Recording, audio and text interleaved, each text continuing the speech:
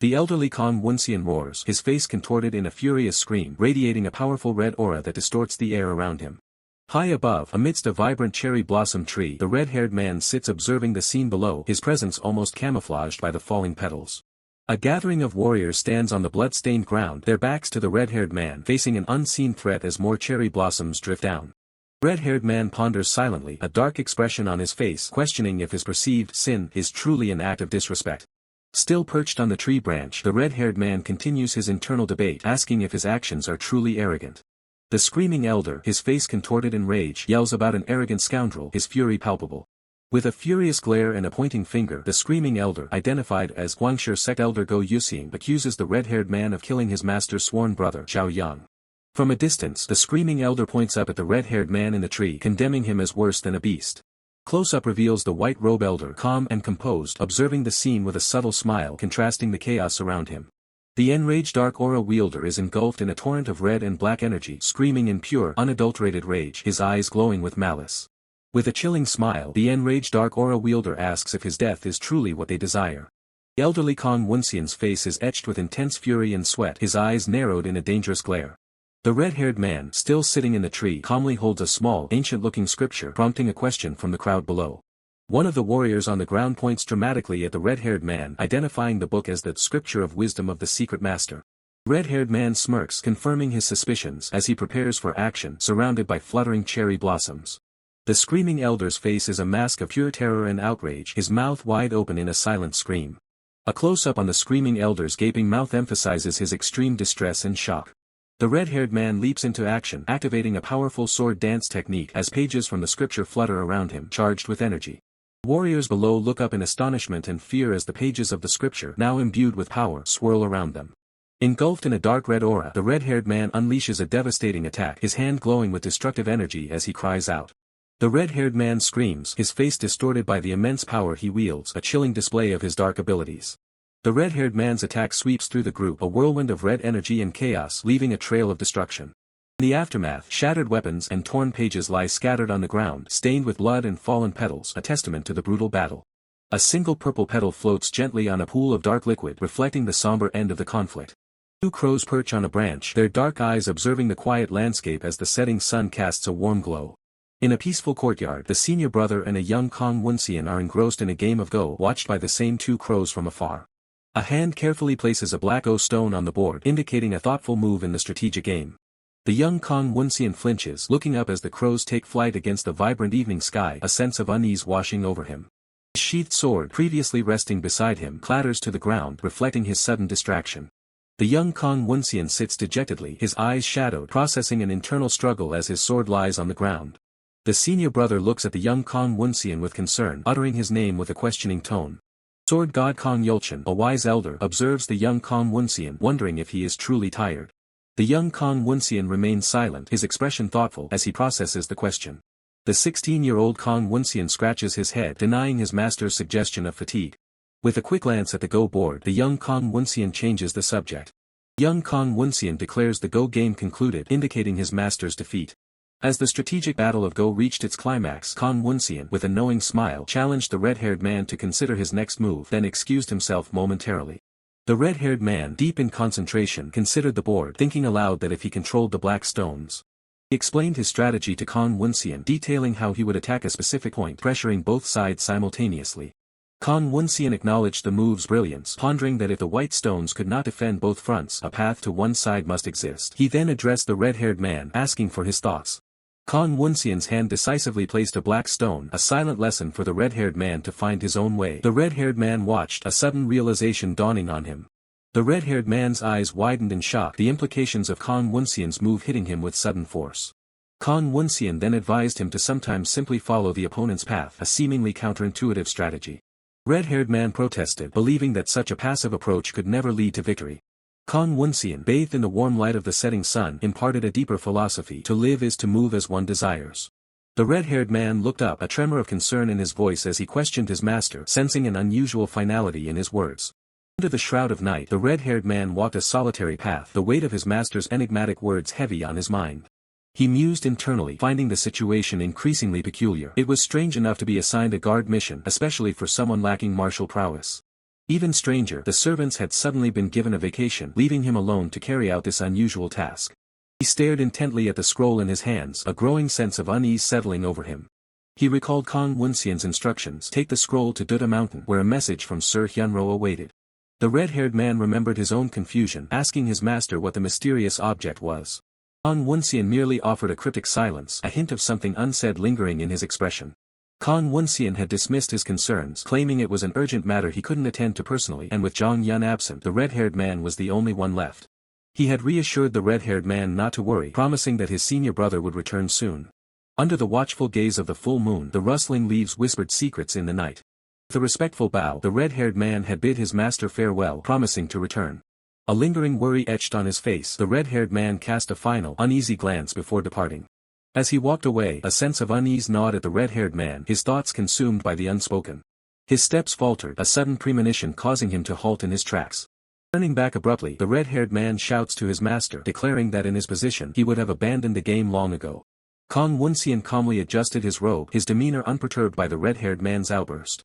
The red-haired man stared, a wave of realization washing over him as his master's stoic silence spoke volumes. Kong Woonseon's gaze was distant, a quiet acceptance in his eyes, as if contemplating a fate already sealed. Despite his earlier apprehension, the red-haired man reassured himself, convinced that no one in the Murim world would dare harm his powerful master. He clung to the thought that his senior brother would also be returning soon, adding another layer of security. Shaking off his lingering doubts, he resolved to stop worrying about what he deems useless thoughts. Vast, mysterious mountains loomed in the distance, shrouded in an ethereal mist, silently observing his journey. But the gnawing suspicion returned: this couldn't simply be a coincidence. His master rarely allowed him outside the house. His resolve hardened. It was unthinkable that his master would send him alone on a journey spanning hundreds of miles. The surge of renewed urgency, the red-haired man turned and sprinted back towards the house, dust kicking up with every frantic step. A terrifying premonition gripped him, and he screamed his master's name, a shadowy, ominous figure appearing to pursue him. Before he could utter another sound, a hand clamped over his mouth, his eyes widening in pure terror as he was forcibly silenced. His body went limp, falling backward as the darkness consumed him. The enraged dark aura wielder hoisted the unconscious red-haired man by the neck, his shadowy form radiating an oppressive, malevolent aura. The malevolent shadow of the enraged dark aura wielder may have receded for a moment, but a new, urgent threat emerged. Du Pyong found himself abruptly captured by senior brother, a hand clamping over his mouth. Barely able to speak, Du Pyong gasped, "Woonseon, it's me." A sharp gasp escaped Du Pyong as he struggled against senior brother's grip, his eyes wide with a mix of fear and urgency. Du Pyong's desperate cry of "senior brother" was met with a swift, silent gesture. Senior brother pressed a finger to his own lips, demanding absolute silence. Senior brother swiftly carried Du Pyong away, sternly commanding him, "Be quiet." The subdued Du Pyong could only manage a meek yes. Du Pyong clamped his own hand over his mouth, suppressing a desperate cry with a strained hup, his eyes wide with terror. Senior brother moved with incredible speed, a blur of motion as he carried Du Pyong through the night, leaving streaks of light in their wake. Leaping across the ancient rooftops, senior brother maintained his rapid pace, Du Pyong held securely as they navigated the treacherous terrain. Hidden behind a wall, senior brother reiterated his command, "You must stay as quiet as a mouse." Du Pyong, still suppressing his fear, reluctantly replied, "UGH, understood."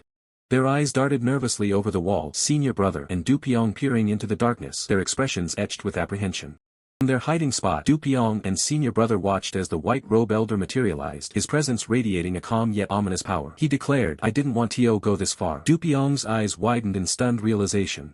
The white robe elder continued, his voice calm and detached as he addressed the kneeling Kong Woonseon, "It's just an interpretation of the scripture. There's no reason for you to be greedy for it." A tense silence hung in the air as the white robe elder stood, his silhouette framed against the desolate night, contemplating his next move. His calm demeanor unwavering, the white robe elder asserted, "Even if you possess it, you'd never be able to comprehend it." Kong Woonseon's eye, filled with profound shock and agony, widened as the white robe elder's words struck him like a physical blow. With a sudden, decisive movement, the white robe elder unleashed a devastating burst of blue energy, tearing through the surroundings and sending debris flying. As the ground trembled from the attack, Du Pyong cried out in terror, "Master." Senior brother, shielding him, sharply reminded him, "I told you to be quiet and stay still." The white robe elder's hand glowed with intensifying blue energy as he snarled, "How dare you!"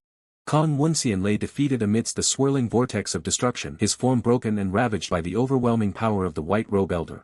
Despite his grievous injuries, Kong Woonseon looked up, his voice raspy with defiance, "Yull never." The white robe elder's imposing silhouette loomed over Kong Woonseon, casting a long, oppressive shadow of absolute victory. With a chilling calm, the white robe elder stated, "Well, in that case. He elegantly unfurled his fan, declaring with cold resolve, "I'll find it myself." A devastating impact erupted from the ground, black energy rippling outwards, a testament to the White Robe Elder's destructive power. Dupyong stifled his groans, UHMP, as senior brother watched with a grim expression, the tremors from the White Robe Elder's attack still shaking their hiding place. Dupyong's eyes, wide with sheer terror, stared ahead, a silent scream of trap behind his hand. Dupyong gasped for air, huff, as senior brother urgently instructed him, focus your energy on your dantian and imagine circulating your qi to your body. Dupyong's face contorted in pain and confusion, sweat beading on his brow as he questioned, what's this feeling? My stomach is churning too much. Dupyong, panting heavily, whispered, huff, is he gone? Senior brother's grave expression offered a chilling reply, no. Chilling wind swept across the rooftops, carrying fallen leaves, a silent testament to the lingering threat. Senior brother's gaze hardened as he declared, but someone is coming. He then activated a technique calling out dark butterfly shadow. A swarm of shadowy figures, moving with lethal intent, descended upon the scene, their forms blurring into streaks of crimson. Blades flashed and clashed as the shadowy figures engaged in a brutal, rapid assault, their movements precise and deadly. Senior brother, his breath ragged, shielded Dupyong, grimly acknowledging the overwhelming numbers. They are. A group of menacing figures, their eyes glowing red, surrounded them. One of the shadow assassins taunted, "You look badly injured." Shadow assassins observed the defeated Woonseon, one of them clicking his tongue in mock pity. TSK. A chilling question echoed, how did the greatsword god end up like this? The shadow assassins exchanged sinister grins, their red eyes glinting with malicious satisfaction at the sight of the fallen greatsword god. One of the assassins pondered, his chilling grin widened, considering whether to secure their target's valuable scripture first or to simply end Woonseon's life immediately. Another assassin chimed in with a cruel suggestion, asking if they should gouge out Woonseon's left eye. A second voice quickly added, wondering if they should start with the right. As Woonseon lay broken amidst a pool of his own blood, the torturers continued their sadistic aim, proposing to sever his left hand first. A chilling sneer spread across the assassin's face, savoring Woonseon's agony. The assassin's eyes gleamed red with malice as he loomed over Woonseon, whose pained grunts were barely audible. Woonseon choked on his own blood as the assassins pressed him, demanding to know if he had given the mysterious item to the older one. From the rooftops, senior brother and Dupyong watched the unfolding horror, their minds racing as they heard the assassin's chilling question about the older one and the younger one. A wave of desperate realization washed over senior brother, his eyes wide with disbelief as he muttered, "No way." Senior brother urgently questioned Dupyong, asking if their master had entrusted him with anything. Startled, Dupyong confirmed, explaining that master had given him this scripture and instructed him to go to Duda Mountain. Scripture, clearly labeled Wisdom of the Secret Master, was now the focal point of the entire desperate situation. Senior brother's face contorted with anguish as he grappled with the terrifying thought, was the situation I was always worried about all because of this? A heavy silence fell between them as the full weight of their master's predicament settled in. Senior brother's eyes remained tightly shut, his brow furrowed in deep concentration as he weighed their dire options. Then, his eyes snapped open, blazing with a fierce, unwavering resolve. With a hardened expression, senior brother commanded Dupyong, from now on, you must remember what I say clearly. Senior brother declared his intention to descend and save their master, but Dupyong, eyes wide with determination, immediately insisted, "Me too, I'll do it." Dupyong's expression shifted to confusion, uttering a bewildered "what" as senior brother turned away. Senior brother, without turning, issued his critical instruction, memorize all the contents of this scripture. Dupyong's eyes widened in shock, a bead of sweat tracing his temple at the unexpected command. With a firm grip, senior brother pressed the ancient scripture into Dupyong's hands, a silent testament to the immense burden entrusted. Dupyong stammered in disbelief. What? He couldn't comprehend how memorizing a scripture was relevant to saving their master. Senior brother demanded an immediate answer, asking Dupyong, how long would it take you to memorize? Dupyong, flustered, replied, about 30 minutes. A brief pause, then senior brother gave a slight, reassuring smile, patting Dupyong's head as he affirmed, that'll do. Senior brother silenced Dupyong, then softly apologized, I'm sorry, Dupyong. Embracing Dupyong, senior brother conveyed the immense weight of his decision, stating, I'm putting a heavy burden on you. Dupyong, tears welling in his eyes, could only stammer, senior brother. Patting Dupyong's head once more, senior brother reassured him, Dupyong, if it's you, you can do it. The powerful leap, senior brother launched himself across the rooftops, a blur of motion against the night sky. He descended with brutal force, preparing to strike down upon his unsuspecting foes. The masked assassins, momentarily distracted, were caught completely off guard by the sudden intrusion. They reacted just in time, narrowly dodging the swift, powerful attack that sliced through the air where they once stood. Senior brother landed with a decisive impact, dust erupting around him as he braced for confrontation. His gaze sharpened, a determined breath escaping his lips as he prepared for battle. Senior brother now stood alone, surrounded by a menacing circle of masked assassins, each one a harbinger of death.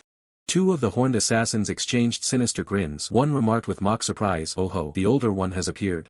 Ignoring the taunts, senior brother's gaze immediately found Kong Woonseon, and he cried out, "Master, are you okay?" Kong Woonseon, heavily injured and gasping for breath, managed to utter a single, pained name, Jianghu. Senior brother's expression twisted in anguish, a silent realization dawning on him. He had expected his master to have suffered internal injuries, believing he could endure it for a while longer, but the reality was far worse. Kong Woonseon coughed up a torrent of blood, a grim sign that his internal injuries were far more severe than he had anticipated. He muttered to himself, "It seems that my internal injury is worse than I expected." Senior brother's gaze sharpened, a single word echoing in his mind, "Can." He questioned his own capabilities, the weight of the coming battle heavy on his shoulders. Could he truly face both formidable opponents by himself? Deal with those two alone? Bead of sweat trickled down senior brother's temple, the sheer pressure of the situation almost overwhelming him. The enraged dark aura wielder sneered, demanding the scripture. He promised, "Give it to us quickly, and we'll let you die painlessly." A sharp clang echoed as senior brother's blade met an unseen barrier, sparking with vibrant blue energy. Senior brother unleashed a powerful upward slash, his sword enveloped in a swirling torrent of azure energy. Activating the water moon technique, senior brother channeled his focus, his eyes burning with resolve as his blade hummed with power. The enraged dark aura wielder grinned, declaring his boredom was finally over. He announced, "We'll play with you ourselves." With a malicious flourish, the enraged dark aura wielder's hand glowed crimson, unleashing a sharp destructive energy slash. The enraged dark aura wielder smirked, deeming senior brother a worthy opponent. Another antagonist agreed, stating, "Right, he is good enough for you, Wu Young." Blue and red energies collided in a violent explosion as senior brother met the enraged dark aura wielder's assault head-on. Senior brother executed a swift, precise strike, his blade a blur of incandescent blue. Three figures, moving with terrifying speed, launched a coordinated attack, their forms a menacing blur. Senior brother parried a flurry of crimson energy attacks with his luminous blue blade, his counterstrike swift and relentless, each impact echoing with explosive force. With a grunt of effort, senior brother deflected another powerful red energy strike, the forces clashing violently around his sword. Senior brother pushed through the onslaught, a taunting laugh echoed from one of his adversaries, reveling in the struggle. Senior brother let out a guttural cry, his face contorted in a mix of pain and extreme exertion as he pushed his limits. A single tear, or perhaps a drop of sweat, escaped senior brother's eye, highlighting the immense strain he was under. The ancient scripture, now marred by a destructive impact, lay open, its secrets waiting to be deciphered. A memory flashed through senior brother's mind, a stern command to memorize it, its importance now clearer than ever. A young woman's tearful voice echoed, expressing unwavering faith that senior brother's actions, however puzzling, always held a deeper purpose. There must be a reason behind this. Back in the present, senior brother's fist, crackling with blue energy, met a red-infused strike from his foe in a thunderous collision. As a crimson slash tore towards him, senior brother internally chastised himself, questioning, "Can you call yourself a disciple of the sword god if you're that careless?" Senior brother expertly deflected the incoming attack, his sword a protective arc of brilliant blue energy. He observed how his opponent's attacks, imbued with internal energy, seemed to effortlessly rebound off his own blade. One of the antagonists unleashed a barrage of crimson energy, the air crackling with destructive power. Senior brother narrowly evaded a powerful red energy blast, the force of the impact shaking the ground where he once stood. A frustrated grunt escaped senior brother's lips as he internally admitted, "Ugh, as expected, the difference in our skills is so big, I can't even dodge or block it." His gaze hardened, realizing the true nature of his adversary, my opponent. Senior brother concluded with grim certainty that his opponent was merely playing with me. The battle raged within the confines of ancient stone walls, illuminated by a solitary shaft of light. A devastating red energy blast slammed into the wall, causing it to erupt in a shower of debris and dust.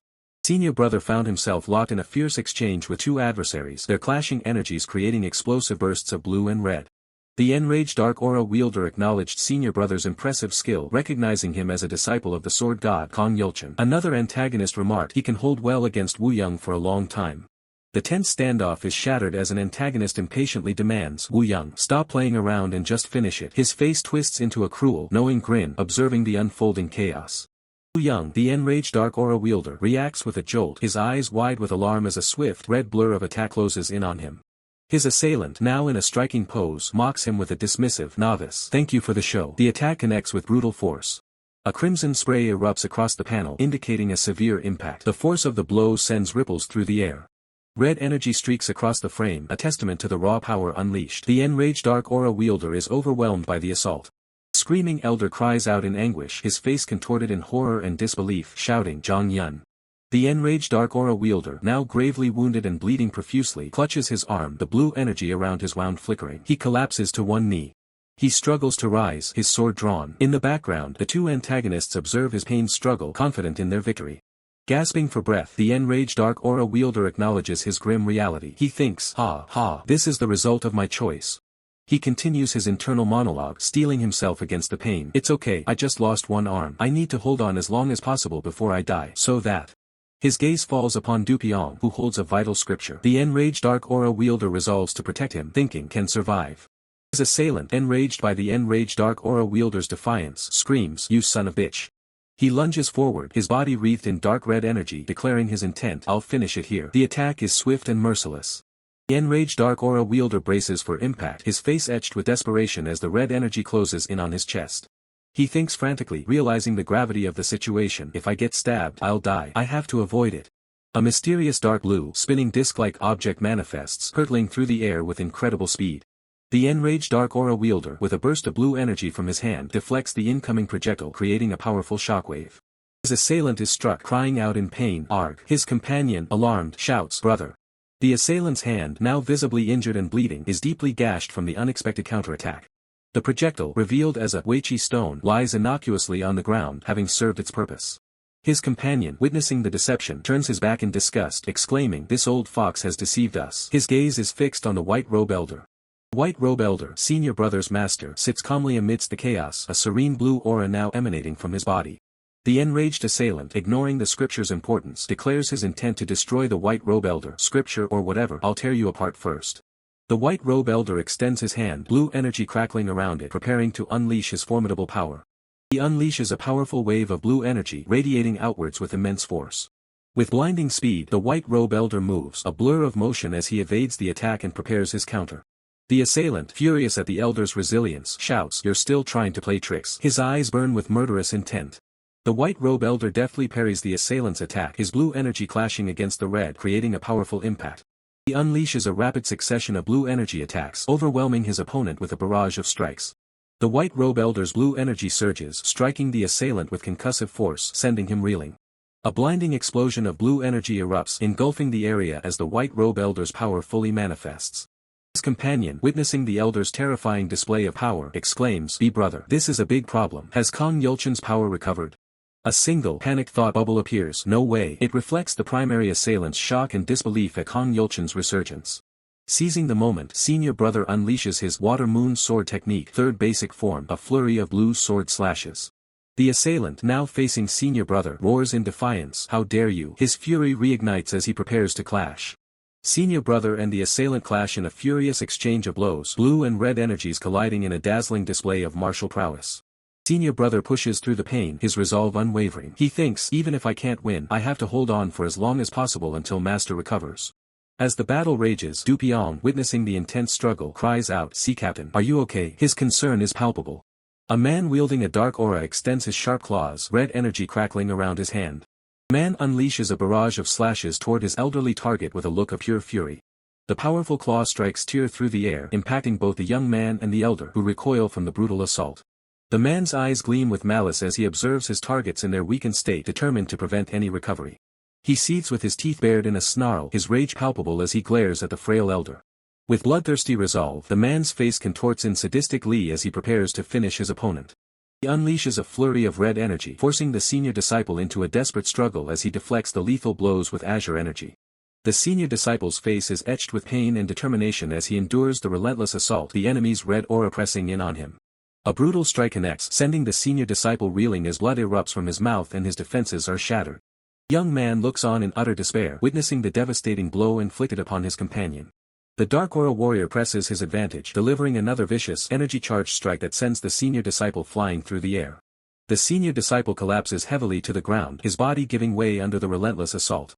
He lies motionless in a spreading pool of blood, a testament to the brutal force of the attack. Standing over the fallen disciple, the Dark Aura warrior basks in his victory, triumphantly claiming his prize. As the senior disciple lies defeated, an ancient book tumbles from his grasp and lands on the dusty ground. The warrior's expression twists into a sinister grin, his eyes glowing with an unsettling light. He casts a calculating glance to the side, surveying the unfolding situation. The young man's face is contorted in anguish as he reels from the betrayal. From a high rooftop, a red-haired man observes the chaotic scene below, a silent presence amidst the falling leaves. Red-haired man descends, his gaze fixed on the tragedy with an air of grave recognition. A close-up reveals the red-haired man's intense, focused eyes, reflecting the gravity of the situation. The ancient book lies abandoned on the ground, surrounded by the aggressors and the fallen disciple. The Dark Aura warrior's eye widens in realization as he recognizes the significance of the fallen text.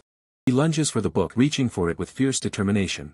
Despite his severe injuries, the senior disciple pushes himself up from the ground, a desperate resolve in his eyes. Wounded but defiant, the disciple struggles to his feet and looks on at the unfolding chaos. The young man's eyes are wide with shock and horror as the situation escalates. The senior disciple rushes to the young man, embracing him tightly in a protective hold. Tears stream down the disciple's face as he clutches the young man, grieving the heavy toll of the ordeal. The young man's face is a mask of torment as the senior disciple holds him close. Dark-robed figures confront the young man, their expressions filled with suspicion and anger. The senior disciple's hand clenches desperately onto the young man's robe in a final, futile attempt to hold on.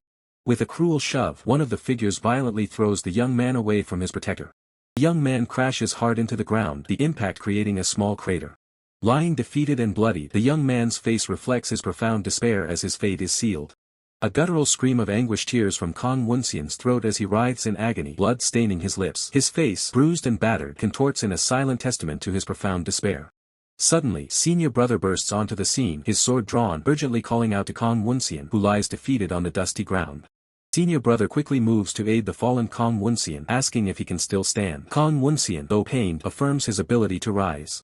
A chilling red aura permeates the air as two menacing figures, led by the enraged Dark Aura wielder, loom over senior brother and Woonseon. The enraged Dark Aura wielder mockingly observes senior brother's courage. With a cruel smirk, the enraged Dark Aura wielder tears a scroll, dismissing it as a mere ledger and threatening senior brother with retribution for his deception. In a desperate moment, senior brother turns to Woonseon, urgently questioning if he has memorized the sacred scripture. Woonseon, his face etched with worry, confirms he has committed it to memory. Senior brother offers a pained, sad smile, acknowledging Woonseon's efforts. Internally, he apologizes, knowing this is the only way to safeguard the secret technique. With a swift motion, senior brother reveals the true scroll, declaring its presence with urgency and determination. Senior brother defiantly holds aloft the real scroll, proclaiming it contains the wisdom of the secret master. The elderly Woonseon, observing from afar, reacts with utter shock. The enraged Dark Aura wielder and his companion grin menacingly, believing they have won, while the white robe elder watches silently in the background. The elderly Woonseon's face is a mask of distress as he realizes senior brother intends to use the precious secret master's wisdom to save him. With a surge of blue energy, senior brother begins to incinerate the sacred scroll, the flames rapidly consuming its ancient pages. Senior brother's eyes glow with fierce determination as he continues to burn the scroll, surrounded by the vibrant blue aura of his power. The enraged Dark Aura wielder and his companion watch in disbelief, their faces contorted in shock and fury as they witness the destruction of the secret technique. The antagonists are horrified, their menacing grins replaced by expressions of utter despair as the wisdom of the secret master turns to ash. Senior brother remains resolute, his gaze fixed on the burning scroll as the enraged Dark Aura wielder's furious accusation echoes around him. The enraged Dark Aura wielder and his companion tremble with impotent rage, their voices shaking as they condemn senior brother's audacious act. Consumed by a murderous red aura, the enraged Dark Aura wielder lunges forward, unleashing a furious attack and cursing senior brother. The powerful strike connects, sending senior brother reeling backward from the sheer force of the enraged Dark Aura wielder's assault. Senior brother cries out in pain, his face contorted in agony as he endures the brutal impact of the attack. The enraged Dark Aura wielder, fueled by unbridled fury, prepares another devastating blow, vowing to crush senior brother completely. As the enraged Dark Aura wielder's face twists into a monstrous snarl, a desperate plea from his companion attempts to halt his destructive intent. Ignoring the warning, the enraged Dark Aura wielder unleashes a colossal red energy wave, tearing through the very ground with its destructive force. Through the pain, senior brother's mind races, realizing the enraged Dark Aura wielder must have a contingency plan before a pained groan escapes his lips. The devastating red energy attack slams into senior brother, causing him to scream in agony as blood erupts from his chest. Standing over the gravely injured senior brother, the enraged Dark Aura wielder demands to know if he copied the technique, threatening him with further violence. Despite his wounds, senior brother's expression hardens. He contemplates the idea of a handwritten copy, then reveals he has something even more valuable. The enraged Dark Aura wielder and his companion press senior brother for answers, while Dupyeong rushes towards the scene, crying out in alarm. With a final, defiant gesture, senior brother extends his hand, pointing towards the true keeper of the secret. Kong Woonseon, the young man from the flashback, looks on in wide-eyed shock as senior brother reveals that he is the only one who truly knows the secret technique. The enraged dark aura wielder and his companion react with explosive fury and disbelief at this shocking revelation. Kong Woonseon's face fills with terror and confusion, his eyes wide with fear as he desperately calls out to senior brother. As Kong Woonseon's terror mounts, a firm hand clamps over a masked figure's mouth, silencing them abruptly. A cold voice commands them to listen. In a moment of quiet urgency, senior brother embraces a younger disciple, whispering a crucial instruction. He tells the disciple that once the book is memorized, they must come down and give their pursuers a fake one.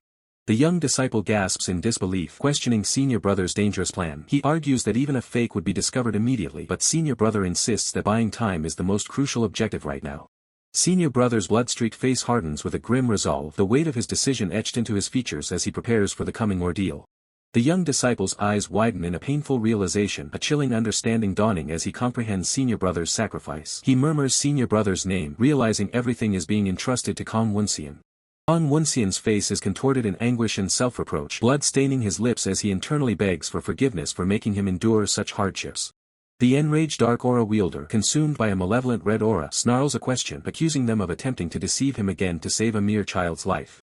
From an elevated vantage point, a masked subordinate addresses his leader, stating they still lack any solid leads and have found no scripture despite a thorough search of the area. Subordinate continues, warning that killing the remaining child would eliminate their last clue. The enraged dark aura wielder grinds his teeth in frustration, cursing the situation. Senior brother stands firm, his eyes glowing with determination, asserting that Kong Woonseon is the only lead to the wisdom of the secret master, and therefore he cannot be killed. The enraged dark aura wielder smirks, a chilling acceptance in his voice as he agrees to their terms, a sinister glint in his eye. The masked antagonists resolve to take the child with them, confirming that they can always execute him later once their information is verified. Senior brother, gravely wounded and clutching his chest, offers a pained acceptance, acknowledging that this outcome will suffice. A single, dark eye, infused with a pulsing red core, fills the frame, hinting at a sudden, violent shift in events. In a brutal turn, a blade pierces senior brother's back, blood erupting as his attacker declares him no longer necessary. Senior brother's face contorts in a silent scream of shock and agony, blood spewing from his mouth as life drains from him.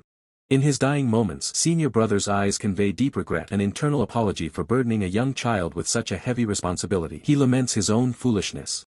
Senior brother's lifeless face, a small, dark wound on his forehead, is seen from above, a stark image of his demise. His body plunges downward, hair flowing, as his final thought echoes, a plea for forgiveness. Kong Woonseon's mouth stretches wide in a raw, guttural scream of anguish, tears and sweat evident as he witnesses the horrific event. His eyes, bloodshot and streaming with tears, reflect pure horror as he screams senior brother's name in utter despair. Kong Woonseon's gaze is filled with self-loathing, his internal voice condemning himself as a useless piece of garbage. He stares at senior brother's lifeless form, lying in a pool of blood, his internal monologue continuing as he blames himself for his senior brother's death. Kong Woonseon's face contorts in a furious, tearful snarl, raging at his own powerlessness and declaring himself absolutely worthless. The enraged dark aura wielder and his masked companion stand in the desolate courtyard, the leader making a chilling declaration as they prepare for their next move. The enraged dark aura wielder descends into the devastated courtyard, confronting the white robe elder who sits amidst the destruction, mockingly asking if he, the sword saint, is the only one left. A cruel hand grips the white robe elder's long white hair, yanking his head back with brutal force. The enraged dark aura wielder, his face a mask of malice, forces the white robe elder's head up, commanding him to look at the scene before him. The white robe elder's face is etched with agony and struggle, a trickle of blood at the corner of his mouth as he endures the torment. The enraged dark aura wielder points to senior brother's lifeless body, forcing the white robe elder to witness the miserable state of his disciple. Still gripping his hair, the enraged dark aura wielder taunts the white robe elder, telling him that closing his eyes won't make reality disappear and he must face it. With a chilling smile, the enraged dark aura wielder threatens the white robe elder, offering to pluck out his eyes himself if he refuses to look. A masked subordinate eagerly rushes forward, mockingly protesting his brother's actions, demanding to be allowed to participate in the torture. The enraged dark aura wielder grants permission with a sinister smile, declaring that the white robe elder's right eye is all his. With a brutal, swift motion, the enraged dark aura wielder pulls the white robe elder's hair, delivering a devastating attack with his claw-like weapon, red energy trailing. The enraged dark aura wielder's brutal attack connects, unleashing a blinding golden burst of energy that shatters the air with a resounding crack. Kong Woonseon's face contorts in a primal scream, his eyes glowing with raw power as he endures the devastating blow. The red-haired man's eyes widen, locked onto the unfolding chaos, a bead of sweat tracing down his brow as he observes the brutal exchange. The screaming elder's face stretches in a horrifying grimace, his sharp teeth bared in a silent roar of anguish or fury. Radiant golden fist, charged with immense energy, slams forward, the sheer force rippling through the air as the red-haired man watches in distress. Du Pyong's face is etched with terror, his eyes wide as he screams a desperate warning to senior brother, emphasizing the immediate danger. The bearded man lets out a guttural roar, his sharp teeth bared, reflecting the raw intensity of the battle before him. Senior brother's gaze is fixed on the unfolding catastrophe, his expression a mix of shock and desperate concern, while the injured woman beside him looks on in horror. Another ferocious golden strike impacts, sending shockwaves through the air as Kong Woonseon grits his teeth, enduring the relentless assault. The enraged Dark Aura wielder's power manifests as a devastating golden fist, slamming into the ground with immense force, sending debris flying. A wave of raw golden energy expands outward, humming with residual power, leaving a trail of destruction in its wake. With a desperate surge of will, Kong Woonseon extends a hand, manifesting a brilliant golden energy shield, attempting to fend off the relentless barrage. A concentrated blast of golden energy rockets forward, tearing through the confined space with explosive speed, a desperate counterattack launched by Kong Woonseon.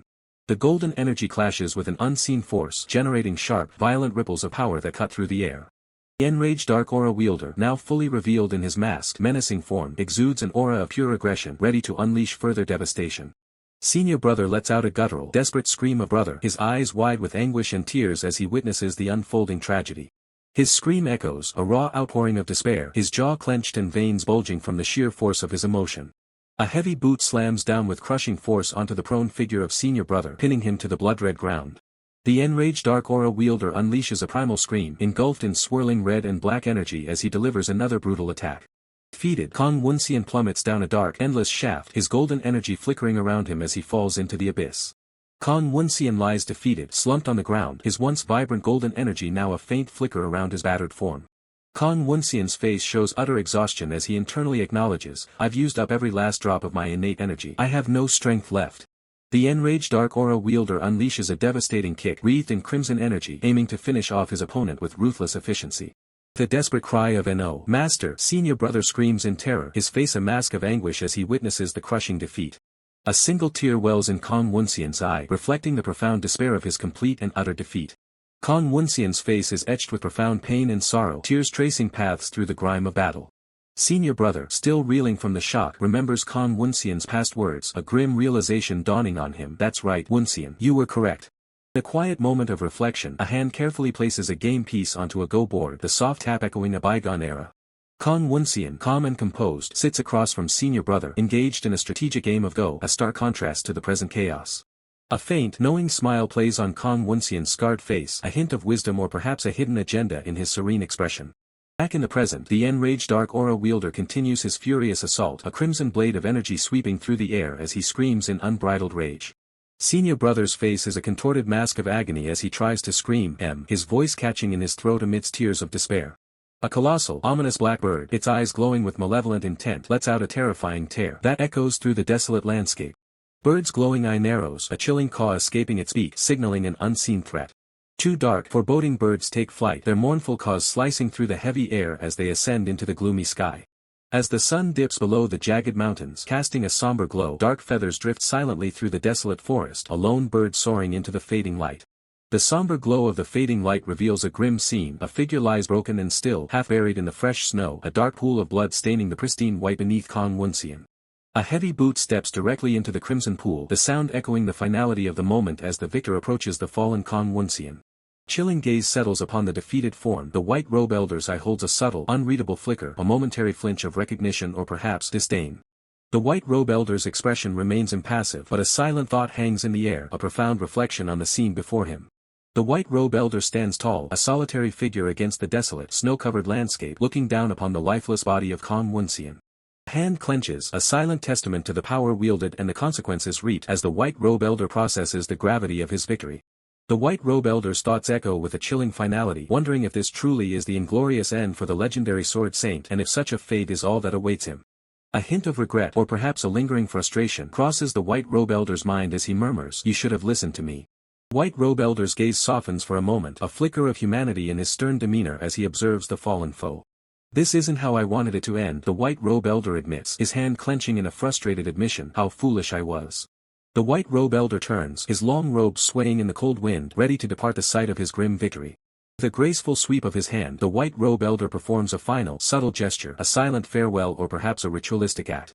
As if by an unseen force, a fresh blanket of snow descends, gently covering Woonseon's body, creating a temporary, chilling shroud.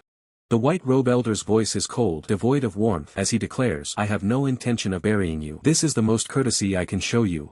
White robe elder stands for a final moment, a silent sentinel over the snow-covered form of Woonseon, the falling flakes mirroring the quiet end. With a solemn nod, the white robe elder utters his final words to the fallen, "Farewell, sword saint."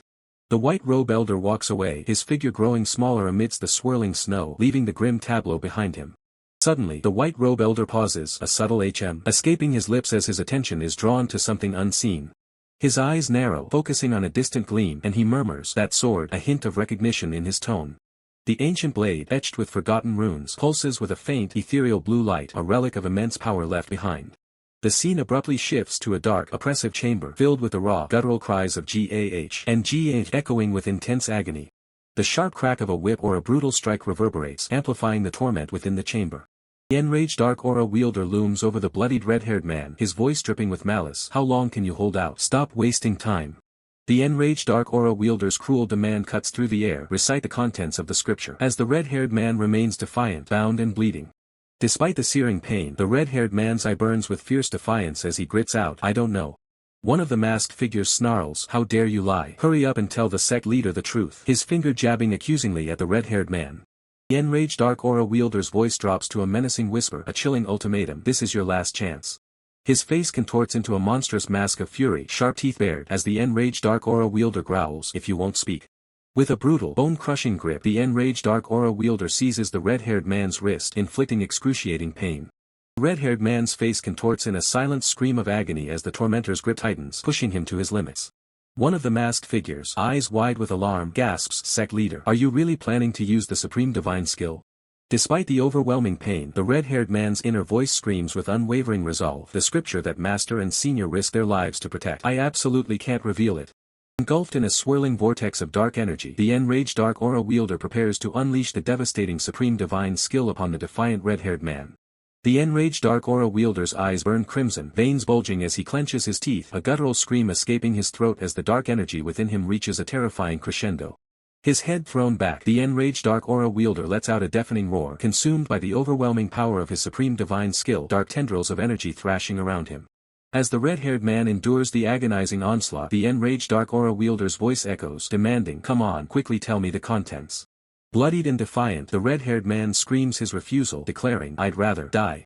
The enraged dark aura wielder's eyes narrow to menacing slits, his grin widening as he presses further, "Come on, spill it already." With a final, desperate cry, the red-haired man pleads, "Just kill me," choosing death over divulging secrets. A chilling chuckle escapes the enraged dark aura wielder's lips, his sharp tongue licking his fanged mouth as he muses, "Ha, is that so?"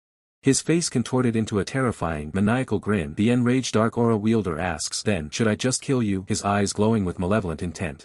As masked figures are thrown back, one desperately cries, "Lord, you mustn't." What about the secret commentary of the Heart and Mind Sutra? The white robe elder, observing calmly, states, "It's no use. He lost his mind, consumed by the supreme divine technique. No one can stop the Lord in this state." The enraged dark aura wielder lets out a maniacal laugh, his hands crackling with raw dark energy as he declares, "Kohahaha, I'll blow you up with my energy." The red-haired man lets out a piercing scream of agony, his body racked with pain as the dark energy tears at him. One of the masked figures, horrified, shouts, "Stop it, Lord," begging for the senseless violence to cease. Suddenly, a blur of motion, a black-gloved hand, emanating vibrant blue energy, streaks across the frame with incredible speed, a silent but potent intervention. The new intruder, Senior Brother, appears in a flash of blue light, his glowing sword cleaving through the air, disrupting the enraged dark aura wielder's attack. The enraged dark aura wielder's eye widens in pure shock and disbelief, his attack interrupted by the sudden, unexpected intervention. "What the?" he gasps. Senior Brother stands firm, his sword radiating brilliant blue energy as he calmly commands, "Step back from that child." His eyes blazing with unwavering resolve, Senior Brother reiterates his demand with chilling finality, "Right now." The scene unfolds, the red-haired man lies slumped, injured, as Senior Brother stands as a lone figure against the enraged dark aura wielder and his masked minions, who now look on in stunned silence. The enraged dark aura wielder screams in agony, clutching his hand, blood gushing from his mangled fingers. My fingers," he roars, enraged by the sudden injury. As the masked figures regroup, one desperately calls out to their lord, urging him to regain control. Another, recognizing a new threat, commands his comrades to prioritize the female intruder, deal with that woman first, ignoring the enraged dark aura wielder's berserk state. Unfazed, senior brother, a whirlwind of blue energy, deftly evades the masked assailants, his movements impossibly swift as he engages multiple foes. A masked figure reels back, eyes wide with shock, unable to comprehend the speed of the female intruder. When did she move? He gasps. I didn't even see her. A new presence emerges, a long-haired woman who stands over the unconscious red-haired man. Are you the sword master's disciple? A voice from the shadows questions her, acknowledging her sudden appearance. The red-haired man lies broken and unconscious, his face marred by the brutal assault, silence his only response. The long-haired woman confirms his critical state. He lost consciousness, she states gravely, as the enraged Dark Aura wielder prepares to unleash yet another devastating attack, his fury unabated. The enraged Dark Aura wielder's eye flares with renewed, murderous intent, glowing crimson as he focuses on his target. He unleashes a wide, sweeping arc of destructive red energy, aiming to obliterate all in his path as the long-haired woman watches intently. Still clutching his injured fingers, the enraged Dark Aura wielder snarls, "How dare you, my fingers!" His rage escalating with each word. His face contorted in pure, unbridled fury, the enraged Dark Aura wielder screams, "You brat!" With a wild, guttural laugh, "Coo, ah ha ha ha," the enraged Dark Aura wielder unleashes a torrent of explosive red energy, impacting with devastating force. Senior brother stands his ground, eyes glowing with blue energy, his sword held defensively as he deflects the powerful red attacks, his resolve unyielding. With a swift counterattack, senior brother unleashes a barrage of piercing blue energy slashes, striking out at his enraged opponent. The enraged Dark Aura wielder deflects the incoming attacks, a look of annoyance and surprise on his face as he sneers, "Ha, using cheap tricks, are we?" A sudden, sharp impact registers in a character's eye, widening in shock as blood begins to well, indicating a precise and unexpected hit. A small, precise projectile, a needle or dart, is seen embedded dangerously close to the character's eye, a critical blow that draws blood, signaling a shift in the intense battle. Precise projectile finds its mark, and calm Woonseon lets out a guttural scream of pure agony, blood erupting around his eye as the critical blow takes its toll. A masked assailant, sword drawn, moves with deadly intent while the red-haired man observes the chaotic scene as a battle cry echoes, "Protect the Lord." From an aerial perspective, the battlefield reveals itself with masked figures deploying the intricate butterfly's image and butterfly's shadow formation, encircling their target in a crimson aura. Masked assailants' eyes gleam with malice, a sharp, piercing sound accompanying their readiness for battle as red energy pulses around them. Another masked figure lunges forward with lethal speed, their blade poised to strike as the command rings out, "Kill the intruder." Senior brother is violently seized, a crimson spray erupting as he endures a brutal blow, his face contorted in pain. Evading with incredible agility, senior brother weaves through the masked assailants, his glowing blade a blur amidst the chaotic red energy. With fierce determination, senior brother closes in, his sword a blur, ready to strike down his foe with a swift, powerful attack. Piercing blue light erupts from senior brother's eye, signaling the activation of a potent ability, his gaze sharpening with intense focus. The intense power fades, leaving senior brother gravely injured, his face streaked with blood as he collapses, defeated. Senior brother is sent reeling, blood gushing from his wound as he's thrown back by the brutal assault, sharp projectiles narrowly missing him. Masked assailant delivers another swift, powerful blow, sending senior brother crying out in pain, "GH." As the relentless masked figure descends for another strike, senior brother curses, demanding to know, "Damn it, what are you?" Senior brother's eyes widen in sheer disbelief, his expression a mixture of shock and dawning realization at the masked figure's power. From the ground, the masked figure's weapon descends with terrifying speed, a crushing impact imminent as the final blow draws near. Just as senior brother falls, Cloud's child, Zhou-Yun appears, her sword drawn, a silent protector stepping into the fray amidst the masked figures. With incredible speed, Cloud's child, Zhou-Yun scoops up the wounded senior brother, her glowing blade a beacon as she makes her escape. The enraged Dark Aura wielder clutches his bleeding face, his rage momentarily overshadowed by shock as he questions the immeasurable energy of the newcomer, demanding to know, "Who is that person?" His eye widens further, a silent exclamation of alarm echoing his profound shock at the sudden turn of events. A kneeling masked assailant stares up at Cloud's child, Zhou-Yun, recognizing her weapon and murmuring in disbelief, "That sword, that's..." The revelation is complete as the blade of the crescent moon sword is shown, bearing the engraving moon heart. The masked assailant exclaims, "No way, the crescent moon sword." The enraged Dark Aura wielder screams in utter terror, clutching his bleeding face, his voice trembling as he demands, "Why are you here?" The Swordmaster's disciple, Cloud's child, Zhou-Yun, the narrator proclaims, as she stands tall and resolute, her presence commanding attention. Cloud's child, Zhou-Yun calmly replies to the enraged Dark Aura wielder's question, stating her purpose, "Why else? I'm here to take back what you stole." The enraged Dark Aura wielder, his face still contorted in fear, hesitantly asks Cloud's child, Zhou-Yun, if the Swordmaster, is he with you? Cloud's child, Zhou-Yun points her glowing sword at the enraged Dark Aura wielder, warning him, "You'd better hand it over before he arrives." The enraged Dark Aura wielder screams, blood pouring from his eyes, realizing the grave danger. If the Swordmaster shows up, Dark Butterfly's shadow is doomed. Now, it's time to retreat. Beads of sweat trickle down the enraged dark aura wielder's face as he insists, his voice strained, I don't have it. Bound by dark energy, the enraged dark aura wielder desperately pleads, it's true. You must believe me. He then shifts the blame, revealing that damned senior disciple of the sword god burned the scripture. As a blade pierces his chest, the enraged dark aura wielder, in agonizing pain, continues to plead, how could I lie in this situation? Please, you must believe me. Cloud's child, Zhou Yun, observes the brutal scene, contemplating the enraged dark aura wielder's words, thinking likely wouldn't go so far as to endure humiliation just to lie. Cloud's child, Zhou Yun, surveys the grim aftermath, her expression turning serious as she muses, what's concerning is. Cloud's child, Zhou Yun's voice cuts through the tension, asking the enraged dark aura wielder, then why did you torture that child? His eyes widen in surprise at the accusation. The enraged dark aura wielder's face contorts in a desperate snarl, his thoughts racing. Damn it, if I lose that clue to this brat, I'll have nothing left. He desperately strategizes, I need to deceive her somehow and escape. Still reeling from his desperate thoughts, the enraged dark aura wielder, now on his knees, lets out a strained confession. He admits to torturing the victim, believing he might have hidden a copy of the scripture. His face contorts in pure terror, bloodied and screaming. The enraged dark aura wielder pleads, swearing this is all the information he possesses, begging Zhou Yun to pretend she never saw him in exchange for a future favor. Zhou Yun, the female disciple, regards the enraged dark aura wielder with a look of utter disgust. Despite his repulsive nature, she sees no reason to kill him unnecessarily, as she holds no personal grudge.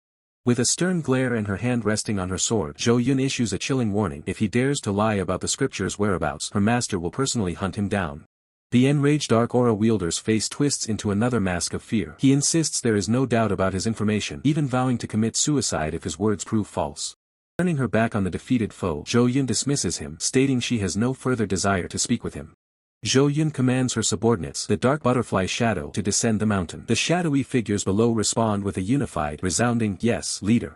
With a swift, almost imperceptible motion, Zhou Yun moves, leaving a blurred trail in her wake as she departs from the scene. Suddenly, the enraged dark aura wielder appears, roughly pulling an injured, bloody person along, urging him to get up while the victim can only manage a pained groan. The enraged dark aura wielder's eyes burn with a dark intensity, a fresh wound visible on his face. He declares that he still has unfinished business to settle with the injured individual. A surge of blue energy erupts as Zhou Yun descends with breathtaking speed, a blur of power cutting through the air, creating a powerful impact. Zhou Yun stands triumphantly at the edge of a newly formed crater, holding the rescued child. Below, the enraged dark aura wielder coughs violently, having been sent crashing down by her powerful strike. From within the crater, the enraged dark aura wielder glares up, enraged by Zhou Yun's interference. He recounts how the commotion at the riverbank led to his brother's death and insists that he alone must be the one to kill the child. Zhou Yun, standing resolute with the child, reveals her master's dual directives to locate the mysterious scripture and to ensure the child's safety. Her eyes glow with a chilling blue light as Zhou Yun declares her lack of enjoyment in killing, yet sternly warns the enraged dark aura wielder not to resist. The enraged dark aura wielder's face is etched with terror, realizing the overwhelming killing intent radiating from Zhou Yun. He concludes that further resistance would surely lead to their demise. His internal struggle rages. If he lets the child go now, he will lose the vital clue to the scripture, a clue he desperately needs. With gritted teeth and a determined snarl, the enraged dark aura wielder makes a grim decision, acknowledging he didn't want to resort to this but has no other choice. Still trapped in the crater, the enraged dark aura wielder trembles with a mix of fear and resolve, his thoughts consumed by the need to secure the child for his own purposes. Dark energy swirls around the enraged dark aura wielder's hand, manifesting a powerful, shadowy attack. His face now grim and resolute, the enraged dark aura wielder declares his intent to risk his very life in this confrontation. Zhou Yun remains calm, her back to the enraged dark aura wielder, acknowledging his desire to fight. A powerful blue aura engulfs Zhou Yun as she prepares to draw her sword, warning that the moment she does, the dark butterfly shadow will be unleashed, leading to utter annihilation. The enraged dark aura wielder lets out a frustrated tch, realizing the sheer power he is up against and the dire consequences of facing her directly. From above, the enraged dark aura wielder and his group are seen retreating, leaving the injured child behind. He rationalizes that since they are the only ones aware of the child's importance to the scripture, the sword master will keep him alive, allowing them another chance to retrieve him later. Zhou Yun stands silently over the crater, watching the retreating figures. The battle concluded for now. As Zhou Yun leaps away with incredible speed, the enraged dark aura wielder's lingering thoughts echo, he will repay this debt without fail someday. The scene shifts to a serene, vast mountainous landscape bathed in the warm hues of a vibrant sunset, signaling a moment of calm after the intense confrontation. The injured person stirs, letting out a soft groan. Zhou Yun notices his awakening, asking if he is conscious. The injured person looks up, his eyes wide with confusion and a hint of fear, asking Zhou Yun who she is. Flashback or a sudden surge of pain causes the injured person to cry out in agony, clutching his chest. Zhou Yun calmly observes the injured person, acknowledging his pain now that he is conscious. She assures him that despite the hurt, he will not die, as she administered a healing pill. Still disoriented and in pain, the injured person struggles to ask Zhou Yun her identity. With a slight smile, Zhou Yun introduces herself as Zhou Yun, a disciple of Swordmaster Li Myong. The injured person's eyes widen in shock and realization. He internally exclaims that if she is the Swordmaster's disciple, then she must be a junior from the Master's line, and he questions if she truly is a disciple. Zhou Yun states she is a few years older and will drop the honorifics. The injured person, surprised by her bluntness, mentally notes her cold demeanor. The red-haired man expresses his gratitude, addressing Zhou Yun as senior. Zhou Yun, however, finds the honorific unsettling, urging him to simply call her by her name, internally questioning his persistence. Still smiling, the red-haired man shifts the conversation, indicating he has another matter to discuss. Zhou Yun's expression turns serious as she directly questions him about the location of the commentary on the Heart Sutra. The red-haired man's face contorts in distress, a chilling realization dawning on him. Could the formidable swordmaster also be pursuing the elusive scripture? Zhou Yun reflects internally, listing the powerful factions like the Dark Butterfly Shadow and the Swordmaster, all seemingly desperate for the same scripture. A simple, unassuming book titled Wisdom of the Secret Master appears, its presence seemingly central to the unfolding mystery. The red-haired man's face remains etched with a peculiar confusion, recalling how ordinary the scripture's contents truly were. Zhou Yun ponders her own experience, remembering how she found the scripture strange even as she memorized it, unable to grasp the intense desperation surrounding it. Harrowing flashback engulfs the red-haired man as he recalls a brutal attack, lamenting the loss of his senior, all due to that very scripture. The flashback intensifies, revealing the enraged Dark Aura wielder's destructive power as the red-haired man's memory continues, mourning the loss of his master. In the depth of his memory, the red-haired man recalls a crucial instruction, a stern warning to trust no one. His inner monologue replays another vital command, never to reveal the contents of the scripture to anyone. Turning to the present, the red-haired man states with a somber expression that the scripture is now gone. Zhou Yun's eye narrows, observing him with an intense, piercing gaze. The red-haired man's eyes widen in feigned shock as he claims his senior was the one who burned the scripture. Zhou Yun questions his sincerity with a skeptical "really," while the red-haired man nervously insists, "Why yes, really." The red-haired man desperately pleads with Zhou Yun, imploring her to believe him. Zhou Yun accepts his story, stating that since the scripture is gone and he is alive, her master's task is complete. A wave of relief washes over the red-haired man as he internally confirms his deception was successful, believing she bought his lie. Zhou Yun abruptly declares it's time to part ways, catching the red-haired man completely off guard. The red-haired man cries out, wait, desperately reaching out as Zhou Yun turns to him with a questioning what. With a hopeful, almost desperate smile, the red-haired man asks if she couldn't accompany him further. Zhou Yun's expression hardens into one of clear annoyance, questioning his persistence. Red-haired man reveals his gravely injured, rotting arm, explaining his master's order to reach Mount Buddha, an impossible task in his current state. Zhou Yun observes his deteriorating condition, her expression unreadable.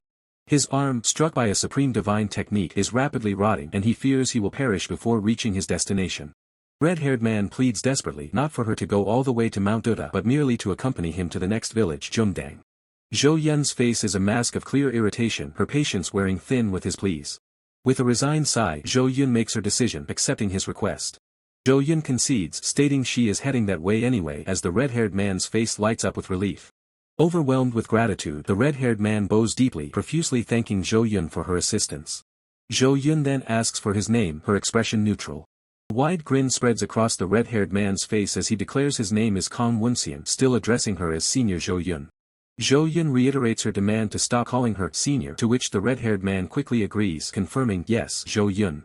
4 days later, an overhead shot establishes the bustling village of Jumdang, marking their journey's progress. Zhou Yun walks through the village, musing internally that she has finally reached Jumdang, noting it took longer than anticipated. Red-haired man stands beside her, offering a simple thank you for her help. With a sinister glint in his eye, the red-haired man declares his intention to no longer cling to Zhou Yun now that they've reached Jumdang, internally confirming his true, darker agenda. Despite his newly declared sinister intentions, the red-haired man finds himself reflecting on Zhou Yun's unexpected kindness, acknowledging her attentive care during his 3 seizures. He internally admits that Zhou Yun is the sole reason he, having lost everything, has managed to persevere and reach this point.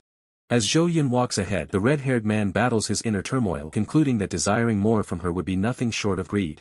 Zhou Yun, sensing the unspoken tension or her own internal conflict, lets out a soft sigh, her expression heavy with concern. She wonders if she could truly endure the crushing weight of guilt should she act on her own hidden thoughts or desires. Suddenly, the red-haired man's eyes widen in surprise, a realization dawning on him: he is far more loyal than he initially believed. The resolute expression, Zhou Yun declares her intention to accompany him to Duda Mountain, a firm commitment in her voice. The red-haired man's face lights up with unbridled joy and disbelief, exclaiming his surprise at her unexpected offer. Overjoyed, the red-haired man profusely thanks Zhou Yun, internally rationalizing his elation by claiming it's merely to secure the scripture's location, not a sign of a softening heart. His eyes wide with awe, the red-haired man gazes at the lavish feast before him, a table piled high with roasted meats and steamed buns. As the red-haired man questions the immense quantity of food, Zhou Yun calmly assures him it's acceptable, citing an unusual hunger today.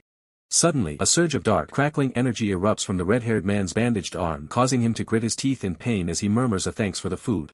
The dark energy intensifies, causing the red-haired man to cry out in sharp pain as his chopsticks fall from his grip. The furious crowd below angrily demands to know why the red-haired man is present and if he even understands his current location. A muscular, red-haired man, Jianghu, appears with a wide, unsettling grin, casually urging the agitated crowd not to get too worked up.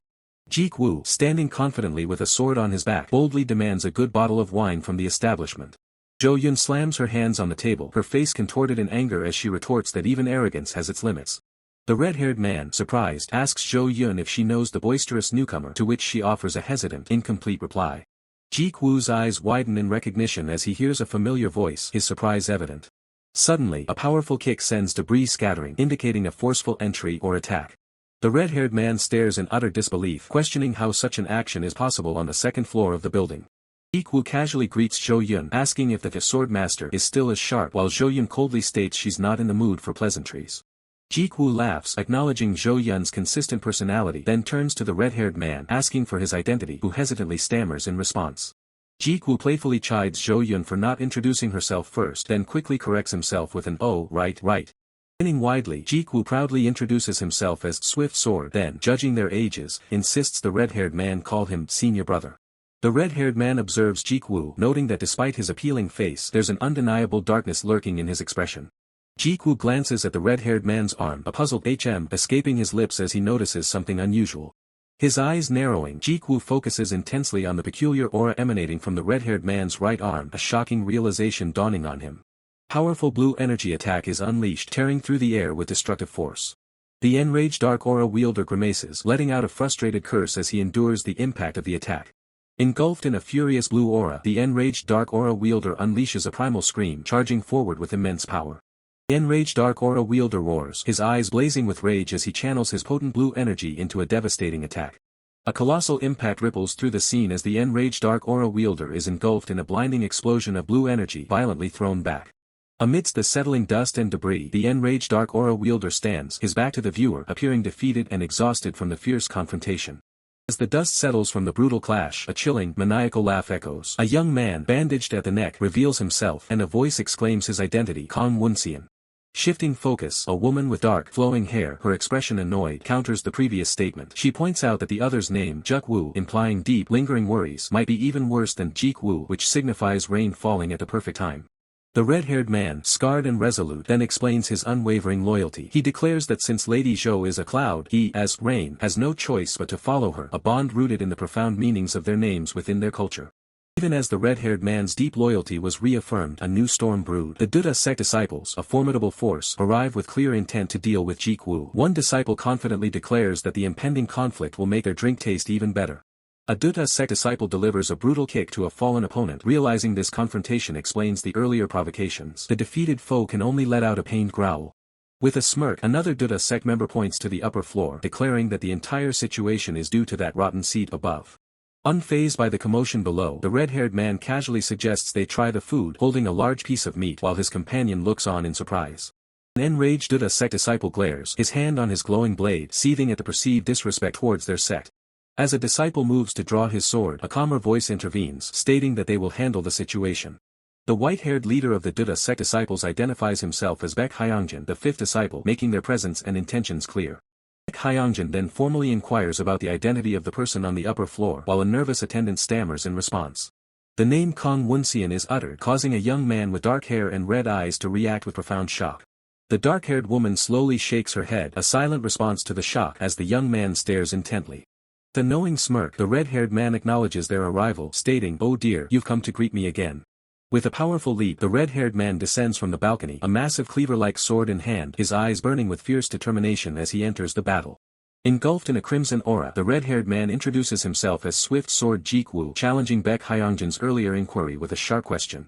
Baek Hyungjan's expression shifts to one of surprise as another Buddha sect disciple launches an attack in the background. The cold gaze and a surge of blue energy, Baek Hyungjan sternly declares that disciples from uninvited sects are not permitted to participate, ordering Jianghu to leave immediately.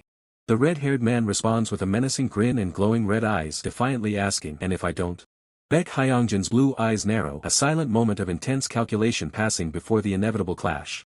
Dark-haired woman watches with a smug expression, internally remarking that the arrogant Buddha sect deserves this humbling experience.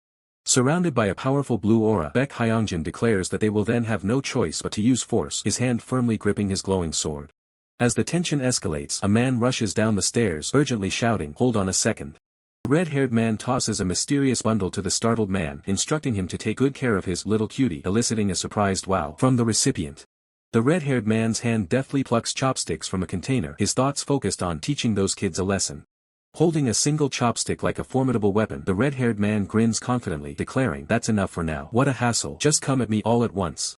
Buddha sect disciples charge forward, their blades wreathed in blue energy, shouting, "Don't underestimate us," as Baek Hyungjan watches from above, radiating power. Amidst the flurry of attacks, the red-haired man effortlessly deflects a blade with his chopstick, dismissing it as a dull, predictable sword. Enraged by the insult, Baek Hyungjan activates Sword of the Living, manifesting multiple spectral blades of blue energy around him, demanding, "How dare you insult my sword?" Blue energy violently collides with red as Baek Hyungjan's powerful strike meets the red-haired man's defense in a deafening clash. The red-haired man expresses surprise at Baek Hyungjan's skill, remarking, "Oh, you're somewhat decent." Below, Baek Hyungjan strains, shocked that his Sword of the Living is being countered as if by mere chopsticks. A sinister smirk spreads across Baek Hyungjan's face, hinting at a hidden maneuver as he thinks, but Baek Hyungjan unleashes a torrent of massive blue energy attacks, declaring that his previous moves were merely bait from the beginning. The red-haired man's face contorts in a mix of strain and surprise, realizing the depth of this high-level martial art that even top masters struggle with, dismissing his current opponents as mere amateurs. Terrified man, who was entrusted with the bundle, screams a frantic warning, his eyes wide with fear. Baek Hyungjan unleashes his full power, executing the 5 moves of the living with cloud step mobility, his voice roaring, "Die, Jianghu." The red-haired man grimaces in pain as the blue energy blades strike him, a single, frustrated curse escaping his lips. Sharp blue energy blades continue to streak through the air, their speed leaving glowing trails in their wake. 2 Buddha sect disciples recoil in shock as a massive blue sword erupts from the ground, one of them exclaiming, "Huh, what is that?" Baek Hyungjan's eyes widen in utter disbelief, a single word escaping his lips, "A sword?" The red-haired man's crimson eyes glow with recognition as he realizes the significance of the mysterious sword, thinking, "That sword is." Terrified man from earlier screams out the name of the sword, "Moon Heart." The scene opens with a chilling realization, the battle has begun, and the speaker finds themselves completely ambushed from all sides. She confronts her attackers, her voice sharp with disdain, questioning if they truly belong to any reputable sect given their underhanded tactics. Red-haired man stands ready for battle, his gaze fixed as a fallen sword marks the ground between the clashing factions. One of the blue-robed attackers demands to know the identity of the woman, questioning why she would aid a scoundrel like the red-haired man. The woman retorts with fierce defiance, declaring that cowards who resort to ambushes are unworthy of knowing her name. The attackers recoil in shock and outrage, one of them sputtering, "What? How dare you?" at her insolence. A new white-robed figure steps forward, warning everyone to stay out of this, as the blue-robed figures watch in stunned silence. Senior brother remains silent, his expression etched with concern as he turns to address the other figure. Senior brother's eyes narrow as he addresses the defiant woman, exclaiming, "Ah, young lady." The red-haired man, with a grateful look, admits he owes her a great debt. Meanwhile, senior brother observes critically, thinking to himself that her title of Swift Sword was just empty words if she almost fell for such a petty trick. The red-haired man laughs, acknowledging the truth in senior brother's assessment. The red-haired man declares his defeat, stating that they will now take their leave, while senior brother remains silent, perhaps contemplating the situation. Senior brother's hand rests on the hilt of his sheathed sword, a subtle gesture of readiness or resolve. Senior brother bows deeply, asking for forgiveness for their rudeness, then states that their message has been delivered and they are now departing. One of the disciples frantically calls out to senior brother, demanding to know if he intends to simply leave things unresolved. The disciple urges senior brother, questioning if they can truly allow remnants of the demonic sect to escape unchecked. Senior brother explains gravely that if the young lady hadn't shown mercy, one of them could have been seriously injured. A disciple expresses surprise, questioning if she is truly just a young woman despite her power. Senior brother glares, challenging the disciple's naive assumption with a sharp "Are you sure about that?" Senior brother's eyes convey deep concern as he notes that strange events are unfolding with the approaching martial arts tournament. His thoughts turn to the rogue sect where even more unsettling occurrences are taking place. As the group walks under the ominous full moon, the narrator mentions a disciple of Kim Seon realizing the urgency, and senior brother declares they must hurry back to Duda Mountain. Senior brother, his face etched with urgency, emphasizes the need to immediately report these developments to the sect leader.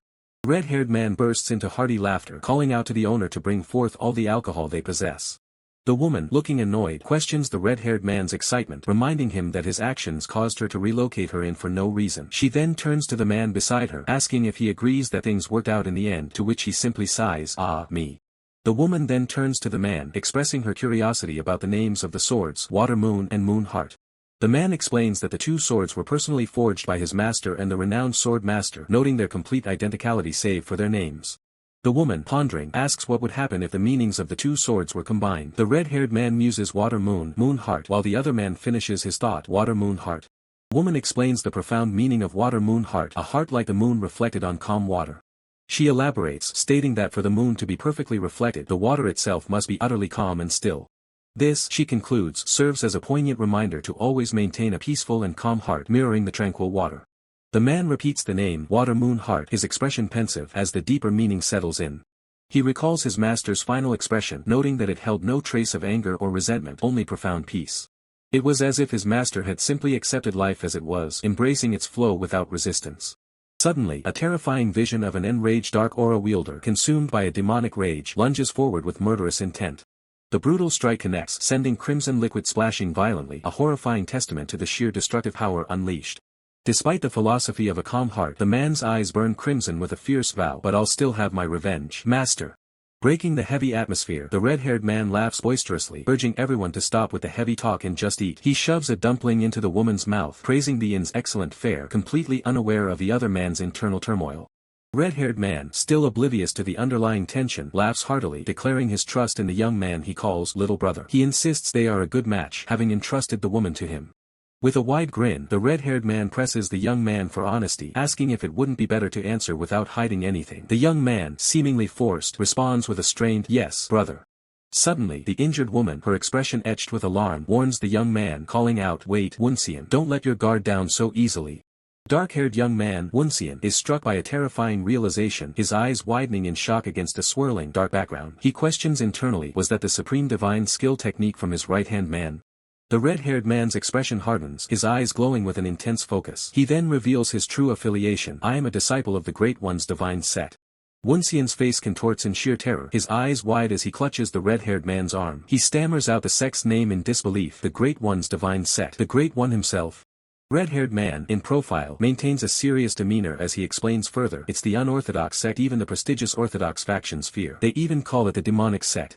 A horrifying realization consumes Woonseon's mind, lines of shock radiating outwards from his wide eyes. The chilling words, "the demonic sect," echo in his mind, followed by a dreadful, "then." A terrifying vision of sinister, red-eyed figures, engulfed in dark energy, flashes through Woonseon's mind. He questions if Brother Jianghu is also connected to Dark Butterfly Shadow. Woonseon's face is a mask of pure rage and horror, veins bulging and sweat beading, as the full weight of his realization crashes down upon him. The injured woman attempts to soothe Woonseon, telling him, "You don't have to make that face." She reassures him that the red-haired man is merely a troublemaker, not a villain like Dark Butterfly Shadow. The red-haired man crosses his arms, adding a nuanced perspective on his sect. He admits, "I can't say there are no evil people among us, though. It's a group with a lot of outsiders." His red eyes fix on Woonseon with piercing intensity. The red-haired man directly confronts him, "So, was my guess correct? Were you harmed by Dark Butterfly Shadow?" Woonseon's face is drawn with distress, a bead of sweat tracing his cheek as he offers a silent, pained affirmation to the red-haired man's question. The red-haired man sighs, a look of regret on his face. He recounts the rarity of mastering the supreme divine skill, noting, Cho-young, among the twins, the older one, was almost the only disciple to reach the second stage of supreme divine skill. The narrator explains the profound nature of the skill. Supreme divine skill has 5 stages in total, and only after completing all 5 can it truly be mastered. The numbers 1, 2, and 3 appear as if stages in an ancient text. Chilling visual depicts a figure screaming in agony, surrounded by prone bodies and blood, illustrating the dire consequences. The narrator warns, if you try to go beyond that, you're very likely to fall into madness. The red-haired man gently examines the injured woman's glowing, bandaged arm, a look of concern on his face. He empathizes. By the way, this arm, I can't imagine how much pain you've endured. She winces. Aya. The injured woman lashes out in frustration, pointing an accusing finger at the red-haired man. If you can't heal it, stop looking at it. Can't you see it hurts? She exclaims, her voice sharp with pain. With a determined glint in his eye and a subtle tear, the red-haired man makes a surprising declaration. I can heal it. Both the injured woman and Woonseon are depicted in a chibi-style panel, their eyes wide and mouths agape in comical disbelief at the red-haired man's bold claim. Their shock intensifies as they lean in towards the red-haired man. The injured woman gasps, "What?" and Woonseon echoes her disbelief. "What did you say?" The injured woman questions the nature of the damage. The red-haired man clarifies his method. "If I use the skill's power to withdraw the fire energy, it will heal." Woonseon, eyes gleaming with hope, eagerly asks, "Then, brother, you can do it right now." But the red-haired man looks away, frustrated, admitting, "Did you forget? I'm still stuck at the first stage." Woonseon's face falls into despair, a purple aura of disappointment surrounding him. He realizes the profound difficulty, concluding, "Such a thing is only possible for one person in this world." The red-haired man points upward, a confident smirk on his face, as a majestic figure wielding a sword stands atop a mountain in the background. He declares, "The founder of supreme divine skill, only the sword demon, Songen, could do it." Woonseon's face snaps up, desperation in his eyes, as he demands, where is he?" Their hopes are quickly dashed. The injured woman explains, "I heard the sword demon doesn't stay in one place and keeps moving." The red-haired man adds, "That's right, I haven't seen him in a long time." A determined glint appears in the red-haired man's eye as he leads into his next proposal, "So the only remaining option is..." The red-haired man grins down at Woonseon with a mischievous glint, unveiling his shocking solution, "For little brother to learn supreme divine skill yourself." Woonseon's eyes are wide with utter stupefaction, his expression frozen in disbelief at the red-haired man's audacious suggestion. The red-haired man looks away, biting his finger in thought, explaining the complication, "But since you're not a direct disciple, I can't just teach you." Woonseon prostrates himself on the ground, his voice filled with desperate pleading as he begs, "Please, brother." Still prostrate, Woonseon's face burns with a newfound resolve. He declares his transformation, "Although I've been lazy and never learned martial arts, I'm different now. I want to master this divine skill, fix my arm, and take revenge." The red-haired man's eyes widen slightly, a look of surprise and perhaps admiration on his face as he softly utters, "Ah, little brother." With fierce determination, Woonseon makes a shocking vow, his bandaged arm a testament to his pain. He proclaims, "If the problem is my arm, I'll cut it off and learn martial arts with my left arm." A man screams in agony, his face contorted with a fierce resolve as he begs for a supreme divine skill to help him achieve his revenge. A single tear escapes the man's eye, a testament to the profound suffering driving his desperate plea. An elderly man lets out a cry of anguish, his face twisted in pain from an unseen blow. Two masked assailants attack a figure on the ground, mocking them as a foreign orphan who made a mistake by wandering into their town. The assault continues as an assailant vows to banish the victim, while the bloodied man with red hair can only whisper a desperate plea. Kneeling in despair, the man with red hair cries out, begging for someone to come to his aid. As the man pleads, a muscular warrior with fiery red hair stands before him, an imposing figure of potential salvation. In a memory, a man recalls his past as a wise master offers comfort to his younger self, assuring him, "It's okay now, child." With tears streaming down his face, the man with red hair reflects on the day he met his own master, seeing a painful echo of his past self in the kneeling child. The muscular master, with a fierce grin, tells the man to stop crying and rise, addressing him as little brother. The master's formidable physique radiates raw power, a silent promise of strength and protection. The master declares with resolve that once he calls someone little brother, he can never abandon them, as a woman and a child observe from the background. With a determined grin, the master promises to teach the man everything he knows, vowing that while full recovery might be out of reach, extending his life is possible. Overwhelmed with gratitude, the man with red hair thanks his new brother, pledging to repay the favor if his life can be saved. The master laughs, stating that saving a precious life is reward enough for him. Under a full moon, a graceful warrior with long dark hair departs from a traditional building, her silhouette framed against the night sky. She pauses, gazing up at the luminous moon as a soft sigh escapes her lips in contemplation. Her breath mists in the cold night air as her expression remains serene yet distant under the moonlight. A blue banner with a floral emblem unfurls in the wind, signaling the presence of a set. Two female warriors spar. One confidently declares that her opponent will need 10 more years to defeat her senior sister. An observer watches in awe as two figures clash in mid-air, marveling at the incredible martial skills of the disciples. Engulfed in a blue aura, a male warrior unleashes a technique, angrily demanding to know how long his opponent plans to underestimate him. Warrior charges forward in a powerful blue vortex, declaring that he is no longer the person he once was. The senior sister recoils in shock, barely blocking the surge of energy and accusing him of channeling inner power during a mere spar. Another observer cries out, realizing the warrior has lost his temper and made a mistake in the heat of the match. He shouts a warning to the senior sister as the blue energy attack violently expands toward her. A hand emerges, enveloped in a calming aura, poised to intervene and halt the destructive force. An elder in white robes catches the senior sister and suspends the male warrior in energy, advising him to learn restraint. A younger disciple gasps in recognition upon seeing the elder. Disciple identifies the serene elder as the head of the sect. The sect leader reminds the disciples of the upcoming tournament and advises them to stop training for the day to avoid overexertion. The disciples respectfully acknowledge the instructions, bowing deeply in agreement. The leader chuckles, observing the warrior's fervor, while the warrior admits his mistake. The senior sister apologizes and promises to speak with the disciple later as the leader acknowledges someone else's arrival. A disciple arrives and respectfully performs a formal greeting to the sect leader. The scene shifts to a figure consumed by a dark aura, screaming in pure malice. In the chilling malice, the focus shifts to a grand, serene courtyard where the white robe elder, a figure of calm authority, inquires about the proper welcome for their guests. His subordinate, a young man with a focused gaze, confirms all invited guests have been accounted for, adding a crucial piece of information: the Great One's divine sect has begun to mobilize. The white robe elder, a sigh escaping his lips, notes their impatience. Yet the subordinate reveals an even graver concern, hinting at a new, unforeseen complication. The revelation sends a jolt through the white robe elder. A disciple of the legendary sword saint was present, a detail that immediately ignites a spark of dread. His eyes widen in disbelief and alarm. The white robe elder demands confirmation, the gravity of the situation etched onto his shocked face. He recounts the sword saint's unwavering neutrality, a powerful figure who has always remained aloof from the Murim's tumultuous affairs, never siding with orthodox or unorthodox factions. The implications are terrifying. If the sword saint were to align with the Great One's divine sect, the balance of power would shatter, unleashing unimaginable chaos. The white robe elder, burdened by this grim foresight, predicts a bloodbath that would engulf the entire martial world, his steps heavy with the weight of impending doom. The narrative shifts to an abstract, monochrome realm where ancient verses describe the sky as a silent, indescribable mystery, grand and vast, its reach endless. These profound words echo as the senior brother meditates, enveloped by swirling dark ink, his posture calm but his internal world undoubtedly turbulent. More cryptic verses speak of the land of mother as the divine nature and bright light of the sky passed down by the father, deepening the enigma. Du Piong, visibly concerned, questions if these truly are the teachings of the Great One's divine sect, his gaze fixed on the senior brother, seeking clarity. Red-haired man explains that the sect's foundation lies in the spirit of Great One, warning that neglecting this core principle can lead to internal chaos. Senior brother simply acknowledges, absorbing the information. Senior brother's eyes betray a deep unease, his brow furrowed as he confirms the red-haired man's words, hinting at a personal struggle that has already begun. He recalls a past moment, kneeling over ancient scriptures, the act of reciting them now tinged with a new, unsettling significance. A bead of sweat rolls down senior brother's face as he clenches his teeth, a silent struggle playing out within him, a hidden truth on the verge of being unearthed. A subtle sound, a rustle of paper, accompanies the revelation of something hidden. The scriptures themselves hold more than meets the eye. Senior brother's eye snaps open, wide with shock, as he grasps the profound implications of what he has just discovered. He realizes the scriptures were dual-layered, containing hidden verses that held the true core techniques of the Great One's divine sect.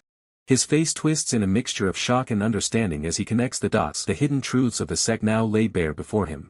He now understands why the shadowy Dark Butterfly faction coveted the scripture, recklessly training and risking their lives to master the complete supreme divine skill. Yet, a deeper mystery persists. Why did the top-level expert who attacked his master also covet the supreme divine skill? His motives remain shrouded in darkness.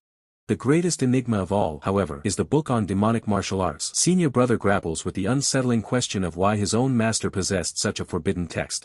His teeth grit, a frustrated grunt escaping him. Senior brother admits his utter confusion, unable to reconcile the conflicting pieces of this intricate puzzle.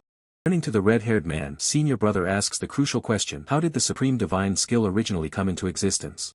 The red-haired man's expression darkens as he begins to recount a forgotten history, speaking of a nation once known as Yoguk. He describes how this nation, Jianghu, launched a devastating invasion against Yoguk, igniting a brutal war that scarred the land. It was from the ashes of this conflict, from these ancient warriors, that the supreme divine skill first originated, a power born of strife. Close-up reveals a hand gripping a sword, symbolizing the martial prowess and the genesis of the powerful techniques. The red-haired man continues, explaining that three masters eventually went their separate ways, prompting senior brother to press for their identities. With a knowing look, the red-haired man assures senior brother that he is already familiar with their names, building suspense. He reveals the first master, Sword Demon Songen, the formidable leader of their own Great One's divine sect, his face breaking into a wide, confident grin. Finally, the red-haired man names the last master, Sword God Kong Yulchin, his disciple, a revelation that leaves senior brother utterly stunned, realizing the true identity of his own master. Still reeling from the shocking revelation about his master, senior brother finds himself lost in thought. The red-haired man leans in, concerned, asking why he seems so preoccupied. Senior brother quickly dismisses it, claiming it's nothing. Internally, senior brother apologizes, acknowledging his current predicament. He still doesn't fully grasp the true nature of his master, making it impossible to reveal his current situation to others. The injured woman then inquires about senior brother's condition, asking if the mental technique is alleviating his pain. He confirms that with each practice, the pain in his arm significantly decreases. The injured woman cautions senior brother, reminding him that at his current level, even gathering energy in his lower abdomen is difficult. She advises him not to overexert himself but to consistently practice circulating his energy whenever possible. As the sun rises over majestic mountains, casting vibrant hues across the sky, a new day begins, signaling a shift in their journey. The red-haired man announces his departure, explaining he has a mission from the sect to carry out. Dupyeong bids him farewell, expressing his gratitude. Seomun asks the red-haired man if he's heading to Duda Mountain, warning that they might not be very welcoming there. The red-haired man confirms, stating it's his master's last wish. With a wide grin and a thumbs up, the red-haired man assures his brother that he will always support him, even if they are apart. Dupyeong reacts with a surprised shout, while Seomun sighs, recognizing the red-haired man's familiar antics are starting again. With a swift burst of speed, the red-haired man vanishes into the distance, shouting a cheerful farewell as he departs on his mission. Seomun lets out a breath of relief, observing that the noisy guy has finally left, bringing a moment of quiet to the scene. Dupyeong turns to Seomun, asking if he could inquire about something. Seomun looks at him expectantly. Dupyeong poses a profound question, asking what truly separates the unorthodox and orthodox factions. Seomun recalls the people from the Duda sect, an orthodox faction, describing their behavior as extremely rude. He then contrasts them with the red-haired man who, despite being from the demonic sect, was a very honorable person. Seomun elaborates, explaining that while someone might be a benefactor to one, they could be a terrifying nightmare to another. With a serious tone, Seomun advises Dupyeong not to trust people too easily as they stand against a serene sunset. He continues his warning, his expression growing more intense, hinting at the depth of his caution. Seomun concludes his stark advice, stating that this caution should extend even to himself. The scene shifts dramatically to the snow-covered Kong Manor, now a desolate and ruined site. A character reacts with dismay, realizing the tragedy. A hand reaches down to a fallen figure amidst the snow and blood. The speaker laments the once great Kong Manor's tragic state. Seomun, identified as the first disciple of the Great One's divine sect, stands somberly, reflecting on how the manor was reduced to ruins overnight. His keen eye observes a red line, a trace of unshakable truth, leading him to conclude it belongs to the twins, implying a deeper mystery. As Seomun walks through the desolate landscape, another disciple, Hyunjin, approaches, asking if he has found any clues. Seomun addresses her. Hyunjin, the fifth disciple of the Great One's divine sect, stands poised, a skilled warrior ready for action. Hyunjin expresses regret that they arrived too late. Seomun, however, states there is no time for mourning, they must press on. With a slight smile, Seomun agrees they must hurry, urging someone to stop watching and come down to help with the search. Seomun calls out to the red-haired man, who is perched atop a massive axe, observing the scene from above. The red-haired man grins playfully, admitting that he has been caught. Hyunjin asks if he completed his mission. The red-haired man confidently replies that he handled it well, landing with a flourish. The red-haired man comically scans the area, preparing to assess the situation and continue the search. He identifies a fallen figure, partially covered in snow, as likely being the sword god's first disciple. He then points out a cloth-covered head inside the building, questioning if it belongs to the sword god himself. The red-haired man looks surprised by his own deduction as Seomun observes his reaction. A lone sword stands upright in the snow, marking a grave. The red-haired man questions whose final resting place it could be. Hyunjin, glowing with a surge of yellow energy, states that they will know the answer if they dig it up, leaving the red-haired man stunned by her power. Hyunjin, still radiating a fierce yellow energy, unleashes her power, tearing through the earth with incredible force as she prepares to unearth the truth. The red-haired man recoils in astonishment, exclaiming "Whoa!" He then turns to Hyunjin, asking, "Are you not afraid of ghosts, sister?" Hyunjin's eye, burning with a fierce red glow, widens as she dismisses his fear, responding, "No." Her gaze then hardens, realizing the grim discovery. That's. Her voice filled with anguish, Hyunjin cries out, recognizing the fallen figure, fourth brother. The scene reveals a body lying amidst shattered earth, a tragic end to a familiar face. Hyunjin's thoughts race, piecing together the grim reality. Judging by the ring, it seems Tob Choyoung, after betraying the sect, to meet him again in this state. The red-haired man, Hyunjin, and a calm man in white robes stand in shock around the crater where Choyoung lies, the weight of the discovery heavy in the desolate landscape. Calm man in white robes ponders the implications, his face etched with concern. The sword god was weakened by a deadly poison and couldn't use his full strength, but he still had enough power to do this to the fourth. It's chilling. Hyunjin looks up, her expression troubled, as she asks the group, what should we do now? The question hangs in the cold air, demanding a plan amidst the tragedy. The calm man in white robes, fanning himself thoughtfully, considers their next move. If only Cho Young is buried here, it means Woo-young is still alive. And the body of the sword god's second disciple is missing too. He continues, laying out their priority. First, we find Woo-young. If they're together, there might also be a child around 16. The red-haired man's eyes widen in alarm, shouting, a child. Calm man in white robes asks the red-haired man, JEOKWO, what's wrong? Hyunjin adds, what is it? The red-haired man, visibly shaken, stammers, I think. Sweat pouring down his face, the red-haired man's terror is palpable as he confesses, as senior brother, I might have made. His words trail off, hinting at a grave error. Meanwhile, in a different setting, a woman in blue and white robes marvels, so this is Suda Hall. Her male companion confirms, correct, the headquarters of the Great Buddha sect. Her eyes gleam with resolve as the woman declares her purpose, delivering the scripture's message to him. That's my mission. As they approach, a guard bars their path, warning, stop right there. This is Suda Hall of the Buddha sect. You can't enter without proper business. The guard's eyes widen in sudden recognition, exclaiming, wait, you are. Pointing an accusing finger, the guard declares, from the demonic sect. The revelation ignites tension in the air. With a fierce kick, the guard shouts, do you know where you are? Leave immediately. His aggressive stance makes it clear they are not welcome. The woman's companion pushes her back protectively, urging, Woonseon, stay back. As the confrontation escalates. Suddenly, a commanding voice cuts through the tension, ordering, everyone, stop. The groups freeze, anticipating the arrival of a new authority. A man with striking white hair and blue robe strides forward, addressing the woman. It seems we meet again. What brings you here this time? The woman stammers, I, as the white-haired man interjects, offering, let me explain. He takes control of the tense situation. Woman, determined, announces, I'm Kong Woonseon from Kong Manor. I have a message from my master and need to see the sect leader. The white-haired man's eye widens in realization. Kong Manor. That means, a disciple of the sword god. The woman's expression shifts to surprise, exclaiming, really? The unexpected recognition disarms her. With a wide, friendly smile, the white-haired man says, I didn't recognize you, what a mistake. The woman, still slightly bewildered, responds, yes. Internally, the woman's thoughts betray her true feelings. He doesn't even try to hide his arrogance. I don't like it. The white-haired man continues his feigned cordiality, saying, you must have had a rough journey. If we had known earlier, we would have treated you better. The woman, maintaining a polite smile, thinks to herself, truly, you only get to know a person by experiencing them. I almost misunderstood such a kind person. Gesturing towards the grand hall, the white-haired man invites her, come inside. I'll take you to the sect leader. With a subtle grimace, the woman mutters, TSK. Her true feelings of annoyance briefly surface. Reaching the sect leader's chambers, the white-haired man announces loudly, sect leader, there's someone here you need to see. The elderly sect leader, Kong Woonseon, looks up from his scrolls, recognizing the man. Hyunjin, what is it? Kong Woonseon, the sect leader, observes the new arrivals, remarking, you brought guests. So, what brings you to Buddha Mountain? The woman bows respectfully to the sect leader, beginning her introduction. Greetings, sect leader. I am. Hearty laugh echoes through the hall, a sign of unexpected warmth. The elderly Kong Woonseon embraces the woman, his face beaming as he exclaims, so you're Woonseon. It has been such a long time. Kong Woonseon, still embracing the injured woman, warmly expresses his curiosity about Kong Manor. With a broad, benevolent smile, Kong Woonseon asks about the well-being of the injured woman's master, Yulchin. The injured woman's eyes widen in shock, tears already welling up as she chokes out a single word. Her voice cracks with immense pain, the word master escaping her lips as tears stream down her face.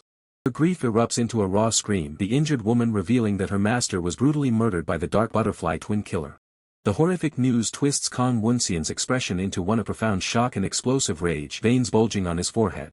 As Kong Woonseon reels from the devastating revelation, the senior brother cries out to him, concerned by his sudden anguish. Kong Woonseon's face is etched with disbelief, his mind struggling to comprehend that his sworn brother, Yulchin, could truly be dead. The scene fades into a shimmering veil of light, signaling an abrupt shift in perspective. A grim bearded man stands amidst a snow-covered battlefield, surveying the carnage in silent contemplation. His voice echoes across the desolate mountain, confirming a complete annihilation. No survivors remain amidst the countless fallen. Sweat beads on the bearded man's brow as he identifies the victims, emissaries of the Yanban Bureau, the region's most powerful agency. He observes the scene, noting the presence of renowned experts among the fallen, questioning who would dare such an act, especially with the martial arts tournament approaching. An unnamed man from the group calls out urgently, directing the others towards a new discovery. The bearded man's eyes widen in alarm as he points towards something ominous on the cliff face. Single eye, wide with terror, stares in disbelief as the horrifying realization dawns. On the sheer cliff face, a chilling message is scrawled in crimson, prompting the bearded man to whisper about a crimson rain. His face contorts in horror, recognizing the gruesome signature, the character for Rain, etched in the victim's own blood, confirming a terrifying truth. Scene shifts back to the Kong Manor, where Kong Woonseon addresses the injured woman by her name. Kong Woonseon's hand gently rests on the injured woman's bandaged arm, remarking on her resilience in traveling so far despite her frail condition. Kneeling beside the injured woman, Kong Woonseon declares their familial bond through Yulchin, effectively adopting her as his own disciple. With a paternal gaze, Kong Woonseon instructs her to call him sect leader and consider his home her own. Tears of profound gratitude well in the injured woman's eyes as she addresses him as sect leader. With a deep bow of her head, the injured woman expresses her heartfelt thanks for his kindness. An observant female disciple watches the emotional exchange, her expression unreadable. Soft creak of a door signals entry into the room where the injured woman rests, the sounds echoing in the quiet space. Kong Woonseon enters, asking if the injured woman has rested, to which she responds with a startled but respectful greeting. The injured woman expresses gratitude for the comfortable room, but Kong Woonseon dismisses her thanks, urging her to relax and recover, noting the doctor's grave assessment of her serious condition. Kong Woonseon's expression turns serious as he gently presses for the full account of what exactly transpired.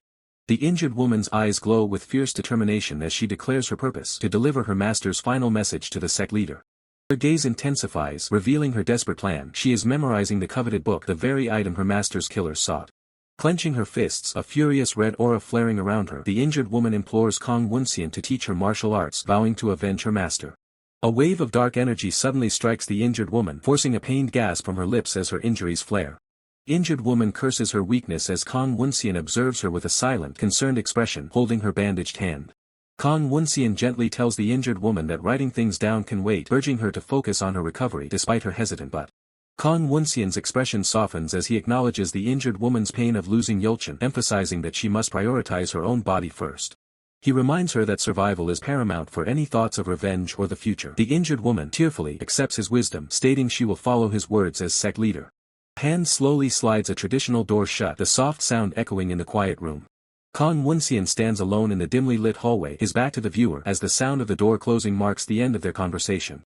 Suddenly, a sharp glint appears in Kong Woonseon's eye, a subtle blue light reflecting, hinting at an unseen presence. Kong Woonseon spins around, engulfed in a potent blue aura, his voice thundering, demanding to know who's there. Hallway distorts into a blur of motion, as if Kong Woonseon's senses are rapidly sweeping through the space, searching for the intruder. Outside, Kong Woonseon stands vigilant, scanning the surroundings, but the blue aura has dissipated, leaving only the quiet night. Kong Woonseon lets out a suspicious humph, his gaze still sharp, clearly not convinced he was alone. As Kong Woonseon walks down the empty corridor, his footsteps echoing, he questions if his acute senses were merely playing tricks on him. A breathtaking vista unfolds, revealing a sprawling martial arts compound nestled amidst majestic mountains. In the foreground, the bearded man gazes up in awe, uttering a surprised wow. From a high vantage point, a young female disciple observes the bustling scene below, exclaiming in wonder at the sheer number of martial artists gathered. The young female disciple hesitates, a shy smile gracing her lips as she begins to voice a but. She then points out the unusual sight of so many martial artists not wearing the distinct Buddha sect uniforms. The woman in light blue robes explains that the influx of people is due to an upcoming martial arts tournament which piques the young female disciple's curiosity. The narration introduces the venerable Godisen sect, renowned as the oldest and most prestigious. Next, the script highlights the immense Huangshi sect, depicted with its elder master wielding powerful green energy, signifying their strength as the largest. Formidable Seonan sword sect is then presented, led by its skilled female masters, emphasizing their unique leadership. Two elegant female sword masters are enveloped in a soft pink aura, surrounded by falling petals, showcasing the grace and power of the Seonan sword sect. Finally, the Duda sect is introduced, led by teacher Hyunro, who appears as a stern, bearded figure. The senior brother stands beside the white robe elder, who radiates a calm blue energy, both observing the unfolding events with serene focus. The young female disciple expresses her astonishment, admitting she has never witnessed such a gathering of martial artists, having only ever been surrounded by her senior brother and master. Her eyes, filled with a newfound determination, remain silent, as if processing the sheer scale of the martial world. From their elevated position, senior brother asks if Zhou Yun will return to Mount Gawal to meet the sword saint, to which the young female disciple offers a thoughtful silence. Senior brother calls out to the young female disciple, who, flustered, responds with a hesitant later. The young female disciple, her expression earnest, then adds, if it's okay. Blushing deeply, the young female disciple shyly asks if she may I come visit you again. The woman in light blue robes looks on with a surprised expression, her eyes wide with curiosity. The young female disciple turns her head, her cheeks still flushed, clearly embarrassed by her bold question. The woman in light blue robes asks the flustered young female disciple why, to which she stammers, "Be because I want to see you." The woman in light blue robes offers a subtle, knowing smile, leaving her response unsaid. The woman in light blue robes smiles warmly, assuring the young female disciple they will continue to see each other as she will also be training there for the time being. The young female disciple reacts with a stunned "Wh what?" The woman in light blue robes, feigning annoyance, asks if the young female disciple doesn't want to see her. The young female disciple quickly clarifies, "Of course not. It's just, why so suddenly?" As the woman in light blue robes walks away, she issues a cryptic command to protect him. The woman in light blue robes is left bewildered, questioning, but, and recalling that her previous instruction was merely to save his life. She then wonders if this new directive stems from her revelation that Woonseon had memorized the manuscript. The woman in light blue robes remains frozen, her expression a mix of bewilderment and deep concern, grappling with the profound implications of her master's new cryptic directive. Woonseon, with closed eyes, reflects deeply, a single word escaping his thoughts, "Perhaps." The woman in light blue robes cries out in disbelief, her face contorted in anguish, questioning, "Master, how could you?" Woonseon's face contorts in a furious roar, silencing her with a menacing threat, "That's enough. If you continue being insolent, you'll never see me again." Left alone on a desolate plain, the woman in light blue robes calls out to her retreating master, a single word echoing her desperation, "Master." Woonseon's voice resonates with a final, chilling command, instructing her to ensure that child masters the manuscript. "Protect him by your side," as powerful energy slashes through the air. Memory surfaces, a smiling young man addressing the woman in light blue robes as she ascends a mountain path, stating, "Your pure heart. I have to use it." The smiling man's face shows a hint of regret, his eyes closed as he softly utters, "I'm sorry." The memory continues as the smiling man, now running down a flight of stairs, calls out, "Let's go down now, Zhou Yun." His foot lands with a jarring impact, a sudden stumble disrupting his descent. The smiling man clutches his arm, wincing in pain as he cries out, "Ouch." An imposing bearded elder grabs the smiling man by the collar, demanding to know, "This kid, what sect are you from?" The smiling man, his eyes burning with defiance, aggressively retorts, "What is your name?" The bearded elder sternly identifies himself as elder of Huangshe sect, Go Yuxiang.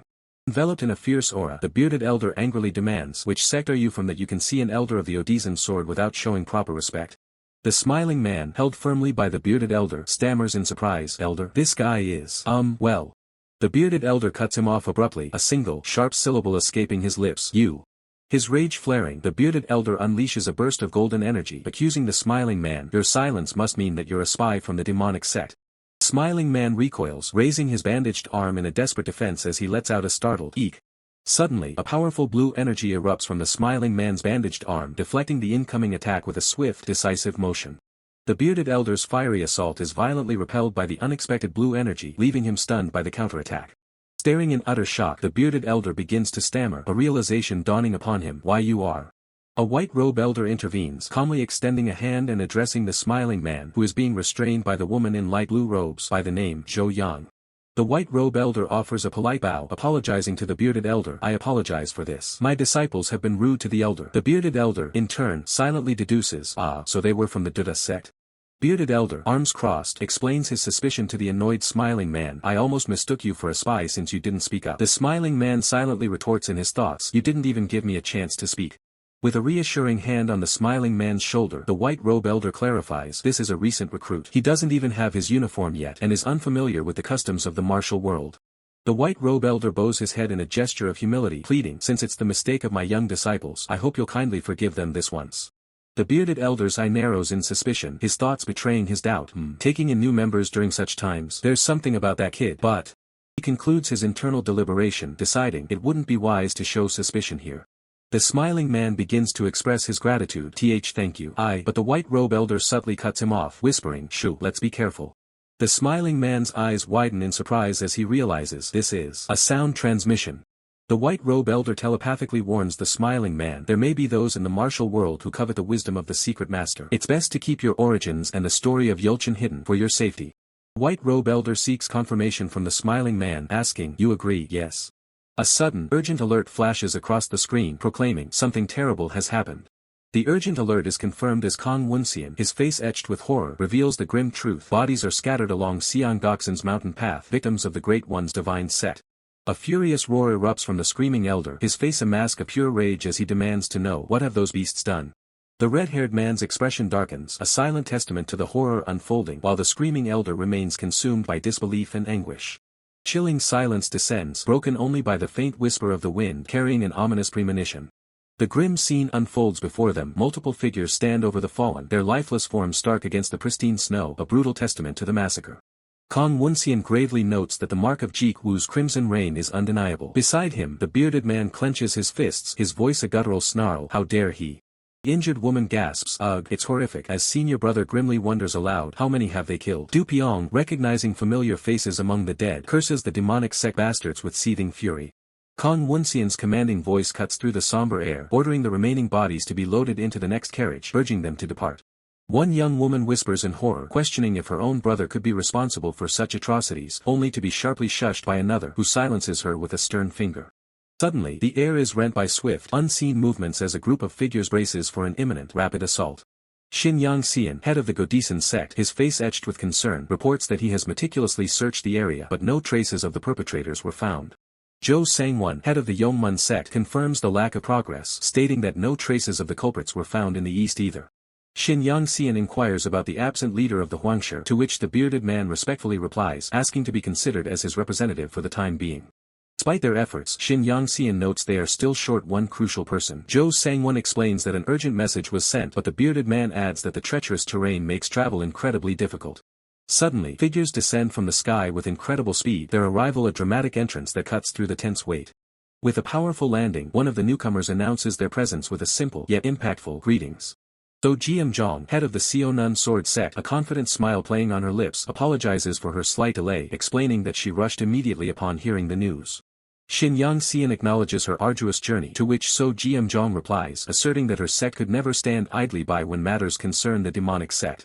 A silent plea hangs in the air from an unnamed female character. This time, I hope you can make a decisive choice, Zhou Yang. The focus shifts to a single eye, a tear welling up, revealing an unnamed character's unspoken turmoil. Jianghu calls out Jiamzhong as So Jiamzhong casually turns away, seemingly unfazed by his urgency.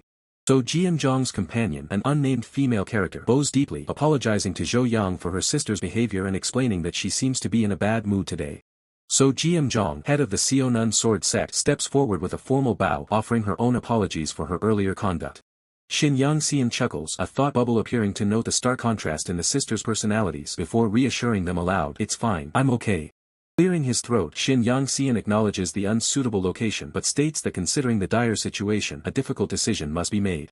Jianghu, addressing the assembled leaders, proposes an unexpected solution: to hold a martial arts competition right here despite the grim surroundings.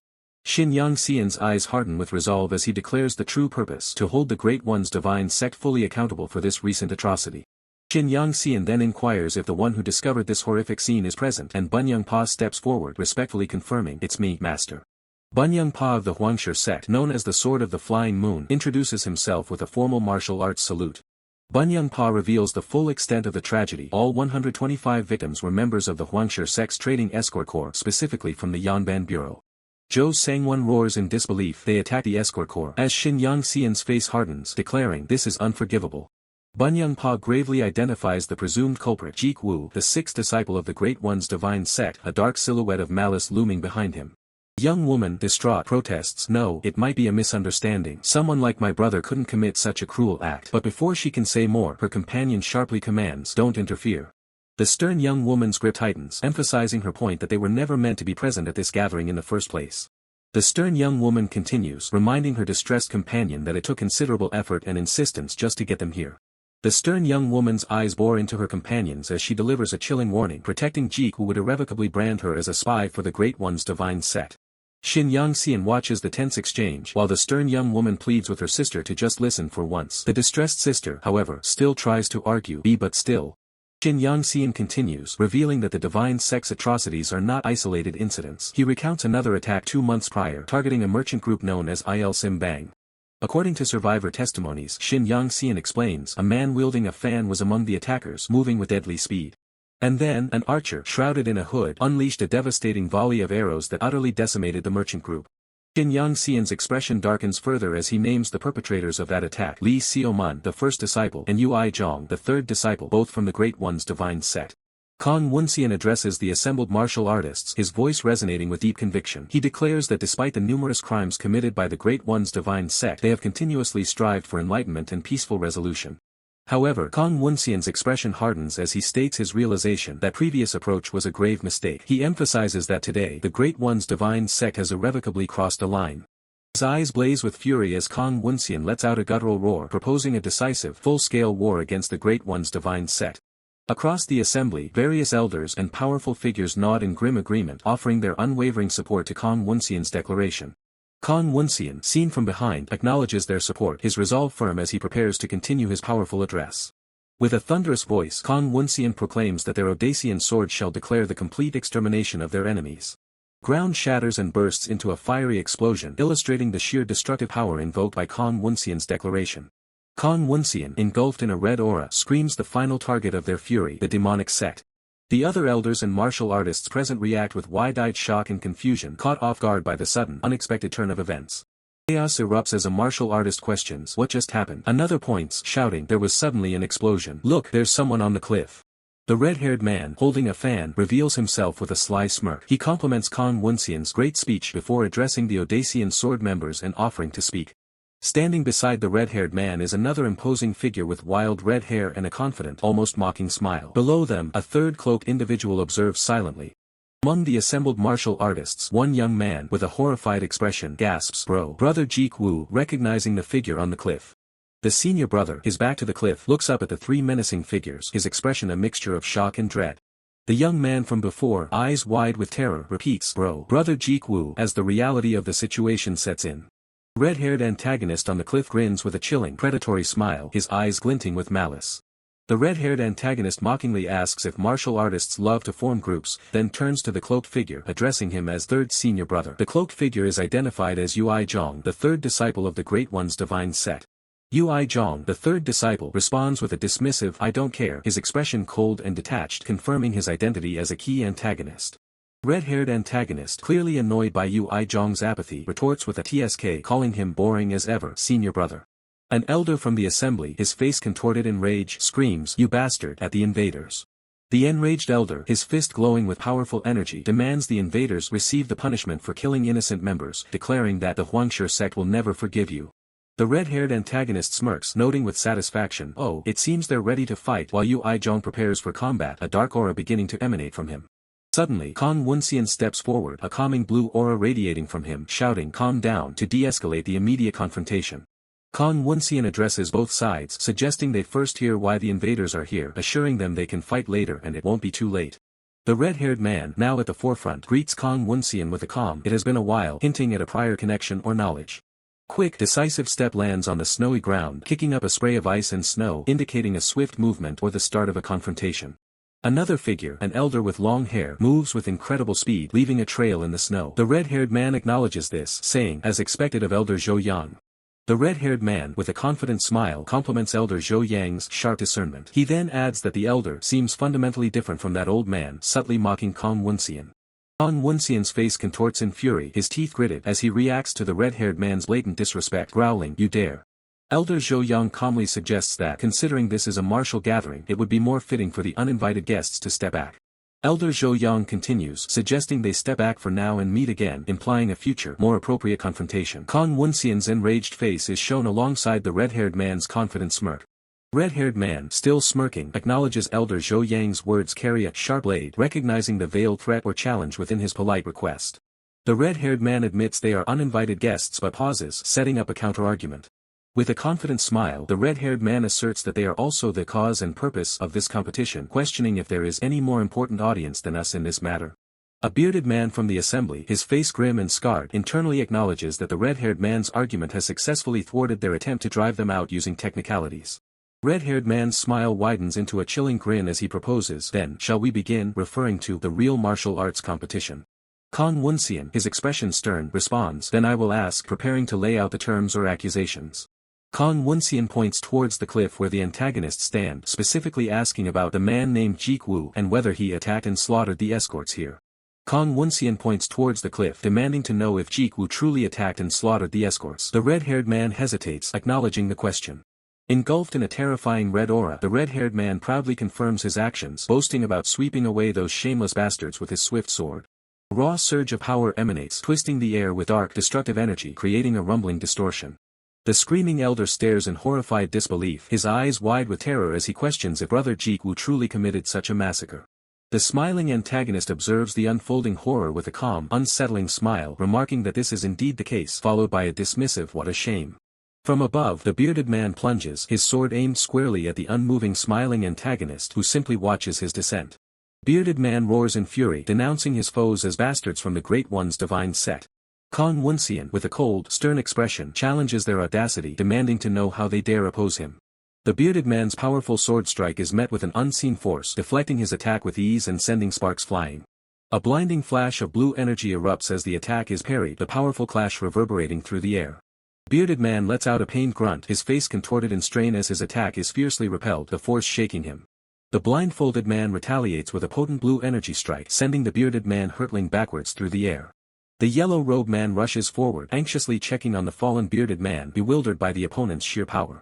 The smiling antagonist observes the blindfolded man, marveling at his ability to block a sword strike while his eyes are covered. The blindfolded man slowly removes his covering, a chilling realization dawning on him as the white robe elder in the background questions if this is the one who parried his arrow. With chilling intensity, the blindfolded man asks if this is the one who gouged out his eyes, revealing empty, weeping sockets. The shocked woman recoils in horror, exclaiming at the sight of his gouged-out eyes, realizing he has no eyeballs. Blindfolded man confirms his condition with a calm, unsettling tone, accepting his fate. The bearded man, consumed by fury, unleashes a powerful, glowing sword strike, demanding to know what kind of trick his opponent is using. A dark, fur-like energy envelopes the blindfolded man's hand as he prepares to strike, crackling with ominous power. Blindfolded man, his empty eyes fixed on his target, strikes down with a clawed hand, crackling with dark energy. A devastating impact rips through the ground, engulfing the bearded man in a blinding explosion of force and debris. The white robe elder shouts a desperate warning, calling out to Yui Zhang amidst the chaos of the battlefield. The charging leader rallies his forces, declaring the attack a preemptive strike and ordering everyone to charge forward, met with a swift "sir" from his subordinates. Charging leader presses his assault, his sword gleaming as he leads the charge, his determination unwavering. His face set with grim determination, the charging leader pushes deeper into the fray, ready for battle. Another warrior from the charging group follows suit, his weapon ready as the battle intensifies around them. The smiling antagonist observes the escalating battle with a sigh of annoyance, remarking that things are getting messy. Massive impact shakes the ground, sending shockwaves and debris across the battlefield with a resounding crash. The blindfolded man, standing tall amidst the chaos, dismisses his charging enemies as mere fools. The terrified youngster stammers out a hesitant affirmation, clearly intimidated by the blindfolded man's imposing presence. White-haired woman antagonist, with a disdainful gaze, mocks their naivete for gathering here and chattering. A surge of power erupts from the white-haired woman antagonist as she questions their lack of understanding, her aura affecting the environment. The white-haired woman antagonist declares their predicament, revealing that the entire area is surrounded by their Great One's divine set. The white-haired woman antagonist coldly advises them to quietly comply with their demands, her gaze fixed on the battle below. So Sojong activates Cherry Blossom Swordplay, Falling Blossom, unleashing a flurry of swift, pink-hued strikes. So Sojong expresses surprise, realizing her powerful attack was dodged by her opponent. So Sojong, moving with incredible speed, declares her intent to assist the sect leader. The white-haired woman antagonist expertly counters the Falling Blossom technique, her own power clashing against So Sojong's. Enraged So Sojong furiously rejects help, demanding her ally vanish. The white-haired woman antagonist assures senior brother she will handle the situation, who then sternly warns her not to harm Lady So, no matter what. The red-haired man's face contorts into a maniacal grin, his red eyes burning with challenge as he bellows, daring anyone to step forward and fight him. From the peak, the red-haired man's voice echoes, challenging anyone present to come and face him. Below, the screaming elder, his face bandaged, gravely calls out to Gundong and Gunnam. The surge of green energy, two figures respond to the command, their powerful aura activating as they declare their understanding. Two formidable warriors, members of the Godisen sect, draw their blades. The older warrior declares that the brothers Go of the Godisen sect will handle the situation. A young antagonist with long dark hair, eyes closed in contemplation, expresses annoyance at the impatience of others. Composed figure in white robes declares that the Odizan sword will no longer tolerate unchecked atrocities. The white robe elder, engulfed in a potent blue aura, issues a stern ultimatum: the dissolution of their sect, expulsion from the central lands, and banishment to another place.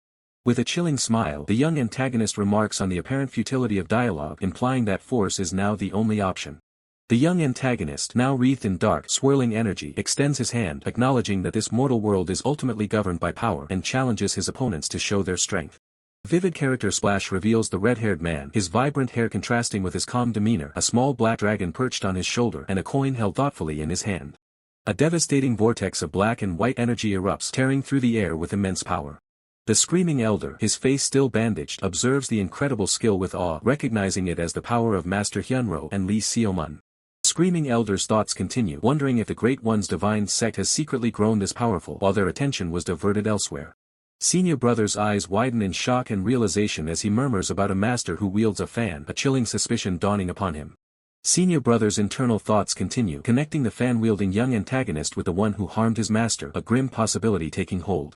White robe elder, floating with serene power, observes the young antagonist's ascent, remarking on his increased strength and dismissing their past duel as mere youthful recklessness. The young antagonist unleashes a furious strike of dark energy, declaring that this time, against Master Hyunro, the outcome will be entirely different. A blinding blue energy explosion erupts, pushing back against the dark force with immense power. As the energies clash, an unseen observer questions the true purpose of this battle, wondering if it's meant to settle old scores with the Odison swords. The white robe elder, his gaze sharp, contemplates the shadowy figure of the sword demon above, musing that such a person would have directly intervened by now. The screaming elder, struggling against the overwhelming energy, shouts a dire warning for those unable to protect themselves to retreat, emphasizing the fatal consequences of stubborn resistance. Screaming elder's face contorts in pure rage, veins bulging as he curses the monstrous bastards responsible for this chaos. A female ally points frantically, calling out to Zhou Yun, her expression filled with urgency. The young antagonist and the white robe elder clash with explosive force, their opposing blue and black energies ripping through the battlefield, creating a devastating impact. The white robe elder confronts the young antagonist, demanding to know his true intentions amidst the ongoing chaos. The white robe elder, his gaze unwavering, asserts that the young antagonist would not initiate a conflict without a deeper purpose, suspecting he aims to hold them captive and impose demands. The young antagonist smiles knowingly, complimenting the elder's quick wit before revealing the true reason for their presence. With a wide, confident smile, the young antagonist declares their mission to deliver 3 demands directly to the Odison swords. The bearded man's face contorts in fury, vehemently rejecting the idea of demands and questioning if they truly believe the Odison swords would ever deal with the demonic sect. As the bearded man is violently repelled by an unseen force, the young antagonist begins to state their first demand. The bearded man lets out a pained gasp. The young antagonist's voice rings out, delivering the first demand: the Odison swords must never again interfere with the Great One's divine sex affairs, a declaration that elicits a shocked what from the bearded man. The young antagonist continues, revealing the second demand: the Odison swords must immediately cease all martial arts tournaments, a declaration met with grave expressions from the white robe elder and the screaming elder. The young antagonist prepares to deliver the final demand, his hand gripping an unseen object with ominous intent. With a sinister, wide smile, the young antagonist delivers the third and final demand: they must never again seek the wisdom of the secret master.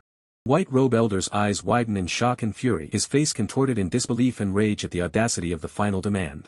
The female ally's face pales in shock, a dawning realization of the grave implications of the demands.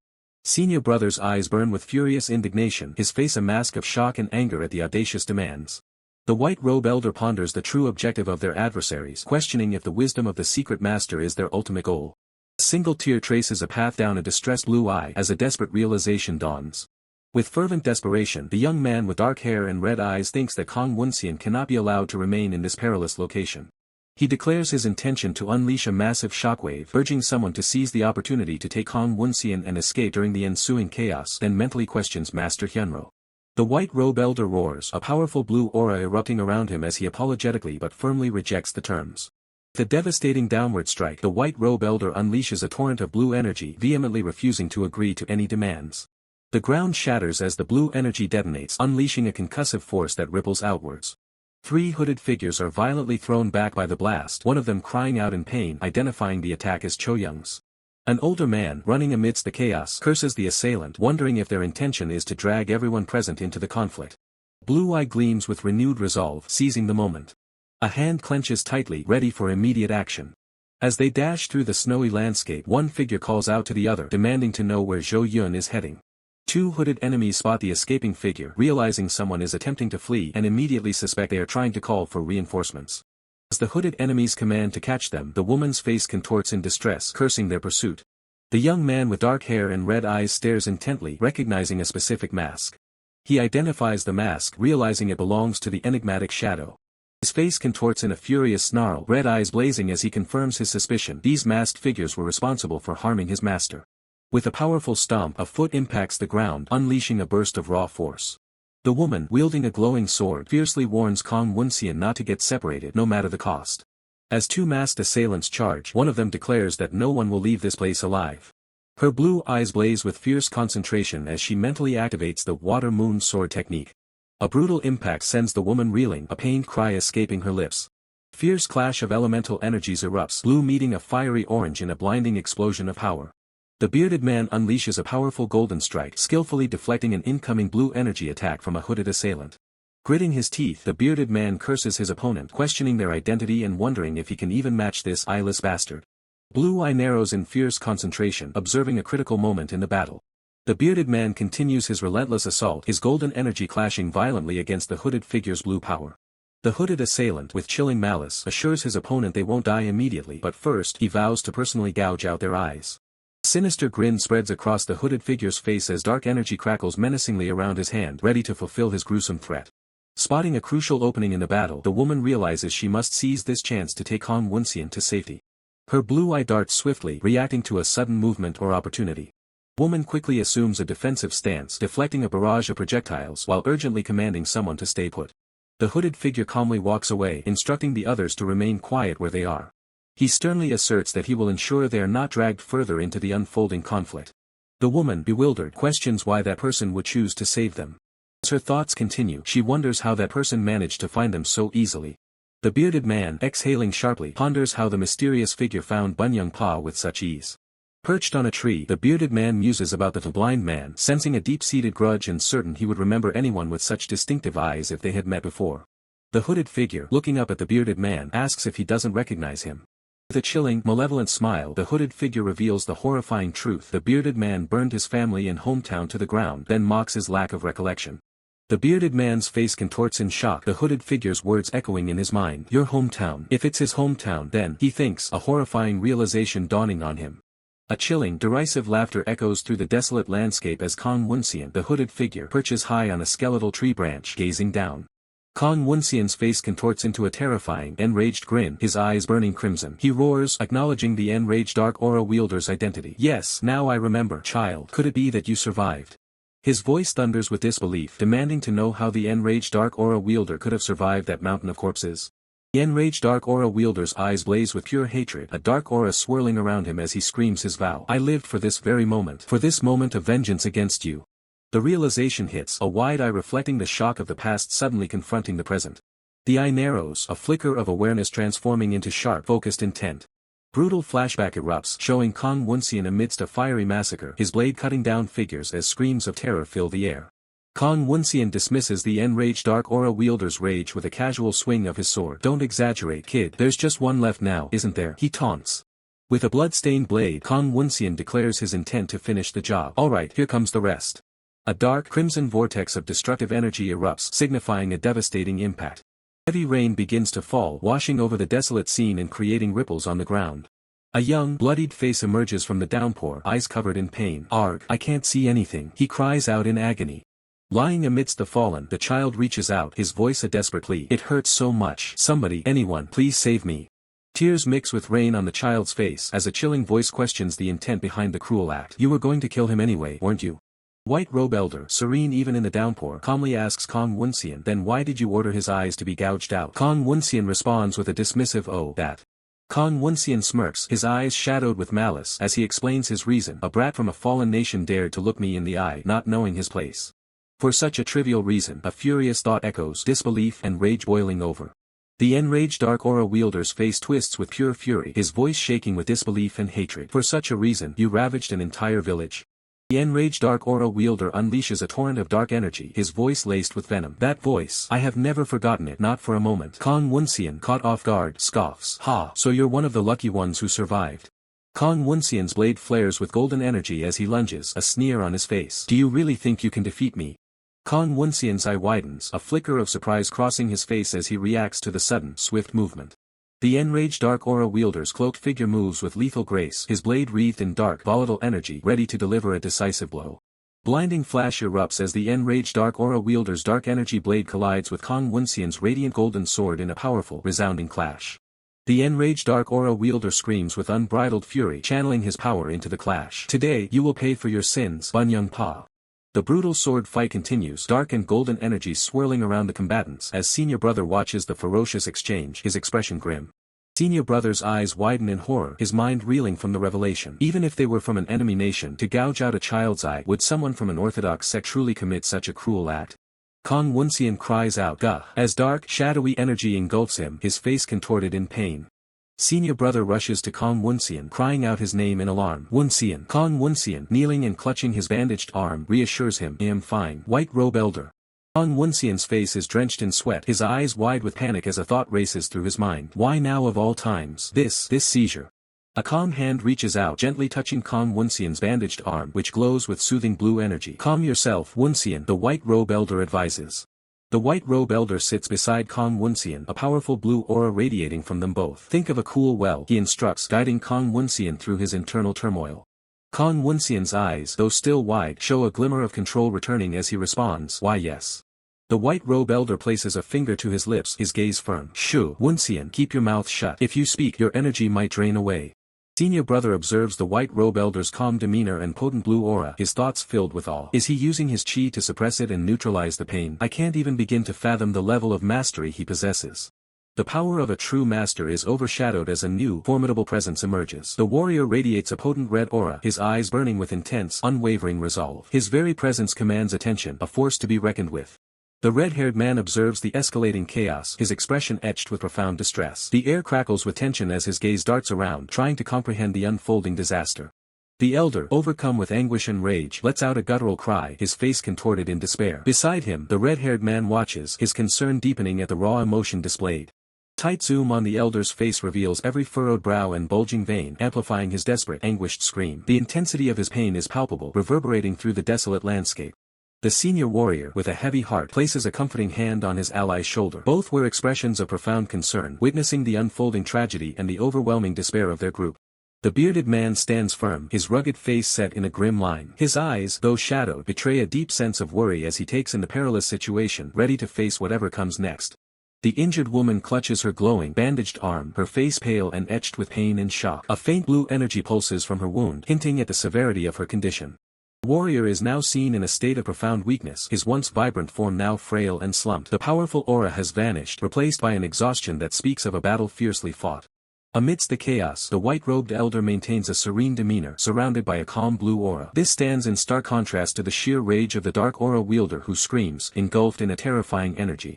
The dark aura wielder is a vortex of destructive power, his body consumed by swirling red and black energy. His scream is a primal roar, echoing with pure malice.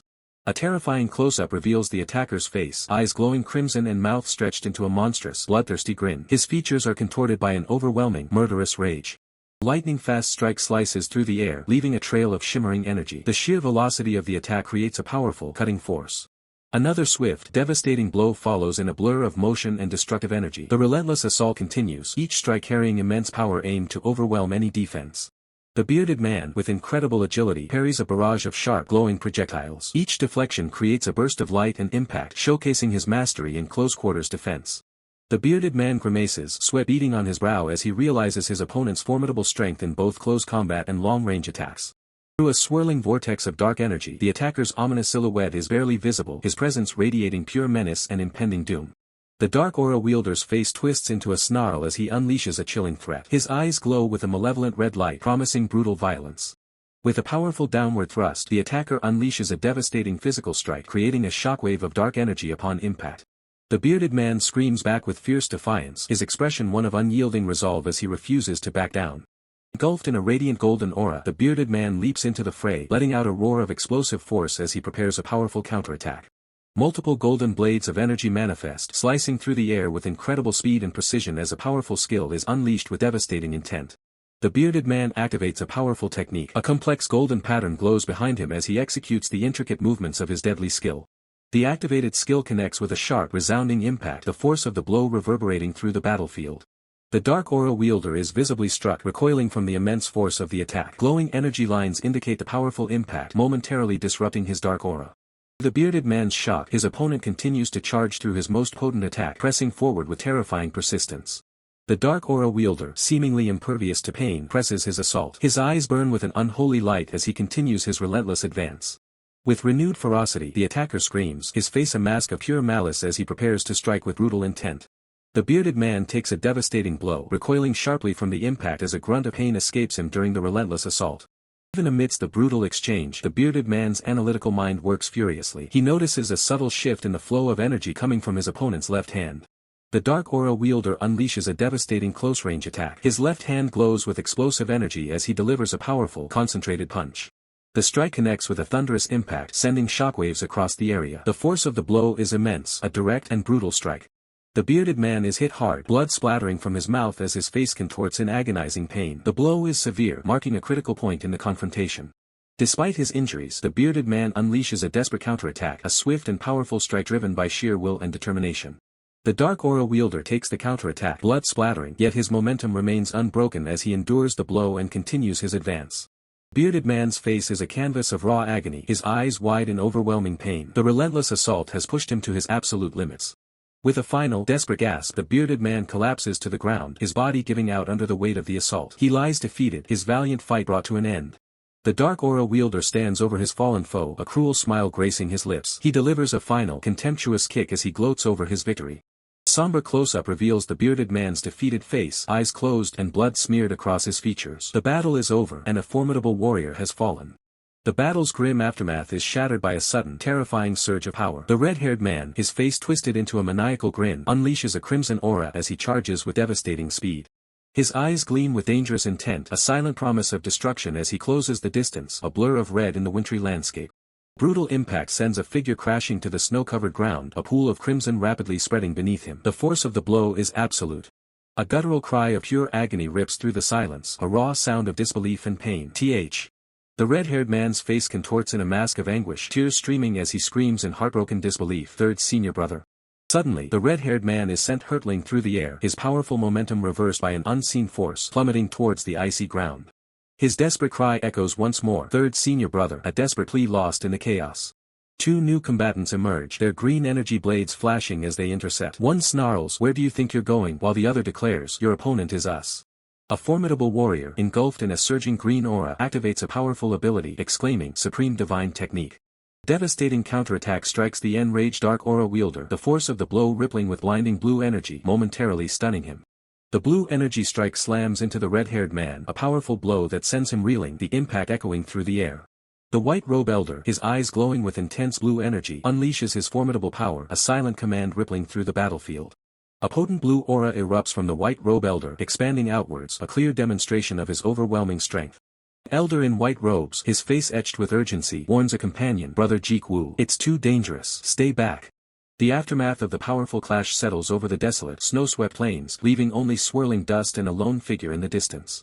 A white-robed figure kneels beside the injured red-haired man, his concern evident as he asks, "Jianghu, are you all right?" The red-haired man struggles for breath, his wounds apparent. Tears well in the red-haired man's eyes as he struggles to speak, his gaze fixed on a distant point. First senior brother. His voice trails off, his gaze landing on the fallen comrade, whose still form confirms the tragic loss. Third senior brother, he murmurs in despair. A dark-haired figure, his face contorted in a furious snarl, curses with venomous rage, "Those Odizan sword bastards." His eyes burn with murderous intent. The bearded man's face is a mask of horror, tears of blood streaking from his empty eyes as he screams in silent agony, overwhelmed by the tragedy. Woonseon, his imposing presence radiating authority, surveys the scene of devastation, his voice sharp with condemnation. He stands over the fallen, his gaze piercing. Woonseon's fury intensifies, his eyes burning crimson as he snarls, "Demonic sect bastards." His rage is palpable, a potent force in the air. A green-robed elder, kneeling over a fallen comrade, speaks with cold disdain. Why are you grieving the loss of your comrade?" His tone is mocking, devoid of empathy. The green-robed elder continues, his voice dripping with contempt. "After all the lives you've taken," his green aura flickering with his words. He gestures broadly, his green energy pulsing as he finishes his scathing accusation, "You still show such affection among your own." His face contorts in a furious snarl, green energy exploding around him as he condemns them. What blatant hypocrisy. A voice, filled with barely suppressed fury, challenges the accusation. Hypocrisy. Woonseon's face hardens, his voice laced with disbelief. How can he rejects the notion outright? His rage boils over, his eyes glowing white as he roars. How can the word hypocrisy even come out? His fury is a tangible force. The white robe elder, his hand glowing with blue power, confronts a dark-haired figure. First disciple, do you truly wish for a life-or-death struggle? His voice carries immense authority. The dark-haired figure remains silent, his expression grim, contemplating the elder's words. Beside him, the red-haired man continues to struggle with his injuries, gasping for air. The dark-haired figure finally speaks, his resolve firm. That depends entirely on the Odizan sword's response, doesn't it? He then issues a warning, if you refuse our demands. He concludes his ultimatum, his gaze unwavering, then perhaps settling it here and now is an option. The threat hangs heavy in the air. The white robe elder lets out a heavy sigh, a bead of sweat tracing his temple, acknowledging the gravity of the situation. The white robe elder concedes, we accept the first and second conditions without question. But the green-robed elder beside him erupts in protest. Master Zhou. The white robe elder raises a hand, his composure regained. However, I have one question about the third condition. His blue eyes bore into his opponent as he delivers a critical inquiry. The wisdom of the secret master, isn't it already in your possession? The two female disciples gasp in unison, their eyes wide with disbelief as one exclaims, what? While the other adds, that's impossible. The revelation has clearly shaken them to their core.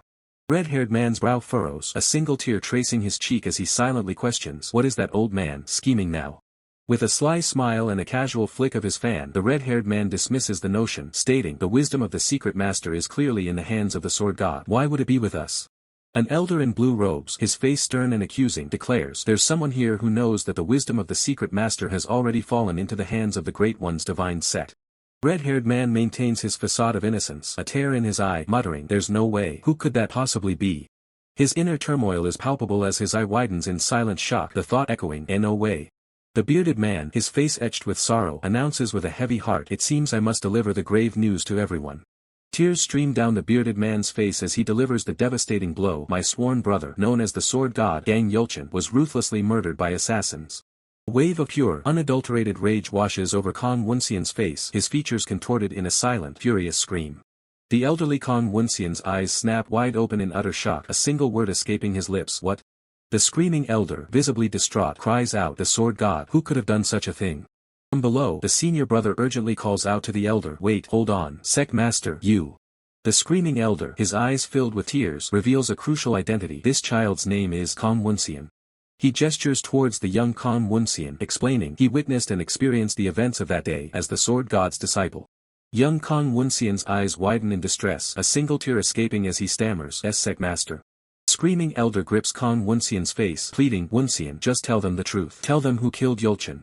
Kong Woonseon's eyes dart nervously, his hesitation evident as he struggles to respond, yes, you His internal monologue begins, revealing his deep conflict. I didn't fully understand the situation. He continues to ponder the weight of his words, considering who my answer would benefit. And the critical question remains, and who it would disadvantage. The red-haired man, blood smeared on his chin, reveals his own burden, thinking, if I tell the truth, brother Jianghu will be in trouble. A young man lies unconscious, possibly injured, surrounded by faint traces of green and purple energy, a grim vision of the consequences. An elder's face, etched with deep lines of distress, reflects the heavy toll of unspoken truths. A close-up on a single, intense red eye, shimmering with suppressed emotion, hinting at a hidden power or deep pain. With a pained expression, the red-haired man finally confesses, he was killed by the dark butterfly twin killer, Cho-young. His face contorted in shock and dismay, the red-haired man gasps, OHNO. The white robe elder grins maliciously, a chilling realization dawning on him, a disciple of the sword god. So that's why Zhou was protecting this child. Screaming elder, resolute, begins to recount history. 15 years ago, the leader of the Great One's divine sect, the sword demon Songen, made the following promise. The ancient pact is revealed, the wisdom of the secret master will be entrusted to the sword god. As long as he lives, the Great One's divine sect will never covet the wisdom of the secret master. A challenging voice echoes across the snowy terrain, questioning, do you even have the right to stand here? As the 7 stars of the Great One's divine sect face off against the 7 disciples of the sword demon. The screaming elder, his expression hardened, directly challenges their integrity. Wasn't Cho-young the fourth among you? One of the dark-robed figures dismissively replies, I'm sorry, but they have long since left the main sect. The red-haired man, observing the scene, remarks, this foolish old man may not know much about that. But one thing is certain. The screaming elder, his gaze firm, declares his intent. In response to this child's desperate plea, risking their life to seek me out, I will take action. An angry voice cuts through the tension, shouting, enough with your nonsense. The white robe elder's mouth curls into a sly, mocking smile as he retorts, oh, that's odd. His eyes glowing with cunning, the white robe elder delivers a chilling revelation. I don't recall ever saying that Cho-young was dead. So the Great One's divine sect already knew that the dark butterfly twin killer had killed the sword god. Bearded man's fury erupts, condemning his foes. These bastards, did you shamelessly break your promise and show up here? The screaming elder grits his teeth, his rage palpable. Despicable scoundrels. Engulfed in a furious green aura, the screaming elder roars. This is why the demonic sect can't be trusted. They'll break their word and stab you in the back again. The red-haired man curses. Damn it, that was careless. Beside the silent, contemplative senior brother. Senior brother observes the unfolding betrayal, realizing that sly old snake. He pretended to negotiate with us just to set this up. The white robe elder calmly closes his fan, his voice cold. Now that it's come to this. The white robe elder's voice carries across the snowy clearing. If even one Odizan sword member escapes this forest alive, it will be a problem, won't it? The enraged dark aura wielder's eyes glow with murderous intent, a dark aura radiating as he declares, if we kill them all, the existence of the agreement will be erased from the world. Pyong cries out in shock, his bandaged arm throbbing, as the senior brother looks on with grim determination.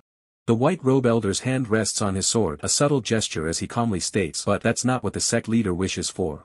The white robe elder offers a conditional retreat. If you agree to the first two conditions, we will retreat. Kong Woonseon, with a stern expression, makes a solemn vow. We swear, we will no longer interfere with you, nor will we host another martial gathering.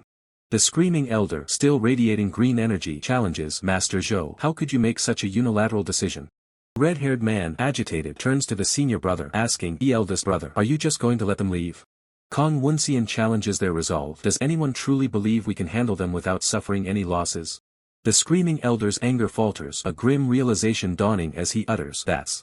The grim reality of their losses is starkly visible. A fallen warrior lies bleeding in the snow as the screaming elder states, we've already lost 3 people. Tears of blood streak the screaming elder's face as he warns, if we lose even more strength here, the Odizan sword will truly be in crisis. Kong Woonseon makes the difficult decision, declaring, let us take a step back here. The white robe elder departs with a cryptic warning, we'll cross paths again before long, as the red-haired man grunts in frustration. The red-haired man's eyes burn with a simmering rage, a silent promise of future retribution. The senior brother laments internally, expecting the younger brother to side with us was too much to hope for, as Du Pyong calls out with concern, brother Jianghu. The red-haired man turns his back, a silent, defiant gesture. The senior brother glances back, the air crackling with unseen energy as blades seem to tear through the space. A masked figure in dark robes emerges from the shadows, their presence chilling. The sinister mask grins silently, a harbinger of unseen threats.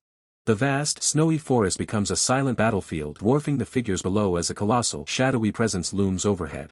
Senior brother looks up, his voice filled with frustration. Eldest brother, why did you back down?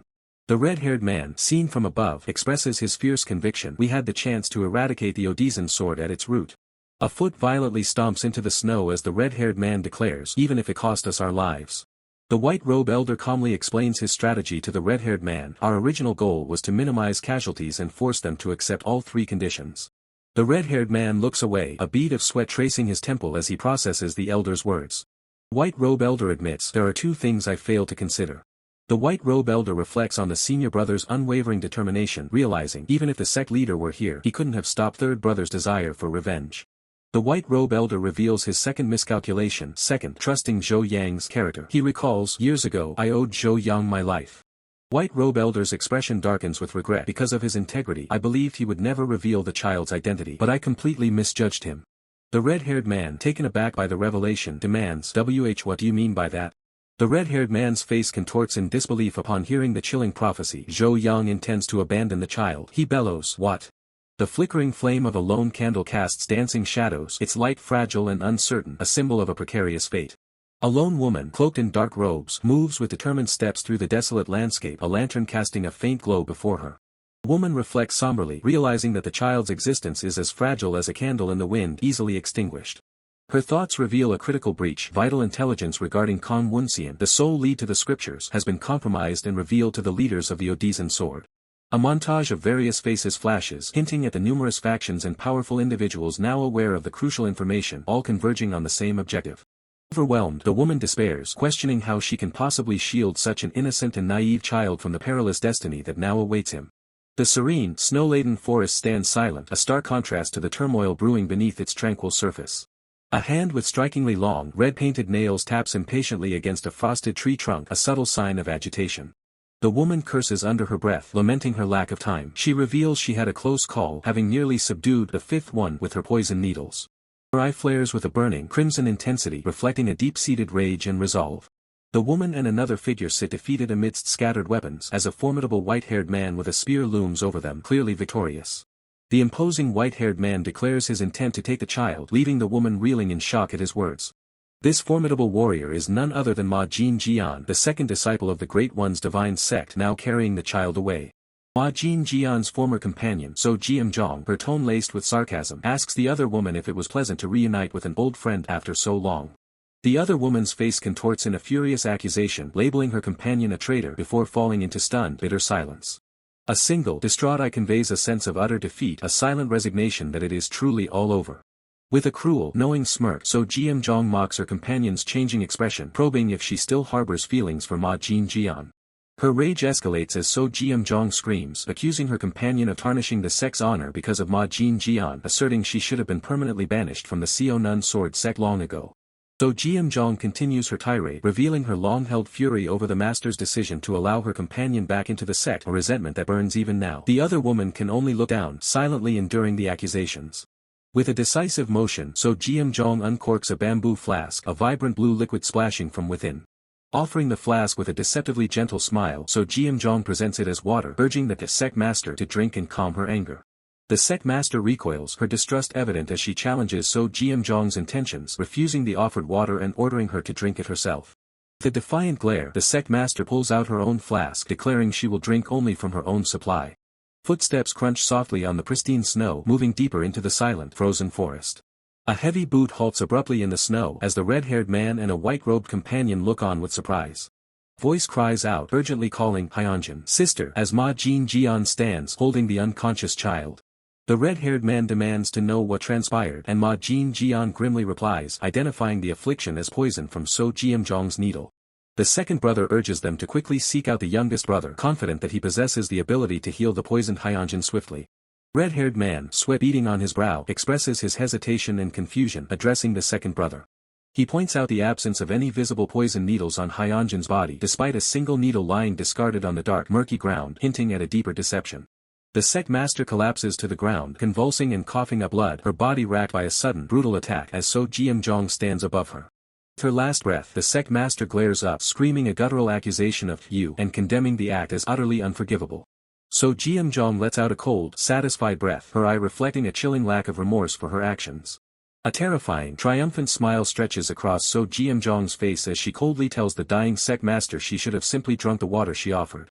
The echoes of past betrayals linger, making it impossible to truly forget the devastation inflicted upon the Great One's divine sect. The serene mountain peaks and ancient halls stand as silent witnesses to a history scarred by conflict. Amidst the turmoil, a young man, the red-haired man, is brutally struck, each blow sending shockwaves of blue energy through his body. He screams in anguish, questioning why he can't even perform a simple task. A guttural cough escapes the red-haired man's lips as he convulses from the impact, his face a mask of agony and frustration. The red-haired man lies defeated on the ground as one of his tormentors stands over him, casually holding a stick. The bully mocks him, citing a proverb, even a dog can recite poetry in a wealthy hall, implying the red-haired man is worse than an animal. Bully disciple, with a cruel, satisfied smirk, looks down on the red-haired man, declaring him to be worse than a dog. Surrounded by his jeering peers, the bully disciple continues his verbal assault, ridiculing the red-haired man for his inability to master even the first technique of the Sword of the Living, questioning his very existence. The red-haired man sits, defeated and ashamed, lamenting to himself that he hasn't changed, offering a pained apology to senior brother Guak. Bully disciple's smug face fills the frame, his taunts escalating as he declares the red-haired man's uselessness. The red-haired man's eyes burn with suppressed rage as the bully disciple's words cut deep, insulting his master and the entire Kong family, pushing him to his breaking point. The bullies continue their verbal onslaught, deeming the red-haired man pathetic and mocking his past defeat by the dark butterfly shadow, further fueling his humiliation. Overwhelmed by guilt, the red-haired man silently blames himself, his face shadowed by despair. Suddenly, a furious roar erupts from the red-haired man as his eyes glow crimson, warning the bully disciple not to dare to bring his master into their petty squabble. The bully disciple reacts with a sneer, his face twisting in annoyance, challenging the red-haired man for daring to glare at him with murderous intent. Two other bullies chime in, condemning the red-haired man's disrespect and suggesting he needs a proper education through further beatings. With a cruel grin, the bully disciple prepares to strike, telling the red-haired man to be grateful for the lesson he's about to receive, while two other bullies hold him in place. The bully disciple unleashes a punch, declaring his long-standing dislike for the red-haired man as the blow connects. Another brutal punch lands squarely on the red-haired man's face, the bully disciple shouting that Suet Hall is no place for losers like him. The red-haired man's face is bruised and bleeding, his eye wide with pain and shock from the relentless assault. A dark, swirling energy begins to manifest within the red-haired man's eye, hinting at a hidden power stirring beneath his pain. Bully disciple, still enraged, promises to turn the red-haired man into mush as he continues his merciless attack. Suddenly, a powerful shout echoes, causing the bullies to pause their assault, the sound of the approaching senior brother. The bullies halt, startled by the voice, as the red-haired man recognizes the familiar, commanding tone of his senior brother approaching. The senior brother, his face a picture of grim determination, races towards the scene, a beacon of justice against the backdrop of the sect's grand hall. Close-up reveals the senior brother's furious expression, his blue eyes burning with indignation at the sight of the injustice. The senior brother shouts, his voice booming with righteous anger, reminding everyone that the Buddha sect stands for virtue and righteousness. His face contorted in rage, the senior brother demands to know how disciples of the main sect could commit such shameless acts. The bully disciple defiantly confronts the senior brother, accusing him of always siding with the bastard red-haired man, insisting that Woonseon is the one in the wrong. Bully disciple's face is twisted in anger as he continues to argue, blaming the senior brother for failing to complete a task and accusing them of rebelling. Another bully echoes the sentiment, enraged that the brat red-haired man shows no respect for his seniors. With a swift, decisive motion, the senior brother delivers a resounding slap across the bully disciple's face, the impact echoing through the air. The senior brother stands tall, his voice firm as he questions if the bully still fails to comprehend the gravity of his wrongdoing, while the red-haired man looks on in surprise. The senior brother issues his punishment, all of them are to go to the inner hall immediately. From above, the senior brother looms over the kneeling bullies, dictating that they will copy the sect's 108 rules by hand. His stern profile emphasizes the severity of his decree, specifically singling out Dupyeong to copy the rules twice as much. Bullies scramble away, desperately pleading for another chance from the unyielding senior brother. One of the bullies curses the brat red-haired man, lamenting that he would have been the senior brother's favorite if not for him, his face contorted in bitter resentment. The red-haired man looks up, his bruised face registering surprise and confusion as the white robe elder calls out to him, using the name Woonseon. White robe elder, seated at his desk, expresses concern over the red-haired man's injured state, while the red-haired man internally muses that despite changing his clothes, his face was still recognized. The white robe elder's face is etched with regret and sorrow, admitting his failure to properly teach his disciples, tears welling in his eyes. The red-haired man, distressed and with bandaged arms, vehemently protests, insisting that the fault lies solely with his own flaws and that no one else should be blamed. Kong Woonseon, with a serene yet determined expression, announces his impending closed training, stating he wished to see someone before beginning, even for a brief moment. Red-haired man, his gaze distant, ponders the true nature of closed-door training, suspecting it's merely a period of rest given the sect leader's worsening chronic illness. Kong Woonseon, with a comforting smile, insists it's merely a routine matter, urging patience and assuring there's no need for excessive worry. The red-haired man bows deeply, pledging prayers for the sect leader's safety and health before respectfully announcing his departure. As the red-haired man turns to leave, Kong Woonseon watches his retreating figure, a subtle shift in his expression. Kong Woonseon closes his eyes, a somber quiet settling over his features, his thoughts unreadable. A sharp, calculating glint flashes within Kong Woonseon's eye, betraying a deeper, hidden agenda beneath his calm demeanor. The red-haired man, his eyes now alight with a fierce red glow, challenges Kong Woonseon, questioning if the scripture book truly held its complete contents. Kong Woonseon's eye widens in visible shock, a bead of sweat trickling down his temple as he stammers, demanding clarification on the red-haired man's unsettling implication. The Secret Commentary of the Heart and Mind Sutra, an ancient Buddhist scripture from Jianghu, is revealed to have 10 interpretation volumes by Yulchin, surpassing the original text itself. Among these volumes, the 10th, radiating with a distinct brilliance, was the very one Yulchin possessed, holding a unique significance. This specific version, it is whispered, contained not just scripture but the very essence of martial arts, a power Yulchin alone commanded. The red-haired man, connecting the pieces, questions if the bookmaster's text was more than just a commentary, to which Kong Woonseon confirms, "That's what I heard." Kong Woonseon, gazing out the window, recalls Yulchin's final directive: should anything befall him, the hidden meaning within the book must be uncovered and shared with the world. A single tear traces a path down Kong Woonseon's weathered cheek as he whispers, "That was the promise we made," the weight of the past heavy in his voice. The red-haired man, brush in hand, confirms with a grave expression that his transcribed contents are indeed from the Secret Commentary of the Heart and Mind Sutra. But despite the faithful transcription, the red-haired man reveals his frustration. Over years of relentless effort, the scriptures have yielded no deeper meaning, remaining mere words. Kong Woonseon stands amidst the scattered pages, a solitary figure consumed by the revelation, the weight of a broken promise pressing down.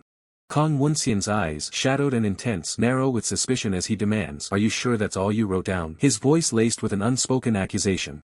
The red-haired man, visibly distressed and sweating, finally begins to confess, "Sect leader, the truth is, He reveals a crucial part of the text that utterly diverged from the rest, a section he dared not transcribe. Yet he offers to write it again if Kang Woonseon so desires. Overwhelmed, Kang Woonseon cries out, tears streaming down his face, a torrent of raw emotion finally breaking through. Kang Woonseon pulls the surprised red-haired man into a tight embrace, his voice thick with gratitude. Thank you so much. A sense of peace washes over Kang Woonseon's tear-streaked face as he whispers, now Yulchin can finally rest in peace, finding solace in the revelation. The red-haired man remains silent, a single tear escaping his red-tinged eye, his expression a complex mix of sorrow and troubled contemplation.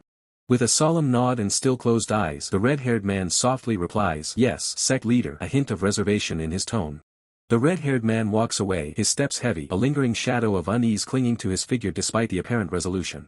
Red-haired man looks up, a surprised and slightly indignant expression on his face, muttering, you usually don't even care about me. Perched casually in a tree, a female figure with long dark hair inquires with a playful smirk, asking why the sect leader called for him today. The red-haired man stammers, an awkward smile plastered on his face as he internally frets that Zhou Yun never approved of his meetings with the sect leader. Suddenly, the female figure leaps down, her concern evident as she exclaims, wait, did you get beaten up by those guys again? The red-haired man frantically tries to deny his injuries, but the female figure's eyes blaze with blue energy, her fists clenching as she seethes, those bastards dare. Panicked, the red-haired man desperately pleads with her, no, please don't. If you get involved, it'll become a much bigger issue. Sighing, the female figure relents but insists on examining his injuries, stating they need immediate treatment if serious. The red-haired man, however, still tries to brush it off, claiming, it's fine. If I just leave it alone, it'll. The female figure gently touches the red-haired man's bruised cheek, her touch causing him to blush as she softly murmurs that it must have hurt. Suddenly, the female figure's face flushes crimson as she pulls back, realizing with a jolt their proximity was too close. Floating high above, the flustered female figure blushes even deeper, stammering apologies and demanding, what are you thinking? Her face remains a deep crimson, a mix of anger and intense embarrassment contorting her features. The red-haired man gently touches his cheek, a faint blush spreading across his face as a soft, almost wistful smile plays on his lips. Suddenly, chaos erupts as a building bursts into flames, a desperate voice screaming, run away, it's an ambush. The red-haired man, a whirlwind of dark energy and fury, unleashes a devastating strike with his clawed weapon, intensifying the inferno and chaos of the ambush. His face contorts into a terrifying, scarred grin, eyes burning with a cruel red light as he revels in the unfolding destruction. Senior brother recalls the arduous training, acknowledging that a female companion named Woonseon had been sacrificing her sleep, diligently practicing martial arts with him. But the harsh reality of their current situation crashes down, a brutal impact against his resolve. His training partner bluntly states that simply following the basic techniques is meaningless. Senior brother cries out, ah, as the impact lands. An unnamed female observer laments, the problem is his tragically poor martial talent, especially with the fundamental technique of the Duda clan, art of tranquil silence. He has made no progress at all. Senior brother stumbles away, crying, ack, my sword, as he loses his weapon. The unnamed female character addresses someone directly, stating, Zhou Yun, I have a question. She expresses her concern, revealing that since last night, every time I try to use the art of tranquil silence, I feel a sharp pain in this area. Is it supposed to feel like this? The elegant female companion observes the situation with concern, remarking, that's a bad sign. Senior brother looks on, confused. The explanation unfolds, suggesting, it's probably because the natures of the two martial arts are too incompatible. The narration continues, detailing how the arts of the Great One's divine sect deal with fire energy. The explanation clarifies that when two strong and contrasting energies flow through your meridians at the same time, it puts a strain on your body. The elegant female issues a grave warning from above, stop practicing the art of tranquil silence. If chi deviation sets in, you could be paralyzed, or even worse, die. Senior brother reacts with disbelief, murmuring, no way. Senior brother's bandaged hand clenches in despair as he questions, is it impossible for me to grow stronger like this? His internal torment is palpable as he thinks, not only can I not seek revenge but will I also have to live on like this, dragging down my master's name. He despises his own perceived weakness, branding himself how pathetic.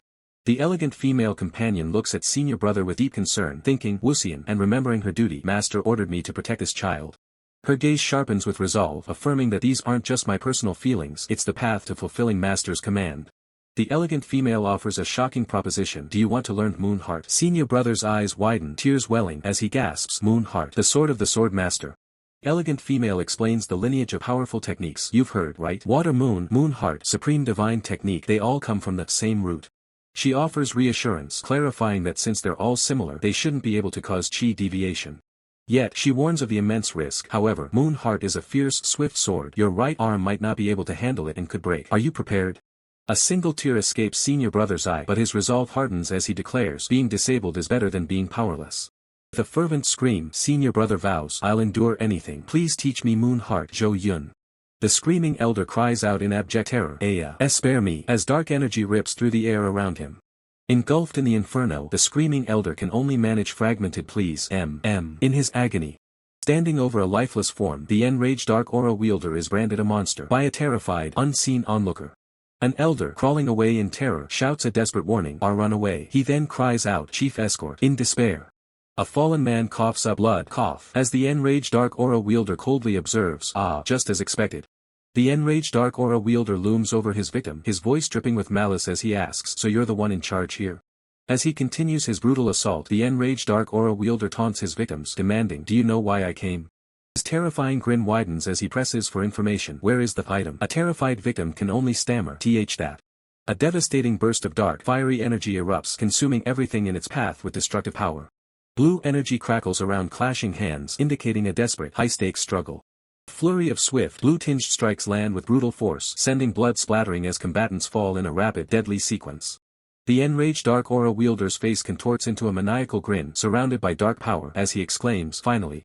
A cataclysmic explosion of dark energy rips through the scene as the enraged dark aura wielder declares, "A worthy opponent has appeared." Amidst the chaos of the attacker's destructive power, the wounded man realizes he must push forward. If he can reach the affiliated factions, there might still be hope. He pushes his wounded body, knowing he needs to warn them. The sword is their only chance to halt the enemy set. A sudden strike severs his arm in a flash of motion, leaving the man in stunned disbelief. His eyes widen in horror as the world blurs into a haze of agony and shock. A scream of pure anguish rips from his throat as the full weight of his injury crashes down upon him. Clutching his bleeding stump, the man whimpers as the attacker demands to know the location of the item. Blood-soaked attacker, weapon in hand, issues a chilling threat. If the item isn't revealed, the man's legs will be next. Despite his agony, the man defiantly questions if his captor truly expects him to surrender the item, reminding him that this stronghold is protected. The man warns that the destructive rampage has drawn too much attention, asserting that righteous martial artists will soon converge on the burning stronghold. The attacker dismisses the threat, unleashing a surge of dark energy and proclaiming that his enemies are nothing more than rats trapped in a barrel. A wave of pure terror washes over the man's face as the true scale of his opponent's power becomes clear.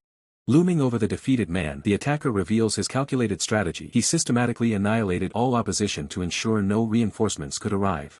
The attacker's cruel words echo, explaining that the fire-ravaged streets are empty of any martial artists, leaving the man utterly isolated and without hope. Broken and desperate, the man finally surrenders, revealing the item's location in the warehouse at the far west end, pleading for his life and offering all other valuables. Tears streaming down his face, the man begs for his life and for the lives of his people in the security bureau. The attacker, his face shadowed, stands over the man and seals his fate with a chilling presence. With a swift, merciless swing, the attacker brings his weapon down in a dark blur of fatal intent. The stronghold burns, a blazing inferno consuming everything in its path as a testament to the attacker's destructive power. A few days later, the scene shifts to the Grand Hall where numerous disciples stand in solemn formation. Summoned unexpectedly at dawn, the disciples murmur amongst themselves, wondering what urgent matter could require their presence. Disciple observes the gathering with a thoughtful hum, sensing the gravity of the situation. Whispers ripple through the hall, questioning the presence of the elder, who was expected to be in closed training. A stern official addresses the assembled disciples, announcing that they are gathered to select personnel for an immediate dispatch. A concerned disciple asks if something happened. The official confirms, revealing that an urgent message has been received. Disciple's face contorts in alarm as he realizes the dire implications. It seems a past devastating incident is repeating, potentially orchestrated by a rival sect. The official continues his grim report, detailing how several security bureaus were raided and even smaller affiliated sects suffered heavy losses.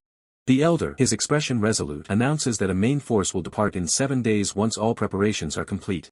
However, before the main force moves, a vanguard must be immediately selected to depart and gather critical intelligence. The elder commands the team leader to assemble a team of 7 disciples to serve as the vanguard, and the order is promptly accepted. The leader stands tall, his expression firm with resolve, ready to undertake the challenging mission. The leader ponders his choices, beginning to select the members for his crucial vanguard team. He begins listing his chosen members for the mission. He continues his selection, adding more disciples to the vanguard. The leader names another disciple who beams with enthusiasm, declaring his eagerness to join the mission. The leader then states his intention to bring a particular disciple, surprising the others in the assembly. Chosen disciple reacts with profound shock and disbelief, questioning why he is being selected for the vanguard. The elder observes the unfolding scene with a subtle, knowing smirk hinting at deeper intentions behind the choices. A new scene unfolds as senior brother feigns amusement questioning the tale of a rabbit-shaped rock. Du Pyong, visibly frustrated, demands to know if his story is doubted. Du Pyong turns, his voice rising in exasperation, directly challenging Kong Woonseon and asking if he, too, believes Du Pyong is lying. With a pained expression, Du Pyong repeats his question while another companion rushes to support Kong Woonseon, calling out his name with concern. As Kong Woonseon is swiftly carried away by another group member, a female companion anxiously asks about his condition while senior brother admits he has no answers. Kong Woonseon grimaces in pain, revealing that he had endured until now by receiving energy from Zhou Yang, but the source of his strength has now become impossible to draw upon. Senior brother urgently insists they must find a doctor immediately, proposing they cross the mountain quickly as the Jianghu city center is nearby. He points to the setting sun, warning that climbing the mountain in the dark would be suicidal. A female member of the group, distressed, retorts, questioning if he cares about Kong Woonseon's life. The distressed female, now identified as Zhou Yun, declares her intent to take Kong Woonseon herself, her expression resolute despite the danger. The white robe elder intervenes, questioning if they have forgotten their true mission and warning against splitting their forces when they could encounter the Great One's divine sect at any moment. Zhou Yun glares back while Kong Woonseon, despite his injury, mentally asserts that he is fine. Zhou Yun vehemently dismisses the white robe elder's words, reminding everyone of the perilous nature of their current situation. With determination, Zhou Yun announces she will cross the mountain alone to quickly find medicine, instructing the others to protect Kong Woonseon until her return. A knowing smirk plays on Zhou Yun's lips as she reassures Kong Woonseon, asking if he can hold on a little longer. Kong Woonseon, still bleeding but with a subtle, dark smile, confirms to Zhou Yun that he will see her soon. As darkness falls over a snowy landscape, the narrator excitedly announces the discovery of an inn that appears to still be open. The group gazes at the inn, and senior brother expresses relief at finding lodging at such a late hour. Kong Woonseon's face is etched with agony, blood staining his mouth as he struggles to endure his critical condition. Senior brother offers a small, hopeful smile, noting that at least Kong Woonseon won't have to sleep on the cold ground. The group stands at the entrance of the inn, which appears worn and unkempt, prompting senior brother to remark on its uncleanliness. A bare foot steps onto the grimy floor as an unseen figure questions the arrival of customers. An old, disheveled innkeeper scratches his head, muttering about the annoyance of new arrivals. Senior brother politely inquires if they can get food and lodging for their group of 8, but the innkeeper curtly replies that they only serve noodles and will have to wait. The innkeeper, still scratching his head, pauses to consider their request. Close-up reveals the innkeeper's hand resting on a basket of noodles, a meager offering for the weary travelers. The innkeeper squats by a small fire, cooking, dismissively stating that boiling it long enough makes no difference, downplaying the effort.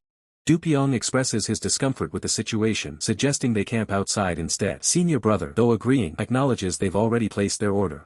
Du Pyong's discomfort reaches its peak, but before he can act, senior brother decisively declares they will find another inn. Kong Woonseon, already bent over a steaming pot, protests that he has already started preparing their noodles. Du Pyong's face contorts in raw fury, a trickle of blood from his nose highlighting his disgust as he snarls that Kong Woonseon can eat his own filthy food. His fury erupts into a guttural roar, Du Pyong's face twisted in pure, unadulterated rage. Suddenly, Kong Woonseon lets out a furious cry, a blur of motion as Du Pyong is violently struck, collapsing with a pained grunt, blood spilling from his lips. Kong Woonseon's enraged roar echoes through the inn, accusing them of attempting to flee without paying for his prepared noodles, as Du Pyong is sent flying across the room. Du Pyong stares, blood still staining his face, his eyes wide with a mix of shock and disbelief as he barely manages to utter a single word. Senior brother, his hands now crackling with fierce energy, steps forward, enraged by Kong Woonseon's assault. He shouts, demanding to know if the crazy old geezer understands the gravity of his actions. Kong Woonseon stands firm, his voice unwavering as he reiterates that if they leave, they must still settle the bill for the food. A young server girl with an unsettlingly wide smile and luminous green eyes descends the stairs, observing the escalating conflict with an air of detached amusement. A member of senior brother's group confronts the server, demanding to know what's wrong with her. He clarifies that they are willing to pay for the noodles, but the exorbitant lodging charge is completely unreasonable. The server girl smirks, suggesting that if they cannot afford the charges, they should hand over something of value instead. A group member echoes her words, questioning the implication. With a chilling smile, the server girl lists off their possessions. Your sword, your clothes, anything will do, she declares, her eyes glinting with avarice. Her eye narrows, a sinister glint appearing as she draws out a chilling ore, leaving the unspoken threat hanging heavy in the air. Leaning in conspiratorially, the server girl whispers a chilling proposal. We even take people, she reveals, her smile never faltering. Her gaze drops to Du Pyong, a cruel smile spreading across her face as she suggests they simply abandon him as payment, claiming he looks like he's already dying. Dupyong's eyes widen in absolute horror, his face pale as he barely manages to gasp out a disbelieving "What?" Senior brother, his patience completely exhausted, shoves a heavy pouch of money towards the server girl. He declares he's done listening to this nonsense, stating the payment covers both noodles and lodging and that they are leaving immediately. With a firm command, senior brother leads his group away from the inn, leaving Woonseon and the server girl behind. His disciples affirm their loyalty, ready to follow. A female member of the group glances back, her bruised face etched with concern, a silent worry lingering in her eyes. Woonseon and the server girl stand silently at the inn's heavy wooden doors, their expressions unreadable as they watch the departing group vanish into the night.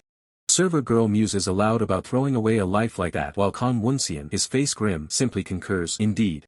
Under the cold night sky, a roaring campfire crackles, its flames casting dancing shadows. "Ah, really, how annoying," the narrator expresses, capturing the group's lingering frustration. Dupyong rages by the campfire, demanding to know what the hell is their problem with those crazy people from the inn. Senior brother, however, calmly advises him to forget it and simply consider it bad luck. The injured woman, her eyes filled with concern, warns that without proper treatment, Dupyong won't survive the night. Senior brother, deep in thought, wonders aloud if the server girl's strange behavior was a hidden warning, while Dupyong remains dejected, slumped on the ground. Dupyong's face contorts in pain and self-reproach, his thoughts a torrent of regret. He laments being a burden, wishing he could still wield the supreme divine technique to contribute. High in the desolate, snow-capped mountains, dark figures clad in cloaks move with lethal precision, their swords glinting as they execute swift, coordinated attacks. Suddenly, the red-haired man's eyes snap open, his face drenched in cold sweat as he hears an ominous sound. "What's that sound?" he gasps, fear gripping him. Senior brother's head snaps up, his eyes widening in alarm as a chilling sound pierces the night, signaling an immediate threat. Senior brother's voice cuts through the stillness, a desperate cry of realization. We're surrounded," he yells, as dark, cloaked figures emerge from the shadows, encircling their campsite. One of the cloaked assailants impacts the ground with formidable force, kicking up a cloud of dust, ready to strike. From the depths of the shadows, the enraged Dark Aura wielder's voice booms with seething malice, condemning the group as despicable disciples of the Odizan sword. The enraged Dark Aura wielder, his masked face alight with crimson energy, lets out a blood-curdling scream, issuing the brutal command, "Kill them all." Senior brother curses the bastards, his mind racing to identify their attackers. He questions if they could be the infamous Great One's divine set. The red-haired man, drenched in fear, whispers a frantic no. He recognizes the distinctive mask worn by their assailants, confirming a terrifying identity. The enraged Dark Aura wielder's chilling voice echoes, declaring their identity as the Dark Butterfly Shadow. His eyes burn with murderous intent as he once again commands, "Kill them all." As the chilling command to "kill them all" echoes, senior brother, eyes blazing with urgency, roars for his allies to remain vigilant. "Everyone, stay alert. A moment of carelessness can lead to death." The Duda clan members brace themselves, weapons drawn, their faces etched with grim determination as the enemy closes in. Red-haired man, despite his visible strain and bandaged arm, clenches his fists, his gaze sharp and resolute, ready to face the onslaught. From all directions, the masked antagonists surge forward, their numbers overwhelming, as a unified cry of "attack" signals the start of a brutal engagement. A Duda clan member deftly parries a swift blade, sparks flying as steel clashes, barely deflecting a lethal strike. Senior brother unleashes a powerful counterattack, his blade radiating blue energy as he defiantly declares, "Don't underestimate the sword of the Duda clan." Despite their efforts, a Duda clan member is violently thrown back by an unseen force, crying out, I'm being blown away." Senior brother grits his teeth, his aura flaring as he desperately warns the encroaching enemies, "Don't come any closer." Another Duda clan member is sent sprawling, barely able to utter a frantic "stay away" as they fall. A masked antagonist raises their sword for a finishing blow on a fallen foe, sneering, You can't even stand properly." Suddenly, a powerful blue energy slash erupts from the side, striking the ground with devastating force, interrupting the enemy's attack. Senior brother lunges, his blade connecting with the masked antagonist, who recoils with a pained as senior brother fiercely commands, "Don't touch that kid." Red-haired man watches in wide-eyed alarm, calling out urgently, Senior brother." As senior brother turns, another Duda clan member shouts a desperate warning, "Watch your back," revealing two masked assassins lunging from behind. Dupyong and another Duda clan member swiftly move to intercept the ambush, shielding their leader as Dupyong declares, "Protect senior brother's back." Sweat pouring down his face, senior brother desperately barks orders, "Everyone, form a sword formation around the campfire. Maintain your strength and prepare for a long battle." A single, determined escapes senior brother's lips, his eye filled with a fierce resolve despite the grim odds. From the shadows of the forest, an endless tide of masked antagonists emerges, their silent advance chilling the air. Duda clan forms a tight defensive circle around their campfire, a small island of resistance surrounded by a sea of dark-robed enemies. Red-haired man's eyes widen in horror, his voice strained as he realizes the enemy forces. Are there even more than before now? A Duda clan member observes the grim truth. Instead of decreasing, their reinforcements keep coming. Senior brother, sweat beading on his brow, makes a difficult call. If we stay like this, we won't be able to last long. We have to retreat. The narrator explains a potential escape. With the speed of the Duda clan's lightness technique, we can shake them off. Fortunately, the disciples here know how to use the lightness technique, even if somewhat clumsily. Red-haired man's face falls as he realizes a critical flaw in the plan. Woonseon can't use the lightness technique. Relentless assault continues as another masked antagonist lunges, their blade aimed for a quick kill.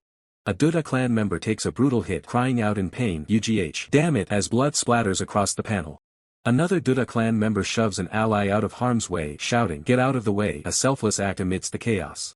Red-haired man looks on in despair, the sheer number of enemies overwhelming, as he cries out, "Senior brother, there are too many enemies." With renewed resolve, red-haired man firmly states, "The only path forward, let's retreat. We have to escape to Jianghu using the lightness technique." Senior brother's face tightens with internal conflict as he questions the painful choice. "But what about Woonseon? Are you saying we should abandon him?" A frustrated Duda clan member expresses the harsh reality. "Are we going to let this nobody bastard get all of us killed?" Pressure mounts on senior brother, a Duda clan member's voice urgent and demanding. "You have to make a decision, senior brother." Red-haired man makes a selfless declaration, holding calm Woonseon protectively. "I'll stay behind for Woonseon." Senior brother vehemently objects, gesturing wildly. "No, if someone has to stay, it should be me. If you stay, the other senior brothers will be in danger." Dupyong steps forward, his expression firm, declaring his responsibility. "I was originally responsible for Woonseon's training, right? I'll take full responsibility for this brat until the end. Brother GWAK. Senior brother looks at Dupyong with a soft, knowing gaze, a poignant thought crossing his mind. That foolish Dopyong is finally trying to act like a senior brother. Suddenly, a devastating, fiery impact rips through the ground, sending debris and energy exploding outwards. Even the masked antagonists are taken aback by the sheer power, one exclaiming, "UGH, what the hell?" The powerful blast extinguishes the campfire, plunging the forest into darkness as a masked antagonist curses, "Damn, they've put out the fire. I can't see the bastards." Woonseon lets out a furious, guttural roar, his fangs bared in the sudden darkness, his eyes blazing with unleashed power. Meanwhile, the protagonists surge forward, their leader urging them, "Run at full speed. I'll cut down anyone who stands in our way. Don't stop under any circumstances." The enraged Dark Aura wielder's mask tightens in fury as he realizes, those bastards are running away. The chilling command, the enraged Dark Aura wielder orders his forces, "Chase them." His masked pursuers drop from the shadows, their forms blurring into streaks of dark energy as they rapidly close the distance. But the enraged Dark Aura wielder suddenly halts, a flicker of surprise crossing his hidden features. Wait a second," he exclaims. He observes two figures still holding their ground. "There are some left behind over there. Two of them are still holding out." Dupyong, trembling in fear, asks his senior brother GWAK, "We've been found out. What do we do?" Senior brother, his expression hardening with grim resolve, simply utters a name, "Woonseon." A nervous yes replies from Dupyong. As if summoned, a spectral, glowing face manifests, its eyes burning with a chilling red light representing the immense power of the one called Woonseon. Senior brother collapses, overwhelmed by the sudden surge of power. "What is this? What are you doing?" he gasps. The enraged Dark Aura wielder, his face twisted in a malevolent grin, declares that this torment is senior brother's punishment. "Because you dared to call someone like me brother. This is your punishment." With a brutal, unseen strike, the enraged Dark Aura wielder sends senior brother flying, his form tumbling helplessly through the air. Dupyong screams in anguish, "GWAK Diopyang," as he watches his senior brother fall. The enraged Dark Aura wielder slams his foot down in frustration. "Damn it, we lost all of them." He then eyes the injured Dupyong, a cruel smirk hidden beneath his mask. "Except this one half-dead bastard." Dupyong, slumped and defeated, murmurs to himself, "They abandoned the injured and fled. The reputation of the righteous sex is in shambles." The enraged Dark Aura wielder leans in, his voice dripping with malice. "No one's left to help you now. Here, you'll die miserably without anyone to witness it," he declares, raising his blade for the killing strike. Blinding flash of light erupts, indicating a swift and powerful attack or intervention. But senior brother's eyes blaze with a fierce resolve, his focus absolute, as he prepares to counter. In senior brother's burning red eye, the masked antagonist's silhouette, blade raised, is perfectly reflected. The world blurs into a chaotic explosion of speed and force as the critical moment of impact arrives. Dark ethereal flame ignites around senior brother, swirling with menacing power as he activates a hidden ability. Engulfed in a dark aura, senior brother emerges, deflecting the enraged Dark Aura wielder's strike with unexpected speed, blood splattering from the impact. His bandaged arm, now bleeding from the force, holds the blade at bay as senior brother thinks, "If no one's watching." A mystical symbol glows on his forehead as senior brother's expression transforms into one of fierce determination. "Then I can fight with everything I've got." The dark aura intensifies around Senior Brother as he pushes back with renewed vigor against the enraged dark aura wielder. With a surge of blue energy, Senior Brother unleashes a powerful counterattack, his glowing sword sending the enraged dark aura wielder reeling. The enraged dark aura wielder stares in disbelief. What is this? Did that little kid get the better of me? He stammers. Senior Brother exhales slowly, his red eyes fixed on his opponent, a wisp of smoke curling from his lips, maintaining his intense focus. Engulfed in a vibrant blue aura, Senior Brother stands ready, his glowing sword a beacon of his newfound, formidable strength. Despite his powerful display, Senior Brother's bandaged leg trembles, his labored breaths betraying his exhaustion. Ha, ha. Suddenly, a mysterious woman with flowing dark hair and elegant robes appears. She addresses Senior Brother. Woonseon, unfortunately, with your right hand, you won't be able to handle the speed of the water moon sword technique. Although, your legs have gotten quite fast. Senior Brother's face contorts in anguish, tears welling in his red eyes. The sword of the living was our last hope. Are you saying I can't even master this? He cries out. Despite his pain, a flicker of defiance ignites in Senior Brother's eyes. No, I can't stop here. I can't give up on the water moon sword technique either, he declares. Despite his pain, a flicker of defiance ignites in Senior Brother's eyes. No, I can't stop here. I can't give up on the water moon sword technique either, he declares. With a renewed surge of will, his gaze hardens, thinking, if my right hand doesn't work. Even as blood splatters from his injured arm, Senior Brother activates the water moon sword technique, a blur of motion and steel. His eyes burning with fierce determination, Senior Brother combines the water moon sword with a supreme divine technique, asserting that unlike other arts, he can merge them with ease. Amidst a flurry of blue energy, Senior Brother challenges his assailants with a defiant roar. Do you think I would lose to you? His enemies reel back, stunned by his prowess. This can't be. I can't believe I'm being defeated again, they think, questioning, what the hell is that guy's true identity? With fierce resolve, Senior Brother's eyes burn as he declares internally, I can win. A surge of blue energy erupts around him. Senior Brother, a beacon of blue energy, expertly evades a sweeping attack from his masked foe, moving with impossible speed and grace.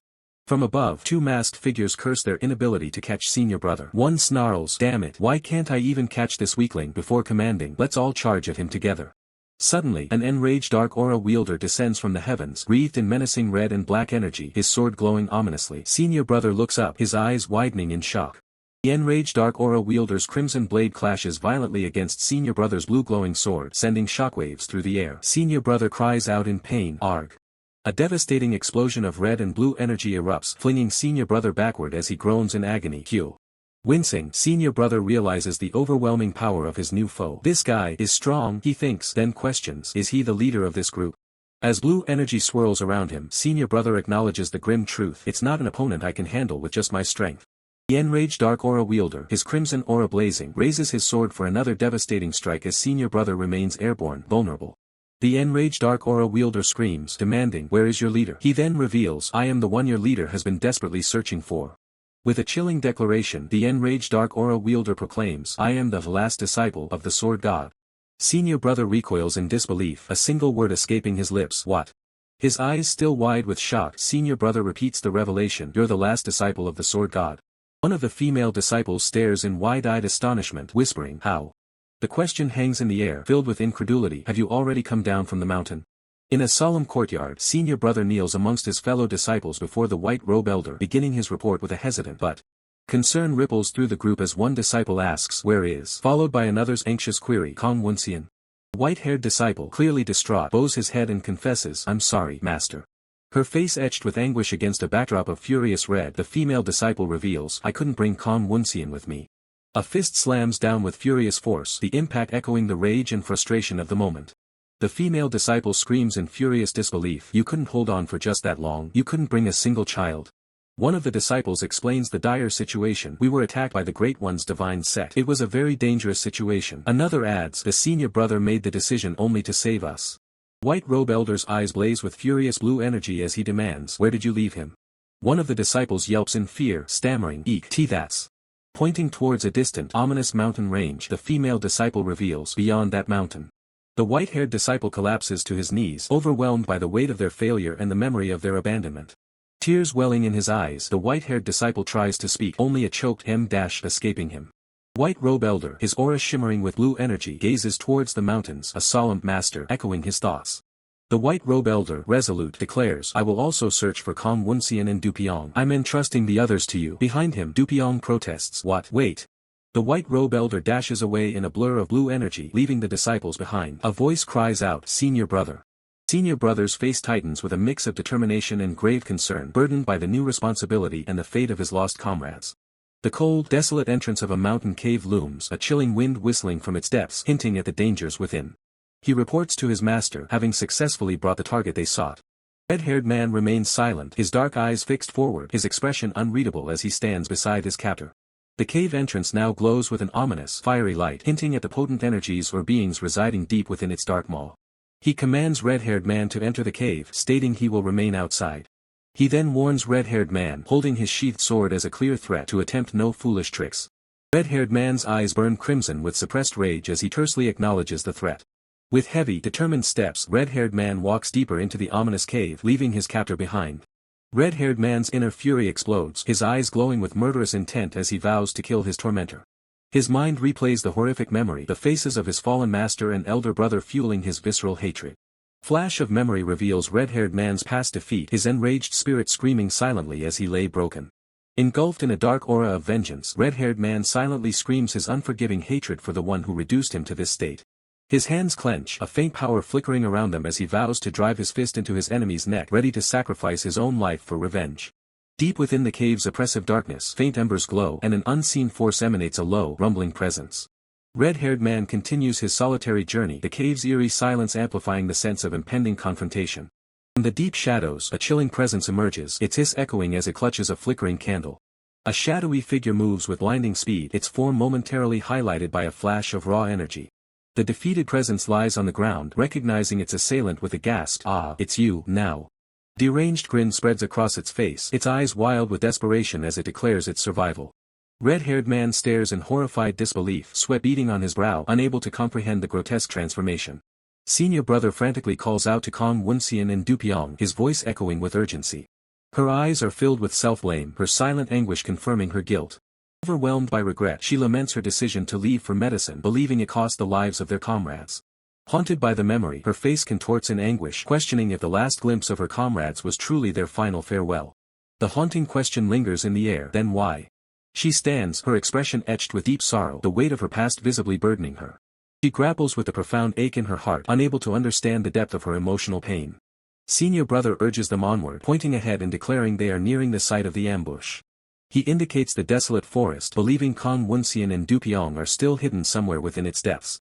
The sight of a bloody, sheathed sword on the ground sends a jolt of fear through them, a grim sign of Kong Woonseon's fate. Her face tightens with fear and resolve as she refuses to go any further. Senior brother adamantly refuses to give up, insisting that Kong Woonseon and Dupyeong, despite their weaker martial arts, are clever enough to have found a way to survive. She cries out, "Senior brother," her voice filled with a mix of shock and desperation. Dupyeong, tears streaming down his face, shouts in relief, confirming he is alive. Senior brother rushes forward, a relieved smile spreading across his face, expressing profound gratitude that Dupyeong is safe. She urgently grabs senior brother, her eyes wide with fear as she demands to know Kong Woonseon's fate, to which he hesitantly begins to reply. The injured woman screams at senior brother, demanding to know if he saw the boy's body. Senior brother, visibly shaken, admits he could not confirm it. With newfound resolve, the injured woman commands senior brother to lead the way, her gaze firm despite her injuries. Internally, she refuses to believe a child with such a strong will would fall so helplessly. A chilling thought echoes from the red-haired man's mind, revealing his relentless, revenge-fueled journey to this point. As the red-haired man kneels before the defeated boy, he silently questions why things ended this way. With tears streaming down his face, the red-haired man cries out in anguish, questioning why the boy is in such a state while calling out a name. The red-haired man, his face still twisted, extends a hand and assures the boy he means no harm. Tears of blood stream from the red-haired man's eyes as he declares his disbelief at meeting the boy again, believing this encounter is his salvation. Bandaged fist clenches, radiating fierce red energy that crackles with raw power. Enraged, senior brother seizes the red-haired man, accusing him of destroying his family and demanding to know the reason for his grotesque grin. Senior brother, his face masked in fury, declares his intent to strike the red-haired man, raising a dagger for a swift blow. The red-haired man lets out a guttural scream for revenge, to which senior brother responds, promising to aid him in his quest. Senior brother's attack halts abruptly, his expression shifting to surprise as he processes the red-haired man's words. With a chilling smile, the red-haired man suggests senior brother listen to him first, assuring him there will be time for revenge later. The red-haired man observes senior brother's grip on the daggers, realizing he has mastered a powerful technique after sensing the weight of the attack. Senior brother questions the red-haired man's offer of help, asking if he intends to sacrifice his own life for the sake of revenge.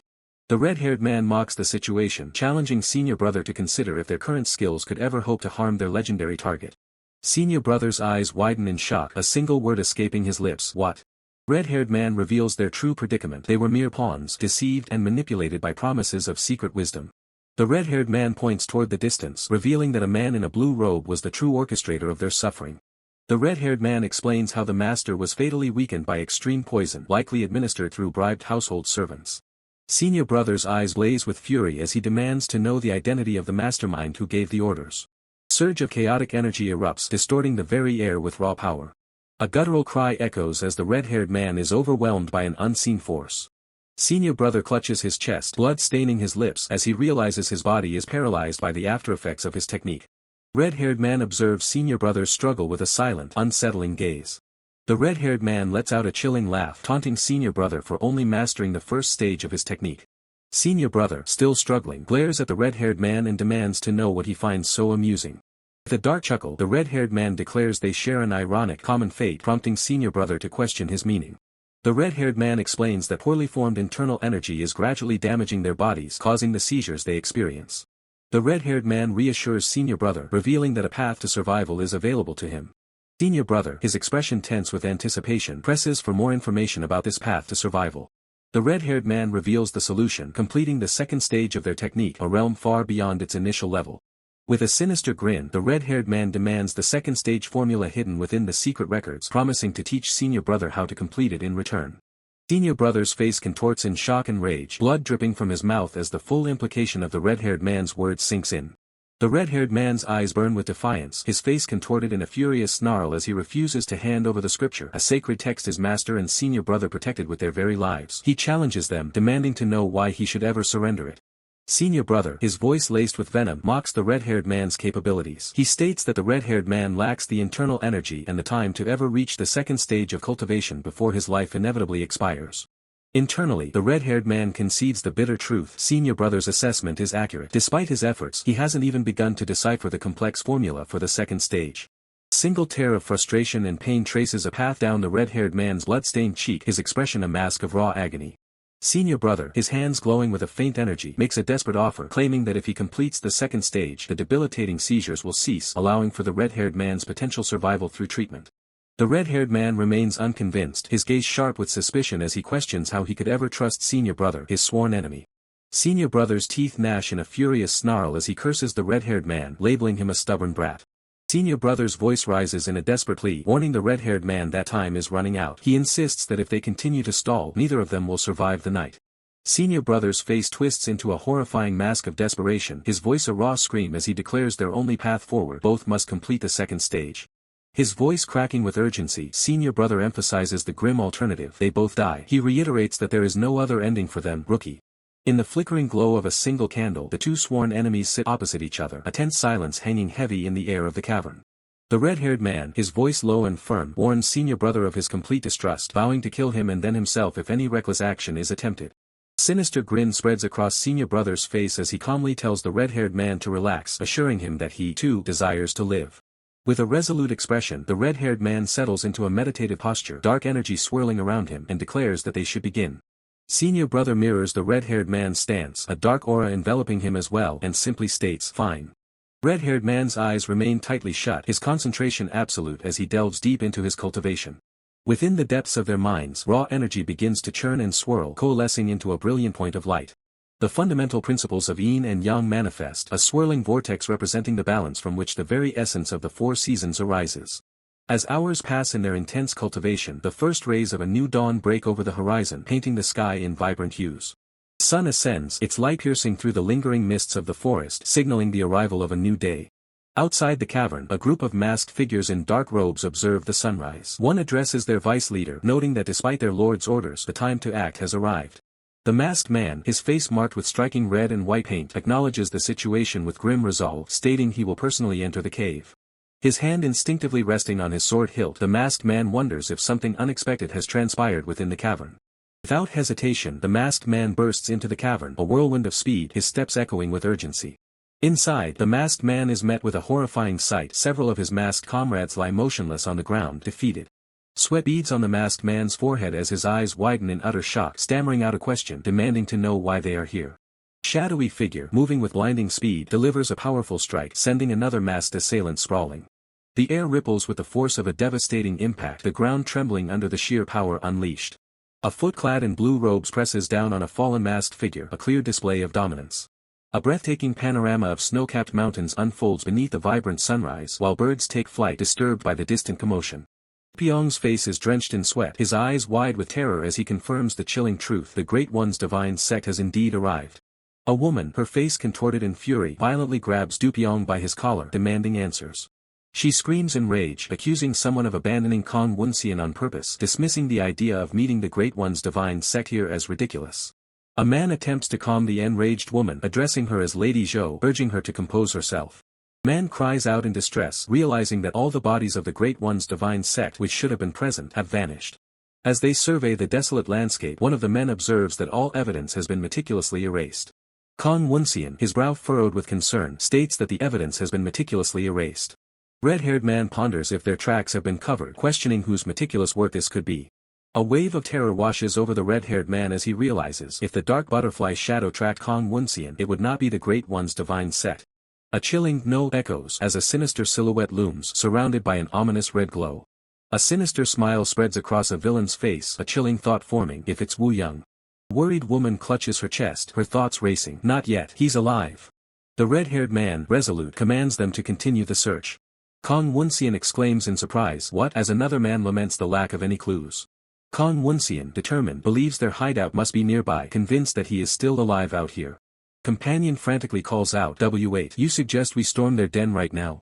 A stern voice, accompanied by glowing blue eyes, cuts through the tension. "Stop whining and follow me, Guak Du Pyong. Fulfill your responsibility as Woonseon's senior." Du Pyong nervously replies, "Why yes," while internally cursing, "Damn this woman, she still suspects me, doesn't she?" Du Pyong's eyes narrow in fear, realizing the dire consequences. If she finds out I abandoned Kong Woonseon on purpose, she'll come for my life. A solitary candle flickers, its flame dancing in the darkness, casting long, wavering shadows. Du Pyong coughs up blood, his bandaged arm glowing faintly as he struggles to recover beside the flickering candle. Du Pyong, meditating, feels a surge of hope as the stagnant blood drains out. He begins to recite an ancient formula: cold and heat arise from the four seasons. A sinister figure from before mocks him, declaring, "There's no point in reciting further." Du Pyong gasps, "What?" as he realizes the futility of his efforts, cursing, "Damn it, it was impossible from the start." Du Pyong screams in desperation, "What do you mean?" The blood clearly drained out. A man, racked with despair, laments, "Ugh, from the start, I lacked the talent to interpret the wisdom of the secret master." Du Pyong angrily confronts the distraught man, demanding, "Weren't you the one who insisted on learning the key formula? Why are you acting like this now?" The distressed man's eyes are squeezed shut in agony as he mutters, "Who helped you cultivate the first stage?" Du Pyong, uneasy, can only manage a hesitant well, under the sinister gaze of the smiling villain. Du Pyong's eyes widen in panic, his hand clamping over his mouth as he internally screams, "Crap, I almost let it slip." The standing man coldly tells Du Pyong that even if he reveals his secret, nothing would change, as only a select few like Xiaoman, Jianghu, or perhaps his own elder brother, have reached that level. Du Pyong grits his teeth, tears streaming down his face, cursing, "Damn it, if only I had talent equal to theirs in martial arts." Du Pyong, lying defeated, reflects on his past, thinking, "I wouldn't need all this. I wouldn't have raided Kong Manor." Tears stream down Du Pyong's face as the ghostly image of his brother, sword in hand, appears in his mind. "My brother wouldn't have died," he laments. Du Pyong cries out in anguish, reaching for the fallen figure. "Ah, brother." A tear rolls down Du Pyong's cheek as he whispers the name, Wu Young. Du Pyong's head snaps back from a brutal blow, the impact echoing with a sharp quack. The enraged man mercilessly stomps on Du Pyong, delivering a crushing blow. Du Pyong's face is a mask of blood and despair as he cries out, "Then my senior brother, my master." The enraged man screams at Du Pyong, "You mourn your brother so deeply. Then why did you kill my family so cruelly? I'll never forgive you." The man's face contorts in a bloody scream as he retorts, "Even if it wasn't us, your master would have died regardless." The distressed man reveals the true orchestrator, the man in the blue robe. "We were only pawns in his vicious schemes." Clenching his fist, the man cries out, "My brother sacrificed his life to save mine, lower than a bug's. He was deceived by that bastard." The red-haired man's voice, laced with rising fury, demands to know the identity of this incredible man being spoken of. His face contorts into a mask of pure rage, eyes burning red as he screams, desperate to uncover the truth. Guttural cry of distress escapes the red-haired man's throat, his features twisting in a mix of pain and disbelief. The red-haired man crashes to the ground, his bandaged arm visible as he struggles to comprehend the sudden turn of events, a desperate plea escaping his lips. In the oppressive darkness, a single candle flickers, casting long shadows as an ominous voice calmly observes, "So you were here." The red-haired man's eyes widen in terror, blood staining his face as he recognizes the chilling voice, a dawning horror twisting his features. Towering, shadowy figure materializes, radiating an oppressive dark energy that swirls violently around the prone red-haired man. The red-haired man's single visible eye stares in abject horror, a single word escaping his trembling lips as recognition dawns. Red-haired man's voice cracks with utter disbelief and fear as he finally identifies the terrifying presence, the sect leader. Woonseon, the sect leader, stares down with cold, calculating eyes, his white hair and beard framing a face devoid of mercy, enveloped in a chilling dark aura. Woonseon stands triumphant, his imposing form shrouded in dark energy, casting a long shadow over the two defeated figures prostrate at his feet. The red-haired man, battered and bloody, forces out the name of his tormentor, his scream a desperate, broken acknowledgement of Woonseon's power. Woonseon's gaze is utterly contemptuous, his red eyes glowing as he coldly declares the red-haired man utterly useless. Standing over the vanquished red-haired man, Woonseon speaks of Cho Young, lamenting the squandered potential with a tone of detached disdain. The red-haired man desperately reaches out, his cry echoing with a frantic plea to Woonseon. His face a mask of agony and self-loathing, the red-haired man confesses to a grave sin, begging for mercy from Woonseon, calling himself worthless. Woonseon's expression remains impassive, a hint of disdain in his voice as he repeats the red-haired man's words, a grave sin. With a chilling pronouncement, Woonseon unleashes a torrent of dark energy, condemning the red-haired man to death. The red-haired man's eye, now smeared with blood, reflects the devastating impact, a final, pained gasp escaping him. In his dying thoughts, the red-haired man reflects on the inevitability of his fate, acknowledging that his end was sealed the moment Woonseon appeared. The red-haired man's lifeless face is brutally impaled with multiple sharp weapons, a gruesome testament to his tragic demise. With a final, decisive strike, a hand plunges a sharp weapon deep into the ground, sealing the red-haired man's fate. Final, desperate pleas escapes the red-haired man's lips as a sharp weapon pierces his neck, blood trickling from the wound. In his final moments, a single eye glows ominously red, hinting at an unresolved power or a lingering curse. Suddenly, a door bursts open with immense force, a blinding light flooding the dark interior. Senior brother, flanked by his companions, steps into the dark room, his voice echoing as he calls out, "Is anyone there?" The senior brother's gaze sweeps across the silent room, his expression tightening with a silent observation. As they search, one companion notes the untouched goods and absence of life. Du Pyong, confirming his suspicions, declares the innkeepers must be in league with the divine sect, asserting no other business could thrive in such a desolate location. The senior brother nods gravely, his expression confirming their suspicions. Certainly, it's a suspicious place. Du Pyong's face twists into a cunning smirk, his thoughts revealing a plan to exploit the situation by framing the absent innkeepers as the culprits. Suddenly, the senior brother's face contorts in anger and surprise, his voice sharp as he exclaims, "Ha!" after leaving so coldly. From the top of the stairs, a female innkeeper appears, her hands on her hips, her voice dripping with sarcasm as she questions their return, asking if they're back for noodles. Pyong curses, realizing the innkeepers hadn't left, while the female innkeeper, with a sudden urgency, asks if they encountered a sickly-looking young man yesterday. The male innkeeper, puzzled by her question, points out that the pretty lady, referring to the female innkeeper, wasn't even there yesterday.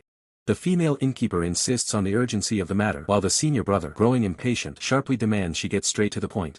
A chilling thought pierces the silence, wouldn't he be dead? The question hangs heavy, reflecting a shocking realization. The innkeeper describes the injured man they seek, suggesting he was in such a critical state that he wouldn't make it through the night. Her words provoke a sharp, disbelieving question from the female disciple beside her.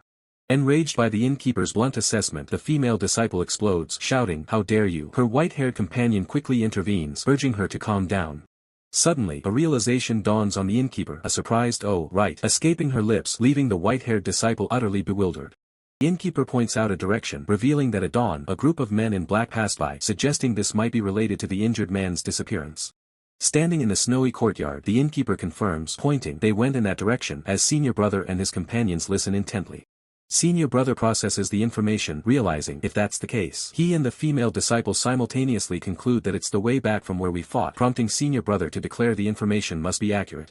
Senior brother presses for more details, asking if the group had the patient from yesterday with them. The innkeeper apologetically admits she was too scared of getting involved and stayed hidden, unable to provide further information.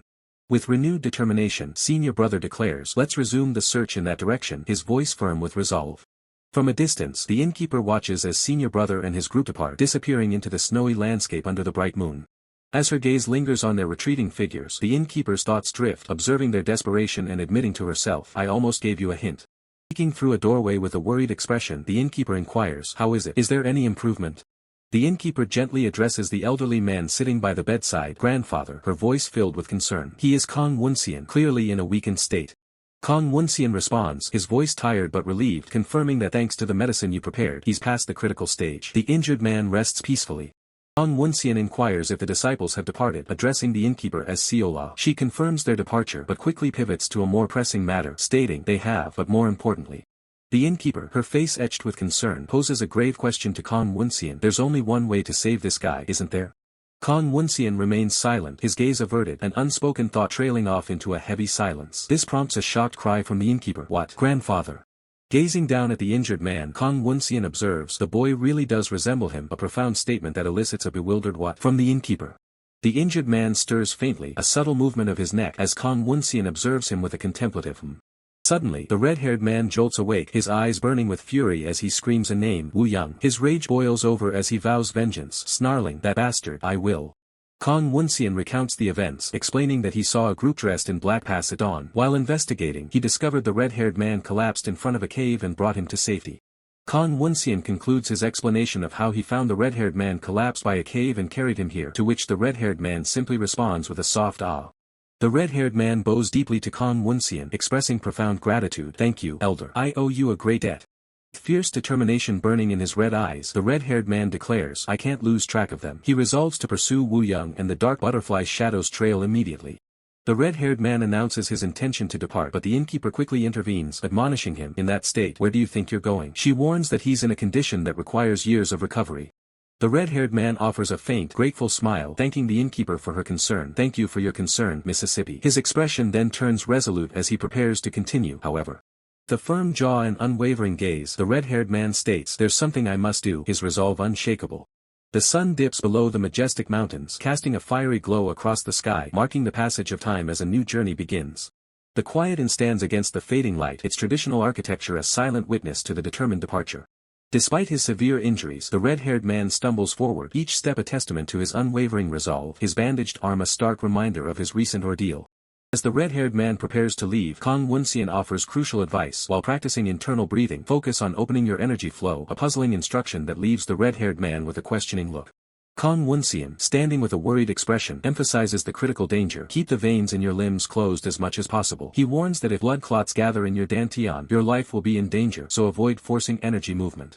The red-haired man listens intently, a somber expression on his face as he processes the grave warning, his thoughts a silent ellipsis. Despite the dire warnings, the red-haired man pushes his injured body to its limits, running through the snowy forest, his mission overriding all caution. The innkeeper turns to Kong Woonseon, her voice laced with disbelief and concern. "Really, now, will you let him go like this?" As the innkeeper walks away, her thoughts drift to the red-haired man's perilous condition, lamenting, "If only he mastered the supreme divine second stage, that energy would have been under control in no time." From the shadows, a young woman emerges, her eyes glinting with a cold resolve as she confronts the defeated Kong Woonseon. She accuses him directly, declaring, "You're so heartless, Grandpa." Her gaze sharpens, a subtle smirk playing on her lips, as she adds, "Or should I say?" Kong Woonseon lies broken, his face contorted in a grimace of pain and defeat, yet a flicker of defiance remains in his eyes. His crimson eyes, though weakened, still burn with a lingering threat as he vows, "Next time, if we are to meet again." Meanwhile, the red-haired man is seen in a moment of calm, holding a small, intricate artifact, a stark contrast to the unfolding chaos. Elsewhere, a red-marked fighter groans in agony, his face etched with pain, as dark energy crackles around him. His comrades, also bearing red markings, rush to his side, one urgently asking, "Vice Leader, are you alright?" The red-marked fighter dismisses their concern, stating, "Don't worry about me." More. His gaze shifts with desperate urgency, his voice strained as he shouts, "The leader." Sweat drips down his face, his expression a mixture of fear and determination as he states with urgency, "The leader's safety comes first." The enraged Dark Aura wielder lies on scarred ground, his hand contorted, dark tendrils of power still clinging to him as his subordinates watch in alarm. The enraged Dark Aura wielder stirs, his face bloodied and bruised, but his eyes snap open in a surge of will, confirming, "El leader, he's alive." Deep within a cavern, a cloaked figure stands, his back to the viewer, assessing the situation. He confirms, "The fire chi has mostly been suppressed, so there shouldn't be any more seizures." Turning slightly, the elderly cloaked man casts a glance over his shoulder, his voice firm as he states, "The rest is up to him now." He continues, his tone grave, however, his already disabled body cannot be restored. Addressing senior brother, who stands nearby with other fighters, the elderly cloaked man instructs, "You'll need to stay by his side and support him well." Red-marked fighter looks up, tears streaming down his face as he cries out, "Master." He bows deeply, his gratitude profound, promising, "I will never forget this kindness for the rest of my life." The elderly cloaked man looks down, his expression gentle as he tells the bowing fighter, "Don't bow your head. What fault do you have?" Senior brother stands in contemplation, his head bowed, seemingly processing the heavy implications of the situation. The red-marked fighter remains in a deep bow, his posture conveying profound respect and thanks. From his bowed position, the red-marked fighter utters a heartfelt, "Thank you." Powerful impact strikes the ground, sending shards of light and debris scattering, hinting at a recent struggle or a swift departure. Another forceful strike hits the earth, the ground cracking under the sheer force of a landing or a quick movement. Senior brother sprints towards a dark cave entrance, his silhouette a blur against the dim light, driven by a sense of urgency. His face contorted with fierce determination, senior brother exclaims, "Found it." Cave interior is dark and foreboding, its empty depths suggesting that whoever was there has already vanished. Standing within the deserted cave, senior brother's thoughts race, wondering, am I too late? His mind delves deeper into the situation, realizing the rumors about Dark Butterfly being like ghosts in their tracks were true. He continues to ponder their elusive nature, concluding, they're a small faction that broke away from the Great One's divine sect. They've likely avoided exposure until they could grow their numbers. Elsewhere, a mysterious figure in dark robes, holding a fan, stands amidst swirling dark energy, contemplating the events, remarking, in the case of the Kong Manor. Senior brother's face tightens with frustration, his jaw clenched as he curses, "Damn it, to let those bastards slip away like this." His anger boils over, his thoughts consumed by the infuriating escape. How infuriating. His bandaged fist clenches tightly, a testament to his suppressed rage and the physical toll of his efforts. His mind replays the critical moment, lamenting, "If only I hadn't fainted." He recalls the precise attack, questioning how his opponent managed to strike with such precision. How did that bastard manage to go for the back of my neck? The memory of the precise, unseen strike lingers, a phantom pain that fuels his confusion. He still grapples with the sheer power and unexpected angle of the attack, a strike that seemed to defy all logic. Red-haired man dismisses the formidable Kong Woonseon as the assailant, his mind racing through possibilities. He knows Kong Woonseon, powerful as he is, was not the one. He reflects on the past, knowing that if Kong Woonseon had witnessed his actions against Wu Young, he would have been executed on the spot. The intensity of that potential confrontation confirms Kong Woonseon's innocence in the recent ambush. A chilling realization dawns upon red-haired man, there was a third party involved. An unknown entity, precise and deadly, operating in the shadows. The unseen attack manifests as a blinding flash, a burst of raw energy that struck with devastating efficiency, leaving red-haired man bewildered by its source. His eye widens in shock and pain, a desperate question escaping his lips as he struggles to comprehend the identity of this mysterious, formidable foe. Clenching his jaw, red-haired man vows an eternal grievance. The betrayal and the pain will not be forgotten, he will carry this burden of revenge indefinitely. Despite his injuries, red-haired man refocuses his immediate objective, to reach his senior disciples at the Yeoman sect. His path is clear, even if his mind is not. A sudden flicker of confusion crosses red-haired man's face, a new thought breaking through his determination. What could have caught his attention? He spots intricate carvings on the ground, a cryptic message etched into the earth. Could this be a clue to the mysterious assailant? He deciphers the first part of the message, the character 4 eyes. Continuing his translation, he reads the next part, not. The message grows more unsettling. The third segment reveals itself, recognizing. A sense of dread begins to creep in as the meaning slowly unfolds. Finally, the full phrase is clear, eyes not recognizing the character. A proverb, but one that carries a sinister implication in his current predicament. Red-haired man's face contorts in dawning horror as he grasps the proverb's meaning, a warning against blindness to what is directly before him. Who could be so close, yet unseen? Chilling thought freezes him in place. He needs a moment to process the implications of this cryptic message. His eye widens further, reflecting a growing paranoia. Could he be the one who fails to see what's right in front of him? A vivid memory flashes through his mind, his senior disciple, surrounded by others, abandoning him and seeking his execution. The betrayal burns anew. The memory intensifies, showing the sheer force unleashed to ensure his demise. They would seize any opportunity to harm him.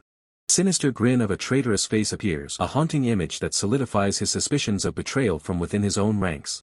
A past warning echoes, even the venerable Kong Woonseon was cautioned against trusting people too easily, a poignant reminder of the treacherous world they inhabit. Red-haired man's face is etched with profound distress. The proverb's meaning, coupled with the memory of betrayal, forces him to question everyone around him. His mind races, even considering the possibility that the people from the inn, seemingly harmless, could be involved in the conspiracy. He quickly dismisses the thought, reasoning that ordinary villagers would lack the power to subdue the formidable dark butterfly's shadow and track him so far. Overwhelmed by the labyrinth of unknowns, red-haired man resolves to keep moving. Understanding can wait, survival and reaching his destination are paramount. After a perilous journey, the majestic Yeoman sect headquarters appears, a beacon of hope amidst the towering, snow-capped mountains under the moonlit sky. Peeking from the cover of a tree, red-haired man expresses a weary relief. He has finally reached his destination, but the dangers are far from over. A sudden, sharp gasp escapes red-haired man as he processes his surroundings. He's found his destination, but the immediate danger is palpable. From behind, senior brother gazes into a dark, foreboding cave entrance. He tersely acknowledges Dupyong's contribution, remarking that his big mouth proved useful. The passage ahead is a constricted, winding tunnel, the air thick with the muffled sounds of movement. Senior brother strains, crawling through the incredibly narrow and long cavern, pushing himself forward with sheer determination. He curses the confining space, feeling as though he's been crawling for an eternity with no end in sight. A wave of anxiety washes over senior brother as he imagines the catastrophic uproar if he emerges directly into a gathering of Yeongmun members. He desperately hopes this hidden path leads to a secluded area, his foot finally touching solid wooden flooring, marking his exit from the tunnel. A jolt of alarm shoots through senior brother as he hears distinct footsteps above him, realizing with dread that he is directly beneath a building. The heavy, measured steps of White Robe Elder echo from above, indicating his presence in the room. White Robe Elder stands tall, his imposing figure overlooking the grand hall, a silent testament to his authority. From his hidden vantage point, senior brother observes White Robe Elder addressing a solemn gathering of various sect leaders. A wave of panic washes over senior brother as he recognizes the gravity of his situation, exclaiming that this is truly bad. His worst fears confirmed, senior brother realizes he has not emerged into a secluded spot but rather a central, dangerous location. White Robe Elder stands imperiously, his presence dominating the room as the assembled leaders await his pronouncements. Senior brother clenches his fists, a bead of sweat tracing his temple as he internally screams, realizing he has landed in the most conspicuous place imaginable. One of the elders inquires about the sword god's disciple, to which White Robe Elder calmly begins his reply. White Robe Elder explains that a search team was dispatched 2 hours prior, but there has been no word from them since. The injured woman, her expression one of concern, acknowledges the unfortunate news about the missing search party. Senior brother fumes in his hiding spot, knowing with certainty that if a search party had truly been dispatched, he would have encountered them. His eye narrows with suspicion and anger as he mentally identifies the speaker, muttering the name Yi Beck. White Robe Elder remains stoic, stroking his beard, while senior brother's thoughts accuse him of lying. Senior brother's gaze hardens, his internal voice repeating the name Yi Beck with growing contempt. White Robe Elder pauses thoughtfully, while senior brother's mind continues to question the elder's deceit. Wiping a tear from his eye, White Robe Elder solemnly declares that they have gathered to address the attack by the Great One's divine sect. He continues, expressing frustration that since the attack began, their Odizan sword has been consistently outmaneuvered. White Robe Elder's eye narrows, a hint of steel in his gaze as he prepares to deliver a shocking accusation. With a stern expression, White Robe Elder reveals his suspicion: there is a spy among them. The injured woman and bearded man react with stunned disbelief, questioning White Robe Elder's shocking statement. From his hidden position, senior brother's face contorts in shock, echoing the question, "There's a spy?" His disbelief intensifies as he questions how such treachery could exist within their own Godisen sect. A powerful foot slams down, imbued with a surge of green energy, in a forceful, angry reaction to the accusation. Another sect member, enraged, shouts that the accusation is utterly absurd.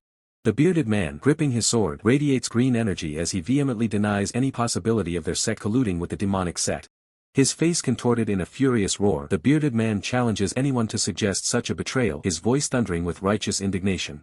A stark, somber image of a fallen figure, reaching out in the snow, flashes across the scene, hinting at a tragic past. The bearded man's voice cracks with raw emotion, demanding to know how anyone could suggest they would ally with the vile person who murdered his own brother. The bearded man's fury erupts, his voice cracking as he demands to know what they are implying. He challenges them, pointing out that only the Godisen sect remains untouched, questioning if they are accusing his own people of being the culprits.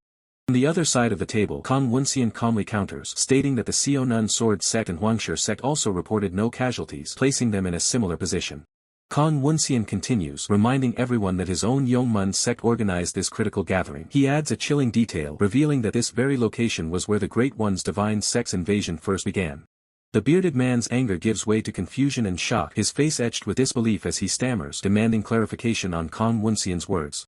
Woonseon, with a calm and authoritative tone, suggests they set aside suspicions of spies for the moment. The bearded man, still processing the information, reluctantly agrees.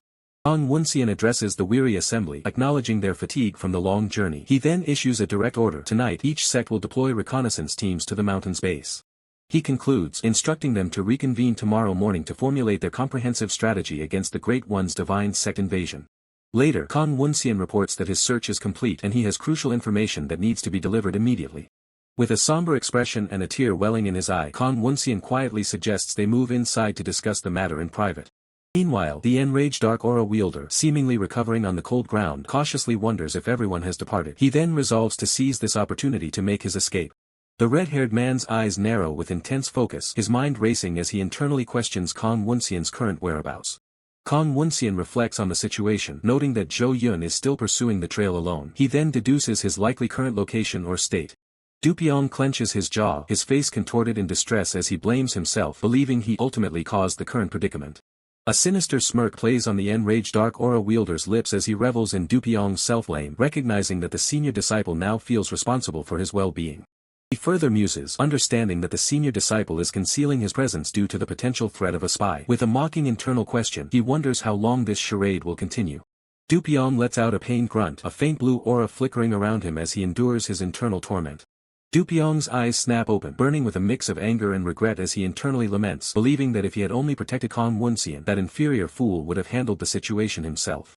A sudden wave of shock washes over the enraged Dark Aura wielder, his eyes widening in horror at an unforeseen development. The senior brother's true colors are revealed as he inwardly curses Zhou Yun's interference for ruining his plans. He then scoffs, finding it fortunate that Du Piong is so incompetent and foolish, making him an easy pawn. He then turns his internal questioning to his master, wondering about their true intentions. He questions why his master continues to act as the protector of that useless one after already obtaining the coveted scripture. White Robe Elder lets out a dismissive sigh, his internal thoughts labeling the senior brother a damn fool for his short-sightedness.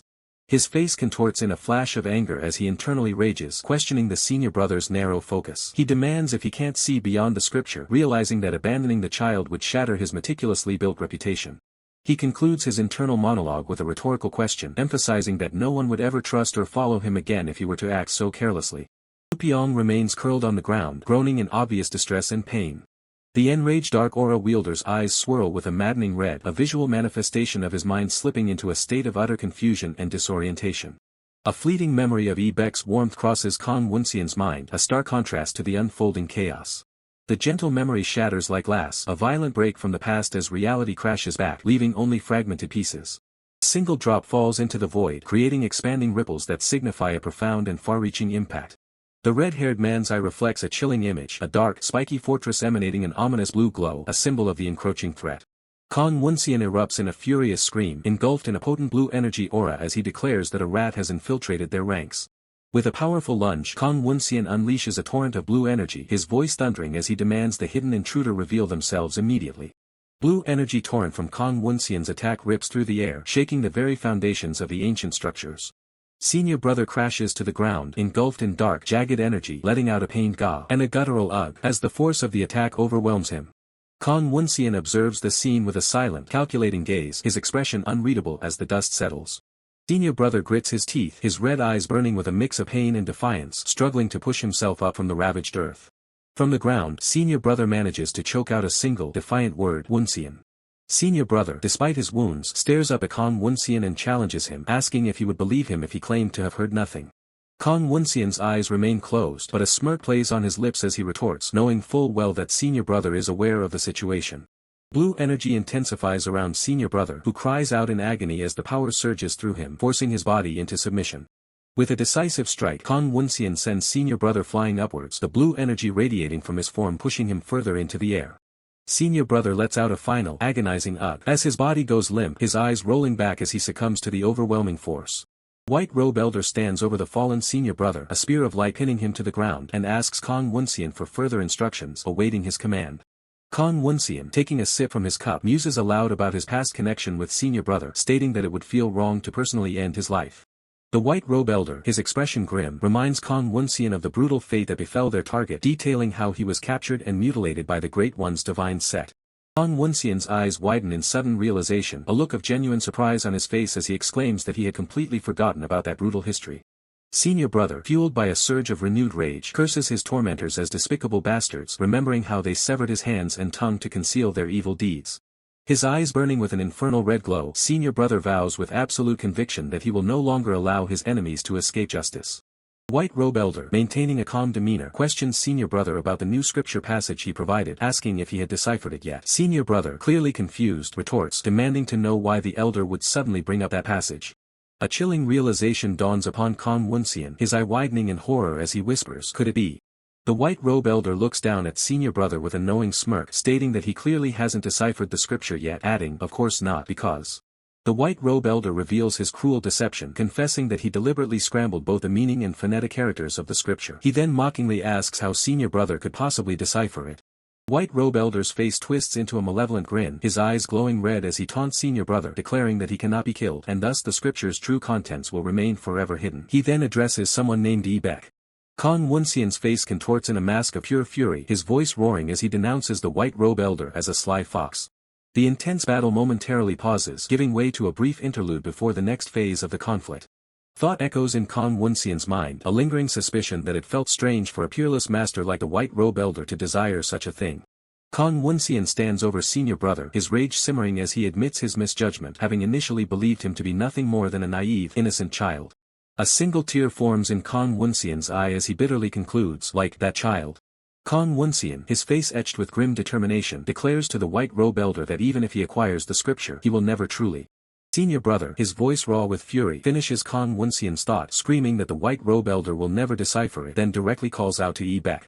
Senior brother's eye reflects the image of Kong Woonseon, a silent acknowledgement of their shared plight and renewed resolve. Kong Woonseon's face contorts in a snarl, his blue eyes glowing with intense fury as he shouts, "You!"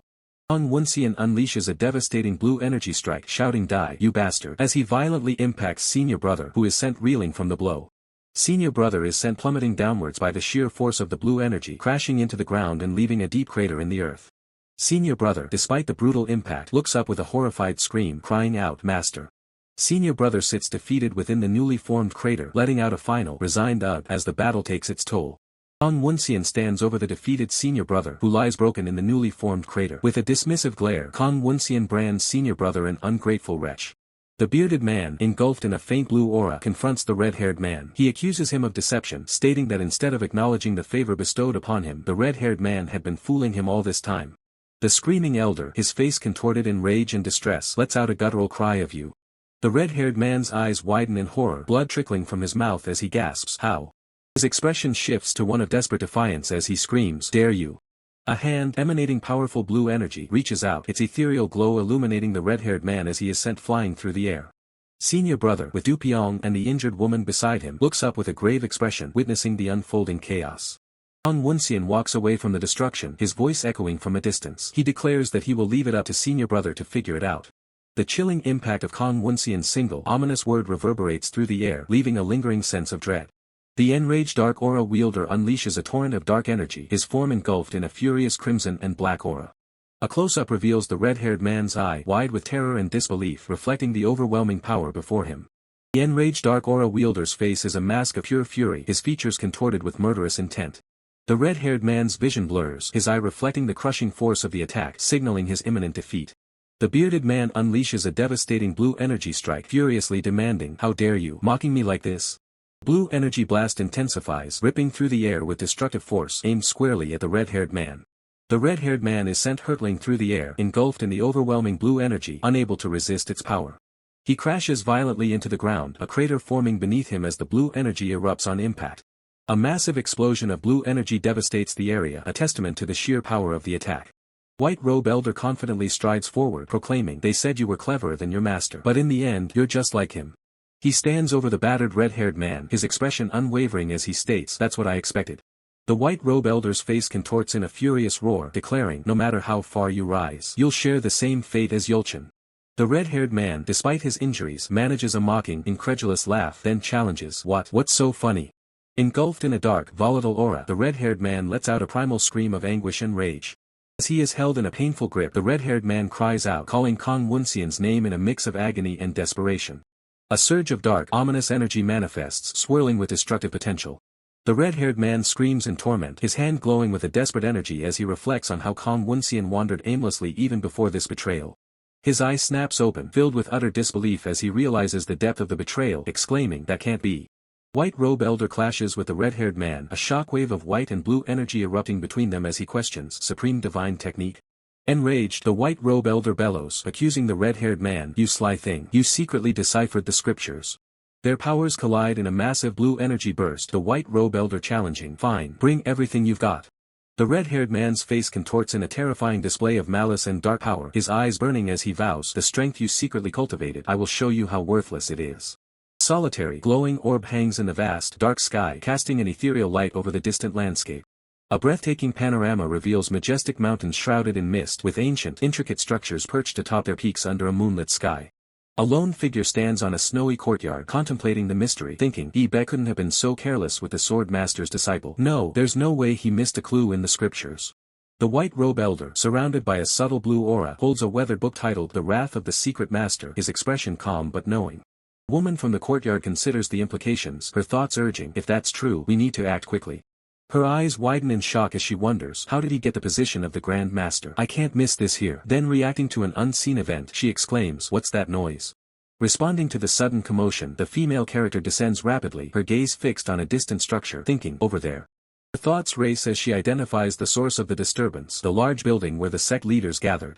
With wide, concerned eyes, the female character knows she must investigate, declaring, I need to check it out. A commanding voice interrupts her urgent pursuit, questioning, why are you rushing off like that? Female character's expression hardens as she internally acknowledges the interruption, a stern thought forming, sect leader J.O. The bearded man, standing beside the female character, queries about the distant commotion, asking, that sound just now, was it from there? He explains the noise away, pointing towards the distant structure. They're building a temporary outpost, the disciples must have dropped materials, causing the noise. I was on my way to warn them. Bearded man concludes the conversation, offering a polite dismissal. I see. If I've caused you any trouble, I apologize. Please go rest now. Frustration flickers across the female character's face as she realizes the opportunity is lost, thinking, damn it, the conversation is over. It would be strange to ask more. The bearded man departs, a blur of motion and a final, casual remark, I'll see you again tomorrow. His eyes, sharp and calculating, betray a deeper intent as he moves away with a subtle, swift motion. The bearded man pauses, a moment of silent contemplation before the grand, distant structures.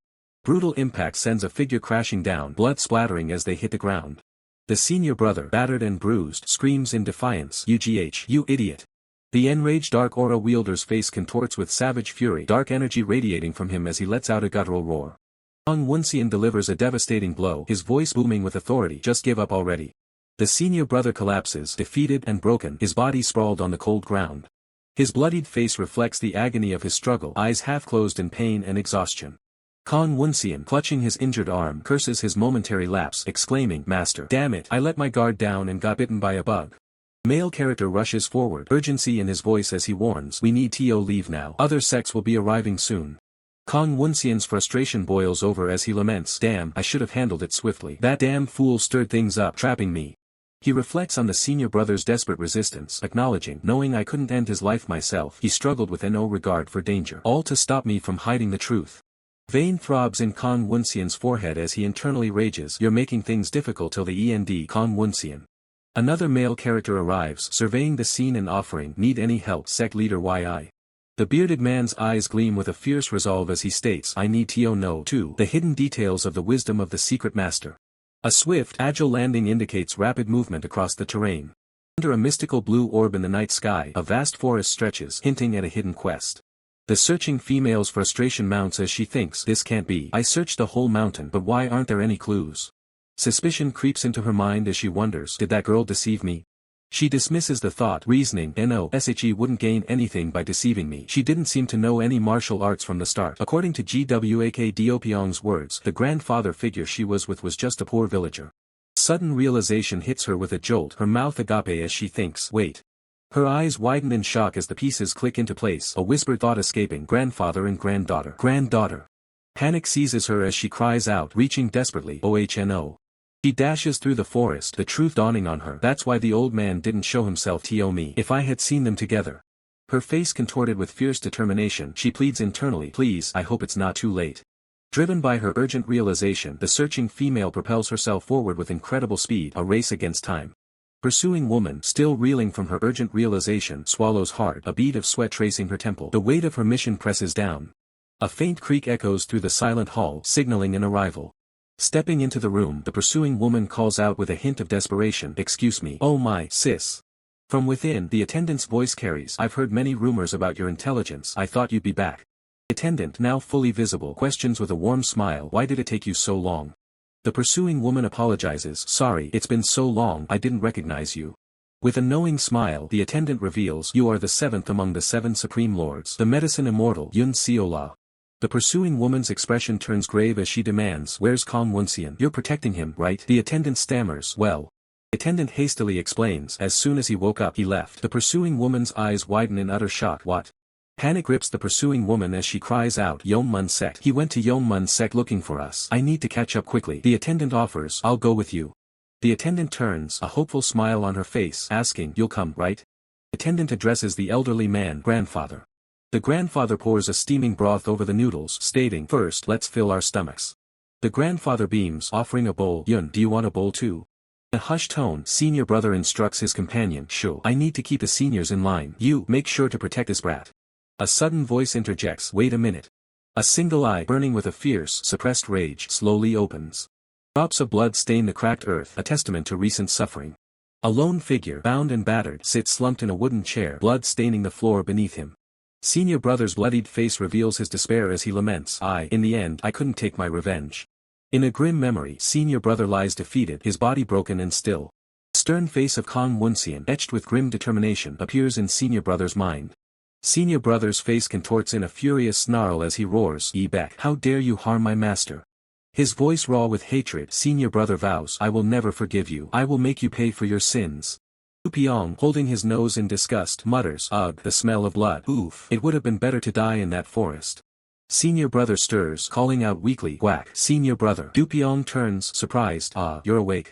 Senior brother's eyes burn with fierce resolve as he thinks, if he knows I'm awake, Baek will come to me in search of the scripture's contents. He continues his grim internal assessment, whether through torture or drugs. Senior brother envisions the brutal reality, he'll do anything to make me recite the contents. His resolve hardening, senior brother declares internally, I must stop him from getting the scripture. I need to get out of here right now. Feigning weakness, senior brother pleads, Senior Guak, please help me.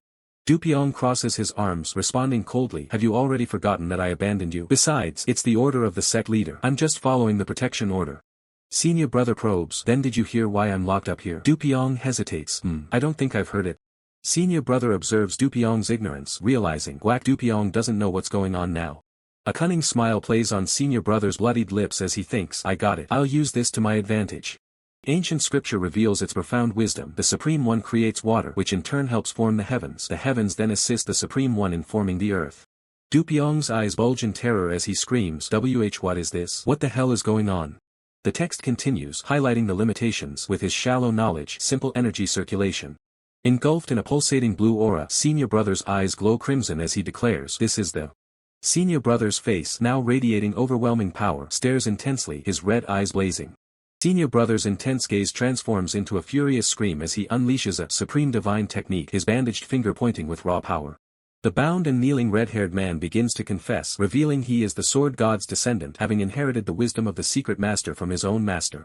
The red-haired man, pointing upwards, explains he was commanded to pass this profound wisdom to his current master, prompting senior brother to realize the legendary scripture was indeed in his hands all along. Senior brother's face contorts in shock, beads of sweat forming as he demands to know if the red-haired man truly deciphered the wisdom of the secret master. Looking down in shame, the red-haired man admits his greed, confessing that he tried to keep the power for himself after obtaining it, but his master eventually discovered his deception.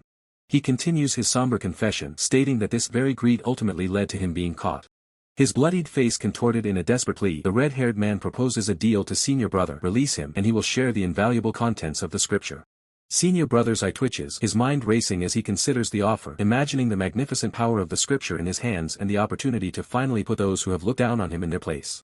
A sinister smile spreads across the red-haired man's lips, stained with blood, as he assures senior brother that the power will indeed end up in his hands. Senior brother's eyes widen in alarm, realizing the gravity of the situation. He understands that his gentle master must be furious, for this is no ordinary secret scripture. A lone figure, with long gray hair tied back and a sheathed sword at their hip, stands resolute, their back to the viewer, facing an unseen challenge. The red-haired man, his face still bloody but now with a cunning glint, dismisses senior brother's concerns, hinting at the immense potential if he were to gain the scripture's power. Senior brother's face is drenched in sweat, his eyes wide with a mix of fear and ambition as the red-haired man's manipulative words suggest he could even surpass his eldest senior brother. A silent, knowing smirk plays on the red-haired man's bloodied lips, letting his words hang in the air, allowing the temptation to fester. The red-haired man frantically drags senior brother through a tunnel, declaring this path leads to his hiding place, while senior brother vehemently protests, realizing they are going the complete opposite way. Red-haired man outlines his escape strategy, explaining they will bypass the main building and dig a new tunnel to the outside, a blue energy path illustrating their planned route. He further specifies their destination, stating they will head to Rabbit Rock underneath the snowy, rocky terrain, a hidden passage for their escape. The red-haired man grins maniacally, a stark contrast to Senior Brother's bloodied and shocked expression as he insists Senior Brother trust him, claiming to be the first outsider to discover the secret. He triumphantly concludes his boast, revealing that he is the first outsider to discover the Yeongmun sect's secret passage even as he's being dragged along. Senior Brother unleashes a powerful blue energy attack, striking the red-haired man, who screams in pain. The red-haired man's face is a mask of terror and agony, his red eyes wide with shock from the impact. A new, formidable presence emerges, the bearded man, identified as Jo Sangwon from Yeongmun. The narrator reveals that as the sect leader, he must possess power comparable to Ebek. The bearded man, Jo Sangwon, extends a hand with a chilling smile, inviting his target closer, implying a menacing discussion awaits. Red-haired man's bloodied eye fills with despair, a single tear tracing a path down his cheek as he questions what he should do. Senior Brother looks up, his mouth agape and bloodied, his face etched with pain and desperation against the ominous dark background. The red-haired man grimaces, his bloodied face a testament to his inner turmoil as he laments his inability to avenge his master and Senior Brother, facing death without exacting revenge on these villains. A blinding flash of white energy erupts with devastating force, the impact rippling outwards with immense power. The red-haired man plunges downwards, his face a mask of furious despair, exclaiming how unjust and infuriating this situation is as Senior Brother is seen falling above him. The red-haired man plummets through the air, his dark robes whipping around him, a desperate struggle against the inevitable as a powerful black energy surges around him. Two dark, elongated objects plummet through the empty expanse, leaving trails of intense speed, their purpose unknown but their descent rapid and ominous. Red-haired man's face contorts in a primal scream, eyes wide with terror and rage, blood streaking his features as the world blurs around him in a vortex of red and black. With a chilling smirk, the bearded man dismisses the red-haired man's efforts, declaring his actions too slow. The red-haired man, his face a mask of furious defiance, screams that he would never reveal the scripture's contents to scum like his captors. His mouth stretches wide in a guttural roar, a raw, unbridled cry of refusal echoing through the void.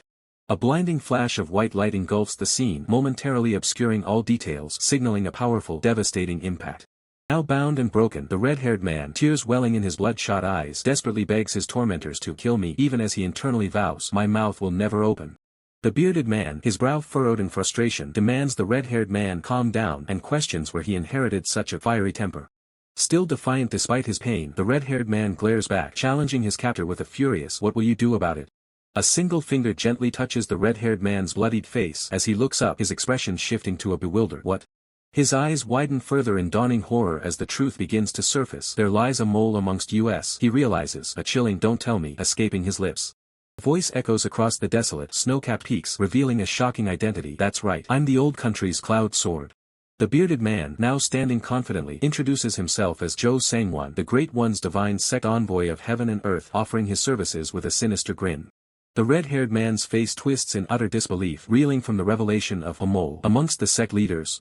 Bearded man, reveling in the red-haired man's shock, calmly asserts that it's fine to be surprised, admitting he was holding back just to see that reaction. A wave of realization washes over the red-haired man, his internal query echoing across the landscape. Is that true? As they soar through the air, the bearded man confirms his treachery, revealing that Woonseon and his gang could survive this long only due to his support behind the scenes, intending for them to expand operations freely. The bearded man continues his manipulative narrative, sarcastically praising Woonseon as a generous man, even taking in those kinds of people, before adding a knowing indeed. Woonseon listens intently, his expression unreadable as the bearded man's words hang in the chilling air. The bearded man concludes his sarcastic appraisal of Woonseon, labeling him a man with much affection. The screaming elder, chopsticks poised over a bowl of noodles, urgently warns that if things are left as they are, he'll be killed by Ibek. With a furious stomp that sends water splashing, the screaming elder demands to know if they are fine with the scripture's contents falling into Ibek's hands. Bearded man stands silently at the table, contemplating the screaming elder's impassioned plea, his expression unreadable. The screaming elder, calmly eating his noodles, explains that even if Ibek discovers the exact contents, it would still take him a long time to interpret them. He further elaborates that Ibek would need someone who knows YGUK's notation system, and without considerable knowledge and martial skill, it won't be easy, adding that even if by some chance he manages to interpret it. True safeguard is revealed. The scripture's vital location is hidden behind an 8-character riddle, a secret guarded by the very landscape. The screaming elder asserts with conviction that there is no chance he'll solve it, his face a mask of confident defiance. The bearded man questions the elder's certainty, pointing out that even we haven't figured out those 8 mysterious characters and wondering how could he possibly have understood them yet. He then adds, besides. Bearded man presses further, implying there's more to the scripture, asking rhetorically, the scripture's contents don't end there, do they? The screaming elder reveals the supreme divine technique has 5 stages as glowing numbers from 1 to 5 appear within swirling dark energy. A powerful, fiery surge of dark energy erupts, illustrating the destructive potential of the technique's higher stages. The intense, concentrated energy forms a vortex, hinting at the immense power yet to be fully revealed. The screaming elder unveils the existence of 2 unknown stages represented by glowing numbers 6 and 7. But then, a chilling voice belonging to Woonseon dismisses the urgency, stating he doesn't care about that and that disappearing forever with that child would be a good thing. Woonseon's chilling words hang heavy in the air, but the red-haired man, his face etched with scars, simply mutters, perhaps. Do you still resent him? The red-haired man presses as Woonseon's aged face contorts with a surge of raw, red-tinged fury. With a furious roar, Woonseon unleashes his power, shattering an unseen object in his hand as sharp energy crackles around him. His red eyes blazing with unrestrained fury, Woonseon snarls, warning the red-haired man not to overstep his bounds and to simply focus on his designated task. Woonseon's voice drips with menace, delivering a chilling ultimatum: if you dare bring that up again, you're finished. The red-haired man remains stoic, observing from a distance. The red-haired man's gaze sharpens, posing a hypothetical if. Woonseon's eyes narrow in response, considering perchance. The red-haired man continues, his voice unwavering, if the child insists on protecting the scripture till the end, what would you do? Woonseon pauses, a flicker of hesitation crossing his face. Chilling smirk plays on Woonseon's lips as he replies, if he's that determined, I'll think about it then. The scene shifts to a chaotic fall as the enraged dark aura wielder plunges amidst swirling dark energy. The white robe elder watches calmly, a thought echoing in his mind, what a relief. The white robe elder's thoughts continue, considering the strategic implications. If the sect leader is an ally, rescuing Woonseon shouldn't be too hard. A woman with short, dark hair looks on in disbelief, a bead of sweat tracing her temple as she questions, but how did a disciple? Her face smudged with blood, the woman continues, her voice filled with incredulity, of the Great One's divine sect become leader of the Odizan Sword's Yongmun sect? In a desolate, snowy landscape, the bearded man asks senior brother, have you heard of the nation that came before Jianghu called Yoga? Senior brother replies, I have, that the Great One's divine sect originated there. The bearded man continues, explaining the historical context of the Yoga kingdom, detailing how Muncheon and Hanju were once part of it before the royal family's decline, and revealing that the Yongmun sect's origins also trace back to Yoga. Senior brother reveals a crucial detail about his lineage. Thanks to my mother's blood, I was able to gain Jianghu citizenship. The image shows a past scene, possibly his parents and an ancestral figure. Senior brother further elaborates on his family's history, stating that his father's family had, for generations, played the crucial role of the Cloud Sword within the Yongmun sect. Senior brother explains the true meaning of Cloud Sword, a secret warrior who covertly protected Yoga's king. He concludes that their hidden nature made him an ideal mold for his current mission. The red-haired man's face, streaked with blood and exhaustion, reflects the harsh reality as he laments. However, the path to becoming a sect leader isn't easy. Bearded man rushes to support a gravely injured Woonseon, his voice laced with alarm. Woonseon, are you alright? The bearded man grimly assesses Woonseon's severe injuries, noting his fractured body, significant blood loss, and unstable chi flow. He deduces Ebek must have tortured him relentlessly.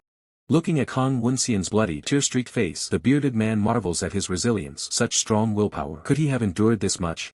With a decisive move, the bearded man declares, first, I'll infuse chi as a temporary measure. Dark energy swirls around them as he channels his power into Woonseon.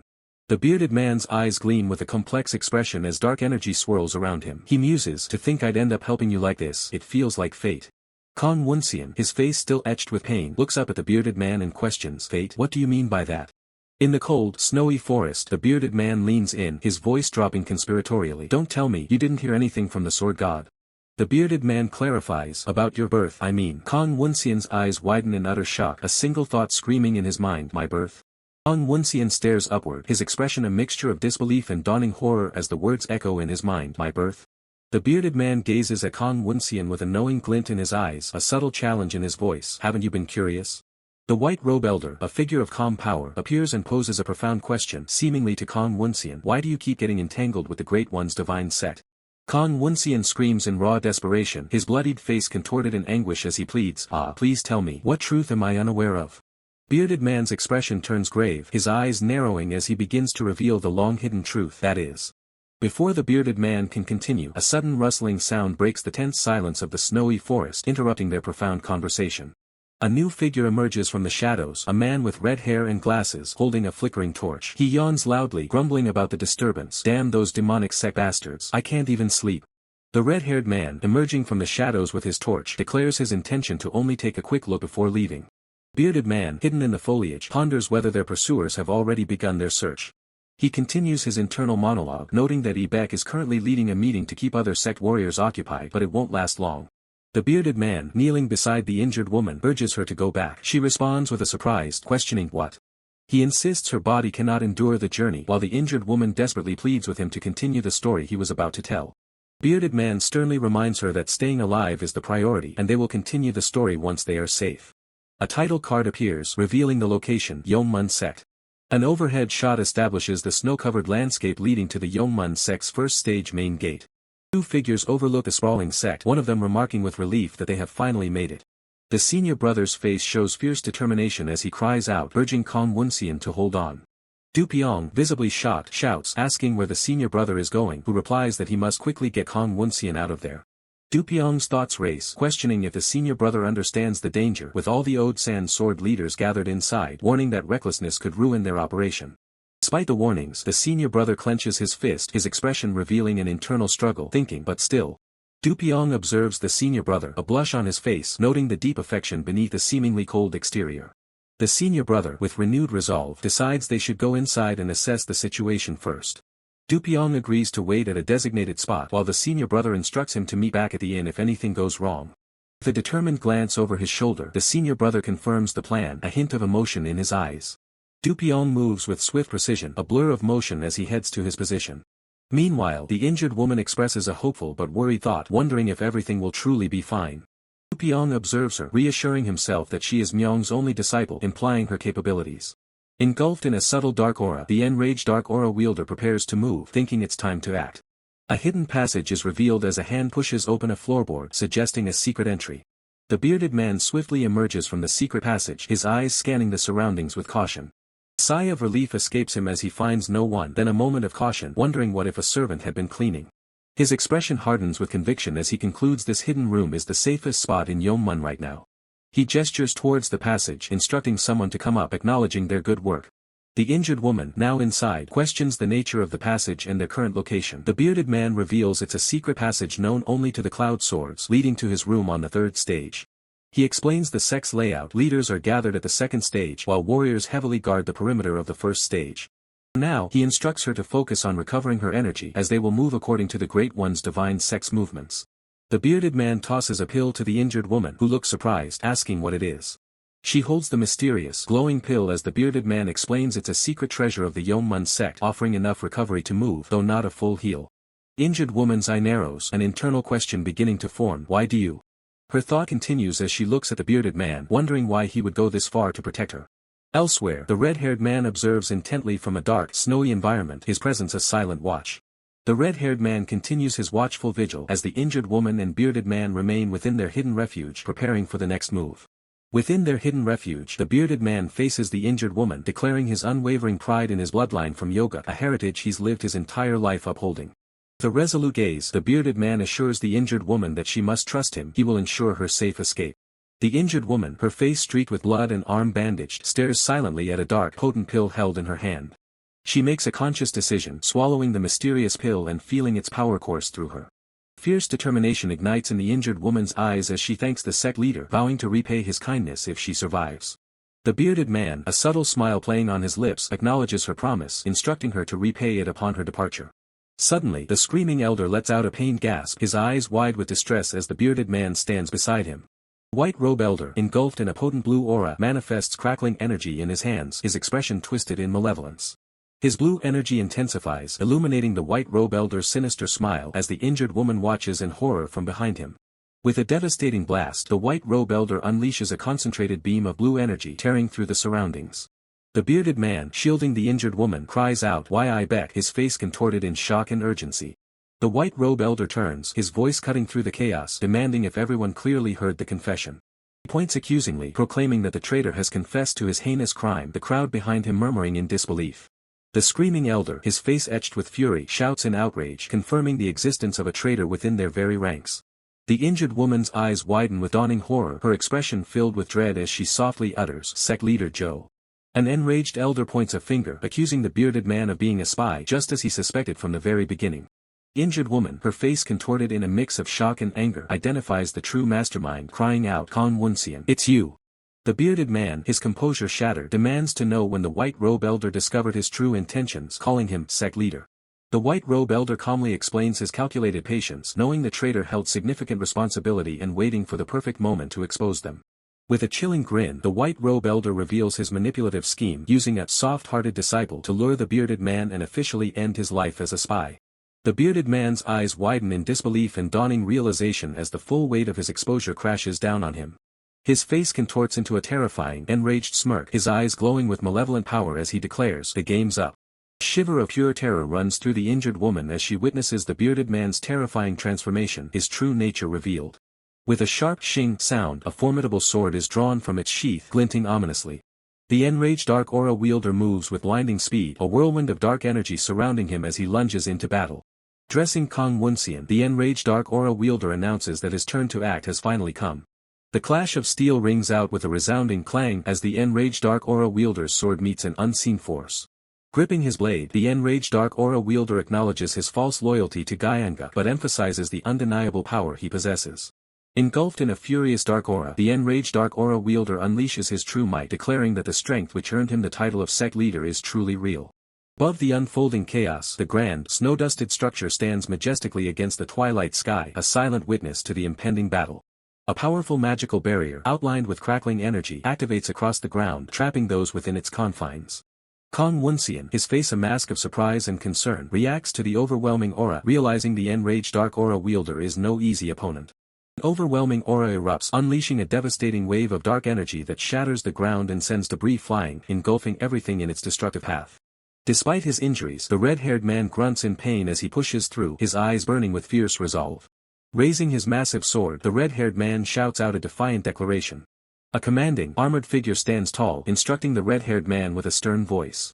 The armored figure continues to lay out the escape plan, warning the red-haired man to use the same passage to avoid ending up in a remote area and emphasizing that he must not look back.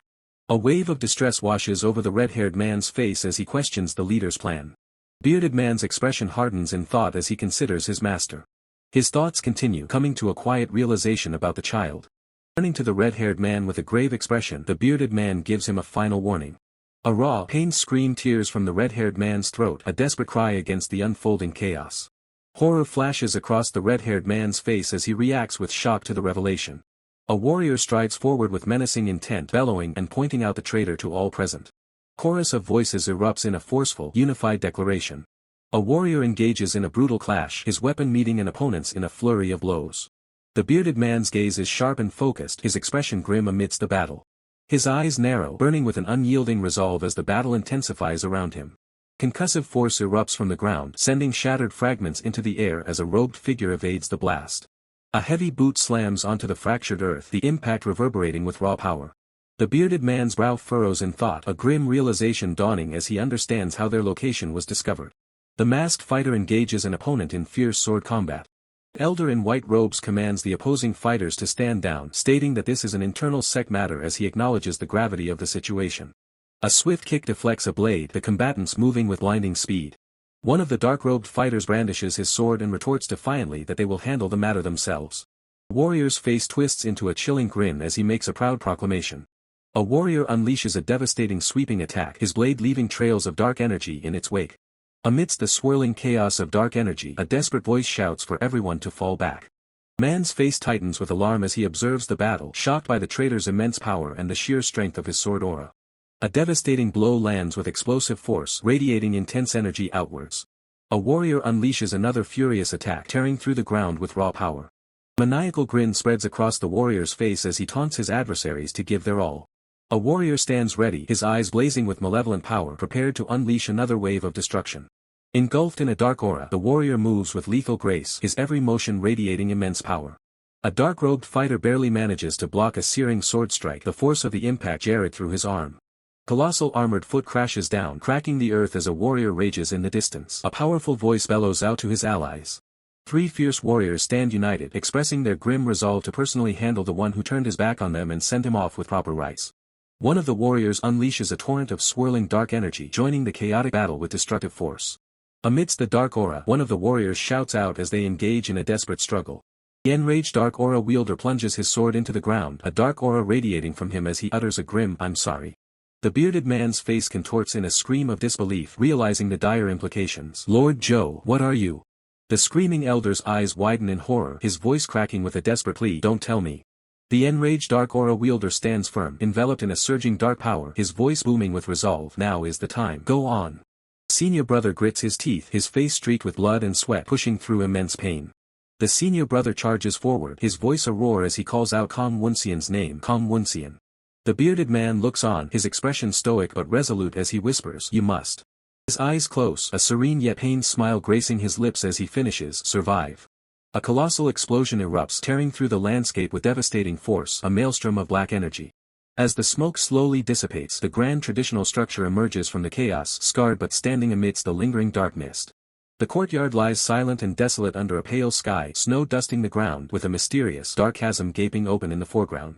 A figure in blue robes collapses onto the cold, snowy ground, their body utterly spent, gasping for breath. The senior brother clenches his bandaged fist, a faint energy pulsing as he grapples with the crushing reality. This is devastating. The injured woman cries out, her bloodied face and glowing red eyes reflecting profound despair. "Why are people throwing away their lives for me?" Red-haired man grits his teeth, his resolve hardening despite the blood staining his face, declaring, "I have to survive." His eyes burn with an unyielding will, a desperate vow to persevere, and no matter what, I must stay alive. Bound by rope, the red-haired man stares down a treacherous path, his determination unwavering. "Somehow, I have to reach that place." The red-haired man cries out, his face contorted in agony as he struggles desperately against his bindings. Gahk. He collapses to the ground, the impact jarring his already battered body, but still he fights against the ropes, grunting, "URGH." A cold blade presses against the ground mere inches from the red-haired man's face, his eyes widening in pure shock. The senior brother stands over the bound red-haired man, sword in hand, accusing him, "I spared you, and this is how you repay me, Woonseon." The red-haired man, shocked, exclaims, "GWAKWONG." The red-haired man lets out a cynical laugh, a bloodied smirk playing on his lips as he declares, "HA. Looks like fate has no plans of letting me die just yet." An unseen voice, likely Du Pyong, anxiously asks, "Senior brother GWAK, what do we do?" The red-haired man replies with a smirk, "You're in the same predicament as me now." The senior brother retorts, disbelief lacing his voice, "What nonsense are you spouting? Why would I be in the same boat as you?" The red-haired man reveals with a chilling gaze, his eyes burning red, "Because the sect leader has found out that you released me in exchange for the scripture." Red-haired man continues, delivering a crushing blow, "He has now ordered your capture and execution as well." The senior brother's eyes widen in horror, stammering, "WH what?" The red-haired man, still bound but now holding the upper hand, calmly presents his terms. "Now, senior brother GWAK, you have only two choices." The red-haired man's eyes glow with a fierce red light, a dark aura swirling around his clenched fist as he shouts, "Die by the sect leader's hands." Or. The air crackles with unspoken tension, the dark shadows hinting at the gravity of his next words. The red-haired man's face twists into a maniacal grin, his eyes blazing red as he offers a devil's bargain, "Escape with me, master the supreme divine technique and become a first-class martial artist." The red-haired man presses his advantage, "There is no other choice." The senior brother's face contorts in horrified realization as he screams back, "You crazy bastard." Grand structure stands as a testament to the destruction, shrouded in a menacing dark aura, its fate hanging in the balance. The very ground itself had been ripped asunder, forming a vast, dark chasm. From its depths, the red-haired man looked up at Kong Woonseon, who stood at the precipice, his voice echoing across the void as he demanded, "Who was it for you to turn your back on your morals?" In another place, the bearded man roared with unbridled fury, his face contorted in a primal scream. He accused, "You were never meant to go down this path, Sangwon." His rage culminated in a guttural cry, "You." An eye, wide with shock and perhaps a hint of pain, reflected the turmoil of the moment, leaving a silent pause in the air.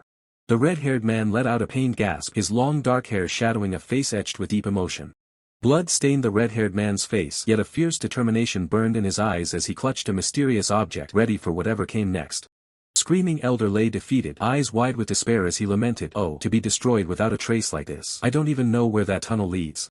Kong Woonseon's face twisted into a snarl of pure indignation, his eyes burning with fury as he cursed, "Damn it, how dare you scurry away like a rat." Engulfed in a furious red aura, Kong Woonseon lunged forward with devastating speed, declaring with absolute certainty, "You will never leave this mountain." The enraged dark aura wielder, bloodied and screaming, his eyes glowing with malevolent power, roared out the name Kong Woonseon. The treacherous edge of a snowy cliff. Senior brother, watching the enraged dark aura wielder, cried out in alarm. Woonseon, are you crazy? Even a top-tier master won't survive this jump. Senior brother's face contorted in terror as he screamed, is your plan to end your life here? Bead of sweat trickled down senior brother's cheek as his eyes widened in realization, focusing on the rough rope held by another. The red-haired man, despite his injuries, gripped the rope with a determined resolve, stating calmly, there's always a way. Senior brother looked utterly aghast, questioning with disbelief, are we really using that? Touching his head in exasperation, senior brother exclaimed, this is insane. Blue energy crackled violently between two combatants, the red-haired man unleashing a powerful burst of force against his opponent. Senior brother pointed accusingly at the red-haired man, declaring, I've captured the blood vessels, so don't even think of escaping. I won't let you go until you tell me everything from the scripture. The red-haired man, seemingly cornered, conceded with a frustrated fine. With a resounding thud, a sword was forcefully plunged into the unforgiving earth, anchoring itself firmly. Kneeling in despair, senior brother clutched the broken hilt of his sword, lamenting, damn it, how did I end up in this pitiful state as a fugitive? Senior brother's face contorted in a furious grimace as he directed his anger. This is all your fault, Woonseon. The sword remained steadfastly planted in the ground, a rope secured around its hilt, as senior brother muttered, enough.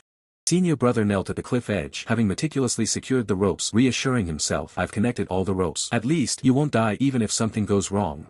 The red-haired man offered a seemingly sincere, thank you for your hard work, I'll be able to descend safely, but senior brother, walking away, retorted, stop pretending to be grateful, just prepare to be carried up. A sly grin played on the red-haired man's bloodied lips as he thought, I really am thankful though. Thanks to you, I got a moment to recover my strength. With a swift, brutal strike, the red-haired man drove his weapon into his unsuspecting target. The red-haired man held senior brother hostage, a blade at his throat, stating coldly, it's unfortunate that we must part like this.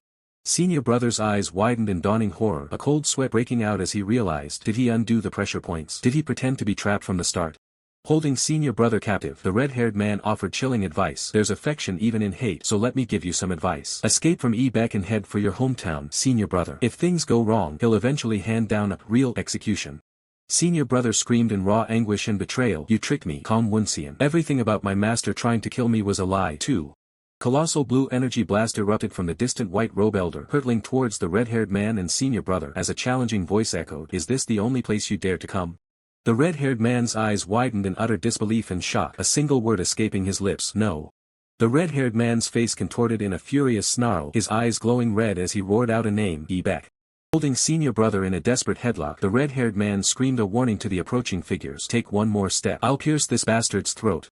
The other elders reacted with alarm, one exclaiming, damn it, he took a student from Duda hostage. Meanwhile, the white robe elder internally strategized, realizing, if I provoke him and the hostage gets hurt, the Duda sect will capture me with the scripture. The white robe elder's hand clenched in frustration, as he thought, I have to find a reason to take the scripture, but I have no excuse.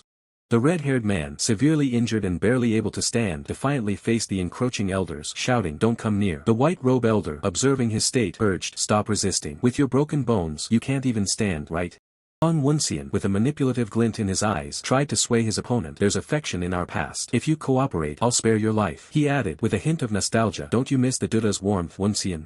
The red-haired man's eyes burn with a cold, murderous intent, his face streaked with blood. He vehemently rejects Woonseon's offer, declaring he would sooner bash his head into the ground and die than beg for his life. A sharp blade presses against senior brother's throat, eliciting a terrified gasp as fear grips him. Despite the blade at senior brother's throat, the red-haired man desperately reassures him, promising he won't kill him, swearing he won't. A vast, treacherous chasm opens below, its depths shrouded in shadow, as the red-haired man stands precariously at the edge.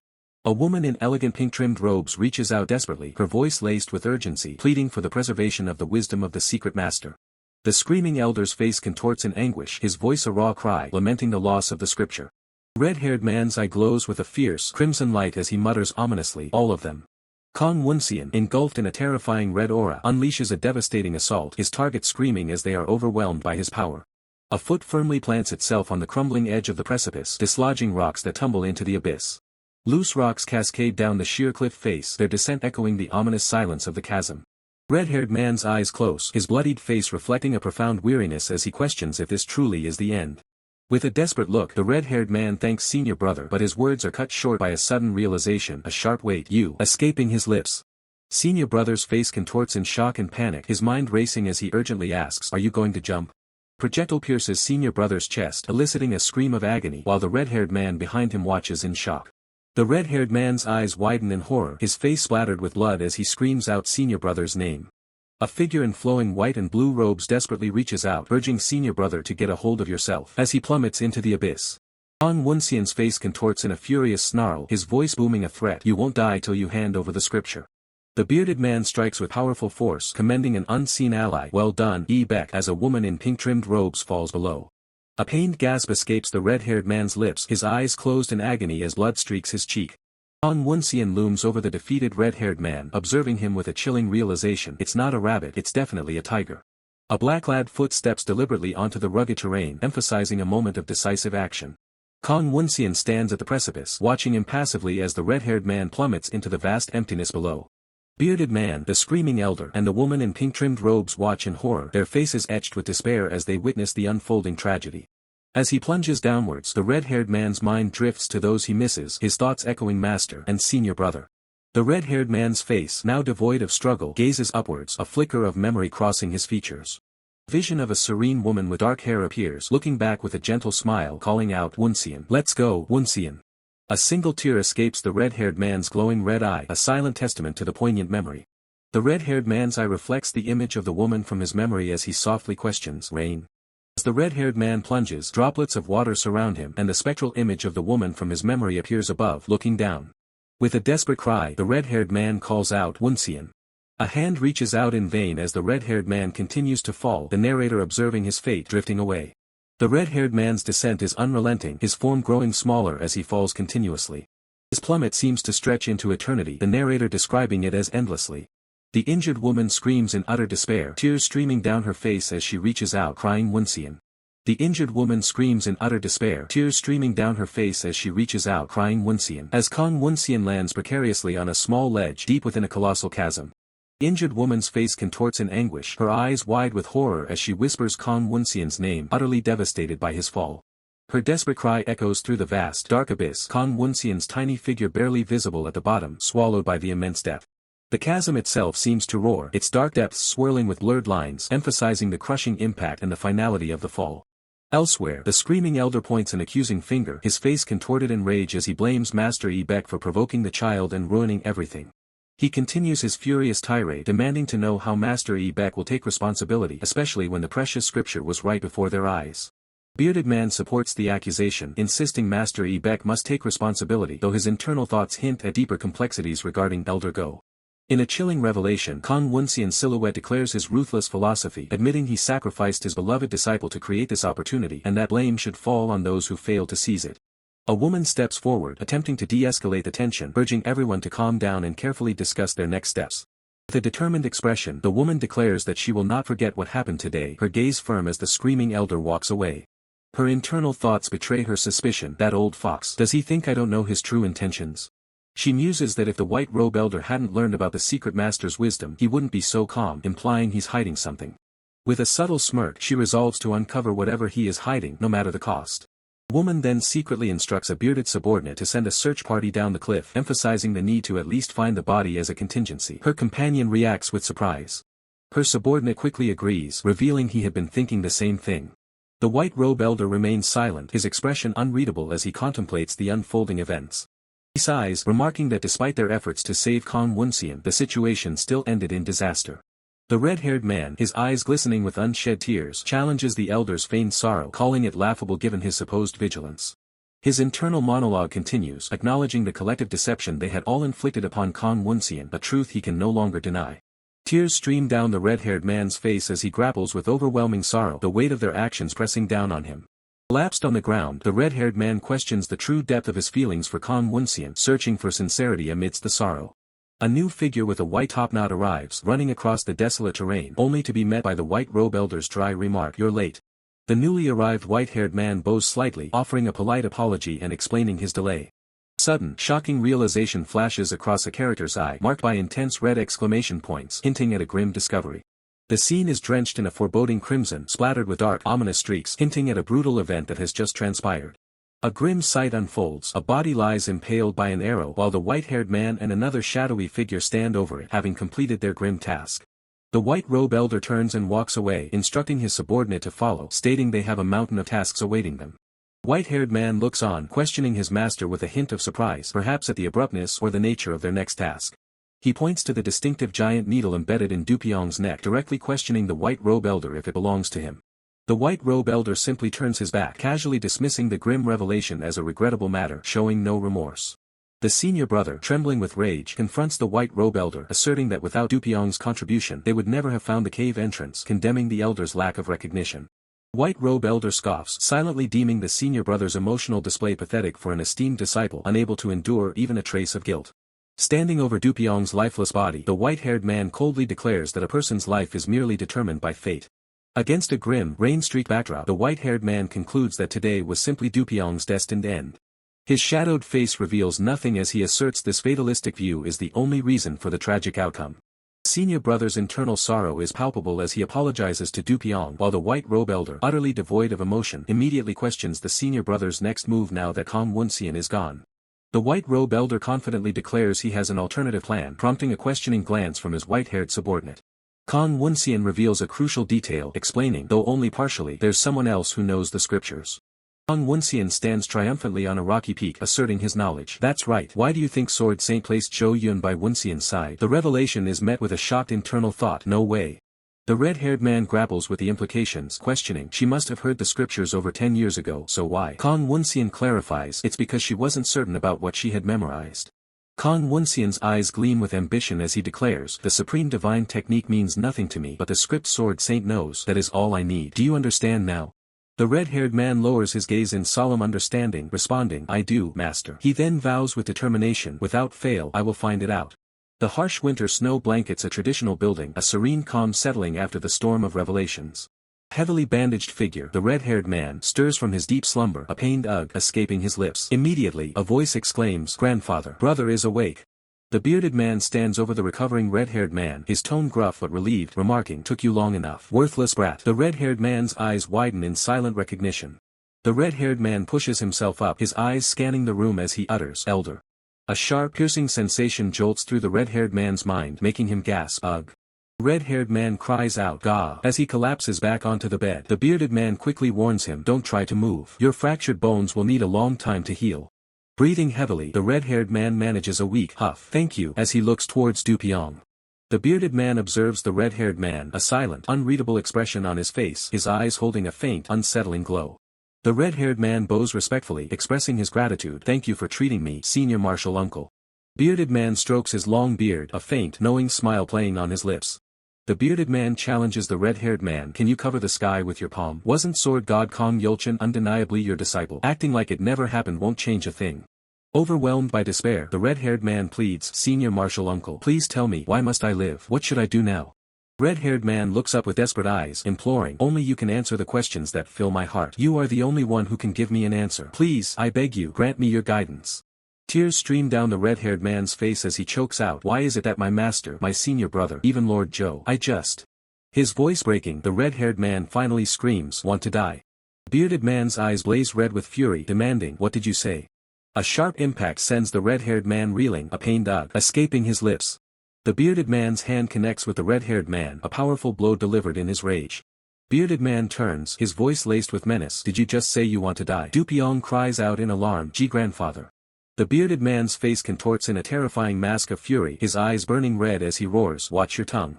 The bearded man seizes the red-haired man by the throat, his voice raw with anguish and anger, then tell me, why did Sangwon give up his life for you? The bearded man draws back his arm, preparing another strike, his voice a venomous snarl, if you truly wish for death that badly. Just as the blow is about to land, Dupyong lunges forward, desperately grabbing the bearded man's arm, pleading, grandfather, please stop.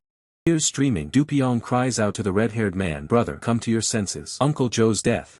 Dupyong's voice rings with anguish, don't let it be in vain. The bearded man hesitates, his expression unreadable, as Dupyong continues to plead, grandfather, please don't do this.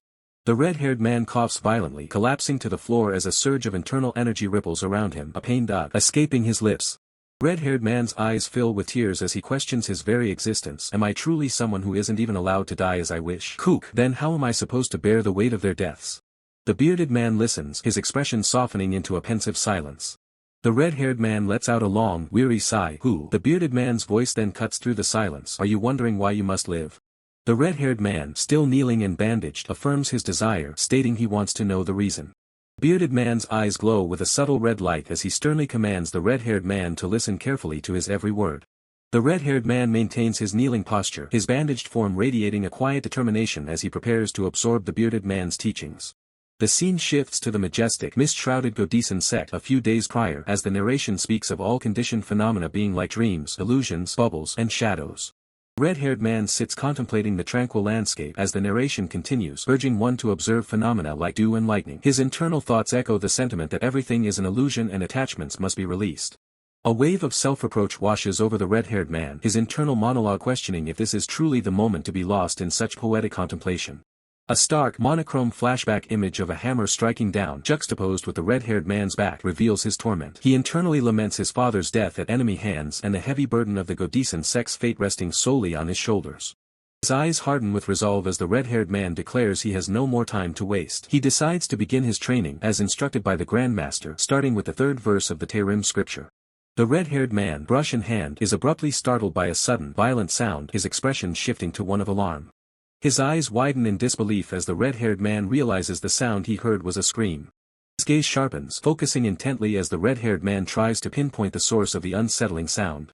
A powerful impact reverberates through the air, and the red-haired man instantly identifies the source, the main hall. With urgent speed, the red-haired man dashes forward, his face etched with grim determination as he races towards the main hall.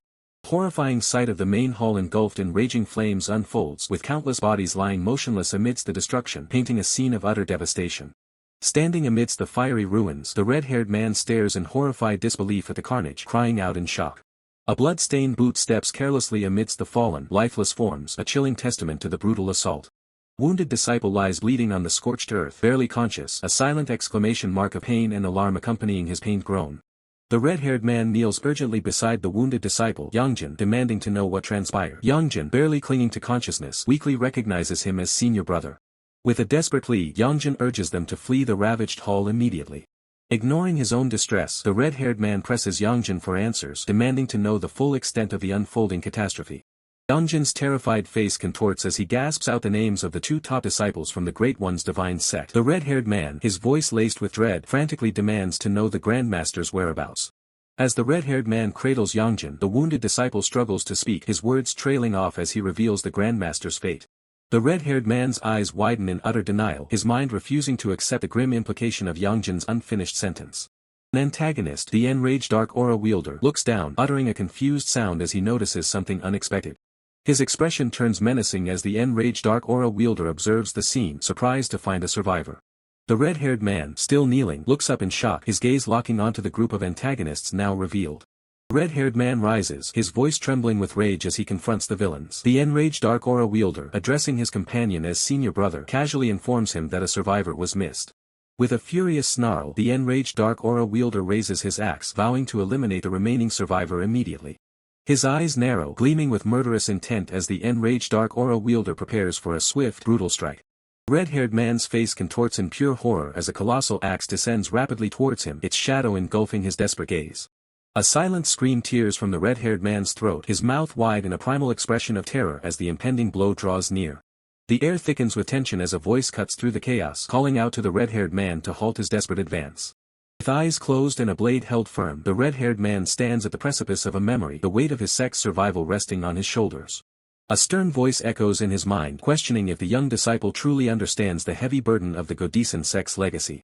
Blood stains the earth as the screaming elder clings to a dying comrade, barking a final, desperate command to deliver a message to the Odisen sword. Senior brother and Dupyeong listen in grim silence as the survivor recounts the horrific events that led to their current ruin. The bearded man's face hardens as he realizes the magnitude of the trap. They were lured into a slaughterhouse where the Godisen sect was systematically erased. Senior brother urges the screaming elder to find his composure, insisting that a calculated plan is their only hope for survival. Rage boils over as the screaming elder bellows that planning is for cowards while their enemies are still breathing. White robe elder towers over the broken man, his voice cold and analytical, questioning how 30 men could possibly turn the tide of such a massacre. The priority is clear: retreat, assess the damage, and wait for a strategic opening, regardless of the fury burning in the screaming elder's gut.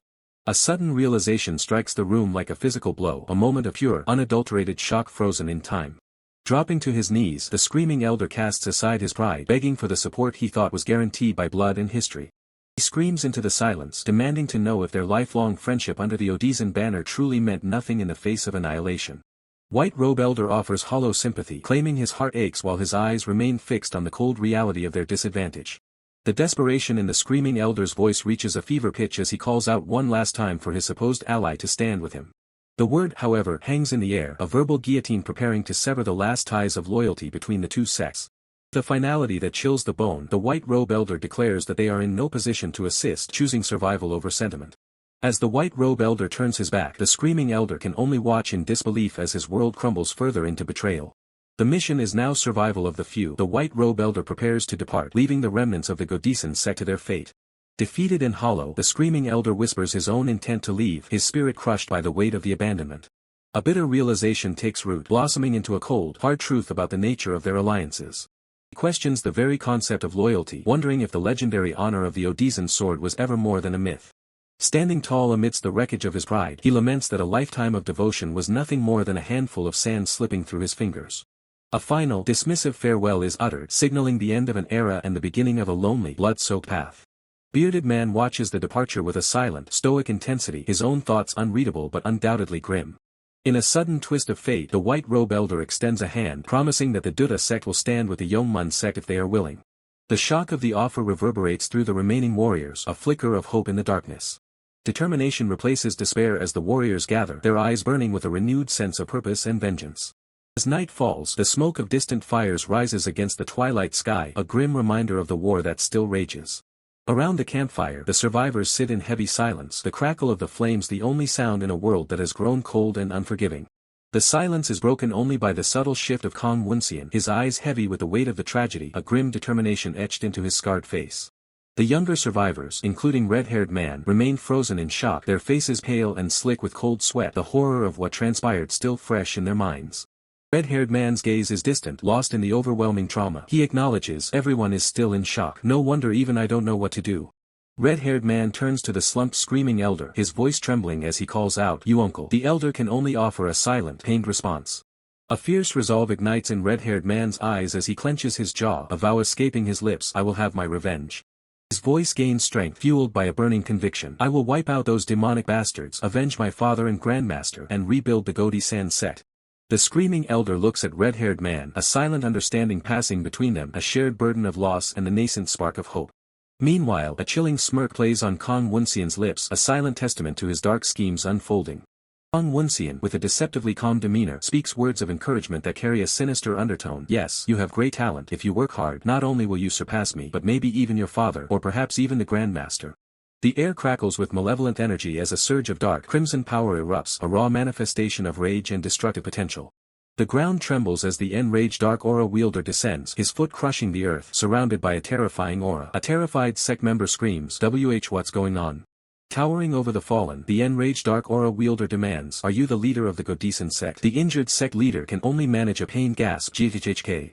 The injured sect leader's eyes burn with a furious, desperate fire as he struggles to utter, "Why you?" A stern warrior with gray hair and a headband watches the unfolding massacre, his expression unreadable but intensely focused. The stern warrior roars in defiance, "You bastard, how dare you!" As the chaos rages, another voice cries out in despair, "Those great ones divine sect bastards, do they actually intend to completely annihilate us?" Amidst the brutal onslaught, Red-Haired Man's voice tears through the din, a desperate plea for Jianghu. The sect leader, his grip firm on Jianghu's sword, looks at the young man with a heavy heart. Jianghu questions, "Uncle." The sect leader's voice is resolute, "You must never return." The stern warrior's gaze hardens, a silent exclamation of fierce resolve burning in his eyes as he prepares for the inevitable. With a roar, the sect leader activates a powerful green aura, his sword flaring with brilliant emerald energy, ready to unleash a devastating attack. Jianghu's eyes widen in horror, a guttural scream tearing from his throat, "Uncle," as he realizes the sect leader's desperate intent. A powerful blow lands, sending Jianghu reeling, a pained ugh escaping his lips as he's forcefully pushed back.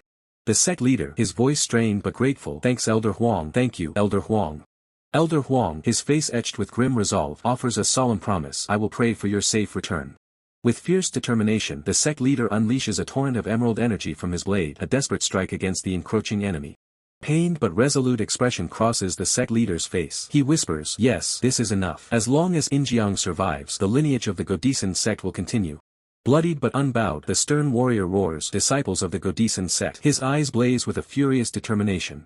Leading the charge, the stern warrior unleashes his power, a rallying cry echoing through the battlefield. Let us die defending the honor of our sect. The remaining disciples, fueled by desperation and loyalty, throw themselves into the fray, their green energy clashing against the overwhelming darkness in a final, desperate stand. The enraged Dark Aura wielder's eyes glow with cold malice as he dismisses their valiant efforts, sneering, a futile effort. Engulfed in a vortex of dark energy, the enraged Dark Aura wielder effortlessly repels their attacks, his power absolute as he decimates the remaining defenders. His eyes, now pools of burning crimson, reflect the carnage he has wrought, a chilling testament to his unbridled power. The injured woman lets out a stunned ugh as she witnesses the devastating display of power, her mind struggling to comprehend. Elder Huang rushes forward, a sense of urgency in his stride as Injiang cries out, Elder Huang. Huang responds, you're awake. Injiang, his face etched with worry, demands, what happened with Uncle? Elder Huang, with a steady gaze, reassures him, the sect leader will surely return. Do not worry. You have something you must protect, don't you? Elder Huang's words resonate with Injiang, who now understands his grave responsibility, continuing the lineage of the Godisen sect. That is the only thing you need to think about. Elder Huang guides Injiang, his voice urgent. Now, listen. Once we pass this path, we'll reach Yongmun Mountain. Just hold on a little longer. The urgent plea to just hold on a little longer echoes through the path, but a new, menacing voice cuts through the tension. The enraged Dark Aura wielder, wielding a massive weapon, challenges their haste, demanding, where are you rushing off to? Elder Huang and Injiang exchange a tense glance, their faces etched with alarm as the enraged Dark Aura wielder's presence looms. A cruel grin spreads across the enraged Dark Aura wielder's face, his eyes burning red as he addresses them. He sneers, identifying Injiang as a young one of the Godisen sect.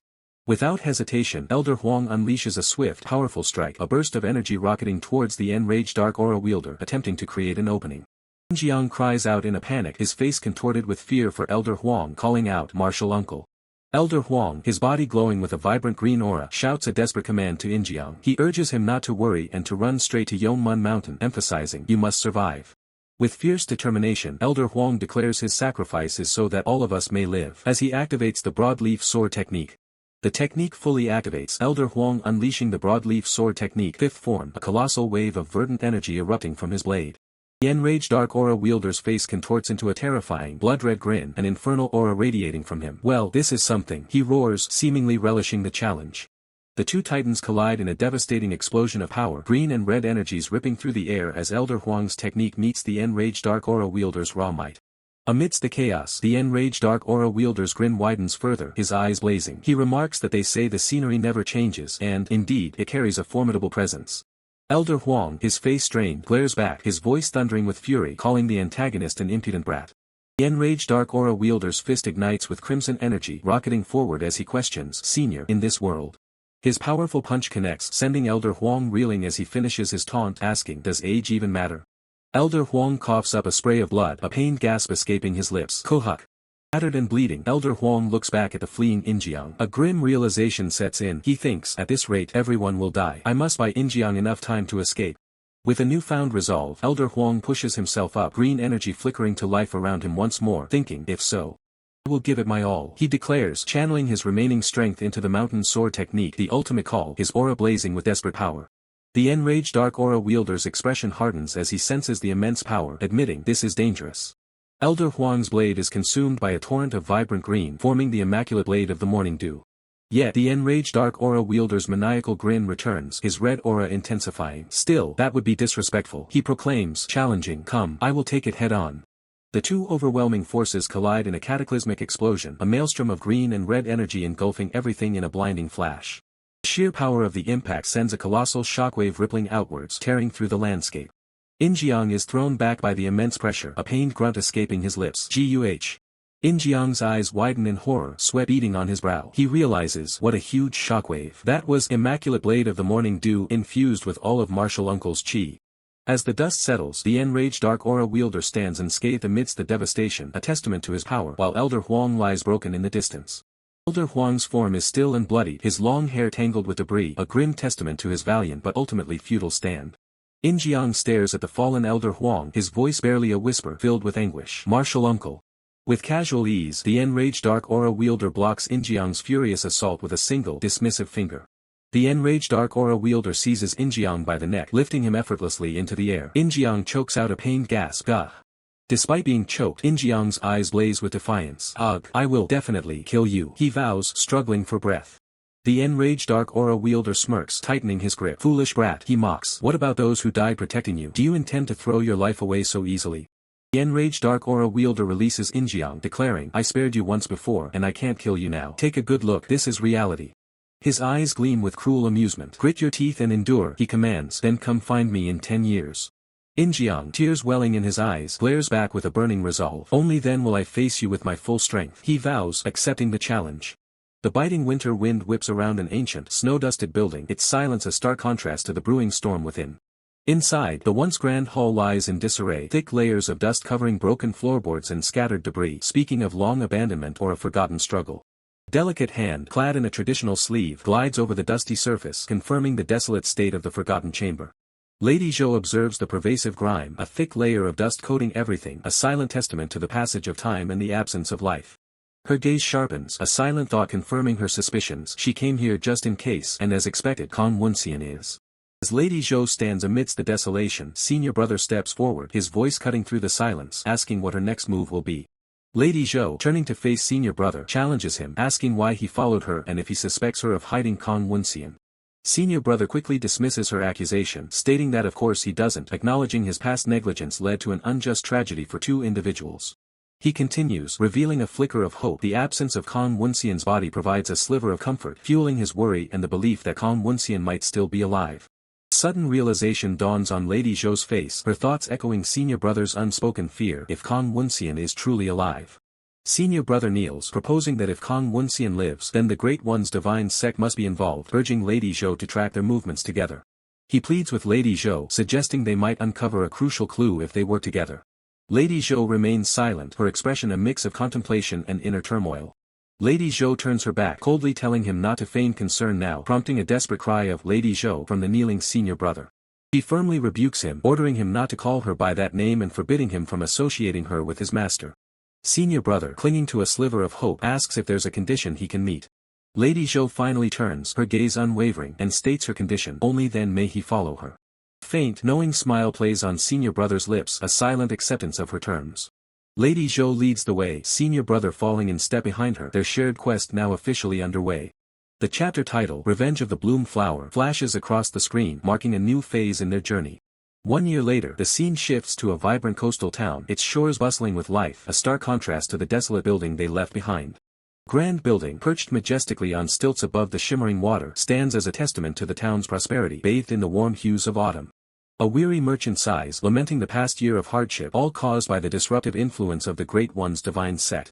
Another man confirms the merchant's woes, explaining that rumors of an attack on the Unpyang Security Bureau by the Great One's divine sect have made deliveries a nightmare, but assures them the Odison Sword's constant vigilance should soon bring stability. Different patron at the table expresses skepticism, a flicker of doubt in his eye, wondering if the situation will truly improve. The first merchant nudges his companion, drawing his attention to something across the room. He points out a group of individuals, recognizing them as members of the Godison sect. Confusion arises as one man questions why members of the Godison sect are here if the Odison Sword is guarding the bureau. Another reveals the sect suffered a severe blow from the Great One's divine sect last winter, explaining their current fearful demeanor. A man at a nearby table erupts in fury, scoffing at the idea that such beggars could be the renowned Odison Sword, cursing them under his breath.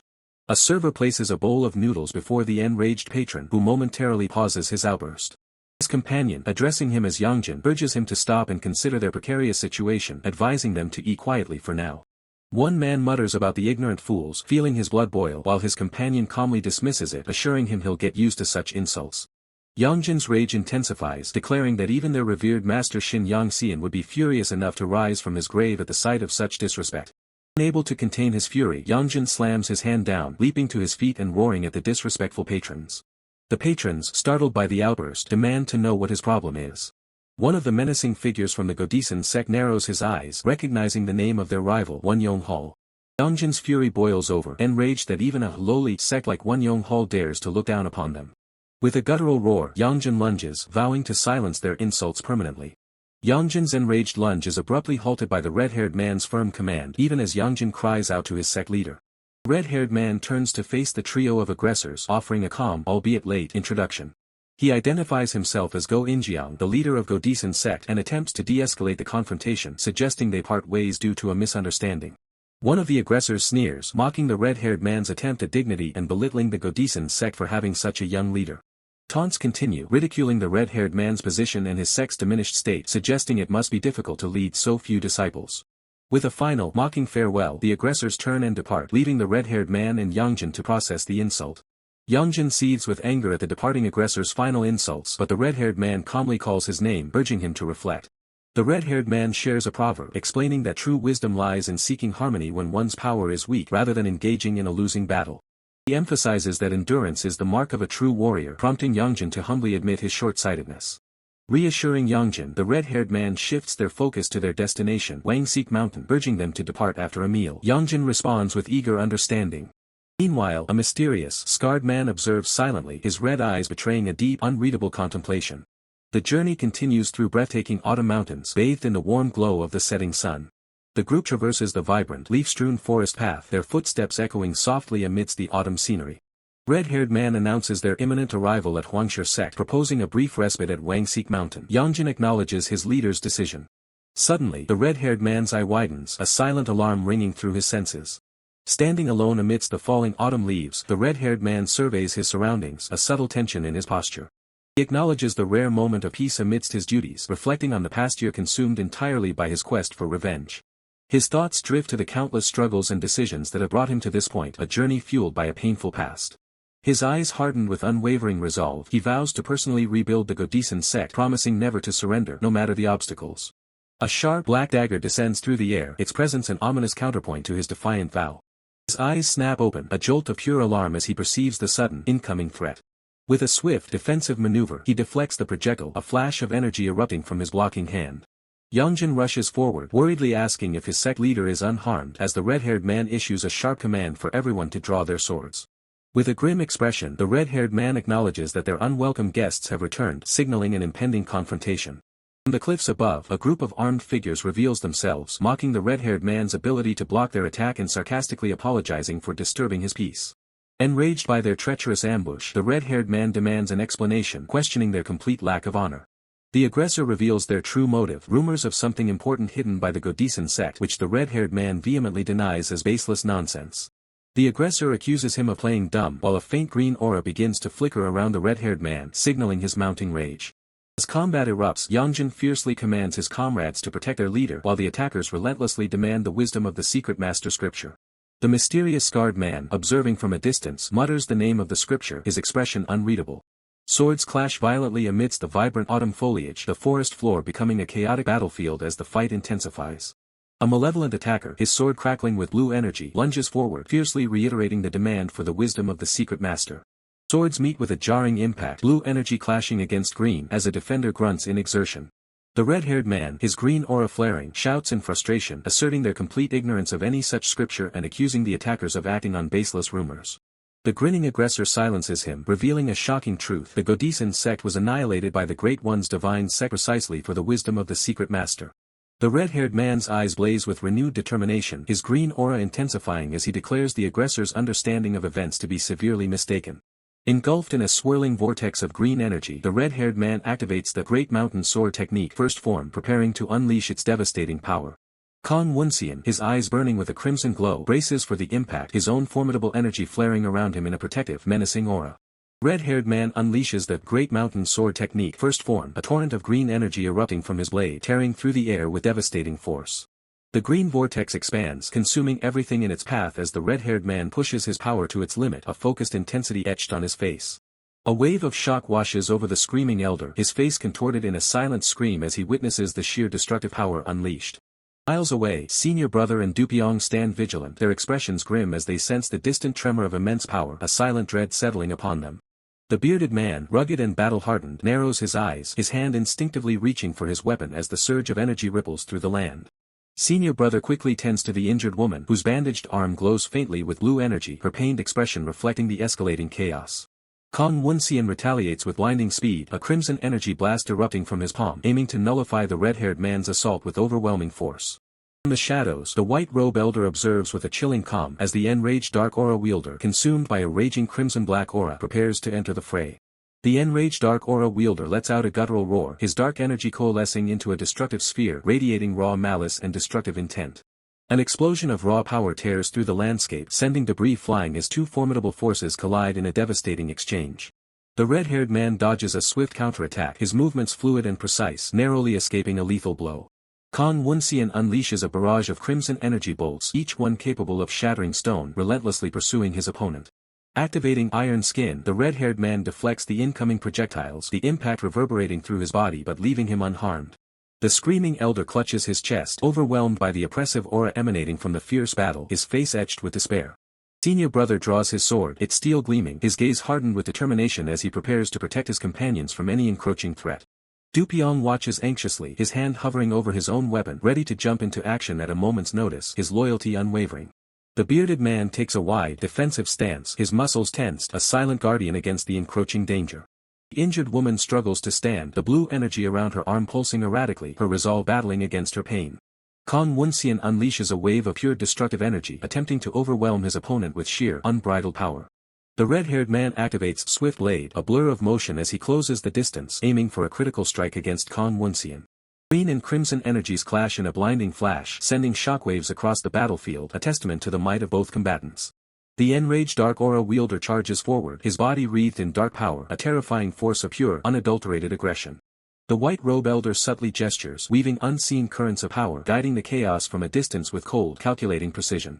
Massive fissures split the ground, and ancient trees splinter, unable to withstand the immense pressures of the ongoing, cataclysmic battle. With a surge of inner strength, the red-haired man pushes back, his green aura intensifying, determined not to yield an inch. A flicker of frustration crosses Woonseon's face as his attacks are parried, his powerful techniques met with unexpected resistance. The screaming elder falls to his knees, the weight of the destruction and the overwhelming power crushing his spirit. Senior brother positions himself protectively in front of the others, his sword held high, ready to defend against any stray attacks. Dupyong draws his own blade, his eyes scanning for threats, a silent promise of support to senior brother. The bearded man lets out a low growl, his grip tightening on his weapon, prepared to fight to the bitter end. Despite her injuries, the injured woman glares at the distant battle, her blue energy flaring slightly, a spark of defiance in her eyes. The enraged Dark Aura wielder unleashes a torrent of dark energy blasts, each one a concentrated burst of destructive force. The red-haired man weaves through the deadly projectiles, his body moving with impossible agility, anticipating every move. Woonseon briefly disengages, repositioning with strategic intent, his crimson eyes calculating his next powerful move. The white robe elder extends a hand, and the battlefield subtly shifts, a testament to his unseen, manipulative power. Gathering his remaining strength, the red-haired man begins to channel a potent new technique, green energy swirling violently around him. Air crackles with immense power as the red-haired man's condensed energy collides head-on with Woonseon's formidable counterattack.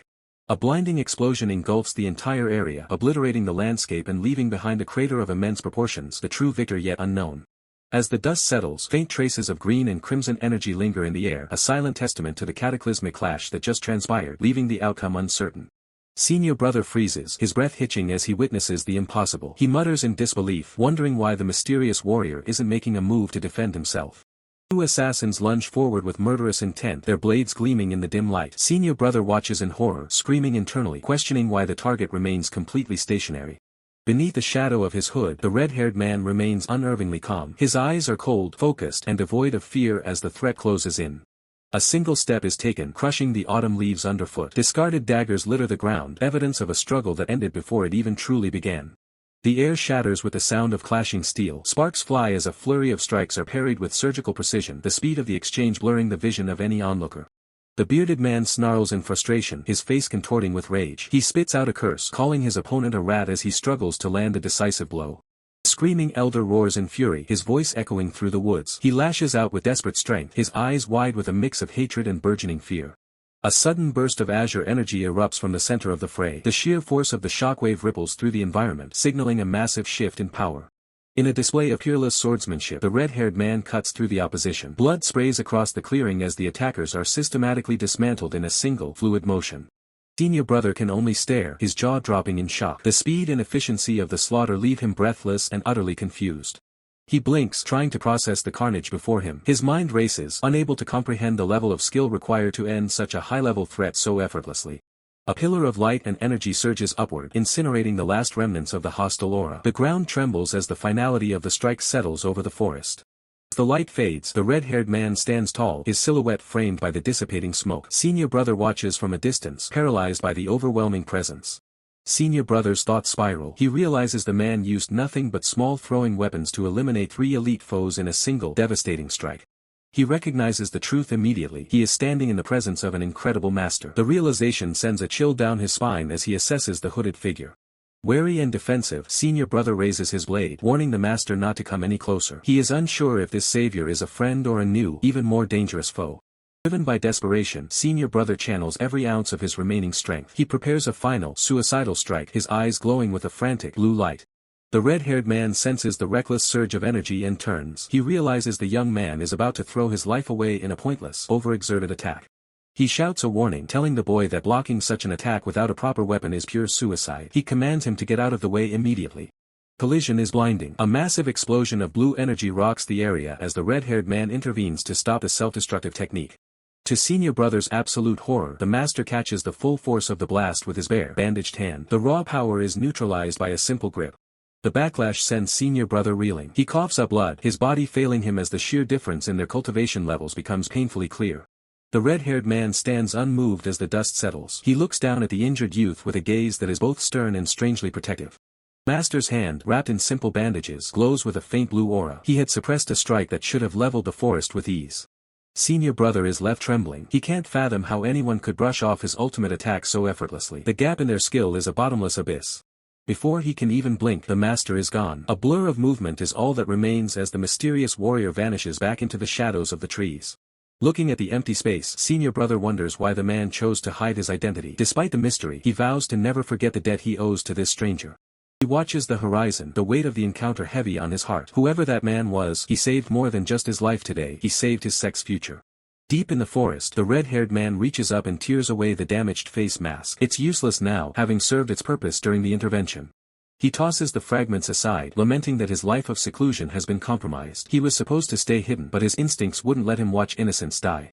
His true face is revealed, young, sharp and weary. He sighs, knowing his master is going to give him an absolute earful for drawing this much attention. With a burst of speed, he leaps through the canopy, heading back toward his hidden residence. He needs to disappear before anyone else tracks his energy signature. Suddenly, a familiar voice calls out to him. He stops in his tracks as a young woman catches up, her expression a mix of relief and concern. He looks at her, his expression softening. Siola is the only one who truly understands the burden he carries and the reasons for his constant secrecy. She asks him why he looks so troubled. She can see the conflict in his eyes, knowing that his recent actions have likely changed the course of their quiet lives. She reminds him that while grandfather told them to stay low, he could never ignore someone in need. She assures him he did the right thing, but he remains unconvinced. The red-haired man stares into the distance. Saving them was a reflex, an act to protect life, but the political ramifications are what truly worry him. The fact that those he saved were disciples of the Godison sect is the real problem. Their involvement means he has just stepped into a massive, sect-wide conflict. Unbeknownst to them, the white robe elder watches from the shadows. He observes the retreating figures, his eyes narrow and calculating as he prepares his next move in this dangerous game. Injured woman stares ahead, her face stained with blood and eyes filled with a haunting resolve as she whispers that she simply cannot let go. The shadows of her enemies loom large in her mind, their glowing red eyes a constant reminder of the atrocities she can never forgive. The red-haired man stands alone, the weight of his past choices pressing down on him like a physical burden. He admits to a deep contradiction within his soul because of the path he's taken. A companion looks toward him with glowing yellow eyes, questioning if he truly understands the reason behind his inner turmoil. As the sun sets over the jagged mountain peaks, a soft voice reminds him that this pain is merely proof of his warm-hearted nature. Meanwhile, bearded man rushes through the cold, blue-lit courtyard of the estate, his footsteps echoing with urgency. Inside, an elder calmly sips his tea, the steam rising as a stark contrast to the tension building outside the doors. White robe elder sits at the table, his gaze fixed on the entrance. He notes with a chilling calm that bearded man is a bit late for their meeting. A sharp, calculating glint flashes in white robe elder's eyes, signaling that this conversation will be anything but friendly.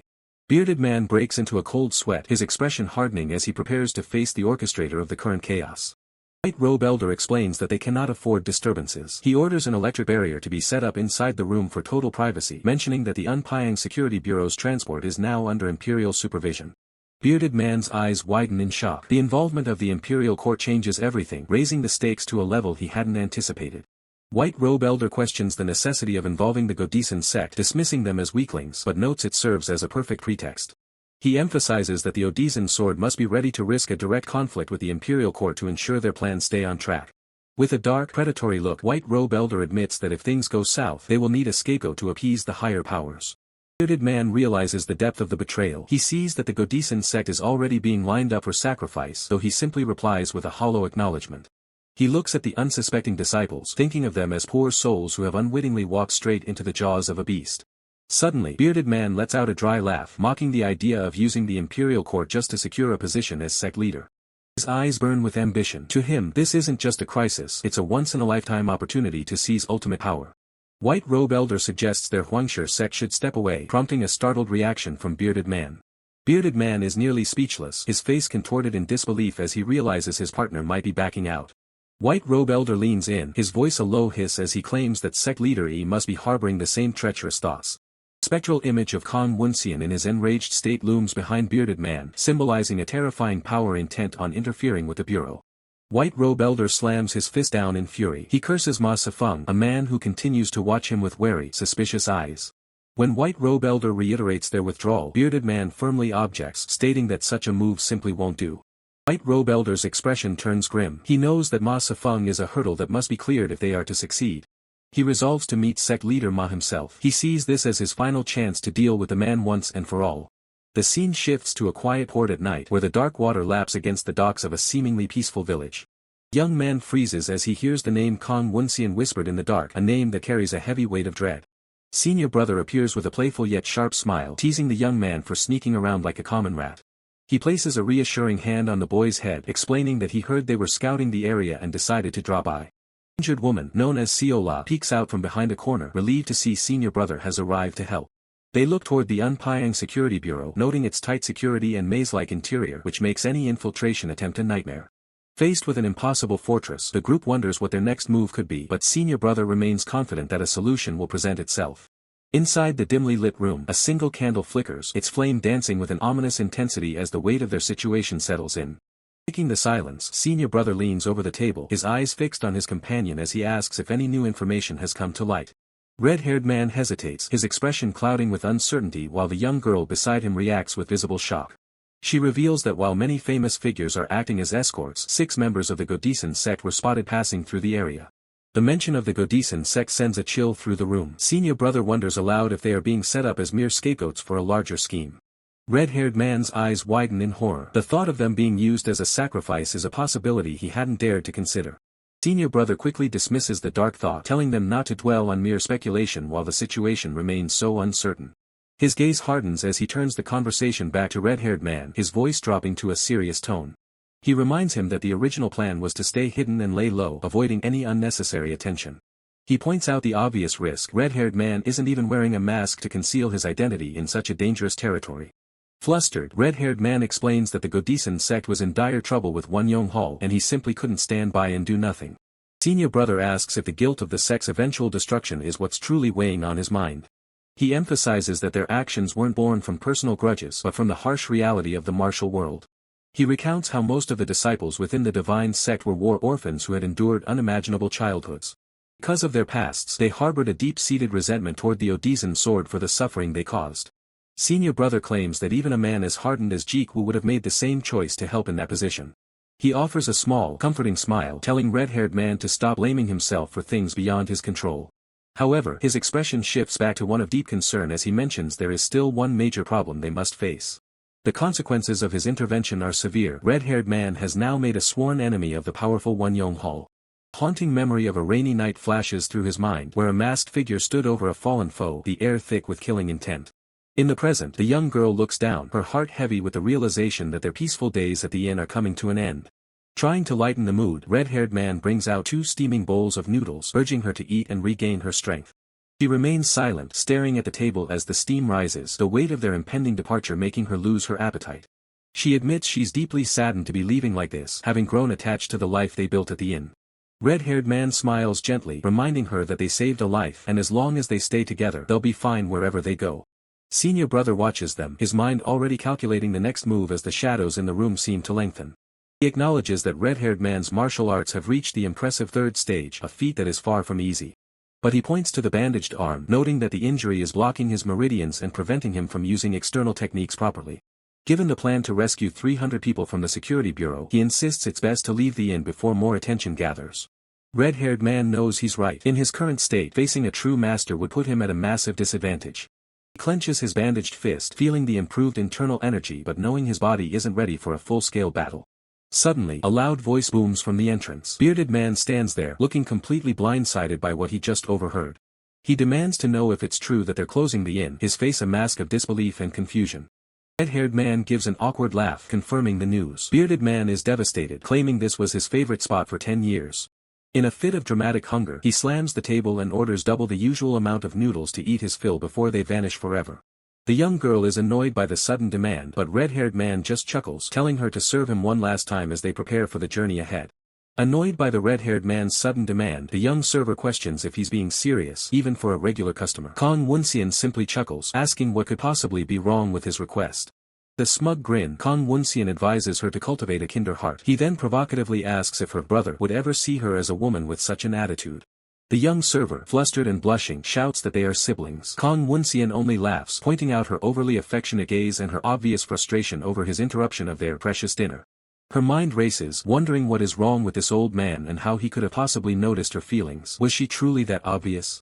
Suddenly, Kong Woonseon's expression shifts. His eyes narrow with an intense, discerning gaze, betraying a deeper, more serious nature beneath his playful demeanor. The young server pleads with Kong Woonseon to keep their conversation a secret from her brother. Meanwhile, the red-haired man, wearing a conical hat, makes his way through the establishment. Curious, the young server points toward the red-haired man and asks Kong Woonseon who he is. Kong Woonseon responds with a thoughtful, almost knowing silence. Now in the kitchen, the red-haired man diligently prepares noodles, the steam rising from the pot filling the quiet space. A new arrival, Hyo-yun, vice leader of Woonseon Hall, steps into the doorway and remarks on the delightful aroma of the noodles. The red-haired man politely asks if he is a customer and requests that he wait a moment. The red-haired man's gaze sharpens, a flicker of intense awareness passing through his eyes as he registers the newcomer. The red-haired man observes Hyo-yun's distinctive outfit. Sensing the hesitation, Hyo-yun provocatively asks if he has something to hide. With a self-assured smirk, Hyo-yun introduces himself as the vice leader of Woonseon Hall, his demeanor radiating confidence and a hint of malice. The two men stand facing each other, the air thick with unspoken tension, a silent standoff before the inevitable confrontation. Maintaining a polite but firm tone, the red-haired man addresses Hyo-yun, stating that while he doesn't know his problem, he believes Hyo-yun has the wrong person.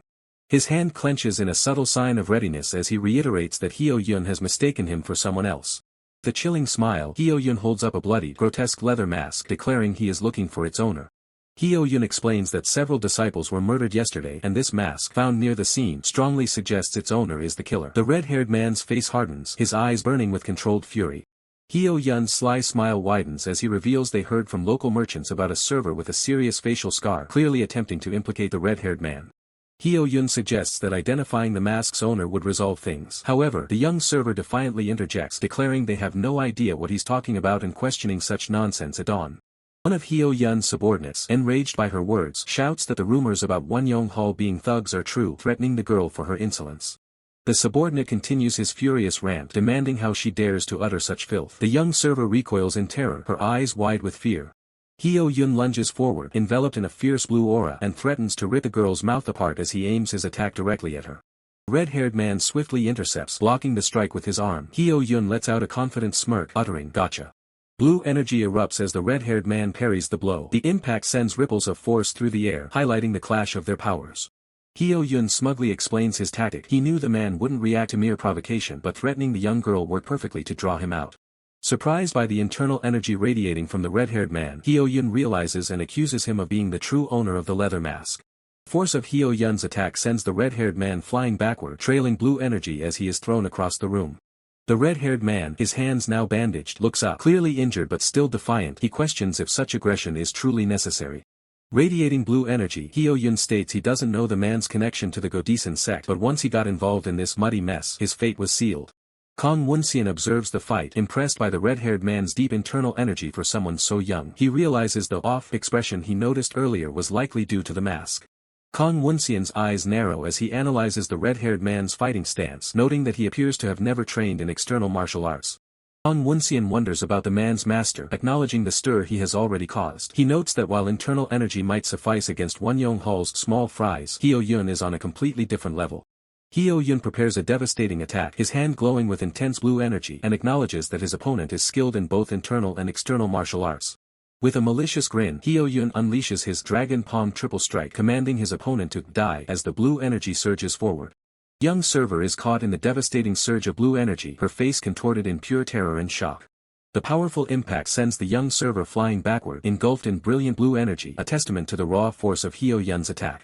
The red-haired man is also caught in the blast and propelled through the air by the overwhelming energy, the sound of the impact reverberating.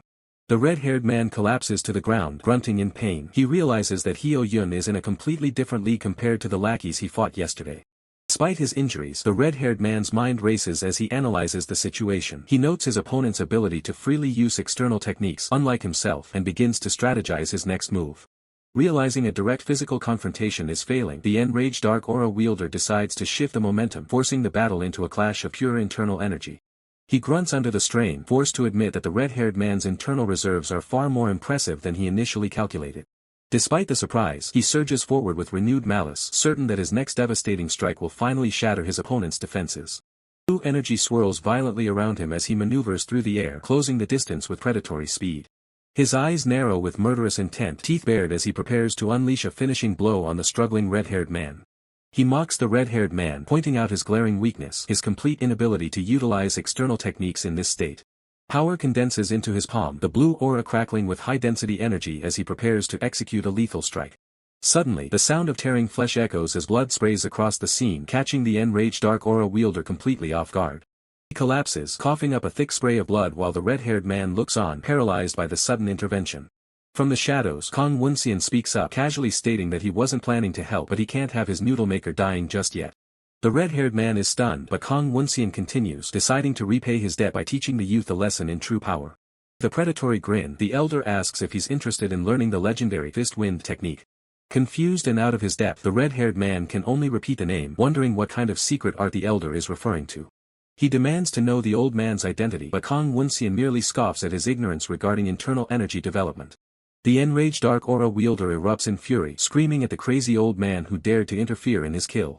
Sudden realization hits the antagonist as he senses an overwhelming presence emanating from the seated elder. Kong Woonseon finally releases his true aura, a tremendous, golden energy that dwarfs everyone in the room and commands absolute submission. Staggering under the weight of the pressure, the enraged Dark Aura wielder calls him a coward for interrupting a fair fight. Kong Woonseon merely scratches his head, unimpressed, questioning if such a pathetic display could even be called a fight. His eyes glow with a piercing light as he focuses on the antagonist, his casual demeanor hiding a terrifying level of mastery. He dismisses the opponent's anger, claiming his previous strike was merely a small compensation for the noodles he's owed. The enraged Dark Aura wielder is left sweating, his confidence shattered as he realizes the elder knows about the catastrophe. Kong Woonseon raises a finger, promising that he won't intervene in the fight again, but only for a very short while. He commands the red-haired man to come closer, referring to him as the innkeeper and preparing to impart his wisdom. The red-haired man is wary, but he knows his body is at its limit. He desperately needs this time to recover from his internal injuries. He resolves to finish the enemies with a single, decisive blow once he regains his strength, then vanish from this place forever. The three figures stand in the courtyard, a heavy silence falling over the area as they prepare for the final phase of the battle. Kong Woonseon assures the youth that victory is certain if he simply follows the instructions provided. He then turns his attention back to the enraged Dark Aura wielder, telling him he'll need to give it his absolute all to survive. Gritting his teeth, the antagonist curses their arrogance, refusing to be toyed with by a senile old man and a failing hunter. A massive impact craters the ground as the enraged Dark Aura wielder lunges, his speed reaching a new, terrifying level. The red-haired man realizes the gap in their internal energy is still too wide. Whoever lands the first clean strike will win it all. The antagonist clicks his tongue in annoyance as his initial burst is parried, blue sparks flying from the collision of their powers. He is moving even faster than before, a blur of blue energy that forces the red-haired man to focus entirely on his footwork. Sweat pours down the youth's face as he struggles to maintain his stance against the relentless, high-speed assault. The enraged Dark Aura wielder declares the end of the fight, gathering every drop of his energy for a final, crushing blow. He screams a final declaration of death, his eyes glowing with a feral, blue light as he enters his most dangerous state. Kicking off the ground, he activates his ultimate skill, Dragon Palm Triple Strike 4th Style Dragon Tiger Armor, a technique designed for absolute annihilation. Power surges through him, a violent torrent of inner strength as the red-haired man unleashes his ultimate skill. He pushes past his limits, channeling his inner strength, declaring he's not holding back as a powerful blue aura erupts around him. With fierce resolve, the red-haired man focuses his entire being, preparing to deliver a devastating single strike. Elsewhere, a large hand clamps down on the screaming elder's neck, a cruel grip of absolute dominance. Kong Woonseon, observing the unfolding chaos, remarks that while retreating is a shame, the performance so far is a passing score. A powerful punch, imbued with swirling blue energy, explodes forward from the red-haired man, creating a massive shockwave. The red-haired man delivers a fierce, spinning kick, sending his opponent reeling amidst the blue energy trails. Woonseon cries out in pain as blood erupts from his nose, his body recoiling violently from the impact of the red-haired man's attack. Woonseon is sent flying backward, a trail of dust and debris marking his trajectory as the red-haired man stands victorious in the distance. The red-haired man stares in disbelief, questioning if Woonseon truly used his internal energy, especially with his injured arm. The bearded man, observing the red-haired man, wonders aloud about his true identity, questioning who this elder really is. From atop a distant building, the white robe elder dismissively calls the red-haired man foolish, asking if he still doesn't understand the situation. Young, unidentified woman cries out in shock, a sharp gasp escaping her lips. The unidentified woman calls out to Woonseon, who then chides her for always interfering and comments on her weight. Woonseon identifies the formidable bearded man as Ma Sifeng, the Huangshi sect leader, before greeting him with a sarcastic remark about his unchanging nature. The serene town of Unpyang stretches out beneath a clear sky, a moment of calm before the storm. Inside a bustling establishment, various patrons are seated at tables, enjoying their meals in the traditional inn. An unidentified man loudly demands the best food and drink the establishment has to offer, startling nearby patrons. The unidentified man continues his boisterous demands for wine, drawing stares and whispers about his fierce demeanor from other customers. With a wide, almost maniacal grin, the unidentified man shouts for the food to be brought quickly. A calm, unidentified white-haired man advises his boisterous companion to take it easy, who then retorts about being told to show off. The boisterous man sees this as an opportunity to spend money and fill his belly, while the white-haired man tells him he still has a long way to go to become truly human. Boisterous man laughs heartily, remarking that his companion is still the same as ever. The unidentified woman from earlier, now smiling, approaches the table and greets Siola, asking if he's been well. The boisterous man confidently replies that they are always fine. Then the unidentified woman immediately asks about the finalized plan. The unidentified woman presses for an update on the plan, and the white-haired man confirms it's finalized and he was about to explain. He explains that the transaction requires passing through Cheonseoguk's border, specifically 3 towns, Jeopyeong, Yonhyang, and Sinhuijeon, where they will ambush the enemy base. The strategy involves teams of 2, a tactical retreat and an initial ambush in Jeopyeong. The unidentified woman clarifies whether they are purposely delaying the ambush to fail, to which the white-haired man confirms and reveals their true objective, rescuing prisoners at the post office. The unidentified woman acknowledges the plan, stating she'll check on it as the white-haired man prepares to reveal the final crucial detail. The unidentified woman's expression turns serious as she asks about the most important aspect of the operation, ensuring it proceeds smoothly. A subtle, knowing smile plays on the lips of the white-haired man, a silent assurance of their success. Woonseon sits under a tree, observing the red-haired man meditating below him, confidently stating that the plan will, of course, go smoothly. The red-haired man meditates, surrounded by dark energy, as Woonseon notes with satisfaction that his older brother is learning very well. Woonseon watches the red-haired man, lost in thought, a silent contemplation of the power he witnesses. Woonseon reflects on his initial intention to use the red-haired man for information, but now realizes the true depth of the kid's power. The red-haired man's powerful aura is evident even from behind, prompting Woonseon to acknowledge that he truly is the real deal. Even with his eyes closed, the red-haired man can still clearly perceive the hateful faces of his enemies, their images burned into his mind. Montage of stern, unforgiving faces appears, the very visages that fuel the red-haired man's burning hatred. With intense resolve, the red-haired man vows that it's only a little longer before he sends them all straight to hell. The chaos begins as Woonseon's forces, clad in yellow robes, charge forward, their blades glinting. One of the yellow-robed thugs shouts that a bastard is blocking their way. The fierce cry to kill him, the yellow-robed assailants press their attack on a lone dark-robed figure who deflects their blows with a shimmering blue energy. A yellow-robed thug's eyes widen in disbelief as the dark-robed figure's blue energy ripples, repelling their assault with unexpected force. The enraged dark aura wielder retaliates with a whirlwind of blue energy, cutting through the yellow-robed thugs. A pained cry of "ack" echoes as blood splatters. Amidst the flurry, the enraged dark aura wielder's gaze remains sharp and intense, his eyes glowing with an inner resolve, the blue energy crackling around him. The yellow-robed thugs recoil in frustration, cursing their inability to overcome the formidable opponent. The enraged dark aura wielder stands his ground, a picture of calm power. From above, the full scale of the ambush is revealed, a convoy under attack, with the enraged dark aura wielder spearheading the assault, having appeared from the front of the carriages. Woonseon, enraged by his subordinates' incompetence, roars at his stupid fools to stop the assailant immediately, unwilling to tolerate their floundering.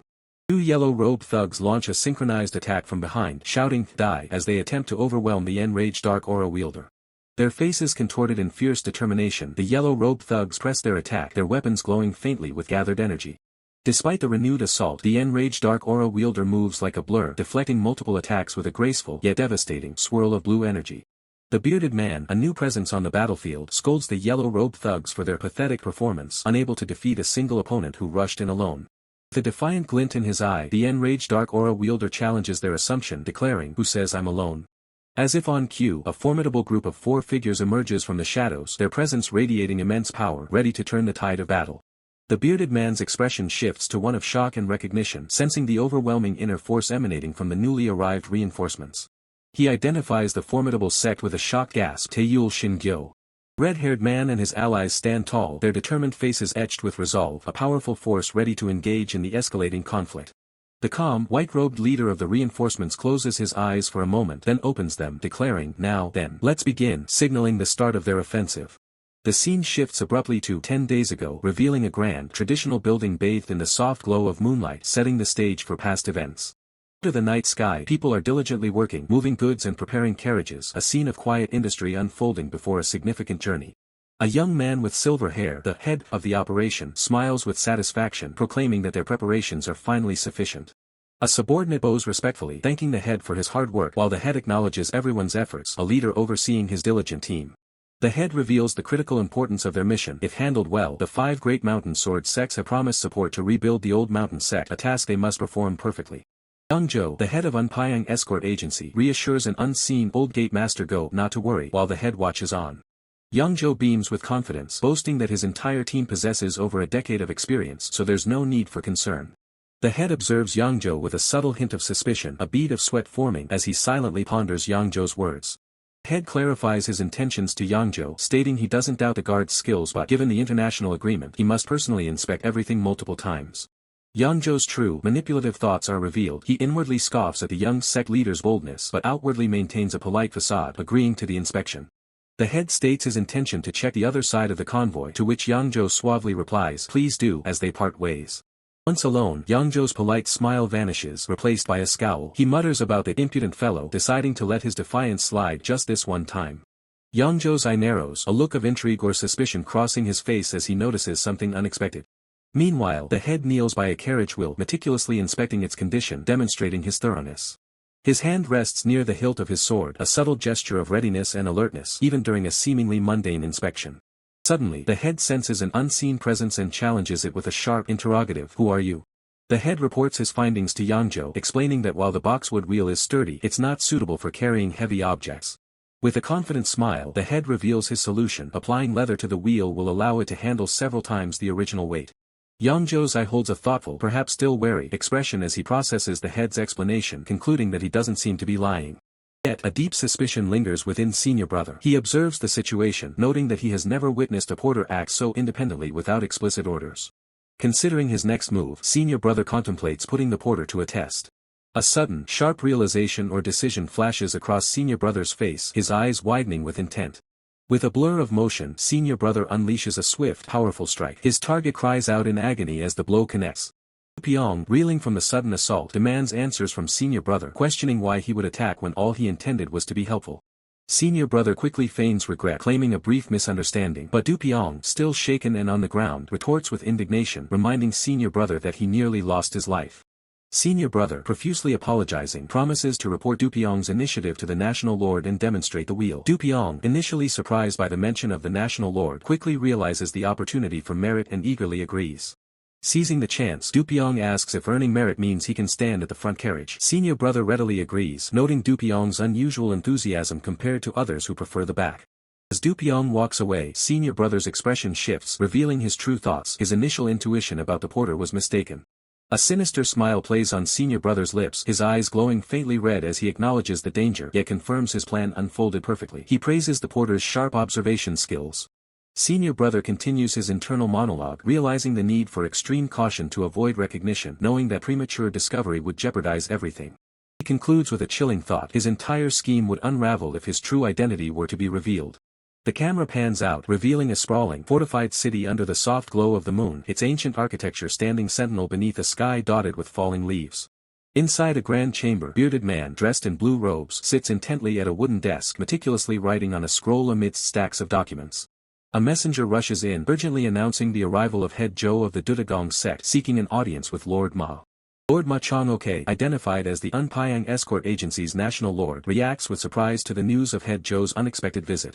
The White Robe Elder greets Lord Ma, inquiring about his well-being. Lord Ma, recognizing his guest, responds with a surprised acknowledgement.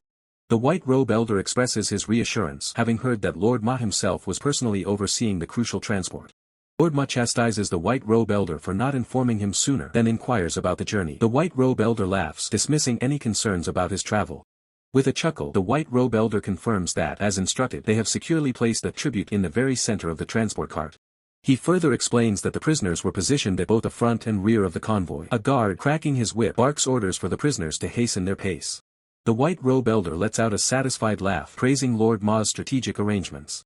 Lord Ma advises the White Robe Elder to rest well, emphasizing the critical importance of the following day's events. The White Robe Elder, with a barely concealed smirk, acknowledges Lord Ma's words. The White Robe Elder bows respectfully, wishing Lord Ma safety. Lord Ma confirms they will finalize the details the following day. Observing the subtle power struggle between the two elders, Senior Brother shivers, finding their silent war of nerves truly unsettling. Senior Brother walks alone through a moonlit forest path, his figure casting a long shadow as he disappears into the darkness. The White Robe Elder, standing in the moonlit forest, calls out, commanding someone to reveal themselves. A young disciple emerges from the shadows, bowing deeply to the White Robe Elder and introducing himself as Baek Hyangjin, greeting his master. White Robe Elder asks about the preparations, to which Baek Hyangjin confirms he will follow from a distance to remain undetected. He details his strategy, feigning ignorance of Taeyul Shin-gyo's initial ambush, then joining Yonyang to sow discord. The White Robe Elder, with a knowing look, approves of Baek Hyangjin's intricate plan. His expression turning serious, the White Robe Elder then questions Baek Hyangjin about the information he gathered from Jianghu. Baek Hyangjin hesitates, a look of apprehension crossing his face as he struggles to relay the difficult news. Baek Hyangjin reports that Jianghu is indeed unaware of the sutra's contents, and his attempt to meet the Sword Immortal on Guwal Mountain was futile, as the Immortal had already departed. He pauses, gathering his thoughts before delivering the final piece of information. Baek Hyangjin's expression remains grim, hinting at the gravity of the news he is about to share. Baek Hyangjin finally reveals the crucial detail: Jianghu will be traveling with the group the following day. The White Robe Elder reacts with profound shock and disbelief at Baek Hyangjin's revelation. Baek Hyangjin explains that rumors of Taeyul Shin-gyo's attack are already widespread, making it impossible to deter Jianghu, who is desperate to find proof of Woonseon's survival. He vows to risk his life to stop her if she interferes. The White Robe Elder, skeptical, challenges Baek Hyangjin's ability to halt Jianghu.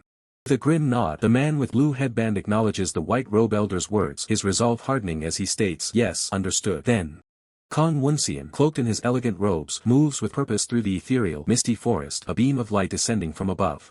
Kong Woonseon's gaze turns upwards, a silent vow passing through his mind: if the disciple is in danger, the master will appear on his own. As the sun dips below the horizon, painting the sky in fiery hues, the tranquility of the mountain pass belies the brewing storm. A caravan of horse-drawn wagons slowly makes its way through the fading light, its occupants unaware of the danger closing in. From a vantage point on a rocky outcrop, the white-haired companion observes the approaching caravan, a chilling declaration escaping his lips: "He's here." White-haired companion muses, "Our Woonseon must be doing well, right?" But Senior Brother, ever pragmatic, sharply retorts, "Just worry about yourself." Suddenly, the ground erupts with a violent impact, dust and debris scattering as an unseen force strikes the path near the caravan. Engulfed in a furious red aura, Kong Woonseon roars, "Then now," as the White Robe Elder, shimmering with serene blue energy, coolly challenges, "Shall we have some fun?" As the caravan presses on, the White Robe Elder's calculating thought echoes, "It should be about time now." A wagon driver glances back, his eyes widening in alarm as two formidable figures descend upon the caravan with terrifying speed, kicking up dust. The enraged Dark Aura wielder, eyes blazing with malice, charges forward, a triumphant declaration tearing from his lips: "They've come." A caravan guard screams in terror, "The attack has begun, help us," as chaos erupts around him. Another caravan guard, witnessing the onslaught, cries out, "What is this?" before a horrifying realization dawns on him: It's Great Unity Sect. A commanding voice bellows, "All flag bearers, move to the front, stop them," as the caravan guards rally, drawing their weapons. White-haired companion cautions, "Jianghu, don't go too far," to which the enraged Dark Aura wielder, brimming with confidence, replies, "Just leave it to me."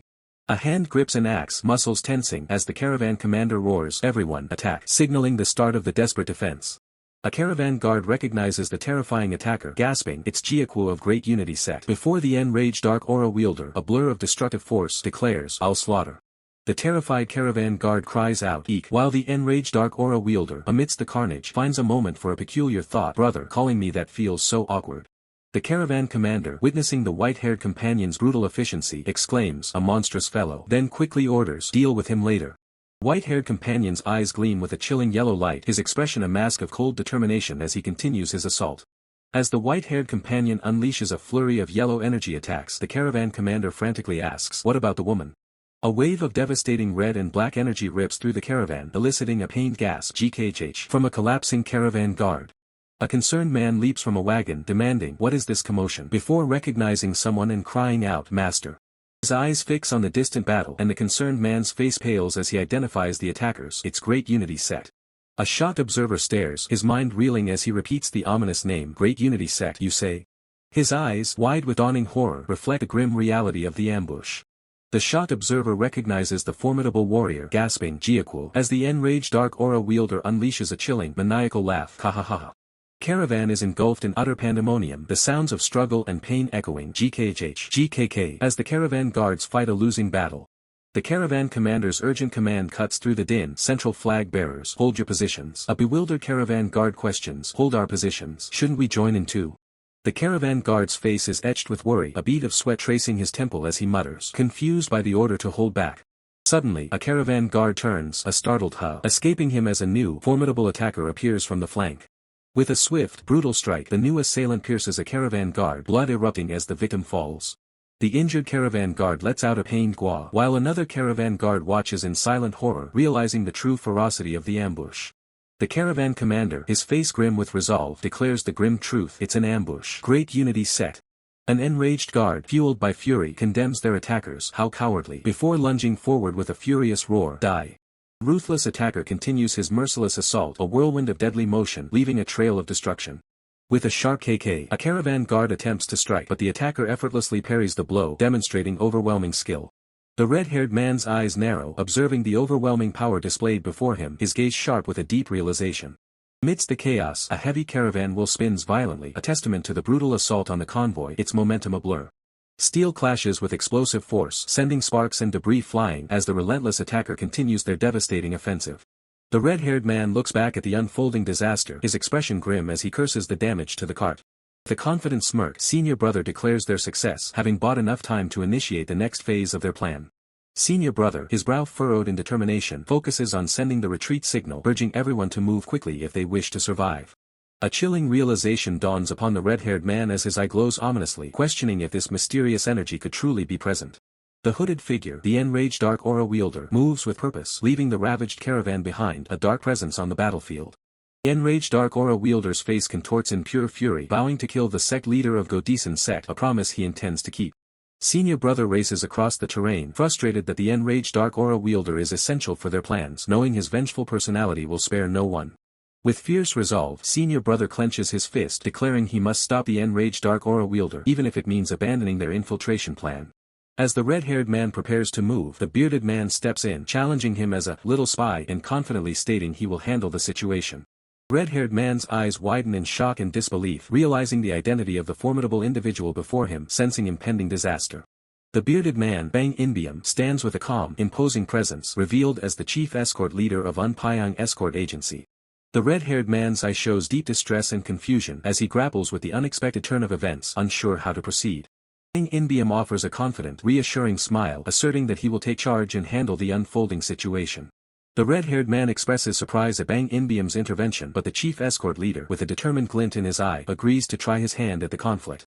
The enraged dark aura wielder, engulfed in a crimson aura, unleashes a powerful strike, dismissing his current opponents as nothing but boring fellows. His red eye burning with murderous intent, the enraged dark aura wielder roars out a name, his focus solely on his target. A new fighter, cloaked in green energy, descends from above, wielding a glowing blade, fueled by an unwavering memory of a face he has never forgotten. The green-clad warrior screams in pure rage, his eyes glowing with fierce determination, vowing to finally kill his nemesis today. The enraged dark aura wielder grins cruelly, recognizing his attacker as that young one from the Godison sect, his own rage intensifying. With a primal scream, the green-clad warrior unleashes a torrent of emerald energy, striking down with overwhelming force. The enraged dark aura wielder meets the attack with his own crimson power, mocking his opponent for seeking revenge so swiftly. Their powers collide in a devastating explosion, ripping through the ground and sending shockwaves across the battlefield. Bang Inbeom calmly observes the unfolding clash, his gaze steady, while the green-clad warrior looks on, momentarily stunned by the power. The green-clad warrior challenges Bang Inbeom's actions, but the bearded man turns the question back on him, addressing him as sect leader Go. Green-clad warrior, in shock, points out the enraged Dark Aura wielder's affiliation with the Godison sect as Bang Inbeom sternly commands him to get a grip. Bang Inbeom's words cut deep, forcing the green-clad warrior to question if revenge truly outweighs the crucial duty of protecting his fellow disciples. The fierce battle rages on around them, a chaotic melee of glowing weapons and desperate struggles, highlighting the urgency of the situation. Bang Inbeom takes command, stating he will handle the current threat and urges the stunned green-clad warrior to hurry and save his fellow disciples. The green-clad warrior's face contorts in regret, realizing he, a foolish sect leader, almost made a lifelong mistake, blinded by his thirst for revenge. The green-clad warrior expresses concern for Bang Inbeom's safety as he departs, but the bearded man dismisses his worries with a confident smile. With renewed purpose, the green-clad warrior dashes away, leaving Bang Inbeom to calmly chuckle, confident in his own abilities. The red-haired man's expression turns thoughtful, a bead of sweat tracing his temple as he connects the dots, realizing a spy from Unpyang escort agency was among them. His gaze fixed, the red-haired man's internal monologue confirms his suspicion. The bearded man is none other than the loyal escort leader of Unpyang escort agency. In the distance, the battle rages on, cries of combat echoing through the forest as a command is issued to block the advancing forces. Blue-robed man confronts the enraged Dark Aura wielder, expressing surprise and confusion, recognizing him with a hesitant address of uncle. A moment of quiet tension falls as a stern, blue-robed figure, red-haired man's uncle, scans his surroundings, his brow furrowed in thought. Suddenly, red-haired man's uncle lashes out, delivering a powerful punch to the red-haired man, shouting a sharp reprimand, "Hey, you brat." The red-haired man cries out in pain, staggering from the blow. Seizing the red-haired man by his hair, his uncle demands to know why he disobeyed orders regarding the ancient mountain sect's grandmaster. "Didn't I tell you to keep him alive no matter what?" The red-haired man insists he remembers, but his uncle scoffs. Try putting a little truth into your words. Your eyes were filled with killing intent just moments ago." Humming slightly, red-haired man's uncle shifts focus, revealing a tactical retreat. "Anyway, Jianghu just broke the wheels of the wagons in the middle. We can retreat now. Please fall back immediately." With a look of weary submission, the red-haired man acknowledges the command, addressing him as uncle, and confirms, "Yes, understood, uncle." Red-haired man's uncle gives a parting smile, saying, "Then, see you later, Jeokwo." As he turns to leave, the bearded man behind him questions with concern, "Chief Bang?" Bearded man's face contorts in a sudden shock and confusion, his eyes widening at an unseen development. The red-haired man, still bewildered, mutters, "What in the world?" As senior brother, facing away, demands answers to the unfolding chaos. "What's going on here?" The scene shifts to a devastated battlefield, littered with overturned wagons and fallen warriors. The enraged Dark Aura wielder unleashes a guttural roar, "Croc," as dark energy spreads, engulfing the area. Warrior in blue robes collapses, his weapon flying from his grasp, cursing under his breath, "Damn it."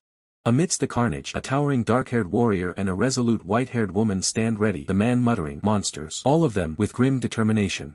The two warriors exchange a silent, resolute glance, bracing themselves for the impending fight. With explosive speed, the duo charges into the fray, their forms blurring as they propel themselves towards the enemy. From behind cover, senior brother observes the chaos, hearing distant shouts, "The great unity sect is retreating. Don't let them get away. Catch them." A wave of relief washes over him as he whispers, "We did it." The retreat was a success. His relief is short-lived, replaced by a deep concern as he gazes towards another part of the battlefield, thinking, "Now, if only that side can be taken care of." A disturbing sight makes him wonder, what is this? Meanwhile, red-haired man's uncle, with his sword drawn, faces a new blue-robed adversary. The adversary exclaims, "To think he's with the demonic cult leader Jeokwo." Red-haired man's uncle, bewildered, questions, "What in the world is going on?" The blue-robed adversary demands, "Explain yourself, Chief Bang." Red-haired man's uncle's face fills with dread as he realizes his opponent is Captain Yong, thinking, "This is bad, of all people, it had to be Captain Yong." He frantically considers, did he purposely hide his presence before approaching me? What do I do now? Could he have overheard the entire conversation? No, if he had, he would have attacked already. His hand tightens on his sword, thoughts racing, I should just finish him off now and end this spy life once and for all. But he pulls back, reasoning, no, I can't. He's the one who introduced Woonseon to the sect leader. If I kill him, Woonseon might fall under suspicion and end up in danger. His gaze drops, the weight of his mission heavy on him. If Woonseon dies, the grand plan we've been working towards for years, it would all fall apart. A bead of sweat trickles down his temple as he clenches his jaw, realizing there's no choice then. The blue-robed adversary, Captain Yong, furious at the silence, screams, "Why are you silent?" Red-haired man's uncle flinches, his eyes wide with a sudden, sharp realization. Steel rings out as red-haired man's uncle and Captain Yong engage in a swift, brutal sword clash with red-haired man observing from a distance. Captain Yong lands a devastating blow on the red-haired man who cries out "Guh," and then, in desperation, Uncle Captain Yong, enraged, curses, "You damned cult scum." The red-haired man's mouth opens in a silent scream, his face contorted in agony and fury. The chaotic battlefield fades, replaced by a serene flashback, a tranquil mountain vista adorned with looming cherry blossoms and a peaceful pagoda, a stark contrast to the violence.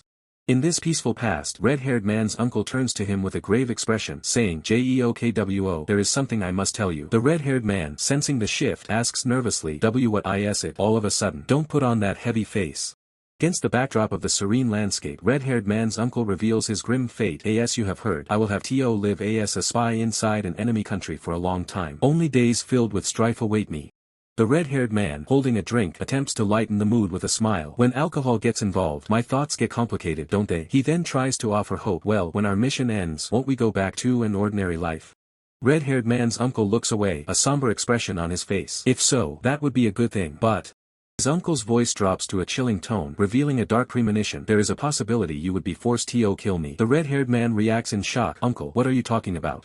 The red-haired man's face contorts in horror, a bead of sweat tracing his temple as the gravity of his uncle's words sinks in. His uncle leans in, a playful smirk replacing his grim expression. "You brat, I only meant such a thing could happen. When did I tell you to kill me? Or perhaps you secretly want to send me off quickly," he teases, while the red-haired man looks away in annoyance. The red-haired man, still sweating, responds with a serious tone, "And no matter what, uncle, that joke goes too far." His uncle's expression turns solemn once more. "Jianghu, this is not something spoken as a joke. From now on, you must remember what I say," he warns with gravitas. With a powerful surge of energy, red-haired man's uncle screams, "Go," as he activates a devastating technique. He reveals, "The signal will be when I use the Accusations technique."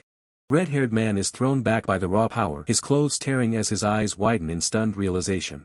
A horrifying truth dawns on the red-haired man as he recognizes the technique. "This technique is," he gasps, then whispers in dread, "No." His uncle demonstrates the intricate movements, explaining, "Up to here is how you break the Accusations crane's wandering life." He then challenges, "Well, do you understand it clearly?" Red-haired man confirms his understanding, acknowledging the intricate technique his uncle has demonstrated. The bearded man chuckles, pleased, then elaborates on the meaning of "you," explaining it signifies a life lived without worry and freely, asking if red-haired man sees the similarity to his own existence. Red-haired man simply addresses him as "uncle." The serene moment shatters as drops of blood splatter onto the ground, signaling an abrupt and violent turn of events. Impaled by a massive weapon, the bearded man utters his final words, reassuring red-haired man not to worry too much.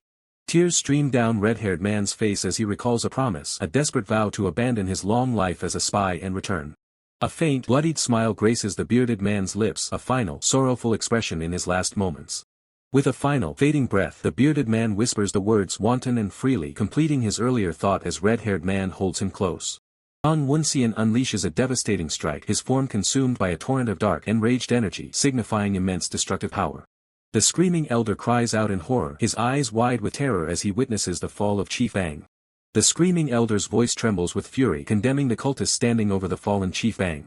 Engulfed in a furious blue aura, Senior Brother roars at the enraged Dark Aura wielder, demanding to know what he has done. Senior Brother's blade clashes violently with the enraged Dark Aura wielder's weapon, sending sparks showering across the battlefield. Senior Brother's eyes widen in disbelief and shock, recognizing his opponent as the fearsome enraged Dark Aura wielder. The enraged Dark Aura wielder stands triumphant over multiple fallen figures, including the lifeless body of the bearded man, as the injured woman observes the devastation. The injured woman confronts the enraged Dark Aura wielder, her voice urgent as she questions his actions and insists there is still time to retreat. The injured woman's gaze sharpens, a question lingering in her eyes as she awaits a response. The injured woman stands over the fallen bearded man, her face shadowed in contemplation as she gazes up, a sense of profound loss weighing upon her. A wave of shock and distress washes over the injured woman's face as she grapples with the impossible reality, questioning how such a tragedy could have occurred. The injured woman spins around, startled, her eyes widening as she spots the approaching forces of the Great Unity set.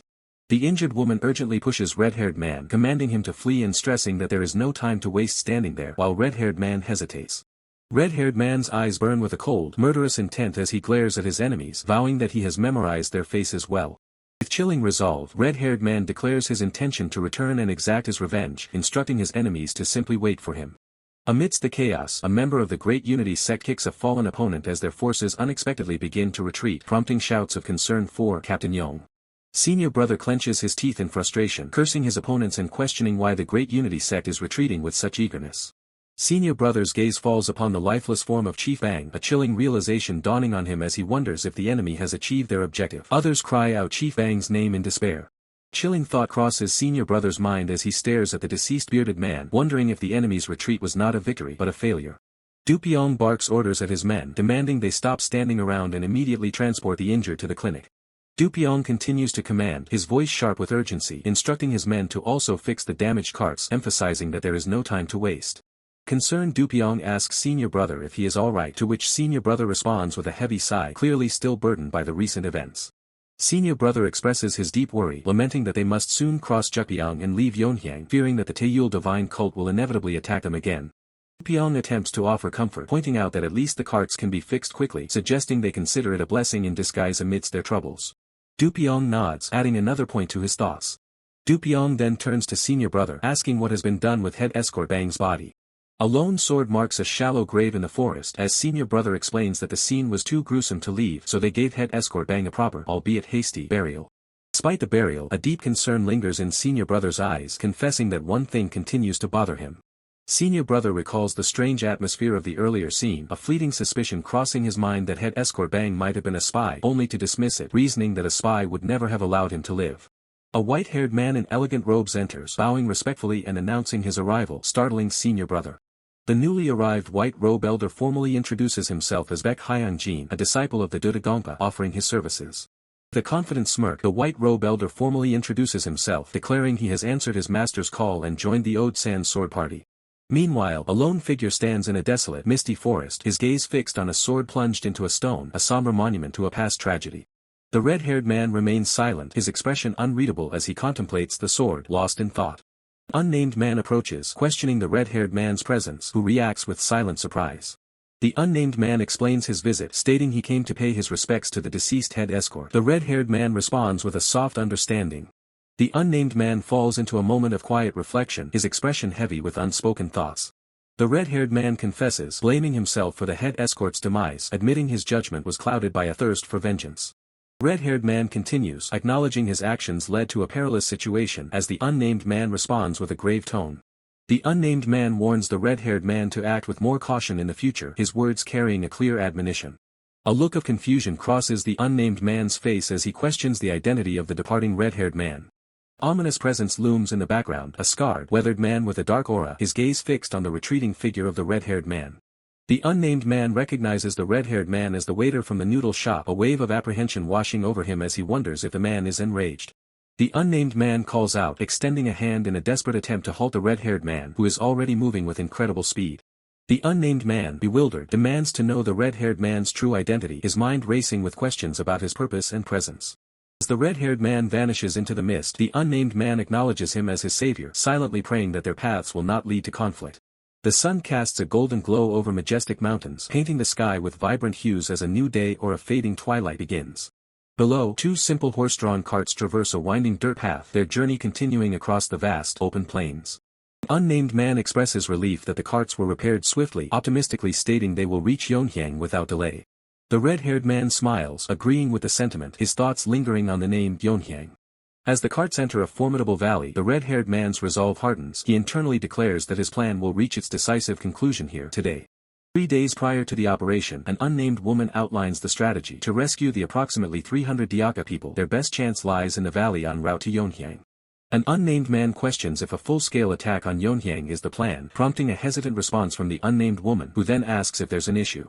The unnamed woman explains the critical flaw. Yonhyang's proximity to Cheonseoguk means that any leaked information about their attack would instantly draw overwhelming reinforcements from Cheonseoguk. She emphasizes that such a scenario would leave them no time, especially considering the time frame needed for the carts transporting the 300 prisoners to arrive. She grimly concludes that, by all calculations, the Cheonseoguk reinforcements would arrive long before the prisoners could be safely evacuated. The unnamed woman expresses her doubt that they can buy enough time, given the countless masters Joyoung has stationed there. The white robe elder dismisses her concerns with a confident wave. The white robe elder confidently asserts that with him and the sword demon holding the line, no master would dare to challenge them. The unnamed woman nervously agrees, finding the assurance comforting. However, the red-haired man interjects, stating it's not a matter of skill, which instantly draws an indignant "what" from the white robe elder. White robe elder slams his hand down, berating the red-haired man for talking back to an elder and accusing him of arrogance due to his martial arts knowledge. The red-haired man stammers a denial. Ignoring the outburst, the red-haired man calmly directs everyone's attention to the map, his bandaged hand pointing decisively. He explains that the map reveals 3 distinct paths from Jianghu to Yonhyang, and critically, they will have no way of knowing which path the enemy carts will take. He continues, highlighting the dual challenge of buying time for the prisoner carts while simultaneously dealing with the unknown routes, concluding that the operation is nearly impossible. Unnamed man explodes in frustration, advocating for a direct, brutal approach to cut everyone down. The white robe elder sharply tells him to be silent. After a moment of contemplation, the red-haired man reveals that he has conceived of a method, proclaiming there is one way to proceed. The red-haired man's inner monologue builds suspense, hinting at the singular, crucial path forward as the scene shifts back to the carts in the valley. An unnamed man, riding in a cart, observes the massive valley, then confirms the plan. The lead cart is to enter from the left path. Suddenly, a gleaming sword blade is pressed against a man's throat, drawing a thin line of blood, signaling immediate danger. The red-haired man, holding the sword, asserts a new directive: they will take the middle path, declaring he will personally lure the enemy. A cart speeds off down an unexpected path, drawing confused exclamations from unseen voices wondering why it's veering in that direction. The path ahead is suddenly riddled with explosives, panicked cries of HRK and WH what the erupt as the cart barrels forward. The red-haired man peers out from the carriage, observing the sudden chaos and noting that something significant must have transpired. His concern deepens as he recalls the Taeyul divine cult's recent attack and the enigmatic savior at the inn. Sensing these events are a prelude to something far greater, a sudden realization hits him. What? The lead cart veers sharply into an unexpected narrow path, drawing desperate shouts from the convoy. Why did the lead cart turn this way? Stop the cart. Inside another cart, a senior disciple demands to know the cause of the commotion, instructing the head escort to investigate. Yes, Sir. Dupyong quickly acknowledges. Bearded man seated within the carriage remarks on the extensive support they've received, surprised that the Dudagongpa's assistance wasn't the full extent. Another elder expresses surprise, stating, I didn't expect a Wangxiapa to come as well. A sudden jolt rocks the carriage, causing the men inside to react with shock. The man peers cautiously from the side of the cart, exclaiming, WH what is going on? Another calls out urgently, Lord, over there, pointing into the distance. The gray-haired figure remains silent, his expression calm but observant as he processes the unfolding events. His composure shatters as his eyes widen in stark realization, a silent exclamation escaping him. Down the ravaged path, a lone figure stands amidst overturned carts and defeated guards. Shocked exclamations ring out. That guy is HEY. Are you crazy? And who is that bastard? He overturned the lead cart. The enigmatic figure, clad in dark robes and a mask, emanates a chilling aura as dark energy swirls ominously around him. The masked assailant's eyes gleam with dangerous intensity, his expression cold and focused amidst the swirling energy. A chilling, wide grin stretches across the assailant's face, revealing sharp teeth as a sinister red glow emanates from him. Gray-haired figure's face contorts into a furious snarl as he identifies the attacker, Woonseon. An elder, eyes wide with disbelief and rage, exclaims, that guy is definitely Woonseon. How is this possible? He's alive. With lethal intent, Woonseon shouts die as he prepares to engage the two approaching swordsmen. Channeling his power, the assailant's sword ignites with a brilliant blue energy, radiating an intense aura as he prepares to strike. One of the guards bellows, pathetic fools, get out of my way, while another scoffs, to think you'd get taken down by someone charging in alone. The bearded man replies with a cunning smirk, alone. No way, hinting at hidden allies. From the shadows, a formidable group of 4 warriors emerges, confirming the earlier warning that the assailant was not alone. Calm, resolute leader opens his eyes and declares, well then, let's get started, shall we? A sweeping view reveals the treacherous rocky cliffs, with a solitary figure observing from the peak as the conflict begins below. From their vantage point atop the cliff, a white-robed elder calmly states, it's begun. His companion remarks with a knowing smirk, wow, you sure know how to make an entrance, don't you? The white-robed elder's eyes narrow with a nostalgic smirk, murmuring, I used to be that hot-blooded myself back in the day. On the barren ground below, the bearded man glares at the scene, muttering, those bastards. His face contorts in a furious snarl as he roars, how dare they act without my permission? The convoy's guards rush to action, shouting, guard the carriage, and identifying their attackers as demonic sex scum. Gray-haired figure, eyes sharp with urgency, barks orders to his men, what are you waiting for? Get over here and protect this wagon.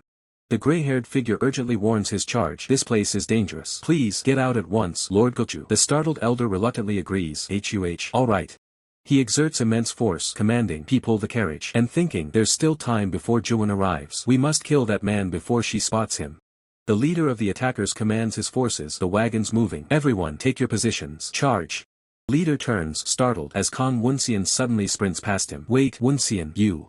He watches in disbelief, calling out Woonseon as the man charges directly toward the gray-haired figure to initiate a confrontation. Woonseon and the gray-haired figure clash with incredible speed, their blades meeting in a fierce aerial duel. The red-haired man's eyes widen in shock as a realization dawns on him. That's definitely. The gray-haired figure unleashes a surge of potent blue energy, his face contorted into a fierce grin as he roars, Woonseon. Potent blue energy surges, clashing violently as Woonseon's sword meets Senior Brother's, creating a deafening impact and a shower of sparks. Senior Brother, pushed back but resolute, shouts, demanding to know what that makes his opponent if he considers them the demonic set. Senior Brother's face contorts into a mask of pure rage, blue energy crackling around him as he roars, asking just what kind of filthy beast Woonseon is supposed to be.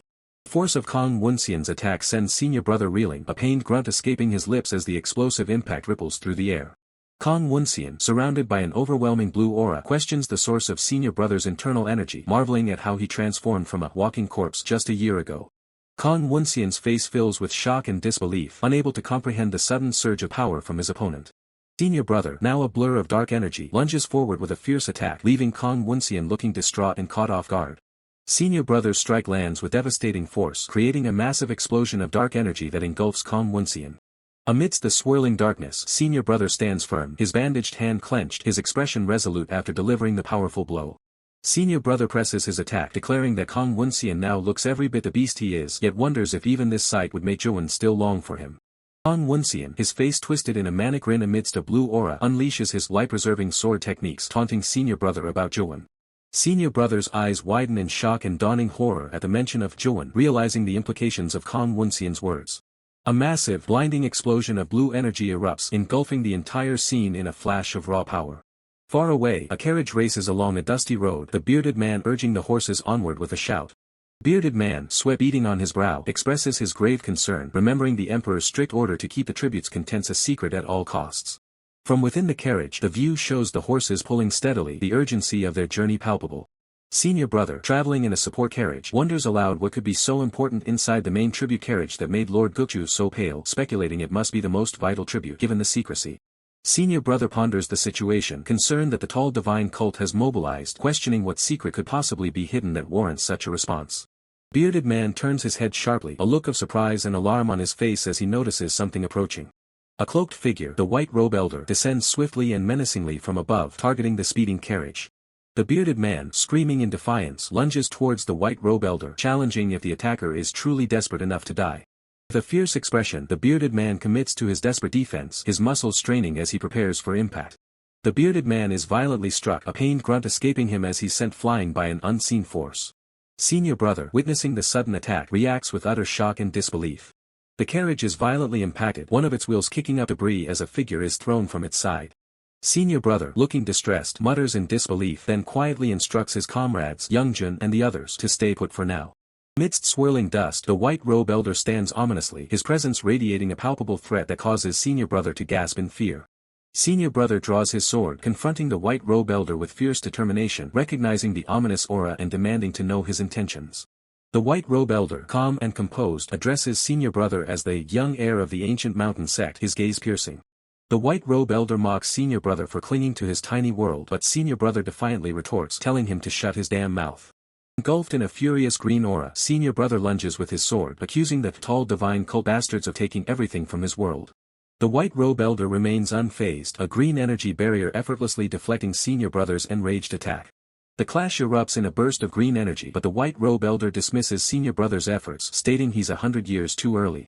Senior Brother's eyes widen in shock and horror as his sword shatters into pieces, unable to withstand the white robe elder's power. White robe elder, now surrounded by a dark, swirling aura, calmly states there's no point in excuses, adding that seeing once beats hearing 100 times. The white robe elder reaches out, his hand tearing at the canvas cover of the tribute carriage, declaring he will reveal what they've been doing. The white robe elder pulls back the canvas cover, forcing the red-haired man to look at what is hidden inside. Red-haired man's pupils constrict in pure shock at the sight. A mountain of corpses is revealed within the carriage they were escorting. The gruesome scene is a testament to a cruelty beyond comprehension. The red-haired man stares at the carnage, his mind fracturing as he trembles. The victims are commoners whose faces are frozen in expressions of agony and despair. The white robe elder looms behind him with a cold, expressionless gaze. Hyperventilating, the red-haired man struggles to process the sight of the bodies. The red-haired man falls to his knees in the dirt as the white robe elder looks down at him. Blood drips steadily onto the parched earth. The senior brother's face contorts with rage as he grits his teeth. The red-haired man stands silent, his grip tightening on a blade slick with blood. Dark aura erupts as the man unleashes his power, his intent turning murderous. He leans in close, his face a mask of fury. With a thunderous stomp, he shatters the ground, preparing to unleash a devastating technique. He leaps from the cliffside, a dark silhouette descending like a force of destruction. The injured woman watches in horror as she witnesses the transformation. The man targets his opponent with a strike meant to kill. The impact is catastrophic, sending shockwaves through the battlefield. Dust and debris explode as he stands at the center of the crater, his power absolute. The opponent coughs up blood, his body broken and reeling from the defeat. He collapses onto the stone, his strength failing after being outclassed. Still defiant, the man reaches for his sword with a trembling hand. His vision blurs as he stares into the abyss of his own failure. The attacker raises his blade to deliver a final, lethal blow. A bandaged hand reaches out, gripping the executioner's wrist to stop a strike. The injured woman intervenes, her presence halting the storm of bloodlust. The man freezes, his eyes wide with confusion as he looks at her. She looks up at him with eyes full of sorrow. In a quiet hall, the white robe elder sits in deep contemplation. He reads a message, his hands trembling as he reacts with disdain. A sudden realization strikes him, suggesting their strategy may crumble. His eye twitches with anxiety as he calculates the risks to his plan. Subordinate approaches, but the white robe elder is already moving toward a new course of action. The elder mounts his horse and prepares to depart to seek reinforcements. The subordinate is left in shock at the sudden change in plans. White robe elder gallops away, racing against time to save his ambitions. As the elder gallops away, racing against time, the man left behind is drenched in cold sweat, praying that his plans remain undisrupted. The battlefield is a scene of carnage, with wagons overturned and an air of desperation as the ambush reaches its peak. The senior brother searches for news of the cargo wagons, only to realize that the group led by their leader has gone completely silent. Gritting his teeth, the senior brother realizes the gravity of the situation. Every second spent here is a second closer to total disaster. Suddenly, a bearded man lunges forward with a roar, his blade aimed directly at the senior brother's head. The senior brother recognizes the attacker, cursing as he prepares to engage a foe that will surely waste their precious time. Before the blades can clash, a booming voice commands the senior brother to stand aside, signaling that the traitor is his opponent alone. An elder charges into the fray, his massive frame radiating a terrifying pressure that stops everyone in their tracks. The senior brother watches in shock as the former leader steps up to settle a blood debt that has been festering for years. Unleashing a torrent of golden energy, the elder condemns the enemy for their wretched betrayal and lack of honor. The bearded man screams in fury, unable to comprehend how the old man still possesses such overwhelming power after all this time. The elder seizes the bearded man by the throat, confronting him for abandoning righteousness and declaring that his sins will finally be paid for. The cold, mocking laugh, the elder challenges the vagabond who abandoned his own sect, questioning his right to speak of sin. The bearded man's face twists into a sadistic grin, showing that he doesn't care about the past as he prepares to unleash a new level of malice. A look of horror washes over the senior brother's face as he realizes the bearded man has been hiding a lethal trap. In a flash of cold steel, the bearded man stabs the elder in one brutal, dishonorable motion. The elder gasps for air, blood spilling from his lips as the weight of the betrayal hits him harder than the blade ever could.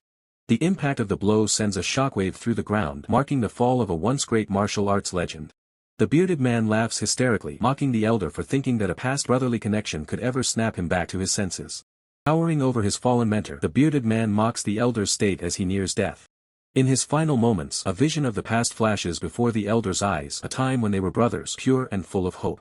He wonders how the world could have changed his brother into such a monster, now draped in a dark, suffocating aura of malice. The senior brother screams for the elder to step back, desperate to save him from the inevitable finishing blow.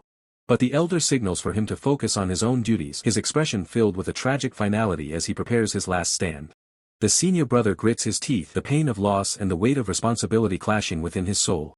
He gives orders to secure the remaining carts and join up with the wagons that manage to flee, refusing to let the sacrifice be in vain.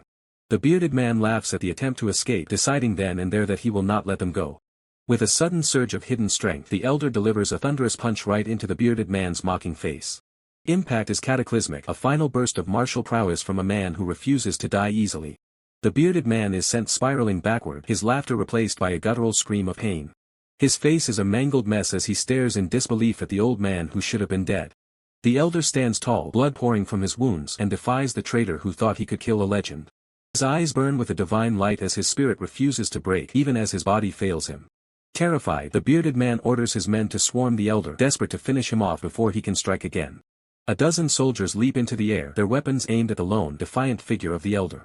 As the battle rages on, the weight of the conflict shifts and every warrior on the field knows history is being written this day. Amidst the chaos, the senior brother finally finds the injured woman rushing to her side with an expression of deep relief. The injured woman looks up at him, her eyes filled with tears, her gaze conveying the long search and all she has to say. The red-haired man covers his mouth, his eyes trembling with a conflict he can no longer hide as he realizes there is something he must say before the silence breaks them both. The injured woman reaches out, her hand gently cupping his face as she whispers through her pain, telling the red-haired man how much she has truly missed him. He remains silent, his jaw tightening as the weight of her words and her touch forces him to confront a past he tried so hard to bury. The red-haired man stands over the fallen, his voice cold as he asks why she came all this way, telling the injured woman she should have just let him be dead to the world. Desperation flares in her eyes as the injured woman begs him to stop, insisting that he doesn't have to endure this struggle alone. But the red-haired man snaps, his voice a roar of defiance, declaring he won't listen to her pleas if she continues to obstruct his path to vengeance. With a final, heart-wrenching command, the red-haired man tells her never to come looking for him again, leaving the injured woman frozen in shock. A sudden, violent impact shatters the ground nearby, echoing her cry of disbelief as the reality of his rejection sinks in. Her eyes widen, reflecting a mixture of horror and a burgeoning dark realization as the atmosphere around them shifts violently. Both of them look toward the horizon as a sinister, dark energy begins to coil through the air, accompanied by a sound that chills their very blood. The red-haired man's face pales as he senses the overwhelming pressure, realizing with terror that this is the unmistakable aura of his master. Elsewhere on the battlefield, a group of soldiers charges toward a massive figure, their blades drawn and their intent lethal. The soldiers scream for blood, believing that if they can just bring down this one old man, the entire tide of the war will shift in their favor. But Woonseon erupts in a blinding golden light, his voice booming with divine fury as he demands to know how they dare challenge him. The soldiers falter, their confidence evaporating as the sheer magnitude of Woonseon's power begins to warp the air around them. Panic sets in as they realize their target has vanished from their sight, only to realize too late that he is looming directly above them. Woonseon looks down with cold disdain, declaring that mere foot soldiers have no place standing in the presence of a true master. A massive, glowing hand descends like a falling star, casting a shadow of absolute doom over the terrified warriors below. Woonseon activates his devastating skill, Sangungi, the frost descent cloud, unleashing a pillar of energy to bury his enemies in the dirt. The earth shatters under the weight of the strike, the soldiers' cries cut short as the raw power of the technique pulverizes everything in its path. As the dust settles, Woonseon stands amidst the wreckage, a lone titan surrounded by the broken bodies of those who underestimated him. But the victory is hollow. Woonseon suddenly coughs up a spray of dark blood, his internal injuries finally catching up to him. He collapses to one knee, cursing his own recklessness for attempting such a taxing technique while his body was already at its limit. Desperate to stabilize his energy, Woonseon realizes he must perform Ungi Jiasaike immediately or his cultivation will collapse entirely. In his moment of weakness, a traitor strikes, a blade pierces Woonseon's back as his attacker screams for his death. The assassin laughs maniacally, declaring that with Woonseon's disgusting presence gone, his own sect will finally rise to glory. As the light fades from his eyes, Woonseon wonders if his fate was already sealed from the very day he made a fateful choice. Years ago, the screaming elder stood firm, declaring that as men of the martial world they would not soil their hands with the filth of politics. The room erupted in confusion as the other masters realized the Woonseon sect intended to remain neutral in the coming conflict. Subordinates pleaded, arguing that joining the war would bring them national glory, but the screaming elder asked if they truly valued glory stained with blood. The white robe elder spoke up with a calm, manipulative tone, questioning if saving civilians wasn't a more honorable path than standing idly by. He pressured the council, suggesting that if the Wangsik sect refused to help, the royal court would view their defiance as a direct threat. Panic among the sect members grew, fearing that being marked as enemies of the state would mean they could never walk the streets in honor again. The screaming elder remained silent, the weight of his disciples' futures clashing with his own sense of martial integrity. Sensing an opening, the white robe elder offered a compromise to only take part in operations that would prevent meaningless slaughter. The screaming elder sighed, the burden of leadership forcing him to consider a path he knew would lead to ruin. With a heavy heart he finally relented, agreeing to the proposal because he believed the bloodshed could no longer be avoided. However, as the present returns, a new shadow looms, and a sudden realization strikes those left standing on the scorched earth. Shadows loom as a warrior wreathed in a dark, enraged aura stands atop a mountain of the fallen. His eyes glow with a sinister red light as he demands to know if the sect master is present. Woonseon watches in horror from the periphery. The weight of the massacre is reflected in his trembling gaze as he stares at the lifeless disciples littering the parched earth. The elder erupts in fury, his face contorted in raw agony as he curses Bununpa, branding him a bastard for the blood on his hands. Violence erupts instantly as a powerful hand clamps around the throat. The sudden impact forces a choked gasp from the victim as their air is cut off. The elder bellows in protest, unable to comprehend the sudden betrayal and the sheer brutality unfolding right before his eyes. Du Pyong rushes forward, pleading for restraint. His face is etched with desperation as he tries to stop the sect master's descent into total madness. Lightning tears through the sky as the Dark Aura wielder declares that this is war, a realm where righteousness is dead and only slaughter remains. He turns his venom on Woonseon, accusing him of permitting the chaos from the start and mocking his nauseating pretense of virtue. With a final cold dismissal, the Dark Aura wielder turns his back on the destruction, leaving Woonseon alone in the pouring rain. Broken and defeated, Woonseon weeps. He finally admits that his false hopes led everyone to this tragic end, taking full responsibility for the failure. His eyes widen in shock as a faint sound pierces through his despair, a flicker of life amidst the sea of corpses that stops his breath. A small figure lies in the mud, gasping a desperate plea for salvation that shakes Woonseon to his very core. It is a young girl, her eyes gouged out and bleeding, a horrific testament to the cruelty of the war they just endured. Woonseon reaches out, his heart breaking as he realizes the enemy didn't even spare a child. He vows to find a physician immediately. He whispers a solemn promise to the girl, vowing to save her and help her claim the vengeance she deserves against those who blinded her. Years later, the cycle of violence continues. An aged Woonseon pins down an opponent with overwhelming force, his grip like iron. The victim struggles in vain, sensing a terrifying energy emanating from the dying old man that defies logic. Woonseon coughs up blood. The names of those he failed echo in his mind as his strength finally begins to fade. He laments his failure, apologizing to the spirits of the fallen for being unable to finish their vengeance before his time runs out. Suddenly, a blade pierces through him, the cold steel ending his long journey of regret and pain. A final, lethal strike is carried out, intended to erase his existence from the annals of history. A massive explosion of prismatic energy erupts from the point of impact, consuming everything in a blinding flash of light. The shockwave ripples outward with destructive force, a final release of power from a master who has nothing left to give. Silence returns to the valley, leaving only scorched earth and the broken bodies of those caught in the devastating blast. A massive crater marks the spot where the legendary master made his final stand against an impossible tide. Woonseon kneels in the center of the crater, a sword buried deep in his chest, his life force flickering out like a dying candle. He collapses into the dust, the weight of his years and his sins finally pulling him down into the earth. With a faint, bloody smile, he accepts his end, feeling that his time to leave this world has finally come at last. From the cliffs above, a red-haired man screams for his master, his voice filled with raw agony as he witnesses the fall. Woonseon watches him descend, thinking of the boy's inherent kindness and the dark path he is about to take for revenge. The red-haired man reaches him, pleading for him not to go. Woonseon prays he raised a human, not a monster. The young man cradles his master's body, his world shattering into pieces as the life leaves the old man's eyes. Woonseon's final thoughts are of his unfulfilled dream, a vision of a world without this endless cycle of slaughter. The red-haired man's desperate cries echo through the desolate canyon, but there is no answer from the master. Shadows descend from above as enemies move in to finish the job, unaware of what they have just unleashed. The red-haired man's eyes snap open, glowing with a cold, piercing blue light that signals the end of his restraint. He strikes with blinding speed, a wave of blue energy carving through the air and his enemies alike in one clean sweep. The woman shouts a warning, but it's too late. The one Woonseon tried to protect has just become the most dangerous man alive. The elder gasps in disbelief, his eyes wide as he realizes the impossible. His master's inner energy hasn't been depleted, it's surging with a terrifying new life. Amidst the chaos, the injured woman points toward hope, shouting that if they can just reach the elder in time, there might still be a chance to save him. Desperation cracks her voice as she calls out for the man to move, urging them to escape this death trap together before the window of opportunity slams shut. With a burst of speed, they leap across the fractured terrain, the sound of their retreat echoing through the desolate canyon. Far across the plains, the thunder of hooves signals the arrival of the cavalry. The commander roars for his men to assume battle formations, sensing the slaughter ahead. But as they crest the hill, the soldiers freeze. The sight before them is a nightmare, a field of broken wood and a cold, unmoving body left in the dirt.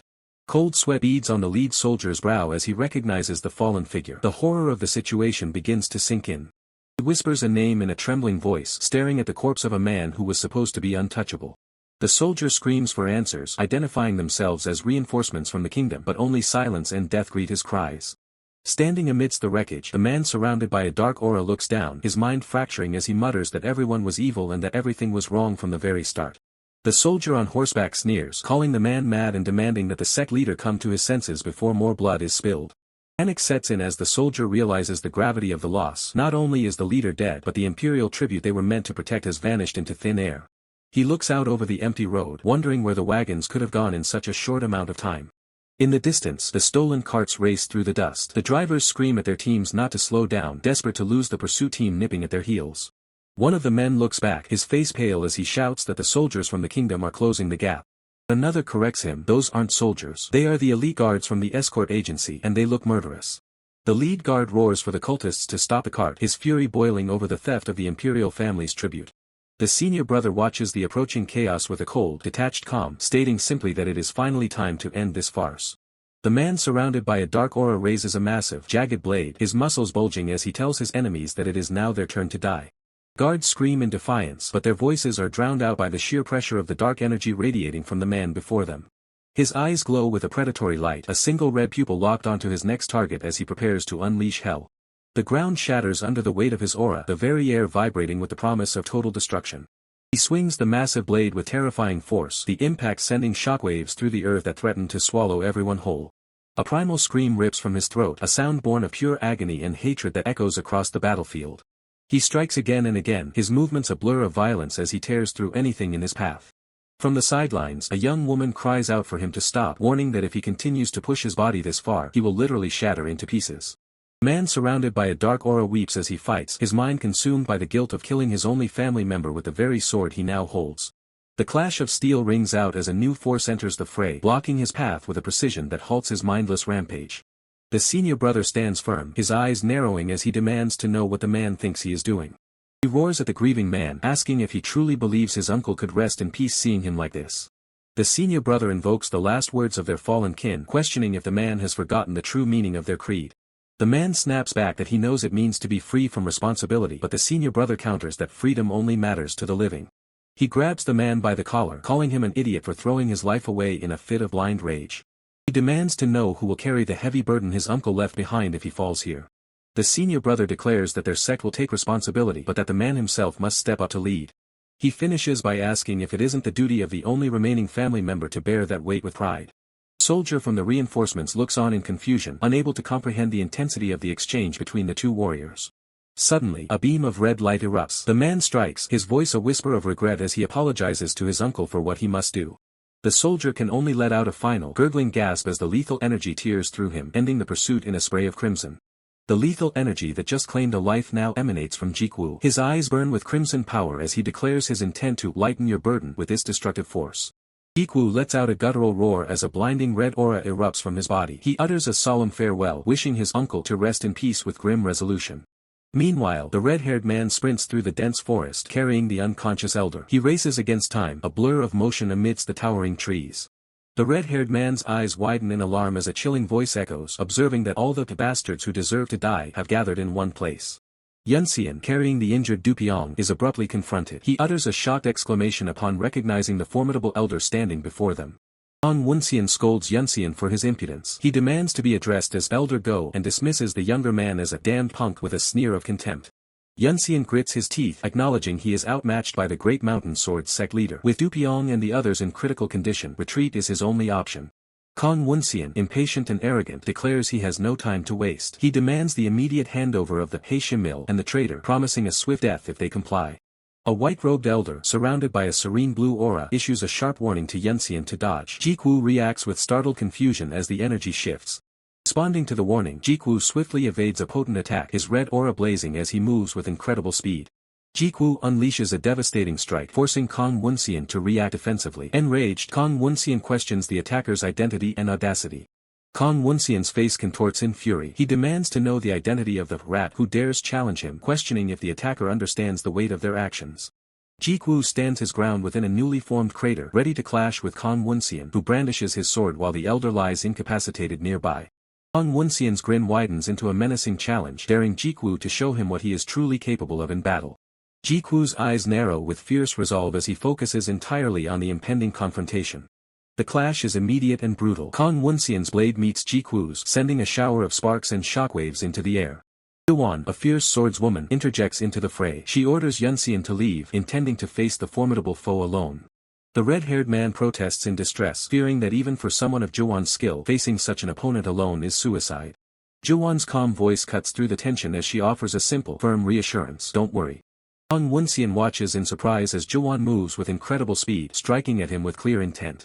As Kong Woonseon is forced back, Jianghu reveals her formidable lineage. She is the sole disciple of the legendary Sword Saint.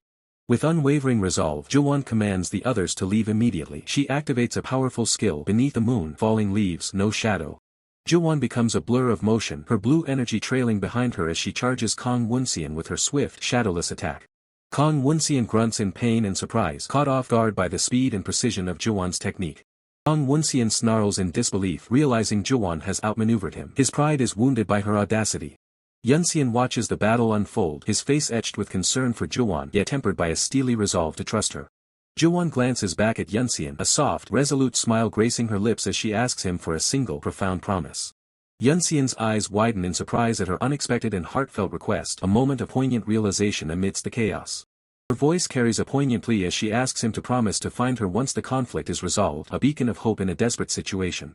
Yunseon is stunned, processing the weight of her words and the potential sacrifice she is making for their escape.